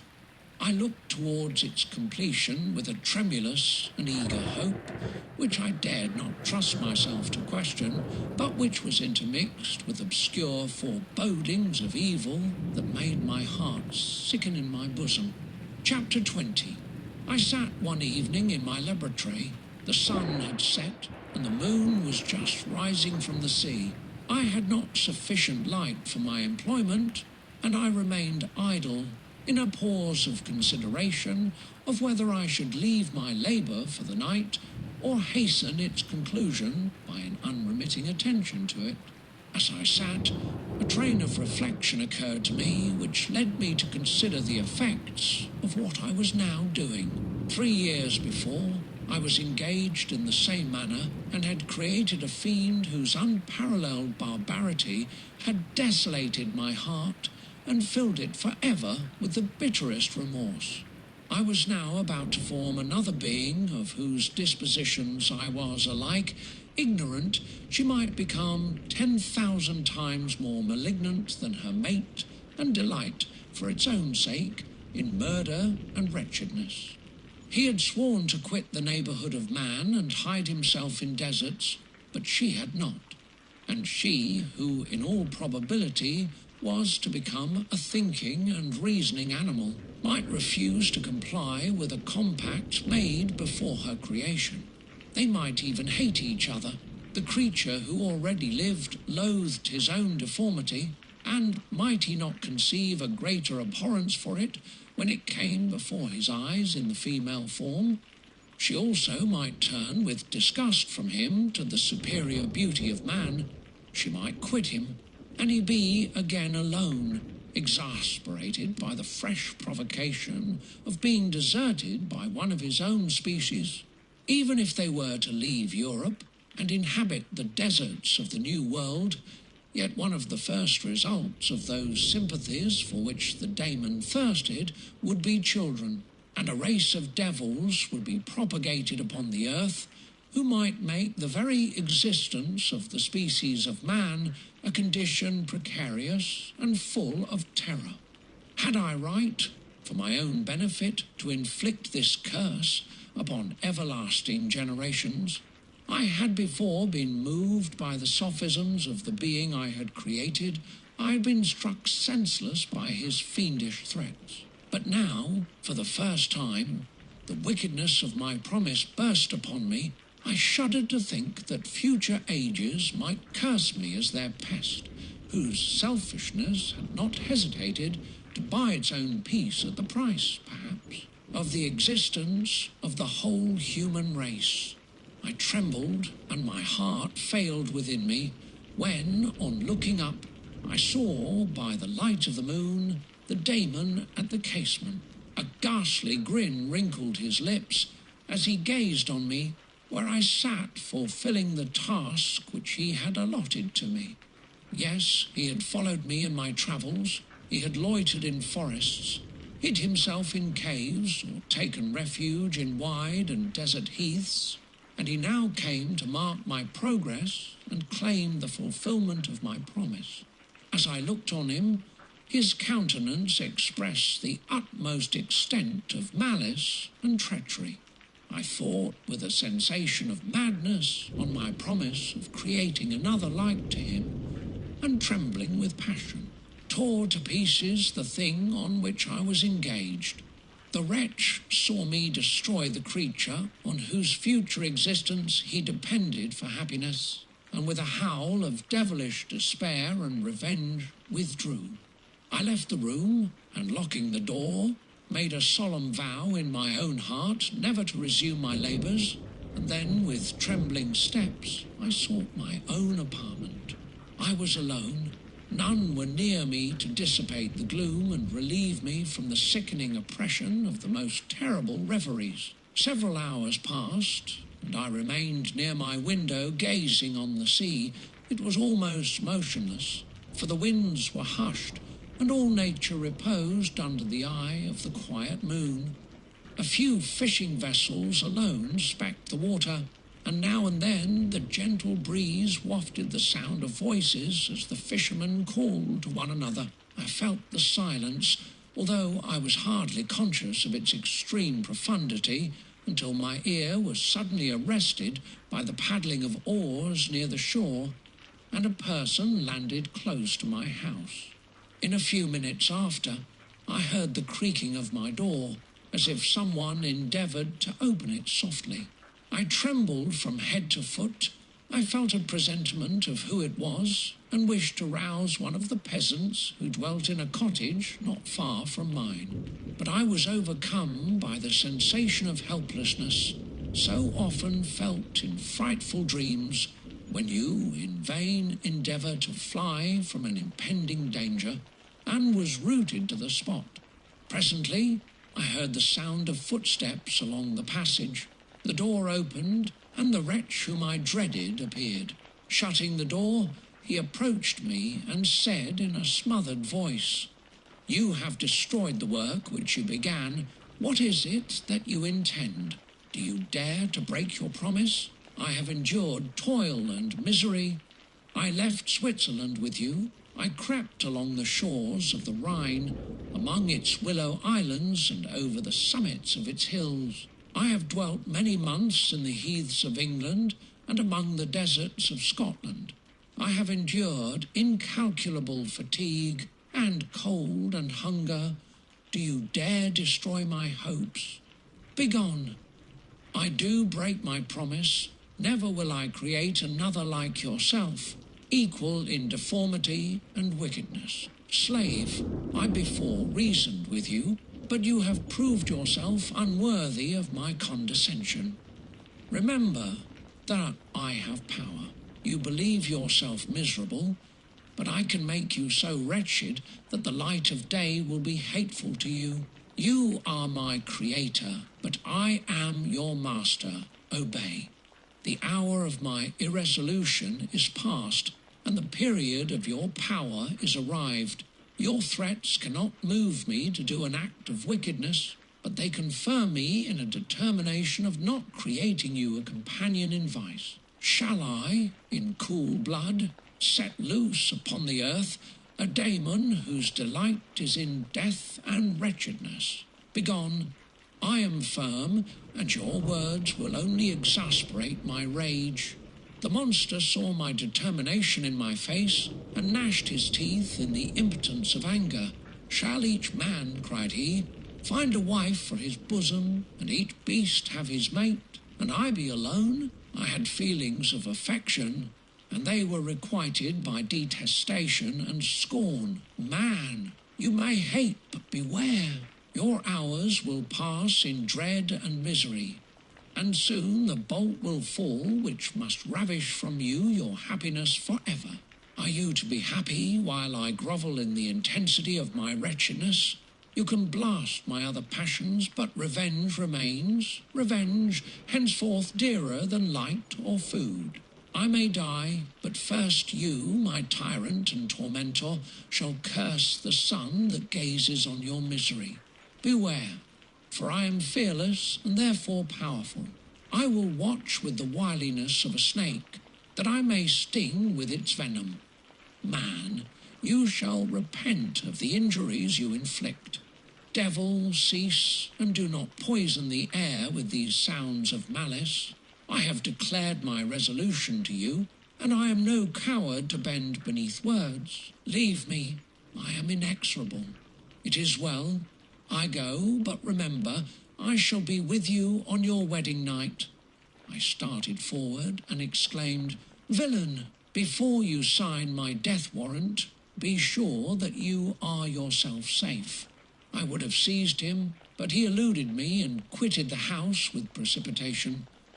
In a few moments I saw him in his boat, which shot across the waters with an arrowy swiftness and was soon lost amidst the waves. All was again silent, but his words rang in my ears. I burned with rage to pursue the murderer of my peace and precipitate him into the ocean. I walked up and down my room hastily and perturbed, while my imagination conjured up 1,000 images to torment and sting me. Why had I not followed him and closed with him in mortal strife? But I had suffered him to depart, and he had directed his course towards the mainland. I shuddered to think who might be the next victim sacrificed to his insatiate revenge. And then I thought again of his words, I will be with you on your wedding night. That then was the period fixed for the fulfilment of my destiny. In that hour I should die, and at once satisfy and extinguish his malice. The prospect did not move me to fear, yet when I thought of my beloved Elizabeth, of her tears and endless sorrow, when she should find her lover so barbarously snatched from her, tears, the first I had shed for many months, streamed from my eyes, and I resolved not to fall before my enemy without a bitter struggle. The night passed away, and the sun rose from the ocean. My feelings became calmer, if it may be called calmness when the violence of rage sinks into the depths of despair. I left the house, the horrid scene of the last night's contention, and walked on the beach of the sea, which I almost regarded as an insuperable barrier between me and my fellow creatures. Nay, a wish that such should prove the fact stole across me. I desired that I might pass my life on that barren rock, wearily, it is true, but uninterrupted by any sudden shock of misery. If I returned, it was to be sacrificed, or to see those whom I most loved die under the grasp of a daemon whom I had myself created. I walked about the isle like a restless spectre, separated from all it loved and miserable in the separation. When it became noon and the sun rose higher, I lay down on the grass and was overpowered by a deep sleep. I had been awake the whole of the preceding night. My nerves were agitated and my eyes inflamed by watching and misery. The sleep into which I now sank refreshed me, and when I awoke, I again felt as if I belonged to a race of human beings like myself, and I began to reflect upon what had passed with greater composure. Yet still the words of the fiend rang in my ears like a death knell. They appeared like a dream, yet distinct and oppressive as a reality. The sun had far descended, and I still sat on the shore, satisfying my appetite, which had become ravenous with an oaten cake, when I saw a fishing boat land close to me, and one of the men brought me a packet. It contained letters from Geneva and one from Clerval entreating me to join him. He said that he was wearing away his time fruitlessly where he was, that letters from the friends he had formed in London desired his return to complete the negotiation they had entered into for his Indian enterprise. He could not any longer delay his departure, but as his journey to London might be followed, even sooner than he now conjectured, by his longer voyage, he entreated me to bestow as much of my society on him as I could spare. He besought me, therefore, to leave my solitary isle and to meet him at Perth, that we might proceed southwards together. This letter in a degree recalled me to life, and I determined to quit my island at the expiration of 2 days. Yet, before I departed, there was a task to perform, on which I shuddered to reflect. I must pack up my chemical instruments, and for that purpose I must enter the room which had been the scene of my odious work, and I must handle those utensils the sight of which was sickening to me. The next morning at daybreak I summoned sufficient courage and unlocked the door of my laboratory. The remains of the half-finished creature, whom I had destroyed, lay scattered on the floor, and I almost felt as if I had mangled the living flesh of a human being. I paused to collect myself, and then entered the chamber. With trembling hand I conveyed the instruments out of the room, but I reflected that I ought not to leave the relics of my work to excite the horror and suspicion of the peasants, and I accordingly put them into a basket with a great quantity of stones, and laying them up, determined to throw them into the sea that very night. And in the meantime I sat upon the beach, employed in cleaning and arranging my chemical apparatus. Nothing could be more complete than the alteration that had taken place in my feelings since the night of the appearance of the daemon. I had before regarded my promise with a gloomy despair as a thing that, with whatever consequences, must be fulfilled. But I now felt as if a film had been taken from before my eyes, and that I, for the first time, saw clearly. The idea of renewing my labours did not for one instant occur to me. The threat I had heard weighed on my thoughts, but I did not reflect that a voluntary act of mine could avert it.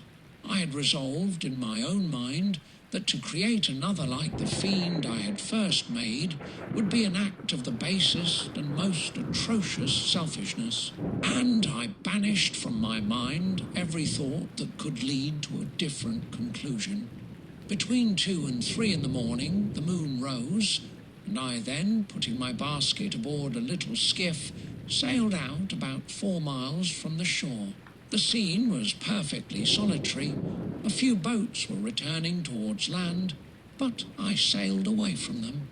I felt as if I was about the commission of a dreadful crime, and avoided with shuddering anxiety any encounter with my fellow creatures. At one time the moon, which had before been clear, was suddenly overspread by a thick cloud, and I took advantage of the moment of darkness and cast my basket into the sea.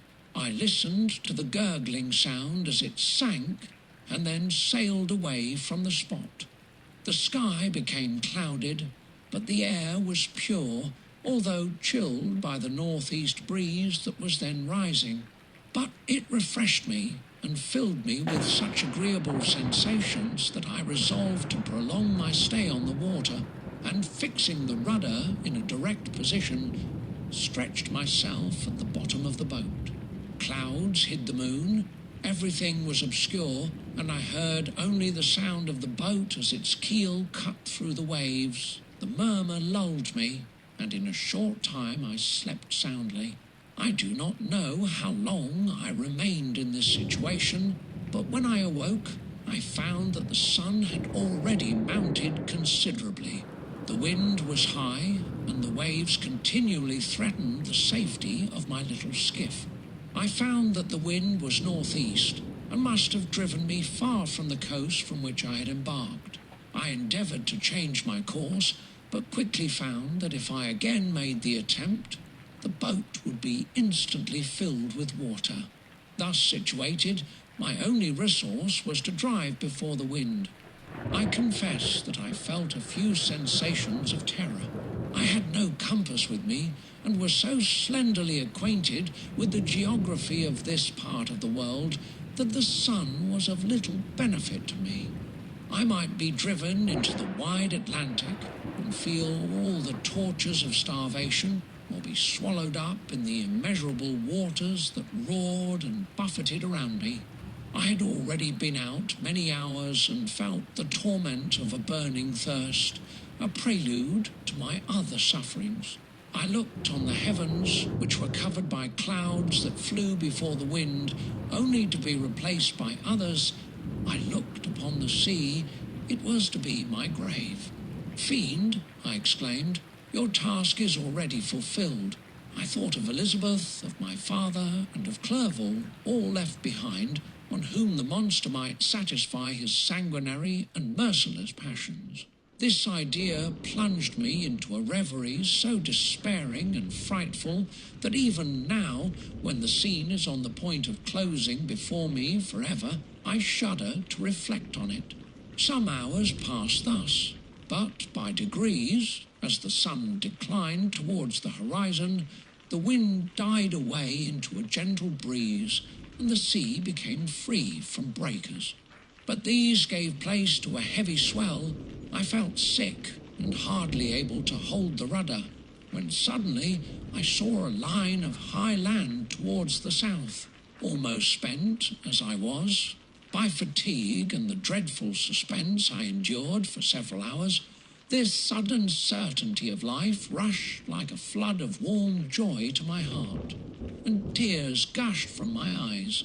How mutable are our feelings, and how strange is that clinging love we have of life, even in the excess of misery. I constructed another sail with a part of my dress, and eagerly steered my course towards the land. It had a wild and rocky appearance, but as I approached nearer, I easily perceived the traces of cultivation. I saw vessels near the shore, and found myself suddenly transported back to the neighbourhood of civilized man. I carefully traced the windings of the land, and hailed a steeple which I at length saw issuing from behind a small promontory. As I was in a state of extreme debility, I resolved to sail directly towards the town, as a place where I could most easily procure nourishment. Fortunately, I had money with me. As I turned the promontory, I perceived a small, neat town and a good harbour, which I entered, my heart bounding with joy at my unexpected escape. As I was occupied in fixing the boat and arranging the sails, several people crowded towards the spot. They seemed much surprised at my appearance, but instead of offering me any assistance, whispered together with gestures that at any other time might have produced in me a slight sensation of alarm.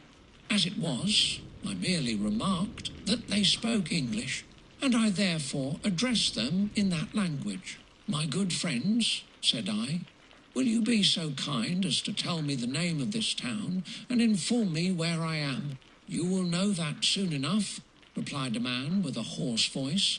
"Maybe you are come to a place that will not prove much to your taste, but you will not be consulted as to your quarters, I promise you." I was exceedingly surprised on receiving so rude an answer from a stranger, and I was also disconcerted on perceiving the frowning and angry countenances of his companions. "Why do you answer me so roughly?" I replied. "Surely it is not the custom of Englishmen to receive strangers so inhospitably."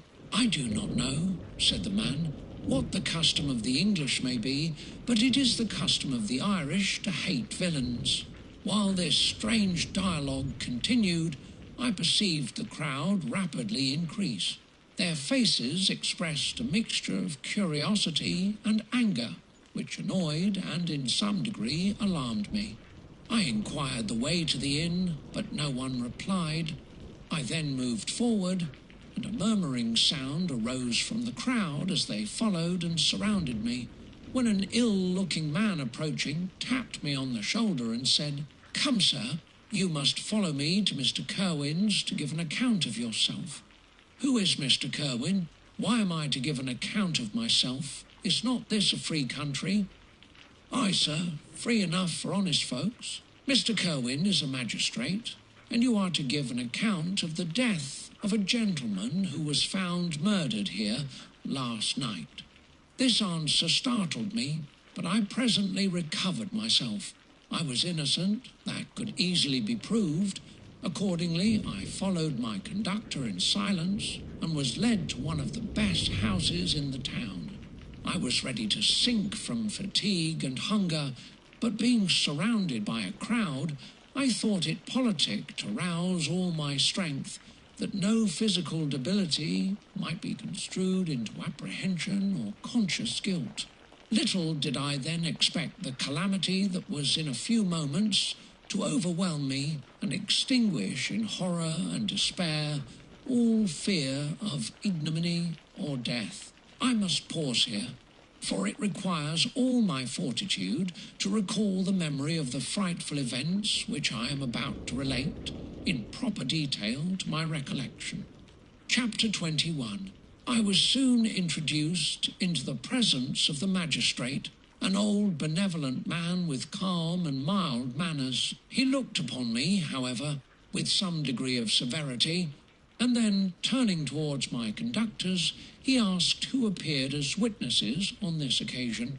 About half a dozen men came forward, and, one being selected by the magistrate, he deposed that he had been out fishing the night before with his son and brother-in-law, Daniel Nugent, when, about 10 o'clock, they observed a strong northerly blast rising, and they accordingly put in for port.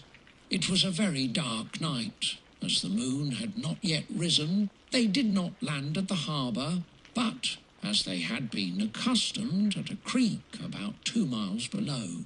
He walked on first, carrying a part of the fishing tackle, and his companions followed him at some distance. As he was proceeding along the sands, he struck his foot against something and fell at his length on the ground.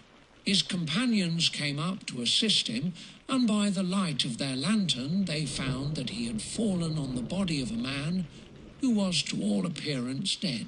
Their first supposition was that it was the corpse of some person who had been drowned and was thrown on shore by the waves, but on examination they found that the clothes were not wet, and even that the body was not then cold. They instantly carried it to the cottage of an old woman near the spot, and endeavoured, but in vain, to restore it to life. It appeared to be a handsome young man, about 25 years of age.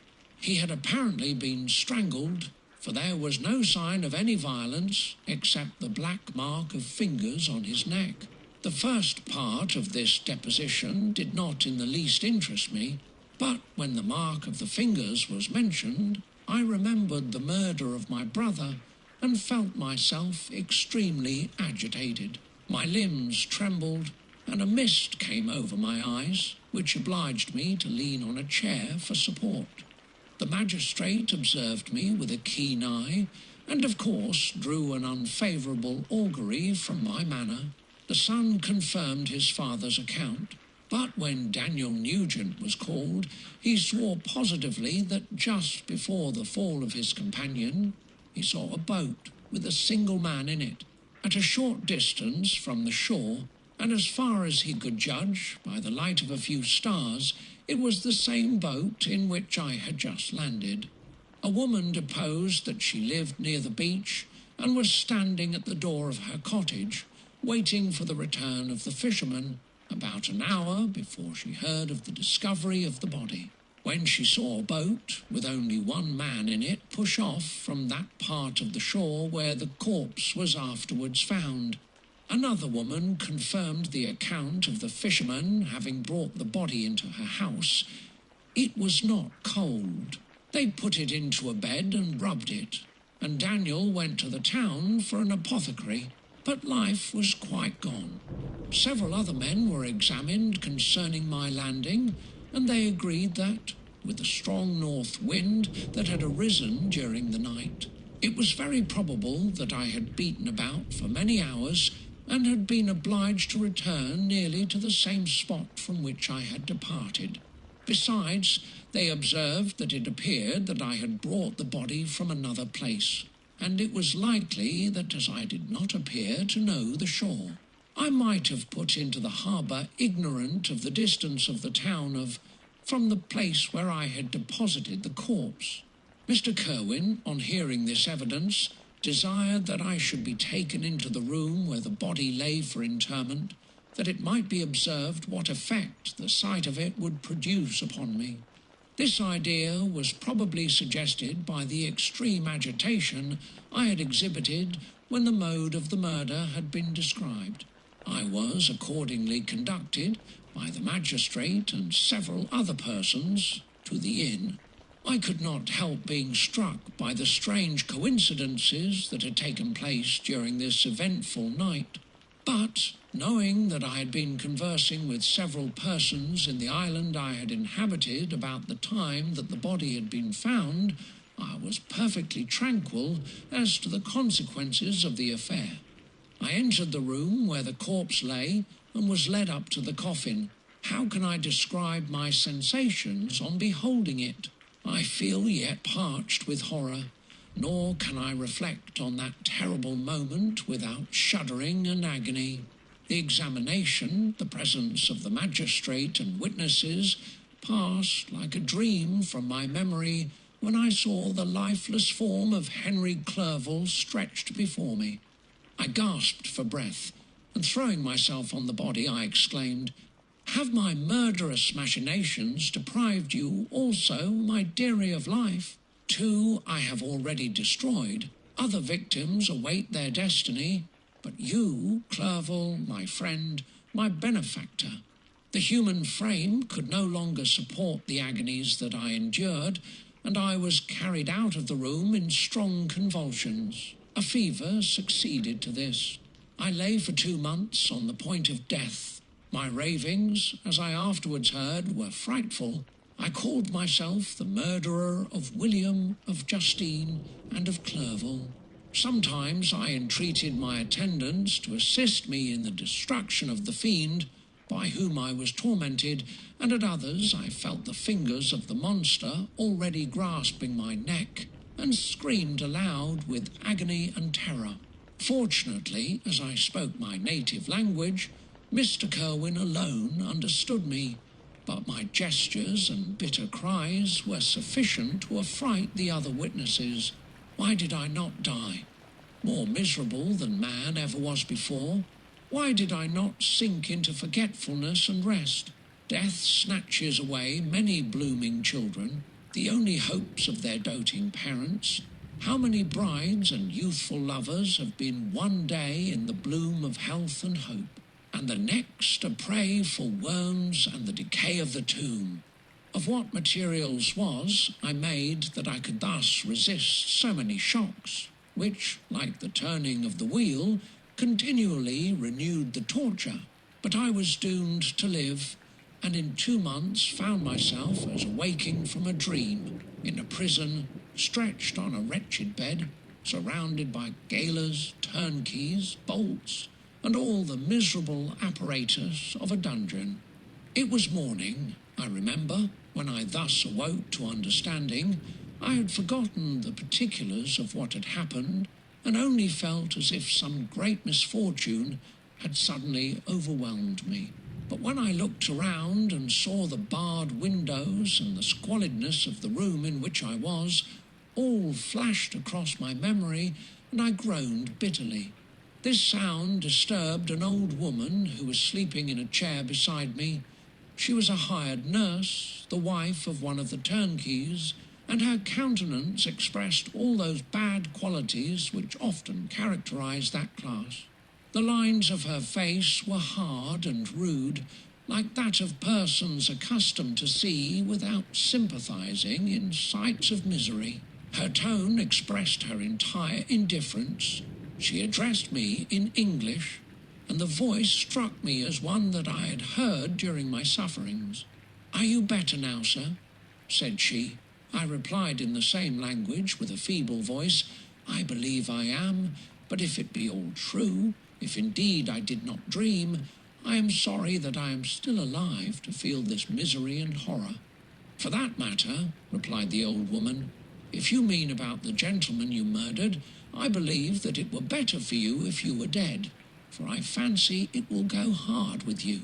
However, that's none of my business. I am sent to nurse you and get you well. I do my duty with a safe conscience. It were well if everybody did the same. I turned with loathing from the woman who could utter so unfeeling a speech to a person just saved on the very edge of death, but I felt languid and unable to reflect on all that had passed. The whole series of my life appeared to me as a dream. I sometimes doubted if indeed it were all true, for it never presented itself to my mind with the force of reality. As the images that floated before me became more distinct, I grew feverish. A darkness pressed around me. No one was near me who soothed me with the gentle voice of love.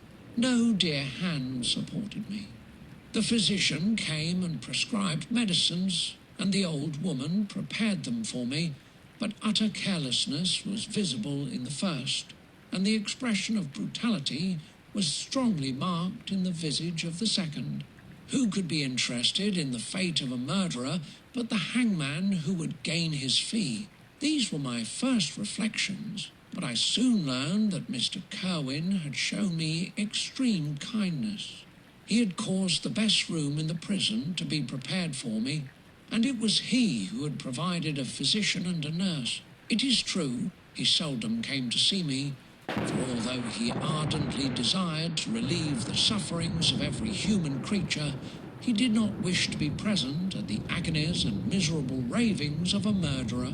He came, therefore, sometimes to see that I was not neglected, but his visits were short and with long intervals. One day, while I was gradually recovering, I was seated in a chair, my eyes half open and my cheeks livid like those in death. I was overcome by gloom and misery, and often reflected I had better seek death than desire to remain in a world which to me was replete with wretchedness. At one time I considered whether I should not declare myself guilty and suffer the penalty of the law, less innocent than poor Justine had been. Such were my thoughts when the door of my apartment was opened and Mr. Kerwin entered. His countenance expressed sympathy and compassion. He drew a chair close to mine and addressed me in French. I fear that this place is very shocking to you. Can I do anything to make you more comfortable? I thank you, but all that you mention is nothing to me. On the whole earth there is no comfort which I am capable of receiving. I know that the sympathy of a stranger can be but of little relief to one borne down as you are by so strange a misfortune, but you will, I hope, soon quit this melancholy abode, for doubtless evidence can easily be brought to free you from the criminal charge. That is my least concern. I am, by a course of strange events, become the most miserable of mortals. Persecuted and tortured as I am and have been, can death be any evil to me? Nothing, indeed, could be more unfortunate and agonizing than the strange chances that have lately occurred. You were thrown by some surprising accident on this shore, renowned for its hospitality, seized immediately, and charged with murder.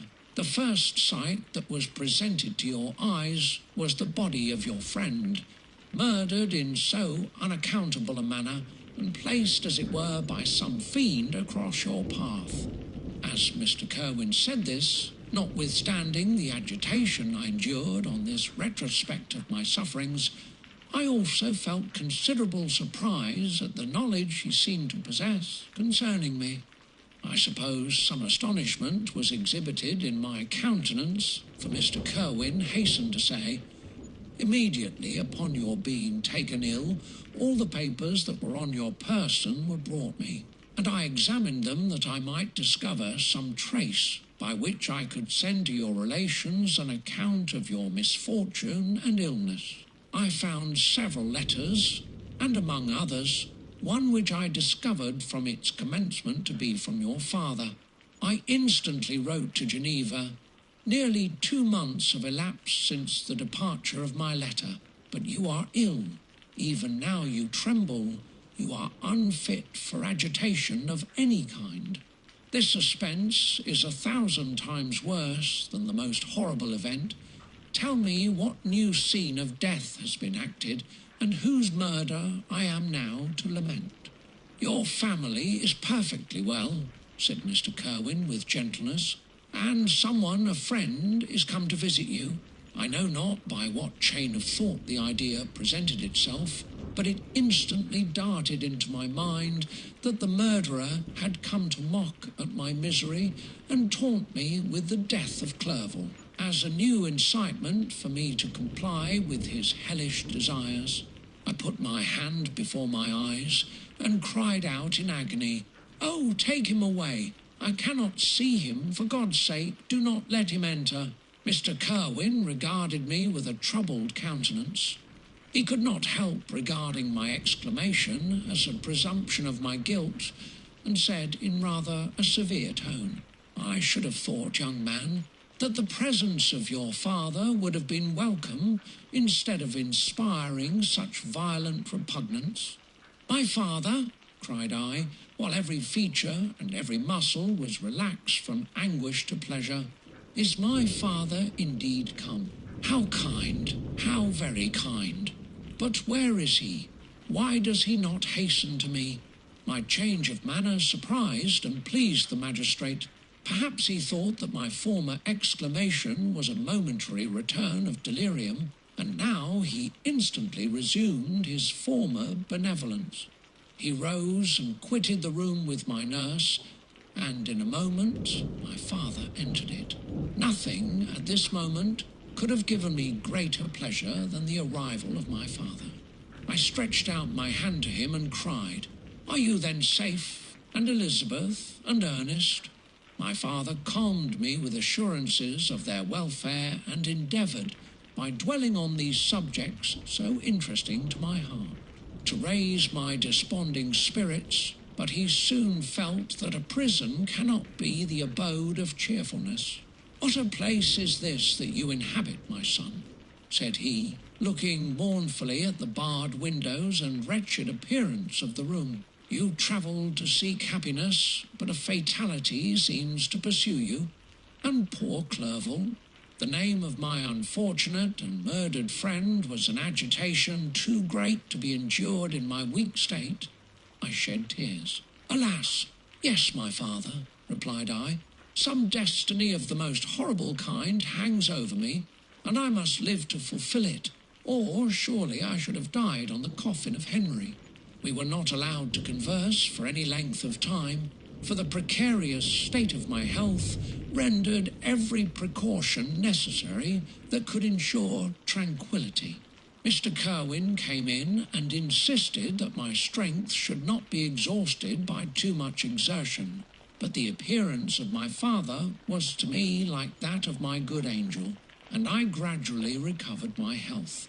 As my sickness quitted me, I was absorbed by a gloomy and black melancholy that nothing could dissipate. The image of Clerval was for ever before me, ghastly and murdered. More than once, the agitation into which these reflections threw me made my friends dread a dangerous relapse. Alas! Why did they preserve so miserable and detested a life? It was surely that I might fulfil my destiny, which is now drawing to a close. Soon, oh, very soon, will death extinguish these throbbings and relieve me from the mighty weight of anguish that bears me to the dust. And in executing the award of justice, I shall also sink to rest. Then the appearance of death was distant, although the wish was ever present to my thoughts. and I often sat for hours, motionless and speechless, wishing for some mighty revolution that might bury me and my destroyer in its ruins. The season of the assizes approached. I had already been 3 months in prison, and although I was still weak and in continual danger of a relapse, I was obliged to travel nearly 100 miles to the country town where the court was held. Mr. Kerwin charged himself with every care of collecting witnesses and arranging my defence. I was spared the disgrace of appearing publicly as a criminal. As the case was not brought before the court that decides on life and death, the grand jury rejected the bill on its being proved that I was on the Orkney Islands at the hour the body of my friend was found, and a fortnight after my removal, I was liberated from prison. My father was enraptured on finding me freed from the vexations of a criminal charge, that I was again allowed to breathe the fresh atmosphere and permitted to return to my native country. I did not participate in these feelings, for to me the walls of a dungeon or a palace were alike hateful. The cup of life was poisoned forever, and although the sun shone upon me as upon the happy and gay of heart, I saw around me nothing but a dense and frightful darkness, penetrated by no light but the glimmer of 2 eyes that glared upon me. Sometimes they were the expressive eyes of Henry, languishing in death, the dark orbs nearly covered by the lids and the long black lashes that fringed them. Sometimes it was the watery, clouded eyes of the monster, as I first saw them in my chamber at Ingolstadt. My father tried to awaken in me the feelings of affection. He talked of Geneva, which I should soon visit, of Elizabeth and Ernest, but these words only drew deep groans from me. Sometimes, indeed, I felt a wish for happiness and thought with melancholy delight of my beloved cousin, or longed, with a devouring malady du pays, to see once more the blue lake and rapid Rhone. That had been so dear to me in early childhood, but my general state of feeling was a torpor in which a prison was as welcome a residence as the divinest scene in nature, and these fits were seldom interrupted but by paroxysms of anguish and despair. At these moments I often endeavoured to put an end to the existence I loathed, and it required unceasing attendance and vigilance to restrain me from committing some dreadful act of violence. Yet one duty remained to me, the recollection of which finally triumphed over my selfish despair. It was necessary that I should return without delay to Geneva, there to watch over the lives of those I so fondly loved, and to lie in wait for the murderer, that if any chance led me to the place of his concealment, or if he dared again to blast me by his presence, I might, with unfailing aim, put an end to the existence of the monstrous image which I had endued with the mockery of a soul still more monstrous. My father still desired to delay our departure, fearful that I could not sustain the fatigues of a journey, for I was a shattered wreck, the shadow of a human being. My strength was gone. I was a mere skeleton, and fever night and day preyed upon my wasted frame. Still, as I urged our leaving Ireland with such inquietude and impatience, my father thought it best to yield. We took our passage on board a vessel bound for Havre de Grace, and sailed with a fair wind from the Irish shores. It was midnight. I lay on the deck, looking at the stars and listening to the dashing of the waves. I hailed the darkness that shut Ireland from my sight, and my pulse beat with a feverish joy when I reflected that I should soon see Geneva.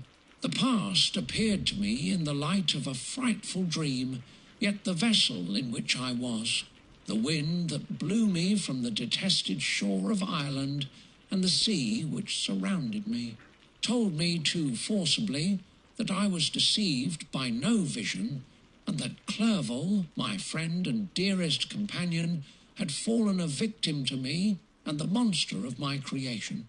I repassed, in my memory, my whole life, my quiet happiness while residing with my family in Geneva, the death of my mother, and my departure for Ingolstadt.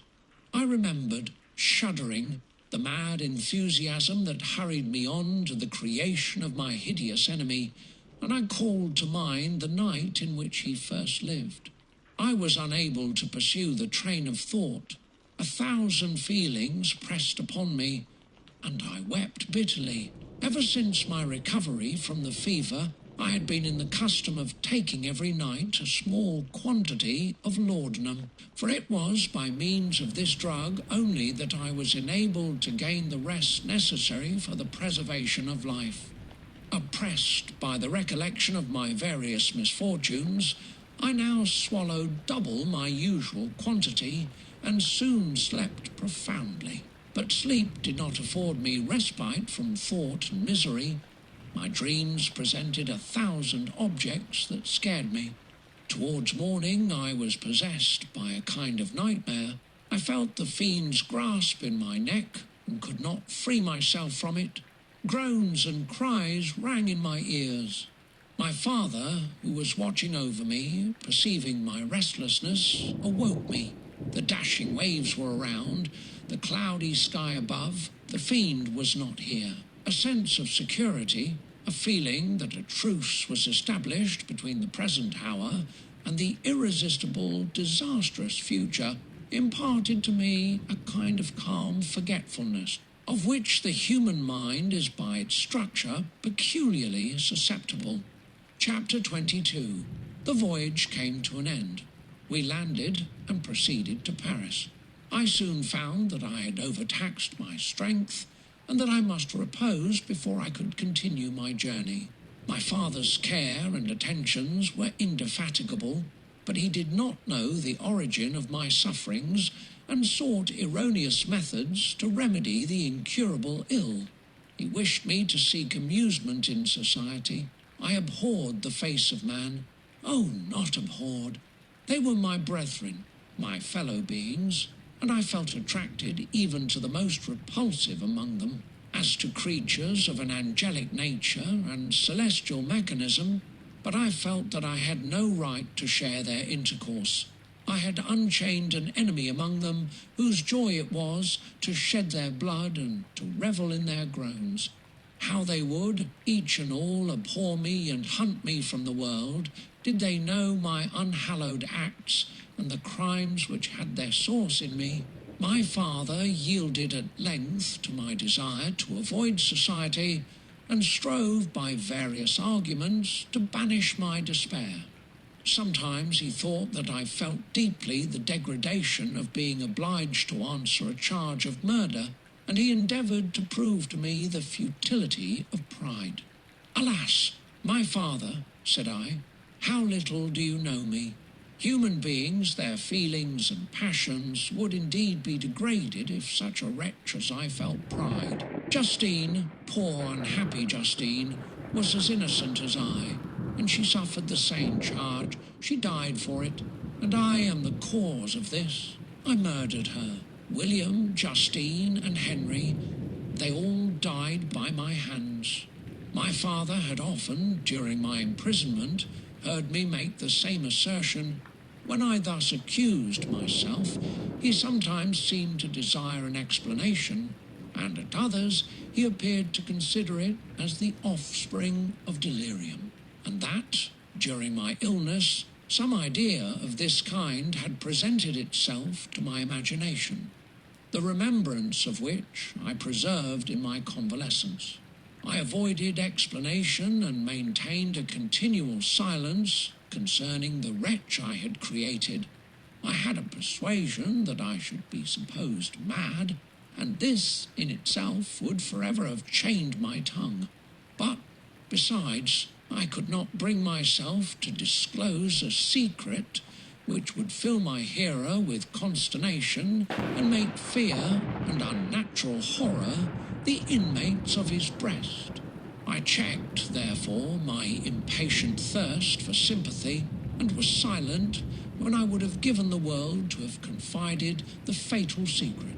Yet still, words like those I have recorded would burst uncontrollably from me. I could offer no explanation of them, but their truth in part relieved the burden of my mysterious woe. Upon this occasion, my father said, with an expression of unbounded wonder, "My dearest Victor, what infatuation is this? My dear son, I entreat you never to make such an assertion again. I am not mad," I cried energetically. "The sun and the heavens who have viewed my operations can bear witness of my truth. I am the assassin of those most innocent victims. They died by my machinations. 1,000 times would I have shed my own blood, drop by drop, to have saved their lives. But I could not, my father. Indeed, I could not sacrifice the whole human race." The conclusion of this speech convinced my father that my ideas were deranged, and he instantly changed the subject of our conversation and endeavoured to alter the course of my thoughts. He wished as much as possible to obliterate the memory of the scenes that had taken place in Ireland, and never alluded to them or suffered me to speak of my misfortunes. As time passed away, I became more calm. Misery had her dwelling in my heart, but I no longer talked in the same incoherent manner of my own crimes. Sufficient for me was the consciousness of them. By the utmost self-violence, I curbed the imperious voice of wretchedness, which sometimes desired to declare itself to the whole world, and my manners were calmer and more composed than they had ever been since my journey to the Sea of Ice. A few days before we left Paris on our way to Switzerland, I received the following letter from Elizabeth, my dear friend. It gave me the greatest pleasure to receive a letter from my uncle dated at Paris. You are no longer at a formidable distance, and I may hope to see you in less than a fortnight. My poor cousin, how much you must have suffered. I expect to see you looking even more ill than when you quitted Geneva.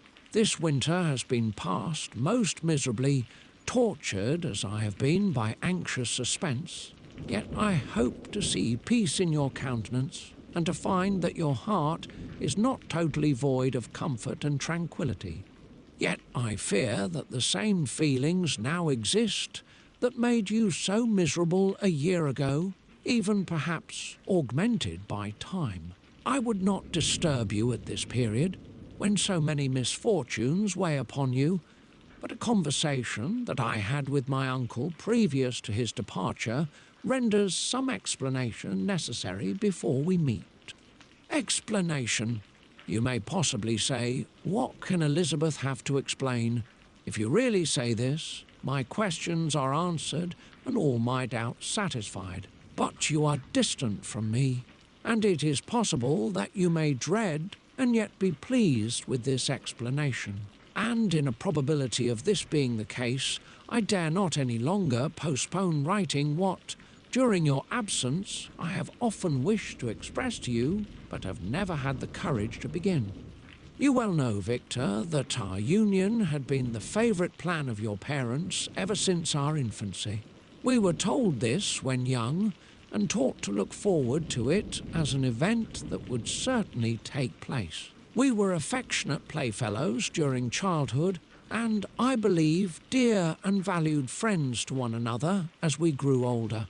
But as brother and sister often entertain a lively affection towards each other without desiring a more intimate union, may not such also be our case? Tell me, dearest Victor, answer me, I conjure you, by our mutual happiness, with simple truth, do you not love another?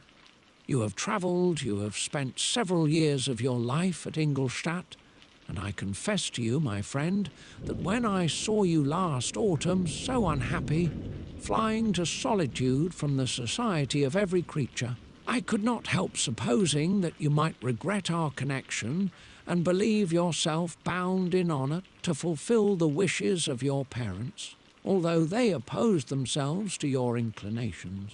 But this is false reasoning.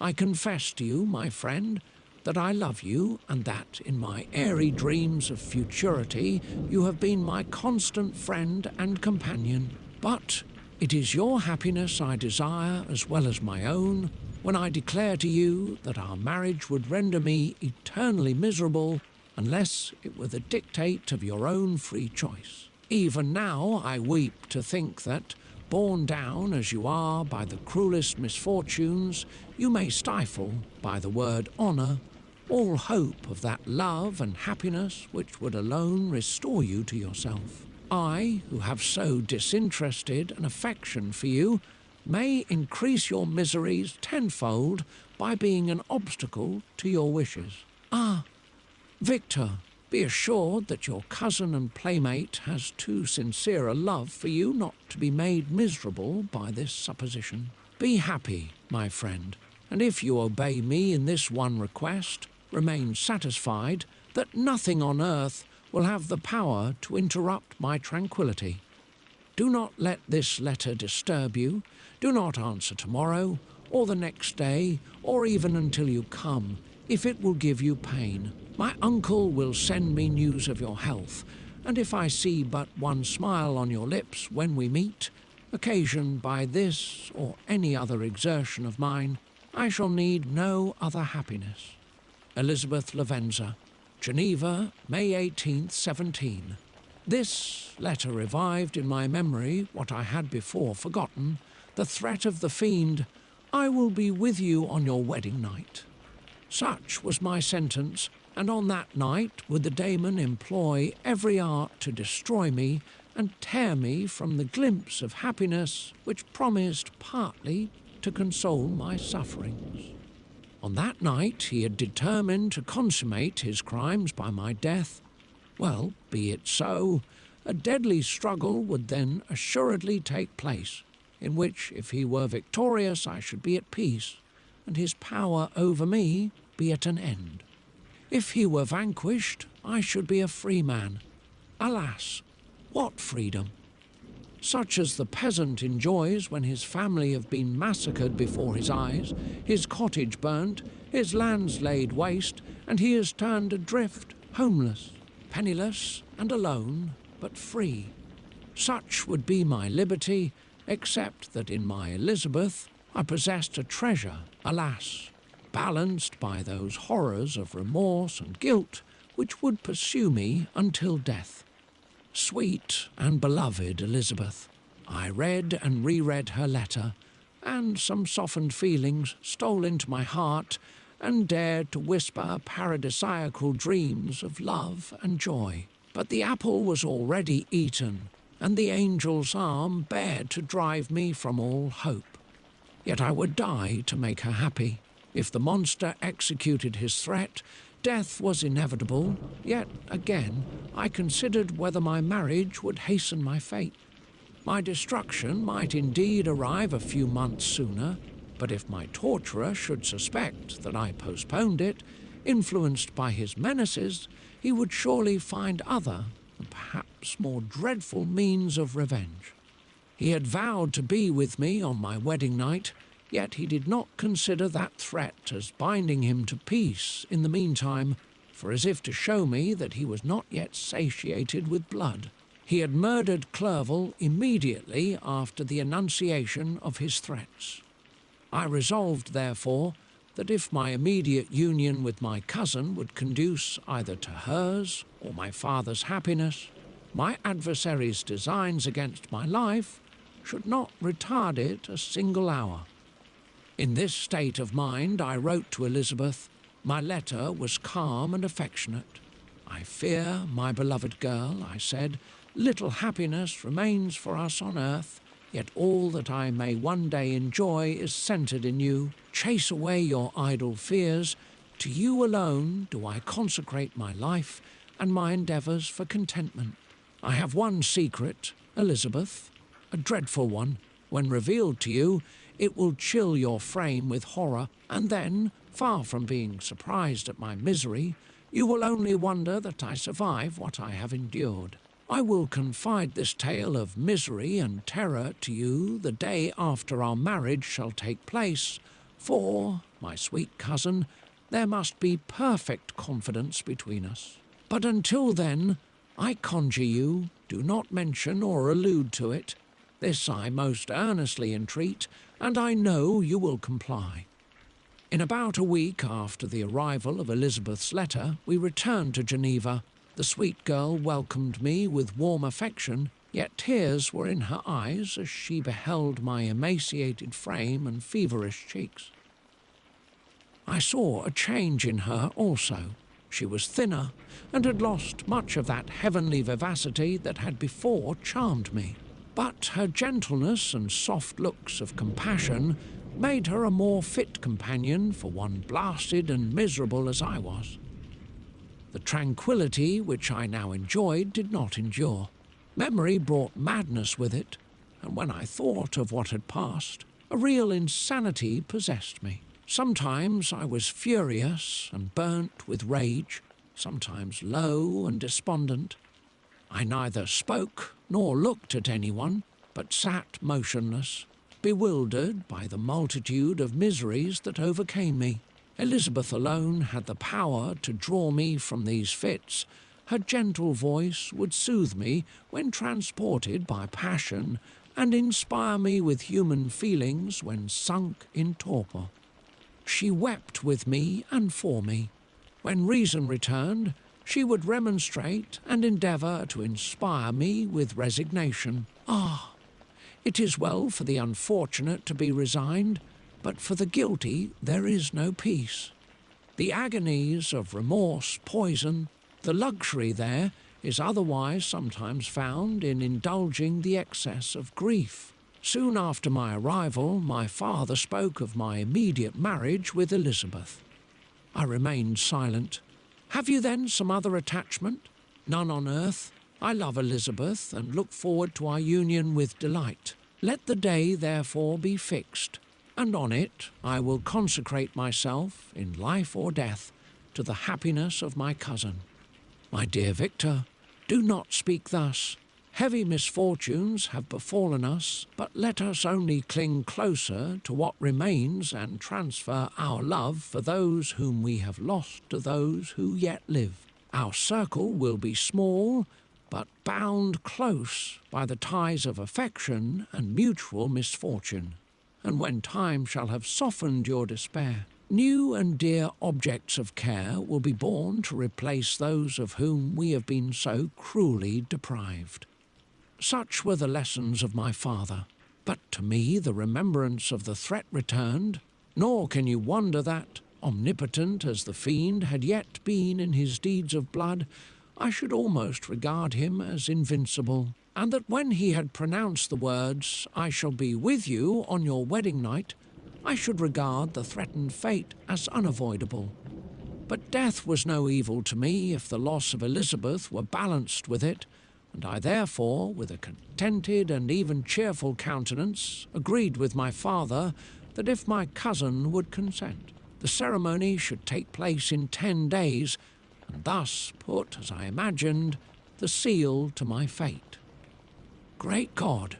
If for one instant I had thought what might be the hellish intention of my fiendish adversary, I would rather have banished myself for ever from my native country and wandered a friendless outcast over the earth than have consented to this miserable marriage. But, as if possessed of magic powers, the monster had blinded me to his real intentions, and when I thought that I had prepared only my own death, I hastened that of a far dearer victim. As the period fixed for our marriage drew nearer, whether from cowardice or a prophetic feeling, I felt my heart sink within me. But I concealed my feelings by an appearance of hilarity that brought smiles and joy to the countenance of my father, but hardly deceived the ever-watchful and nicer eye of Elizabeth. She looked forward to our union with placid contentment, not unmingled with a little fear, which past misfortunes had impressed. that what now appeared certain and tangible happiness might soon dissipate into an airy dream and leave no trace but deep and everlasting regret.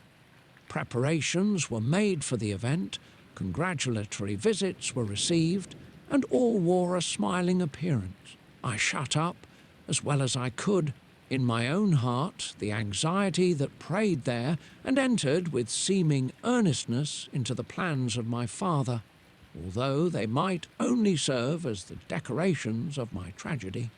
Through my father's exertions, a part of the inheritance of Elizabeth had been restored to her by the Austrian government.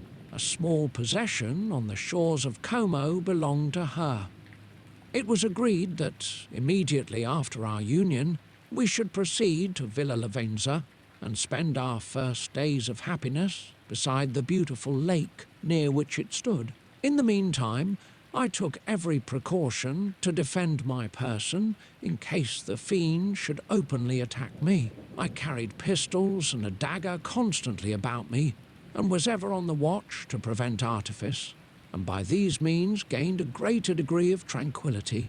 Indeed, as the period approached, the threat appeared more as a delusion, not to be regarded as worthy to disturb my peace, while the happiness I hoped for in my marriage wore a greater appearance of certainty as the day fixed for its solemnization drew nearer, and I heard it continually spoken of as an occurrence which no accident could possibly prevent. Elizabeth seemed happy. My tranquil demeanour contributed greatly to calm her mind, but on the day that was to fulfil my wishes and my destiny, she was melancholy, and a presentiment of evil pervaded her. And perhaps also she thought of the dreadful secret which I had promised to reveal to her on the following day. My father was in the meantime overjoyed, and in the bustle of preparation only recognized in the melancholy of his niece the diffidence of a bride. After the ceremony was performed, a large party assembled at my father's, but it was agreed that Elizabeth and I should commence our journey by water, sleeping that night at Evian and continuing our voyage on the following day. The day was fair, the wind favourable, all smiled on our nuptial embarkation. Those were the last moments of my life during which I enjoyed the feeling of happiness. We passed rapidly along. The sun was hot, but we were sheltered from its rays by a kind of canopy while we enjoyed the beauty of the scene. Sometimes on one side of the lake, where we saw Mont Saleve, the pleasant banks of Montalegre, and at a distance, surmounting all, the beautiful Mont Blanc, and the assemblage of snowy mountains that in vain endeavour to emulate her. Sometimes, coasting the opposite banks, we saw the mighty Jura opposing its dark side to the ambition that would quit its native country, and an almost insurmountable barrier to the invader who should wish to enslave it. I took the hand of Elizabeth. "You are sorrowful, my love. Ah, if you knew what I have suffered and what I may yet endure, you would endeavour to let me taste the quiet and freedom from despair that this one day at least permits me to enjoy." "Be happy, my dear Victor," replied Elizabeth. "There is, I hope, nothing to distress you, and be assured that if a lively joy is not painted in my face, my heart is contented. Something whispers to me not to depend too much on the prospect that is open before us, but I will not listen to such a sinister voice. Observe how fast we move along, and how the clouds, which sometimes obscure and sometimes rise above the dome of Mont Blanc, render this scene of beauty still more interesting. Look also at the innumerable fish that are swimming in the clear waters, where we can distinguish every pebble that lies at the bottom. What a divine day! How happy and serene all nature appears! Thus Elizabeth endeavoured to divert her thoughts and mine from all reflection upon melancholy subjects. But her temper was fluctuating.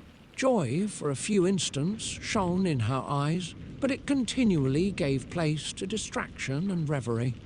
The sun sank lower in the heavens. We passed the river Drance and observed its path through the chasms of the higher and the glens of the lower hills. The Alps here come closer to the lake, and we approached the amphitheatre of mountains which forms its eastern boundary. The spire of Evian shone under the woods that surrounded it, and the range of mountain above mountain by which it was overhung. The wind, which had hitherto carried us along with amazing rapidity, sank at sunset to a light breeze. The soft air just ruffled the water and caused a pleasant motion among the trees as we approached the shore, from which it wafted the most delightful scent of flowers and hay. The sun sank beneath the horizon as we landed, and as I touched the shore, I felt those cares and fears revive which soon were to clasp me and cling to me forever. Chapter 23. It was 8 o'clock when we landed. We walked for a short time on the shore, enjoying the transitory light, and then retired to the inn and contemplated the lovely scene of waters, woods, and mountains, obscured in darkness, yet still displaying their black outlines. The wind, which had fallen in the south, now rose with great violence in the west. The moon had reached her summit in the heavens and was beginning to descend. The clouds swept across it swifter than the flight of the vulture and dimmed her rays, while the lake reflected the scene of the busy heavens, rendered still busier by the restless waves that were beginning to rise. Suddenly, a heavy storm of rain descended. I had been calm during the day, but so soon as night obscured the shapes of objects, 1,000 fears arose in my mind. I was anxious and watchful, while my right hand grasped a pistol which was hidden in my bosom. Every sound terrified me, but I resolved that I would sell my life dearly and not shrink from the conflict until my own life or that of my adversary was extinguished. Elizabeth observed my agitation for some time in timid and fearful silence, but there was something in my glance which communicated terror to her, and trembling she asked, "What is it that agitates you, my dear Victor? What is it you fear?" "Oh, peace, peace, my love," replied I. "This night and all will be safe, but this night is dreadful, very dreadful." I passed an hour in this state of mind, when suddenly I reflected how fearful the combat which I momentarily expected would be to my wife, and I earnestly entreated her to retire, resolving not to join her until I had obtained some knowledge as to the situation of my enemy. She left me, and I continued some time walking up and down the passages of the house and inspecting every corner that might afford a retreat to my adversary. But I discovered no trace of him, and was beginning to conjecture that some fortunate chance had intervened to prevent the execution of his menaces, when suddenly I heard a shrill and dreadful scream. It came from the room into which Elizabeth had retired. As I heard it, the whole truth rushed into my mind, my arms dropped. The motion of every muscle and fibre was suspended. I could feel the blood trickling in my veins and tingling in the extremities of my limbs. This state lasted but for an instant. The scream was repeated, and I rushed into the room. Great God! Why did I not then expire? Why am I here to relate the destruction of the best hope and the purest creature on earth? She was there, lifeless and inanimate, thrown across the bed, her head hanging down and her pale and distorted features half covered by her hair. Everywhere I turn, I see the same figure, her bloodless arms and relaxed form flung by the murderer on its bridal bier. Could I behold this and live? Alas, life is obstinate and clings closest where it is most hated. For a moment only did I lose recollection. I fell senseless on the ground. When I recovered, I found myself surrounded by the people of the inn. Their countenances expressed a breathless terror, but the horror of others appeared only as a mockery, a shadow of the feelings that oppressed me. I escaped from them to the room where lay the body of Elizabeth, my love, my wife, so lately living, so dear, so worthy. She had been moved from the posture in which I had first beheld her, and now, as she lay, her head upon her arm and a handkerchief thrown across her face and neck, I might have supposed her asleep. I rushed towards her and embraced her with ardour, but the deadly languor and coldness of the limbs told me that what I now held in my arms had ceased to be the Elizabeth whom I had loved and cherished. The murderous mark of the fiend's grasp was on her neck, and the breath had ceased to issue from her lips. While I still hung over her in the agony of despair, I happened to look up.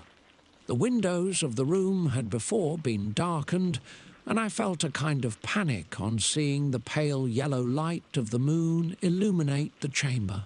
The shutters had been thrown back, and with a sensation of horror not to be described, I saw at the open window a figure the most hideous and abhorred. A grin was on the face of the monster. He seemed to jeer, as with his fiendish finger he pointed towards the corpse of my wife. I rushed towards the window, and drawing a pistol from my bosom, fired, but he eluded me, leaped from his station, and running with the swiftness of lightning, plunged into the lake. The report of the pistol brought a crowd into the room. I pointed to the spot where he had disappeared, and we followed the track with boats. Nets were cast, but in vain. After passing several hours, we returned hopeless, most of my companions believing it to have been a form conjured up by my fancy. After having landed, they proceeded to search the country, parties going in different directions among the woods and vines. I attempted to accompany them and proceeded a short distance from the house, but my head whirled round, my steps were like those of a drunken man. I fell at last in a state of utter exhaustion. A film covered my eyes, and my skin was parched with the heat of fever. In this state I was carried back and placed on a bed, hardly conscious of what had happened. My eyes wandered round the room as if to seek something that I had lost. After an interval, I arose and, as if by instinct, crawled into the room where the corpse of my beloved lay. There were women weeping around. I hung over it and joined my sad tears to theirs. All this time no distinct idea presented itself to my mind, but my thoughts rambled to various subjects, reflecting confusedly on my misfortunes and their cause. I was bewildered in a cloud of wonder and horror. The death of William, the execution of Justine, the murder of Clerval, and lastly of my wife. Even at that moment I knew not that my only remaining friends were safe from the malignity of the fiend. My father even now might be writhing under his grasp, and Ernest might be dead at his feet. This idea made me shudder and recalled me to action. I started up and resolved to return to Geneva with all possible speed.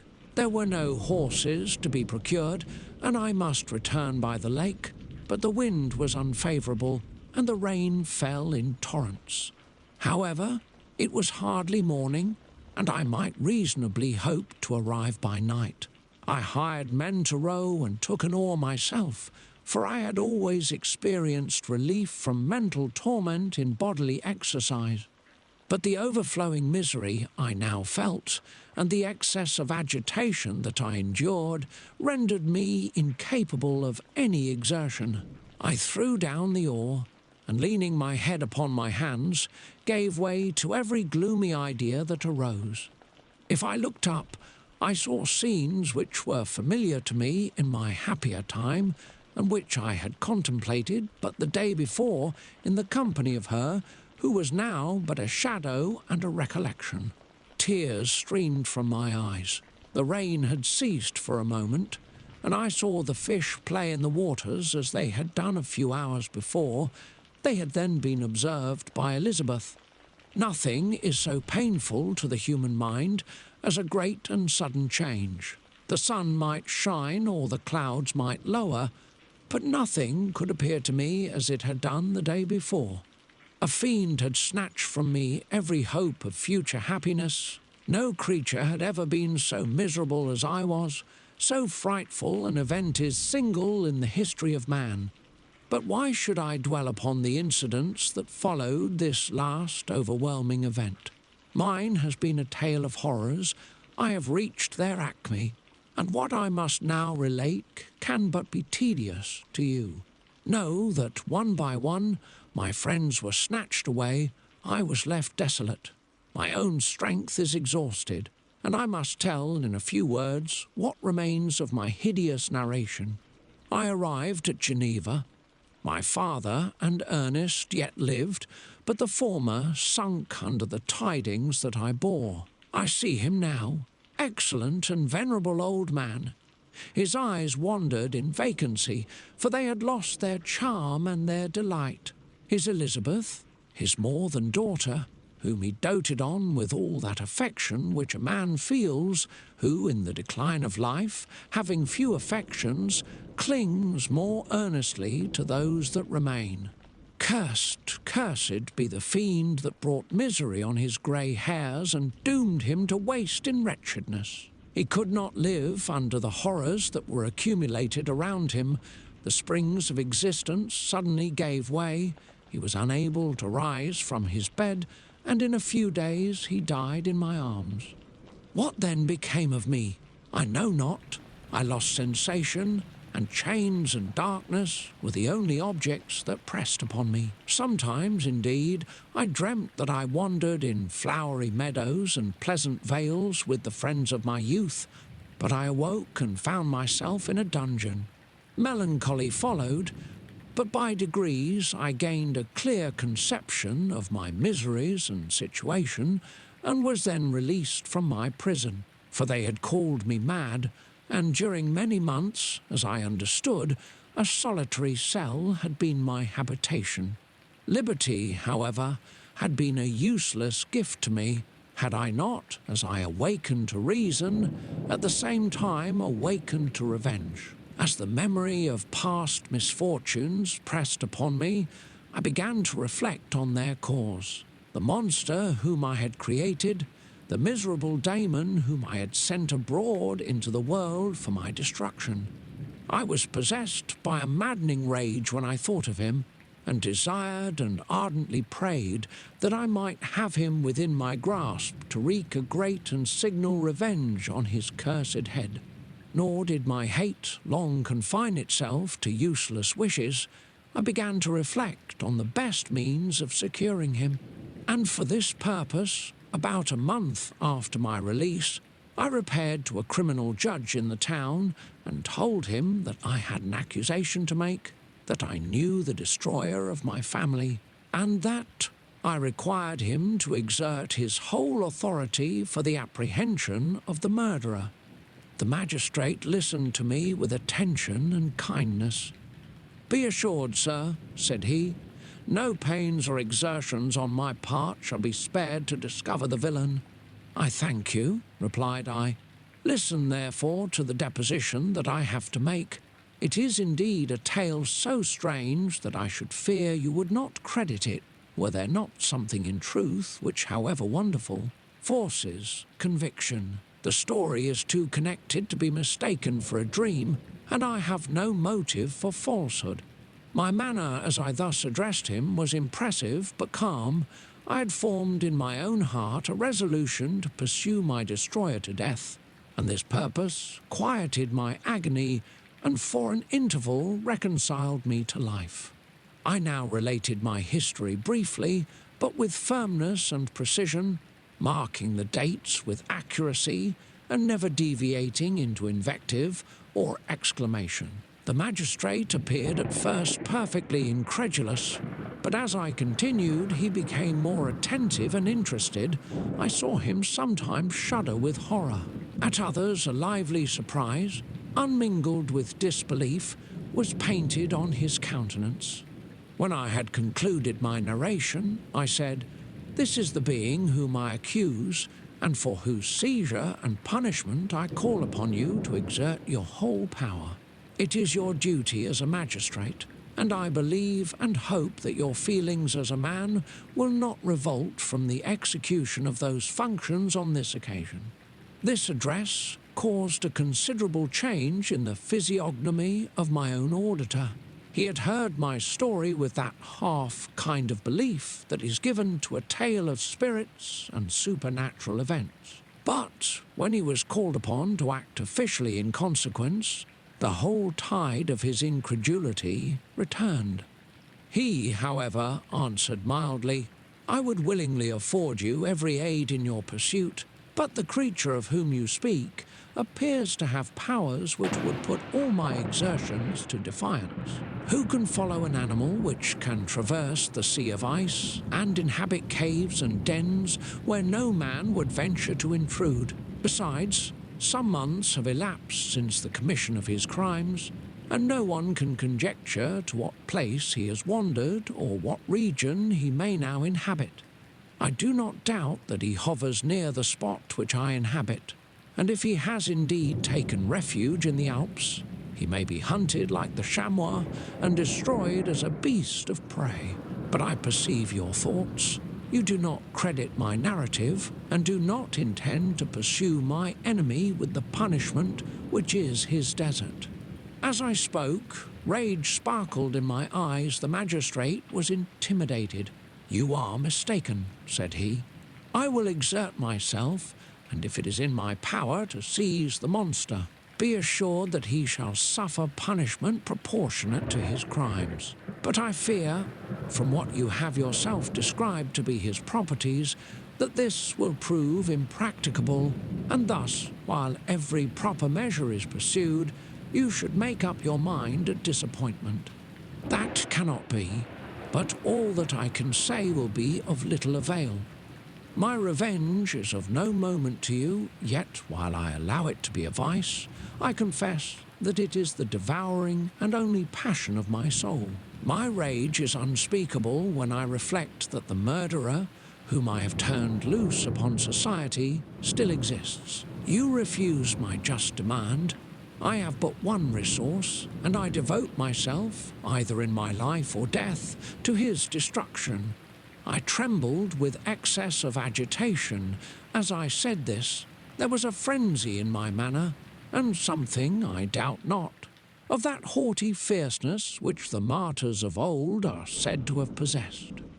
But to a Genevan magistrate, whose mind was occupied by far other ideas than those of devotion and heroism, this elevation of mind had much the appearance of madness. He endeavoured to soothe me as a nurse does a child, and reverted to my tale as the effects of delirium. "Man," I cried, "how ignorant art thou in thy pride of wisdom! Cease, you know not what it is you say." I broke from the house angry and disturbed, and retired to meditate on some other mode of action. Chapter 24. My present situation was one in which all voluntary thought was swallowed up and lost. I was hurried away by fury. Revenge alone endowed me with strength and composure. It moulded my feelings and allowed me to be calculating and calm at periods when otherwise delirium or death would have been my portion.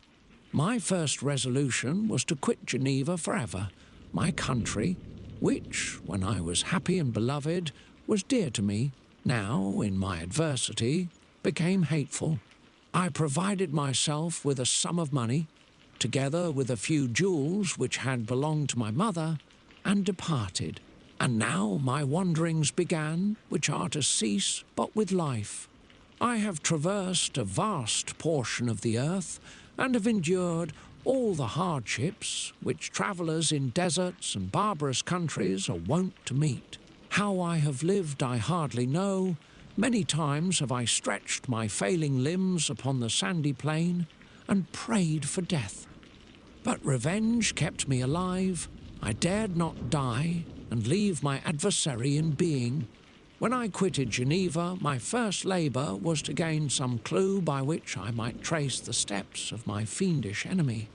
But my plan was unsettled, and I wandered many hours round the confines of the town, uncertain what path I should pursue. As night approached, I found myself at the entrance of the cemetery, where William, Elizabeth, and my father reposed.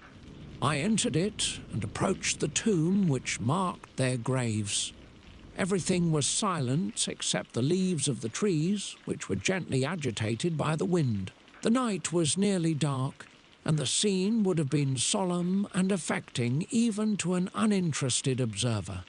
The spirits of the departed seemed to flit around and to cast a shadow, which was felt but not seen, around the head of the mourner. The deep grief which this scene had at first excited quickly gave way to rage and despair. They were dead, and I lived. Their murderer also lived, and to destroy him I must drag out my weary existence. I knelt on the grass and kissed the earth, and with quivering lips exclaimed, "By the sacred earth on which I kneel, by the shades that wander near me, by the deep and eternal grief that I feel, I swear, and by thee, O night, and the spirits that preside over thee, to pursue the daemon who caused this misery, until he or I shall perish in mortal conflict. For this purpose I will preserve my life. To execute this dear revenge will I again behold the sun and tread the green herbage of earth, which otherwise should vanish from my eyes for ever. And I call on you, spirits of the dead, and on you, wandering ministers of vengeance, to aid and conduct me in my work. Let the cursed and hellish monster drink deep of agony. Let him feel the despair that now torments me." I had begun my adjuration with solemnity and an awe which almost assured me that the shades of my murdered friends heard and approved my devotion. But the furies possessed me as I concluded, and rage choked my utterance. I was answered through the stillness of night by a loud and fiendish laugh. It rang on my ears long and heavily. The mountains re-echoed it, and I felt as if all hell surrounded me with mockery and laughter. Surely in that moment I should have been possessed by frenzy and have destroyed my miserable existence, but that my vow was heard and that I was reserved for vengeance. The laughter died away when a well-known and abhorred voice, apparently close to my ear, addressed me in an audible whisper, "I am satisfied, miserable wretch. You have determined to live, and I am satisfied." I darted towards the spot from which the sound proceeded, but the devil eluded my grasp. Suddenly the broad disk of the moon arose and shone full upon his ghastly and distorted shape as he fled with more than mortal speed. I pursued him, and for many months this has been my task. Guided by a slight clue, I followed the windings of the Rhone, but vainly. The blue Mediterranean appeared, and by a strange chance I saw the fiend enter by night and hide himself in a vessel bound for the Black Sea. I took my passage in the same ship, but he escaped, I know not how. Amidst the wilds of Tartary and Russia, although he still evaded me, I have ever followed in his track. Sometimes the peasants, scared by this horrid apparition, informed me of his path. Sometimes he himself, who feared that if I lost all trace of him, I should despair and die, left some mark to guide me. The snows descended on my head, and I saw the print of his huge step on the white plain. To you first entering on life, to whom care is new and agony unknown, how can you understand what I have felt and still feel? Cold, want, and fatigue were the least pains which I was destined to endure. I was cursed by some devil and carried about with me my eternal hell. Yet still a spirit of good followed and directed my steps, and when I most murmured, would suddenly extricate me from seemingly insurmountable difficulties. Sometimes, when nature, overcome by hunger, sank under the exhaustion, a repast was prepared for me in the desert that restored and inspirited me. The fare was, indeed, coarse, such as the peasants of the country ate, but I will not doubt that it was set there by the spirits that I had invoked to aid me. Often, when all was dry, the heavens cloudless, and I was parched by thirst, a slight cloud would bedim the sky, shed the few drops that revived me, and vanish. I followed, when I could, the courses of the rivers, but the daemon generally avoided these, as it was here that the population of the country chiefly collected. In other places human beings were seldom seen, and I generally subsisted on the wild animals that crossed my path. I had money with me and gained the friendship of the villagers by distributing it, or I brought with me some food that I had killed, which, after taking a small part, I always presented to those who had provided me with fire and utensils for cooking. My life, as it passed thus, was indeed hateful to me, and it was during sleep alone that I could taste joy. Oh, blessed sleep! Often, when most miserable, I sank to repose, and my dreams lulled me even to rapture. The spirits that guarded me had provided these moments, or rather hours of happiness, that I might retain strength to fulfill my pilgrimage. Deprived of this respite, I should have sunk under my hardships. During the day, I was sustained and inspirited by the hope of night, for in sleep I saw my friends, my wife, and my beloved country. Again I saw the benevolent countenance of my father, heard the silver tones of my Elizabeth's voice, and beheld Clerval enjoying health and youth. Often, when wearied by a toilsome march, I persuaded myself that I was dreaming until night should come, and that I should then enjoy reality in the arms of my dearest friends. What agonizing fondness did I feel for them?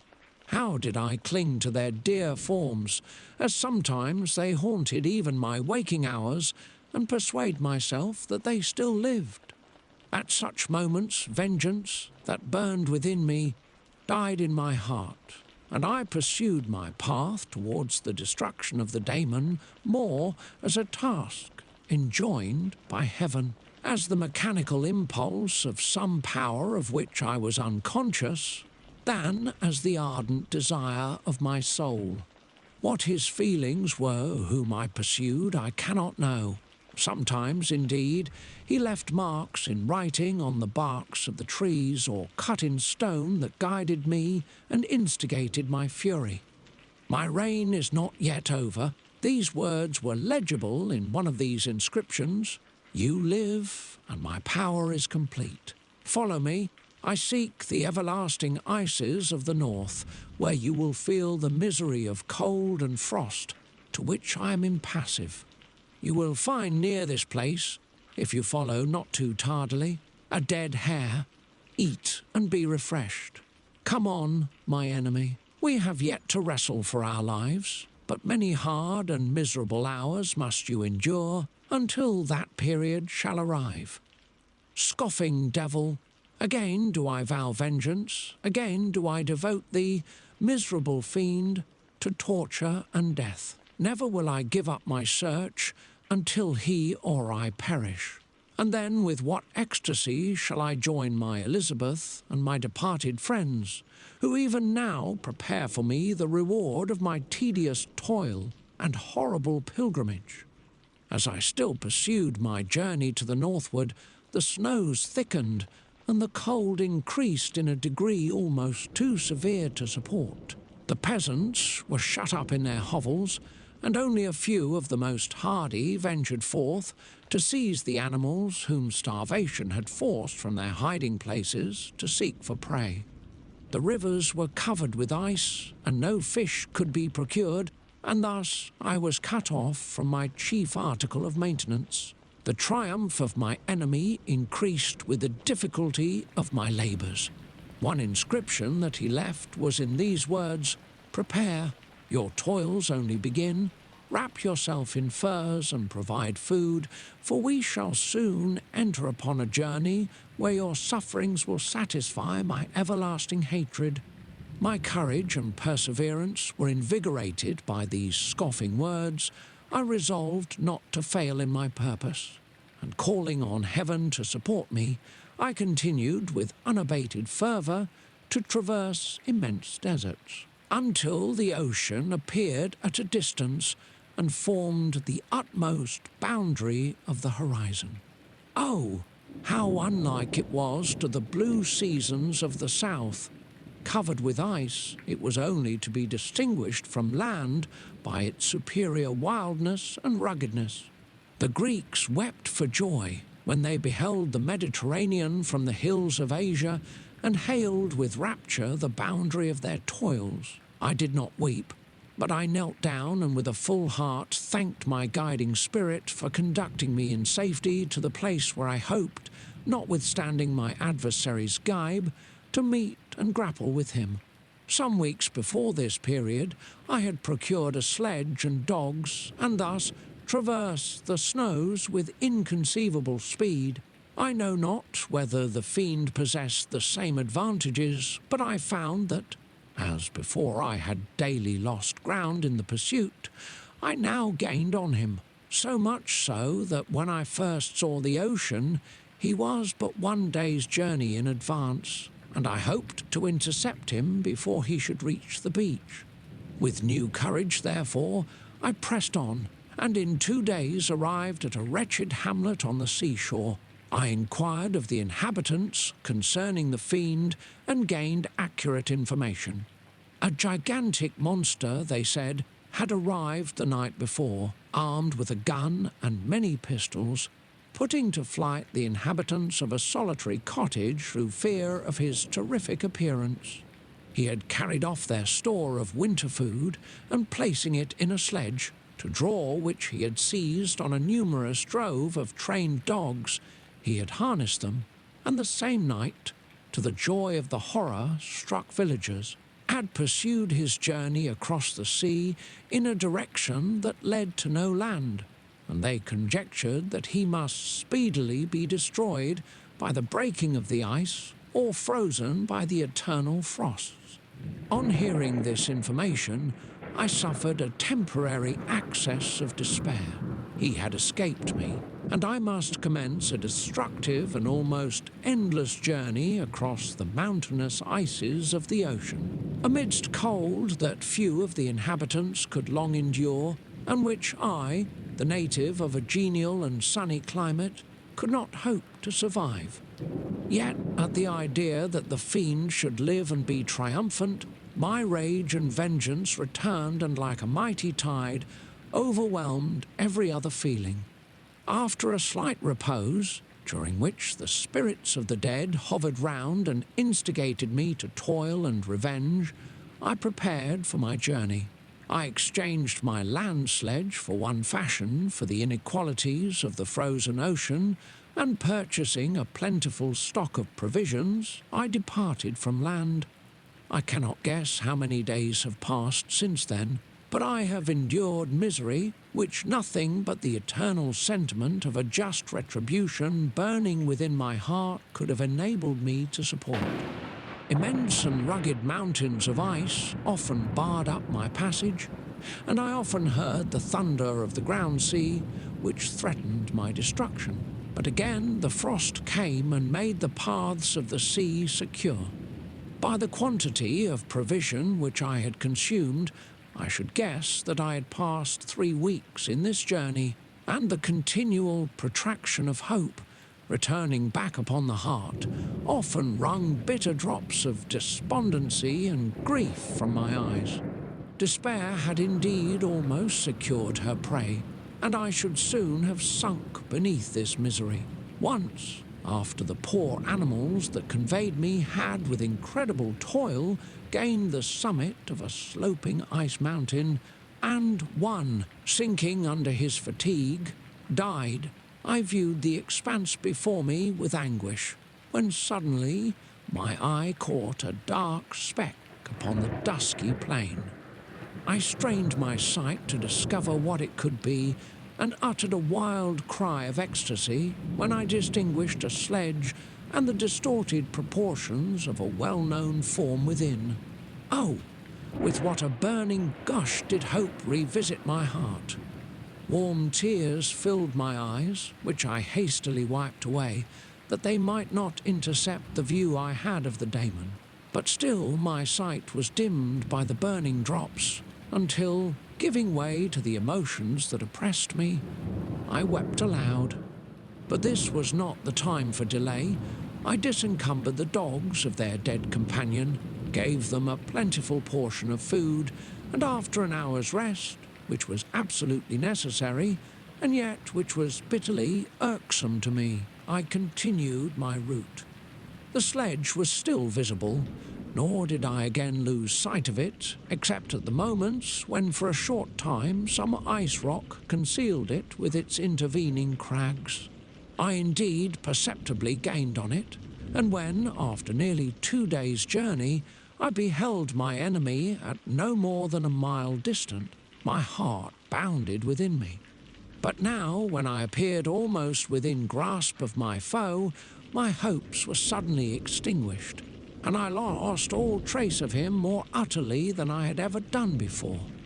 A ground sea was heard, the thunder of its progress, as the waters rolled and swelled beneath me, became every moment more ominous and terrific. I pressed on, but in vain. The wind arose, the sea roared, and, as with the mighty shock of an earthquake, it split and cracked with a tremendous and overwhelming sound. The work was soon finished. In a few minutes, a tumultuous sea rolled between me and my enemy, and I was left drifting on a scattered piece of ice that was continually lessening, and thus preparing for me a hideous death. In this manner many appalling hours passed. Several of my dogs died, and I myself was about to sink under the accumulation of distress, when I saw your vessel riding at anchor and holding forth to me hopes of succour and life. I had no conception that vessels ever came so far north, and was astounded at the sight. I quickly destroyed part of my sledge to construct oars, and by these means was enabled, with infinite fatigue, to move my ice raft in the direction of your ship.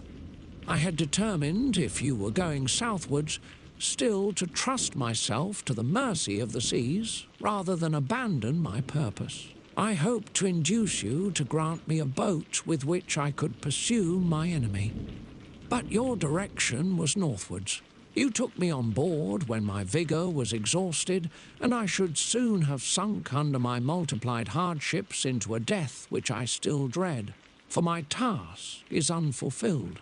Oh, when will my guiding spirit, in conducting me to the daemon, allow me the rest I so much desire, or must I die, and he yet live? If I do, swear to me, Walton, that he shall not escape, that you will seek him and satisfy my vengeance in his death. And do I dare to ask of you to undertake my pilgrimage, to endure the hardships that I have undergone? No, I am not so selfish. Yet, when I am dead, if he should appear, if the ministers of vengeance should conduct him to you, swear that he shall not live. Swear that he shall not triumph over my accumulated woes and survive to add to the list of his dark crimes. He is eloquent and persuasive, and once his words had even power over my heart, but trust him not. His soul is as hellish as his form, full of treachery and fiend-like malice. Hear him not. Call on the names of William, Justine, Clerval, Elizabeth, my father, and of the wretched Victor, and thrust your sword into his heart. I will hover near and direct the steel aright. Walton, in continuation, August, you have read this strange and terrific story, Margaret, and do you not feel your blood congeal with horror like that which even now curdles mine? Sometimes, seized with sudden agony, he could not continue his tale. At others, his voice broken, yet piercing, uttered with difficulty the words so replete with anguish. His fine and lovely eyes were now lighted up with indignation, now subdued to downcast sorrow and quenched in infinite wretchedness. Sometimes he commanded his countenance and tones, and related the most horrible incidents with a tranquil voice, suppressing every mark of agitation. Then, like a volcano bursting forth, his face would suddenly change to an expression of the wildest rage as he shrieked out imprecations on his persecutor. His tale is connected and told with an appearance of the simplest truth, yet I own to you that the letters of Felix and Safie, which he showed me, and the apparition of the monster seen from our ship, brought to me a greater conviction of the truth of his narrative than his asseverations, however earnest and connected. Such a monster has, then, really existence. I cannot doubt it, yet I am lost in surprise and admiration. Sometimes I endeavoured to gain from Frankenstein the particulars of his creature's formation, but on this point he was impenetrable. "Are you mad, my friend?" said he. "Or whither does your senseless curiosity lead you? Would you also create for yourself and the world a demoniacal enemy? Peace, peace! Learn my miseries, and do not seek to increase your own." Frankenstein discovered that I made notes concerning his history. He asked to see them, and then himself corrected and augmented them in many places, but principally in giving the life and spirit to the conversations he held with his enemy. "Since you have preserved my narration," said he, "I would not that a mutilated one should go down to posterity. Thus has a week passed away, while I have listened to the strangest tale that ever imagination formed. My thoughts and every feeling of my soul have been drunk up by the interest for my guest which this tale and his own elevated and gentle manners have created. I wish to soothe him, yet can I counsel one so infinitely miserable, so destitute of every hope of consolation, to live? Oh no! The only joy that he can now know will be when he composes his shattered spirit to peace and death. Yet he enjoys one comfort, the offspring of solitude and delirium. He believes that when in dreams he holds converse with his friends, and derives from that communion consolation for his miseries or excitements to his. Vengeance, that they are not the creations of his fancy, but the beings themselves who visit him from the regions of a remote world. This faith gives a solemnity to his reveries that render them to me almost as imposing and interesting as truth. Our conversations are not always confined to his own history and misfortunes.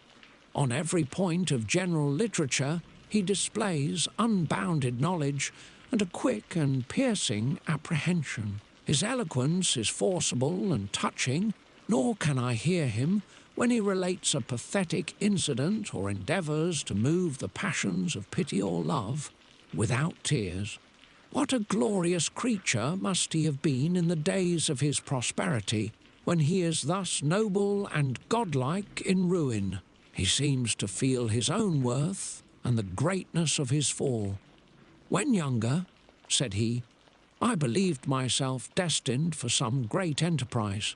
My feelings are profound, but I possessed a coolness of judgment that fitted me for illustrious achievements. This sentiment of the worth of my nature supported me when others would have been oppressed, for I deemed it criminal to throw away in useless grief those talents that might be useful to my fellow creatures. When I reflected on the work I had completed, no less a one than the creation of a sensitive and rational animal, I could not rank myself with the herd of common projectors. But this thought, which supported me in the commencement of my career, now serves only to plunge me lower in the dust. All my speculations and hopes are as nothing, and like the archangel who aspired to omnipotence, I am chained in an eternal hell. My imagination was vivid, yet my powers of analysis and application were intense. By the union of these qualities, I conceived the idea and executed the creation of a man. Even now, I cannot recollect without passion my reveries while the work was incomplete. I trod heaven in my thoughts, now exulting in my powers, now burning with the idea of their effects. From my infancy, I was imbued with high hopes and a lofty ambition. But how am I sunk? Oh, my friend, if you had known me as I once was, you would not recognize me in this state of degradation. Despondency rarely visited my heart. A high destiny seemed to bear me on until I fell, never, never again to rise. Must I then lose this admirable being? I have longed for a friend. I have sought one who would sympathize with and love me. Behold, on these desert seas, I have found such a one, but I fear I have gained him only to know his value and lose him. I would reconcile him to life, but he repulses the idea. I thank you, Walton, he said, for your kind intentions towards so miserable a wretch. But when you speak of new ties and fresh affections, think you that any can replace those who are gone? Can any man be to me as Clerval was, or any woman another Elizabeth? Even where the affections are not strongly moved by any superior excellence, the companions of our childhood always possess a certain power over our minds which hardly any later friend can obtain. They know our infantine dispositions, which, however they may be afterwards modified, are never eradicated, and they can judge of our actions with more certain conclusions as to the integrity of our motives. A sister or a brother can never, unless indeed such symptoms have been shown early, suspect the other of fraud or false dealing, when another friend, however strongly he may be attached, may, in spite of himself, be contemplated with suspicion. But I enjoyed friends, dear not only through habit and association, but from their own merits. And wherever I am, the soothing voice of my Elizabeth and the conversation of Clerval will be ever whispered in my ear. They are dead, and but one feeling in such a solitude can persuade me to preserve my life. If I were engaged in any high undertaking or design, fraught with extensive utility to my fellow creatures, then could I live to fulfill it. But such is not my destiny. I must pursue and destroy the being to whom I gave existence, then my lot on earth will be fulfilled, and I may die. My beloved sister, September 2D. I write to you, encompassed by peril and ignorant whether I am ever doomed to see again dear England and the dearer friends that inhabit it.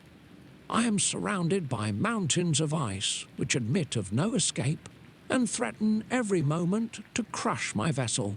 The brave fellows whom I have persuaded to be my companions look towards me for aid, but I have none to bestow. There is something terribly appalling in our situation, yet my courage and hopes do not desert me. Yet it is terrible to reflect that the lives of all these men are endangered through me.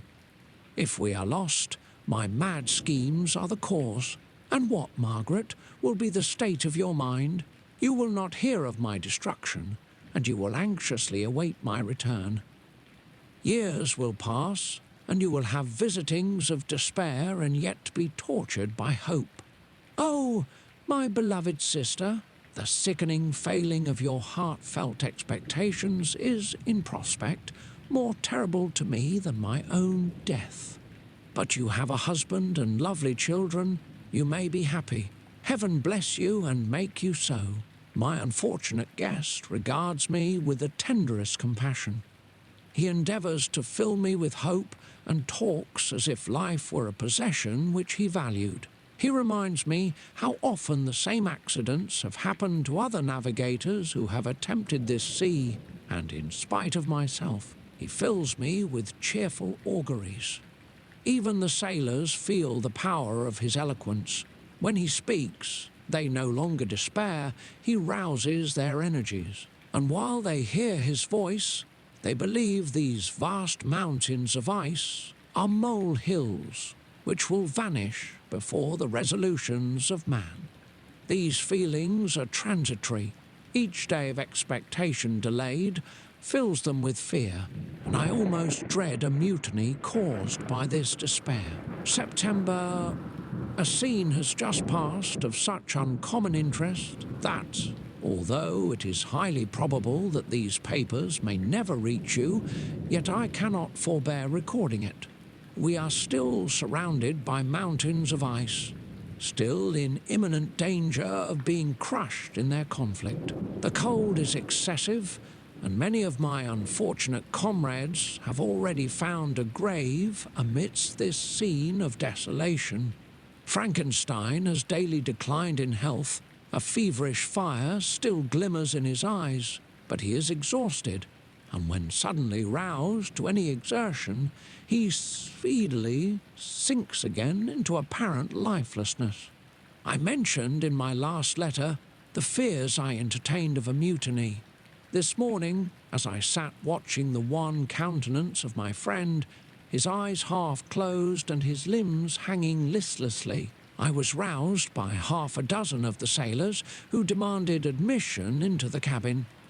They entered, and their leader addressed me. He told me that he and his companions had been chosen by the other sailors to come in deputation to me to make me a requisition which, in justice, I could not refuse. We were immured in ice and should probably never escape, but they feared that if, as was possible, the ice should dissipate and a free passage be opened, I should be rash enough to continue my voyage and lead them into fresh dangers after they might happily have surmounted this. They insisted, therefore, that I should engage with a solemn promise that if the vessel should be freed, I would instantly direct my course southwards. This speech troubled me. I had not despaired, nor had I yet conceived the idea of returning if set free. Yet could I, in justice, or even in possibility, refuse this demand? I hesitated before I answered, when Frankenstein, who had at first been silent, and indeed appeared hardly to have force enough to attend, now roused himself, his eyes sparkled, and his cheeks flushed with momentary vigour. Turning towards the men, he said, "What do you mean? What do you demand of your captain? Are you then so easily turned from your design? Did you not call this a glorious expedition? And wherefore was it glorious? Not because the way was smooth and placid as a southern sea, but because it was full of dangers and terror. Because at every new incident, your fortitude was to be called forth, and your courage exhibited, because danger and death surrounded it, and these you were to brave and overcome. For this was it a glorious, for this was it an honourable undertaking. You were hereafter to be hailed as the benefactors of your species, your names adored as belonging to brave men who encountered death for honour and the benefit of mankind. And now, behold, with the first imagination of danger, or, if you will, the first mighty and terrific trial of your courage, you shrink away and are content to be handed down as men who had not strength enough to endure cold and peril, and so, poor souls, they were chilly, and returned to their warm firesides. Why, that requires not this preparation. Ye need not have come thus far and dragged your captain to the shame of a defeat merely to prove yourselves cowards. Oh, be men, or be more than men. Be steady to your purposes and firm as a rock. This ice is not made of such stuff as your hearts may be. It is mutable and cannot withstand you if you say that it shall not. Do not return to your families with the stigma of disgrace marked on your brows. Return as heroes who have fought and conquered, and who know not what it is to turn their backs on the foe. He spoke this with a voice so modulated to the different feelings expressed in his speech, with an eye so full of lofty design and heroism, that can you wonder that these men were moved? They looked at one another and were unable to reply. I spoke. I told them to retire and consider of what had been said, that I would not lead them farther north if they strenuously desired the contrary, but that I hoped that, with reflection, their courage would return. They retired, and I turned towards my friend, but he was sunk in languor and almost deprived of life. How all this will terminate, I know not, but I had rather die than return shamefully, my purpose unfulfilled. Yet I fear such will be my fate. The men, unsupported by ideas of glory and honour, can never willingly continue to endure their present hardships. September 7th, the die is cast. I have consented to return if we are not destroyed. Thus are my hopes blasted by cowardice and indecision. I come back ignorant and disappointed. It requires more philosophy than I possess to bear this injustice with patience. September 12th. It is past. I am returning to England. I have lost my hopes of utility and glory. I have lost my friend.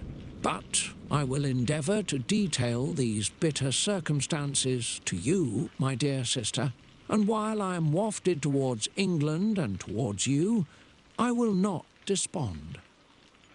September 9th, the ice began to move, and roarings like thunder were heard at a distance as the island split and cracked in every direction.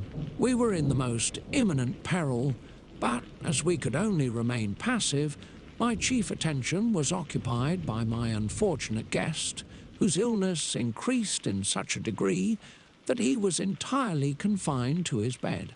The ice cracked behind us and was driven with force towards the north. A breeze sprang from the west, and on the 11th, the passage towards the south became perfectly free. When the sailors saw this, and that their return to their native country was apparently assured, a shout of tumultuous joy broke from them, loud and long continued. Frankenstein, who was dozing, awoke and asked the cause of the tumult. "They shout," I said, "because they will soon return to England. Do you then really return?" "Alas, yes, I cannot withstand their demands. I cannot lead them unwillingly to danger, and I must return. Do so, if you will, but I will not. You may give up your purpose, but mine is assigned to me by heaven, and I dare not. I am weak, but surely the spirits who assist my vengeance will endow me with sufficient strength." Saying this, he endeavoured to spring from the bed, but the exertion was too great for him. He fell back and fainted. It was long before he was restored, and I often thought that life was entirely extinct. At length he opened his eyes, he breathed with difficulty, and was unable to speak. The surgeon gave him a composing draught and ordered us to leave him undisturbed. In the meantime, he told me that my friend had certainly not many hours to live. His sentence was pronounced, and I could only grieve and be patient. I sat by his bed, watching him. His eyes were closed, and I thought he slept, but presently he called to me in a feeble voice, and bidding me come near, said, "Alas, the strength I relied on is gone. I feel that I shall soon die, and he, my enemy and persecutor, may still be in being. Think not, Walton, that in the last moments of my existence I feel that burning hatred and ardent desire of revenge I once expressed, but I feel myself justified in desiring the death of my adversary. During these last days I have been occupied in examining my past conduct, nor do I find it blamable. In a fit of enthusiastic madness, I created a rational creature and was bound towards him to assure, as far as was in my power, his happiness and well-being. This was my duty, but there was another still paramount to that. My duties towards the beings of my own species had greater claims to my attention because they included a greater proportion of happiness or misery. Urged by this view, I refused, and I did right in refusing, to create a companion for the first creature. He showed unparalleled malignity and selfishness in evil. He destroyed my friends. He devoted to destruction beings who possessed exquisite sensations, happiness, and wisdom, nor do I know where this thirst for vengeance may end. Miserable himself that he may render no other wretched, he ought to die. The task of his destruction was mine, but I have failed.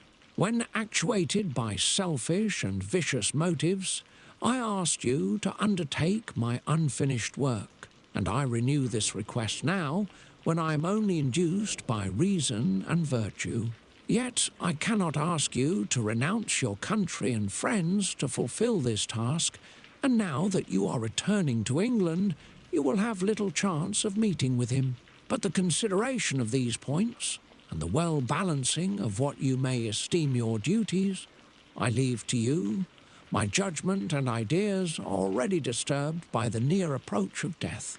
I dare not ask you to do what I think right, for I may still be misled by passion. That he should live to be an instrument of mischief disturbs me in other respects. This hour, when I momentarily expect my release, is the only happy one which I have enjoyed for several years. The forms of the beloved dead flit before me, and I hasten to their arms. Farewell, Walton. Seek happiness in tranquillity and avoid ambition, even if it be only the apparently innocent one of distinguishing yourself in science and discoveries. Yet why do I say this? I have myself been blasted in these hopes, yet another may succeed. His voice became fainter as he spoke, and at length, exhausted by his effort, he sank into silence. About half an hour afterwards, he attempted again to speak, but was unable. He pressed my hand feebly, and his eyes closed forever, while the irradiation of a gentle smile passed away from his lips. Margaret, what comment can I make on the untimely extinction of this glorious spirit? What can I say that will enable you to understand the depth of my sorrow? All that I should express would be inadequate and feeble. My tears flow, my mind is overshadowed by a cloud of disappointment. But I journey towards England, and I may there find consolation. I am interrupted. What do these sounds portend? It is midnight, the breeze blows fairly, and the watch on deck scarcely stir. Again there is a sound as of a human voice, but hoarser. It comes from the cabin where the remains of Frankenstein still lie. I must arise and examine. Good night, my sister. Great God, what a scene has just taken place. I am yet dizzy with the remembrance of it. I hardly know whether I shall have the power to detail it, yet the tale which I have recorded would be incomplete without this final and wonderful catastrophe. I entered the cabin where lay the remains of my ill-fated and admirable friend. Over him hung a form which I cannot find words to describe, gigantic in stature, yet uncouth and distorted in its proportions. As he hung over the coffin, his face was concealed by long locks of ragged hair, but one vast hand was extended in colour and apparent texture like that of a mummy. When he heard the sound of my approach, he ceased to utter exclamations of grief and horror and sprung towards the window. Never did I behold a vision so horrible as his face, of such loathsome yet appalling hideousness. I shut my eyes involuntarily and endeavoured to recollect what were my duties with regard to this destroyer. I called on him to stay. He paused, looking on me with wonder, And again, turning towards the lifeless form of his creator, he seemed to forget my presence, and every feature and gesture seemed instigated by the wildest rage of some uncontrollable passion. "That is also my victim," he exclaimed. "In his murder my crimes are consummated, the miserable series of my being is wound to its close. Oh, Frankenstein, generous and self-devoted being, what does it avail that I now ask thee to pardon me? I who irretrievably destroyed thee by destroying all thou lovedst. Alas! He is cold, he cannot answer me." His voice seemed suffocated, and my first impulses, which had suggested to me the duty of obeying the dying request of my friend in destroying his enemy, were now suspended by a mixture of curiosity and compassion. I approached this tremendous being. I dared not again raise my eyes to his face. There was something so scaring and unearthly in his ugliness. I attempted to speak, but the words died away on my lips. The monster continued to utter wild and incoherent self-reproaches. At length I gathered resolution to address him in a pause of the tempest of his passion. "Your repentance," I said, "is now superfluous. If you had listened to the voice of conscience and heeded the stings of remorse before you had urged your diabolical vengeance to this extremity, Frankenstein would yet have lived." "And do you dream?" said the daemon. "Do you think that I was then dead to agony and remorse? He continued, pointing to the corpse, he suffered not in the consummation of the deed. Oh, not the 10,000th portion of the anguish that was mine during the lingering detail of its execution. A frightful selfishness hurried me on, while my heart was poisoned with remorse. Think you that the groans of Clerval were music to my ears? My heart was fashioned to be susceptible of love and sympathy, and when wrenched by misery to vice and hatred, it did not endure the violence of the change without torture such as you cannot even imagine. After the murder of Clerval, I returned to Switzerland, heartbroken and overcome. I pitied Frankenstein. My pity amounted to horror. I abhorred myself. But when I discovered that he, the author at once of my existence and of its unspeakable torments, dared to hope for happiness, that while he accumulated wretchedness and despair upon me, he sought his own enjoyment in feelings and passions from the indulgence of which I was forever barred. Then impotent envy and bitter indignation filled me with an insatiable thirst for vengeance. I recollected my threat and resolved that it should be accomplished. I knew that I was preparing for myself a deadly torture, but I was the slave, not the master, of an impulse which I detested, yet could not disobey. Yet when she died, nay, then I was not miserable. I had cast off all feeling, subdued all anguish, to riot in the excess of my despair. Evil thenceforth became my good. Urged thus far, I had no choice but to adapt my nature to an element which I had willingly chosen. The completion of my demoniacal design became an insatiable passion. And now it is ended. There is my last victim. I was at first touched by the expressions of his misery.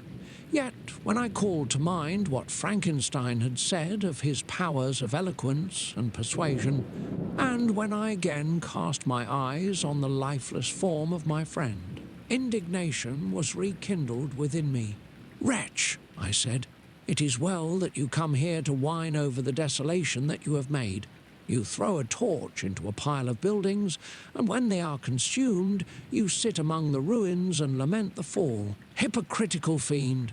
If he whom you mourn still lived, still would he be the object. Again would he become the prey of your accursed vengeance. It is not pity that you feel.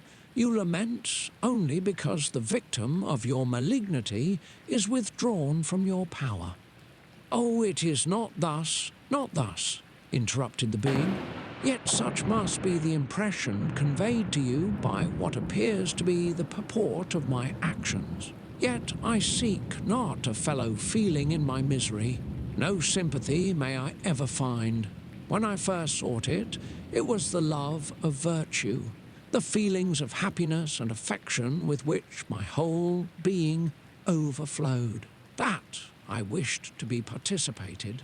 But now that virtue has become to me a shadow, and that happiness and affection are turned into bitter and loathing despair, in what should I seek for sympathy? I am content to suffer alone while my suffering shall endure. When I die, I am well satisfied that abhorrence and opprobrium should load my memory.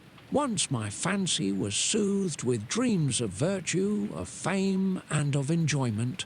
Once I falsely hoped to meet with beings who, pardoning my outward form, would love me for the excellent qualities which I was capable of unfolding. I was nourished with high thoughts of honour and devotion. But now crime has degraded me beneath the meanest animal. No guilt, no mischief, no malignity, no misery can be found comparable to mine. When I run over the frightful catalogue of my sins, I cannot believe that I am the same creature whose thoughts were once filled with sublime and transcendent visions of the beauty and the majesty of goodness. But it is even so, the fallen angel becomes a malignant devil. Yet even that enemy of God and man had friends and associates in his desolation. I am alone. You, who call Frankenstein your friend, seem to have a knowledge of my crimes and his misfortunes. But in the detail which he gave you of them, he could not sum up the hours and months of misery which I endured wasting in impotent passions. For while I destroyed his hopes, I did not satisfy my own desires. They were forever ardent and craving. Still I desired love and fellowship, and I was still spurned. Was there no injustice in this? Am I to be thought the only criminal when all humankind sinned against me? Why do you not hate Felix, who drove his friend from his door with contumely? Why do you not execrate the rustic who sought to destroy the saviour of his child? Nay, these are virtuous and immaculate beings. I, the miserable and the abandoned, am an abortion, to be spurned at and kicked and trampled on. Even now my blood boils at the recollection of this injustice. But it is true that I am a wretch. I have murdered the lovely and the helpless. I have strangled the innocent as they slept, and grasped to death his throat, who never injured me or any other living thing. I have devoted my Creator, the select specimen of all that is worthy of love and admiration among men, to misery. I have pursued him even to that irremediable ruin. There he lies, white and cold in death. You hate me, but your abhorrence cannot equal that with which I regard myself. I look on the hands which executed the deed. I think on the heart in which the imagination of it was conceived, and long for the moment when these hands will meet my eyes, when that imagination will haunt my thoughts no more. Fear not that I shall be the instrument of future mischief. My work is nearly complete. Neither yours nor any man's death is needed to consummate the series of my being and accomplish that which must be done. But it requires my own. Do not think that I shall be slow to perform this sacrifice. I shall quit your vessel on the ice raft which brought me thither, and shall seek the most northern extremity of the globe. I shall collect my funeral pile and consume to ashes this miserable frame, that its remains may afford no light to any curious and unhallowed wretch who would create such another as I have been. I shall die. I shall no longer feel the agonies which now consume me, or be the prey of feelings unsatisfied yet unquenched. He is dead who called me into being, and when I shall be no more, the very remembrance of us both will speedily vanish. I shall no longer see the sun or stars or feel the winds play on my cheeks. Light, feeling and sense will pass away, and in this condition must I find my happiness. Some years ago, when the images which this world affords first opened upon me, when I felt the cheering warmth of summer and heard the rustling of the leaves and the warbling of the birds, and these were all to me. I should have wept to die. Now it is my only consolation, polluted by crimes and torn by the bitterest remorse. Where can I find rest but in death? Farewell, I leave you, and in you the last of humankind whom these eyes will ever behold. Farewell, Frankenstein. If thou wert yet alive and yet cherished a desire of revenge against me, it would be better satiated in my life than in my destruction. But it was not so.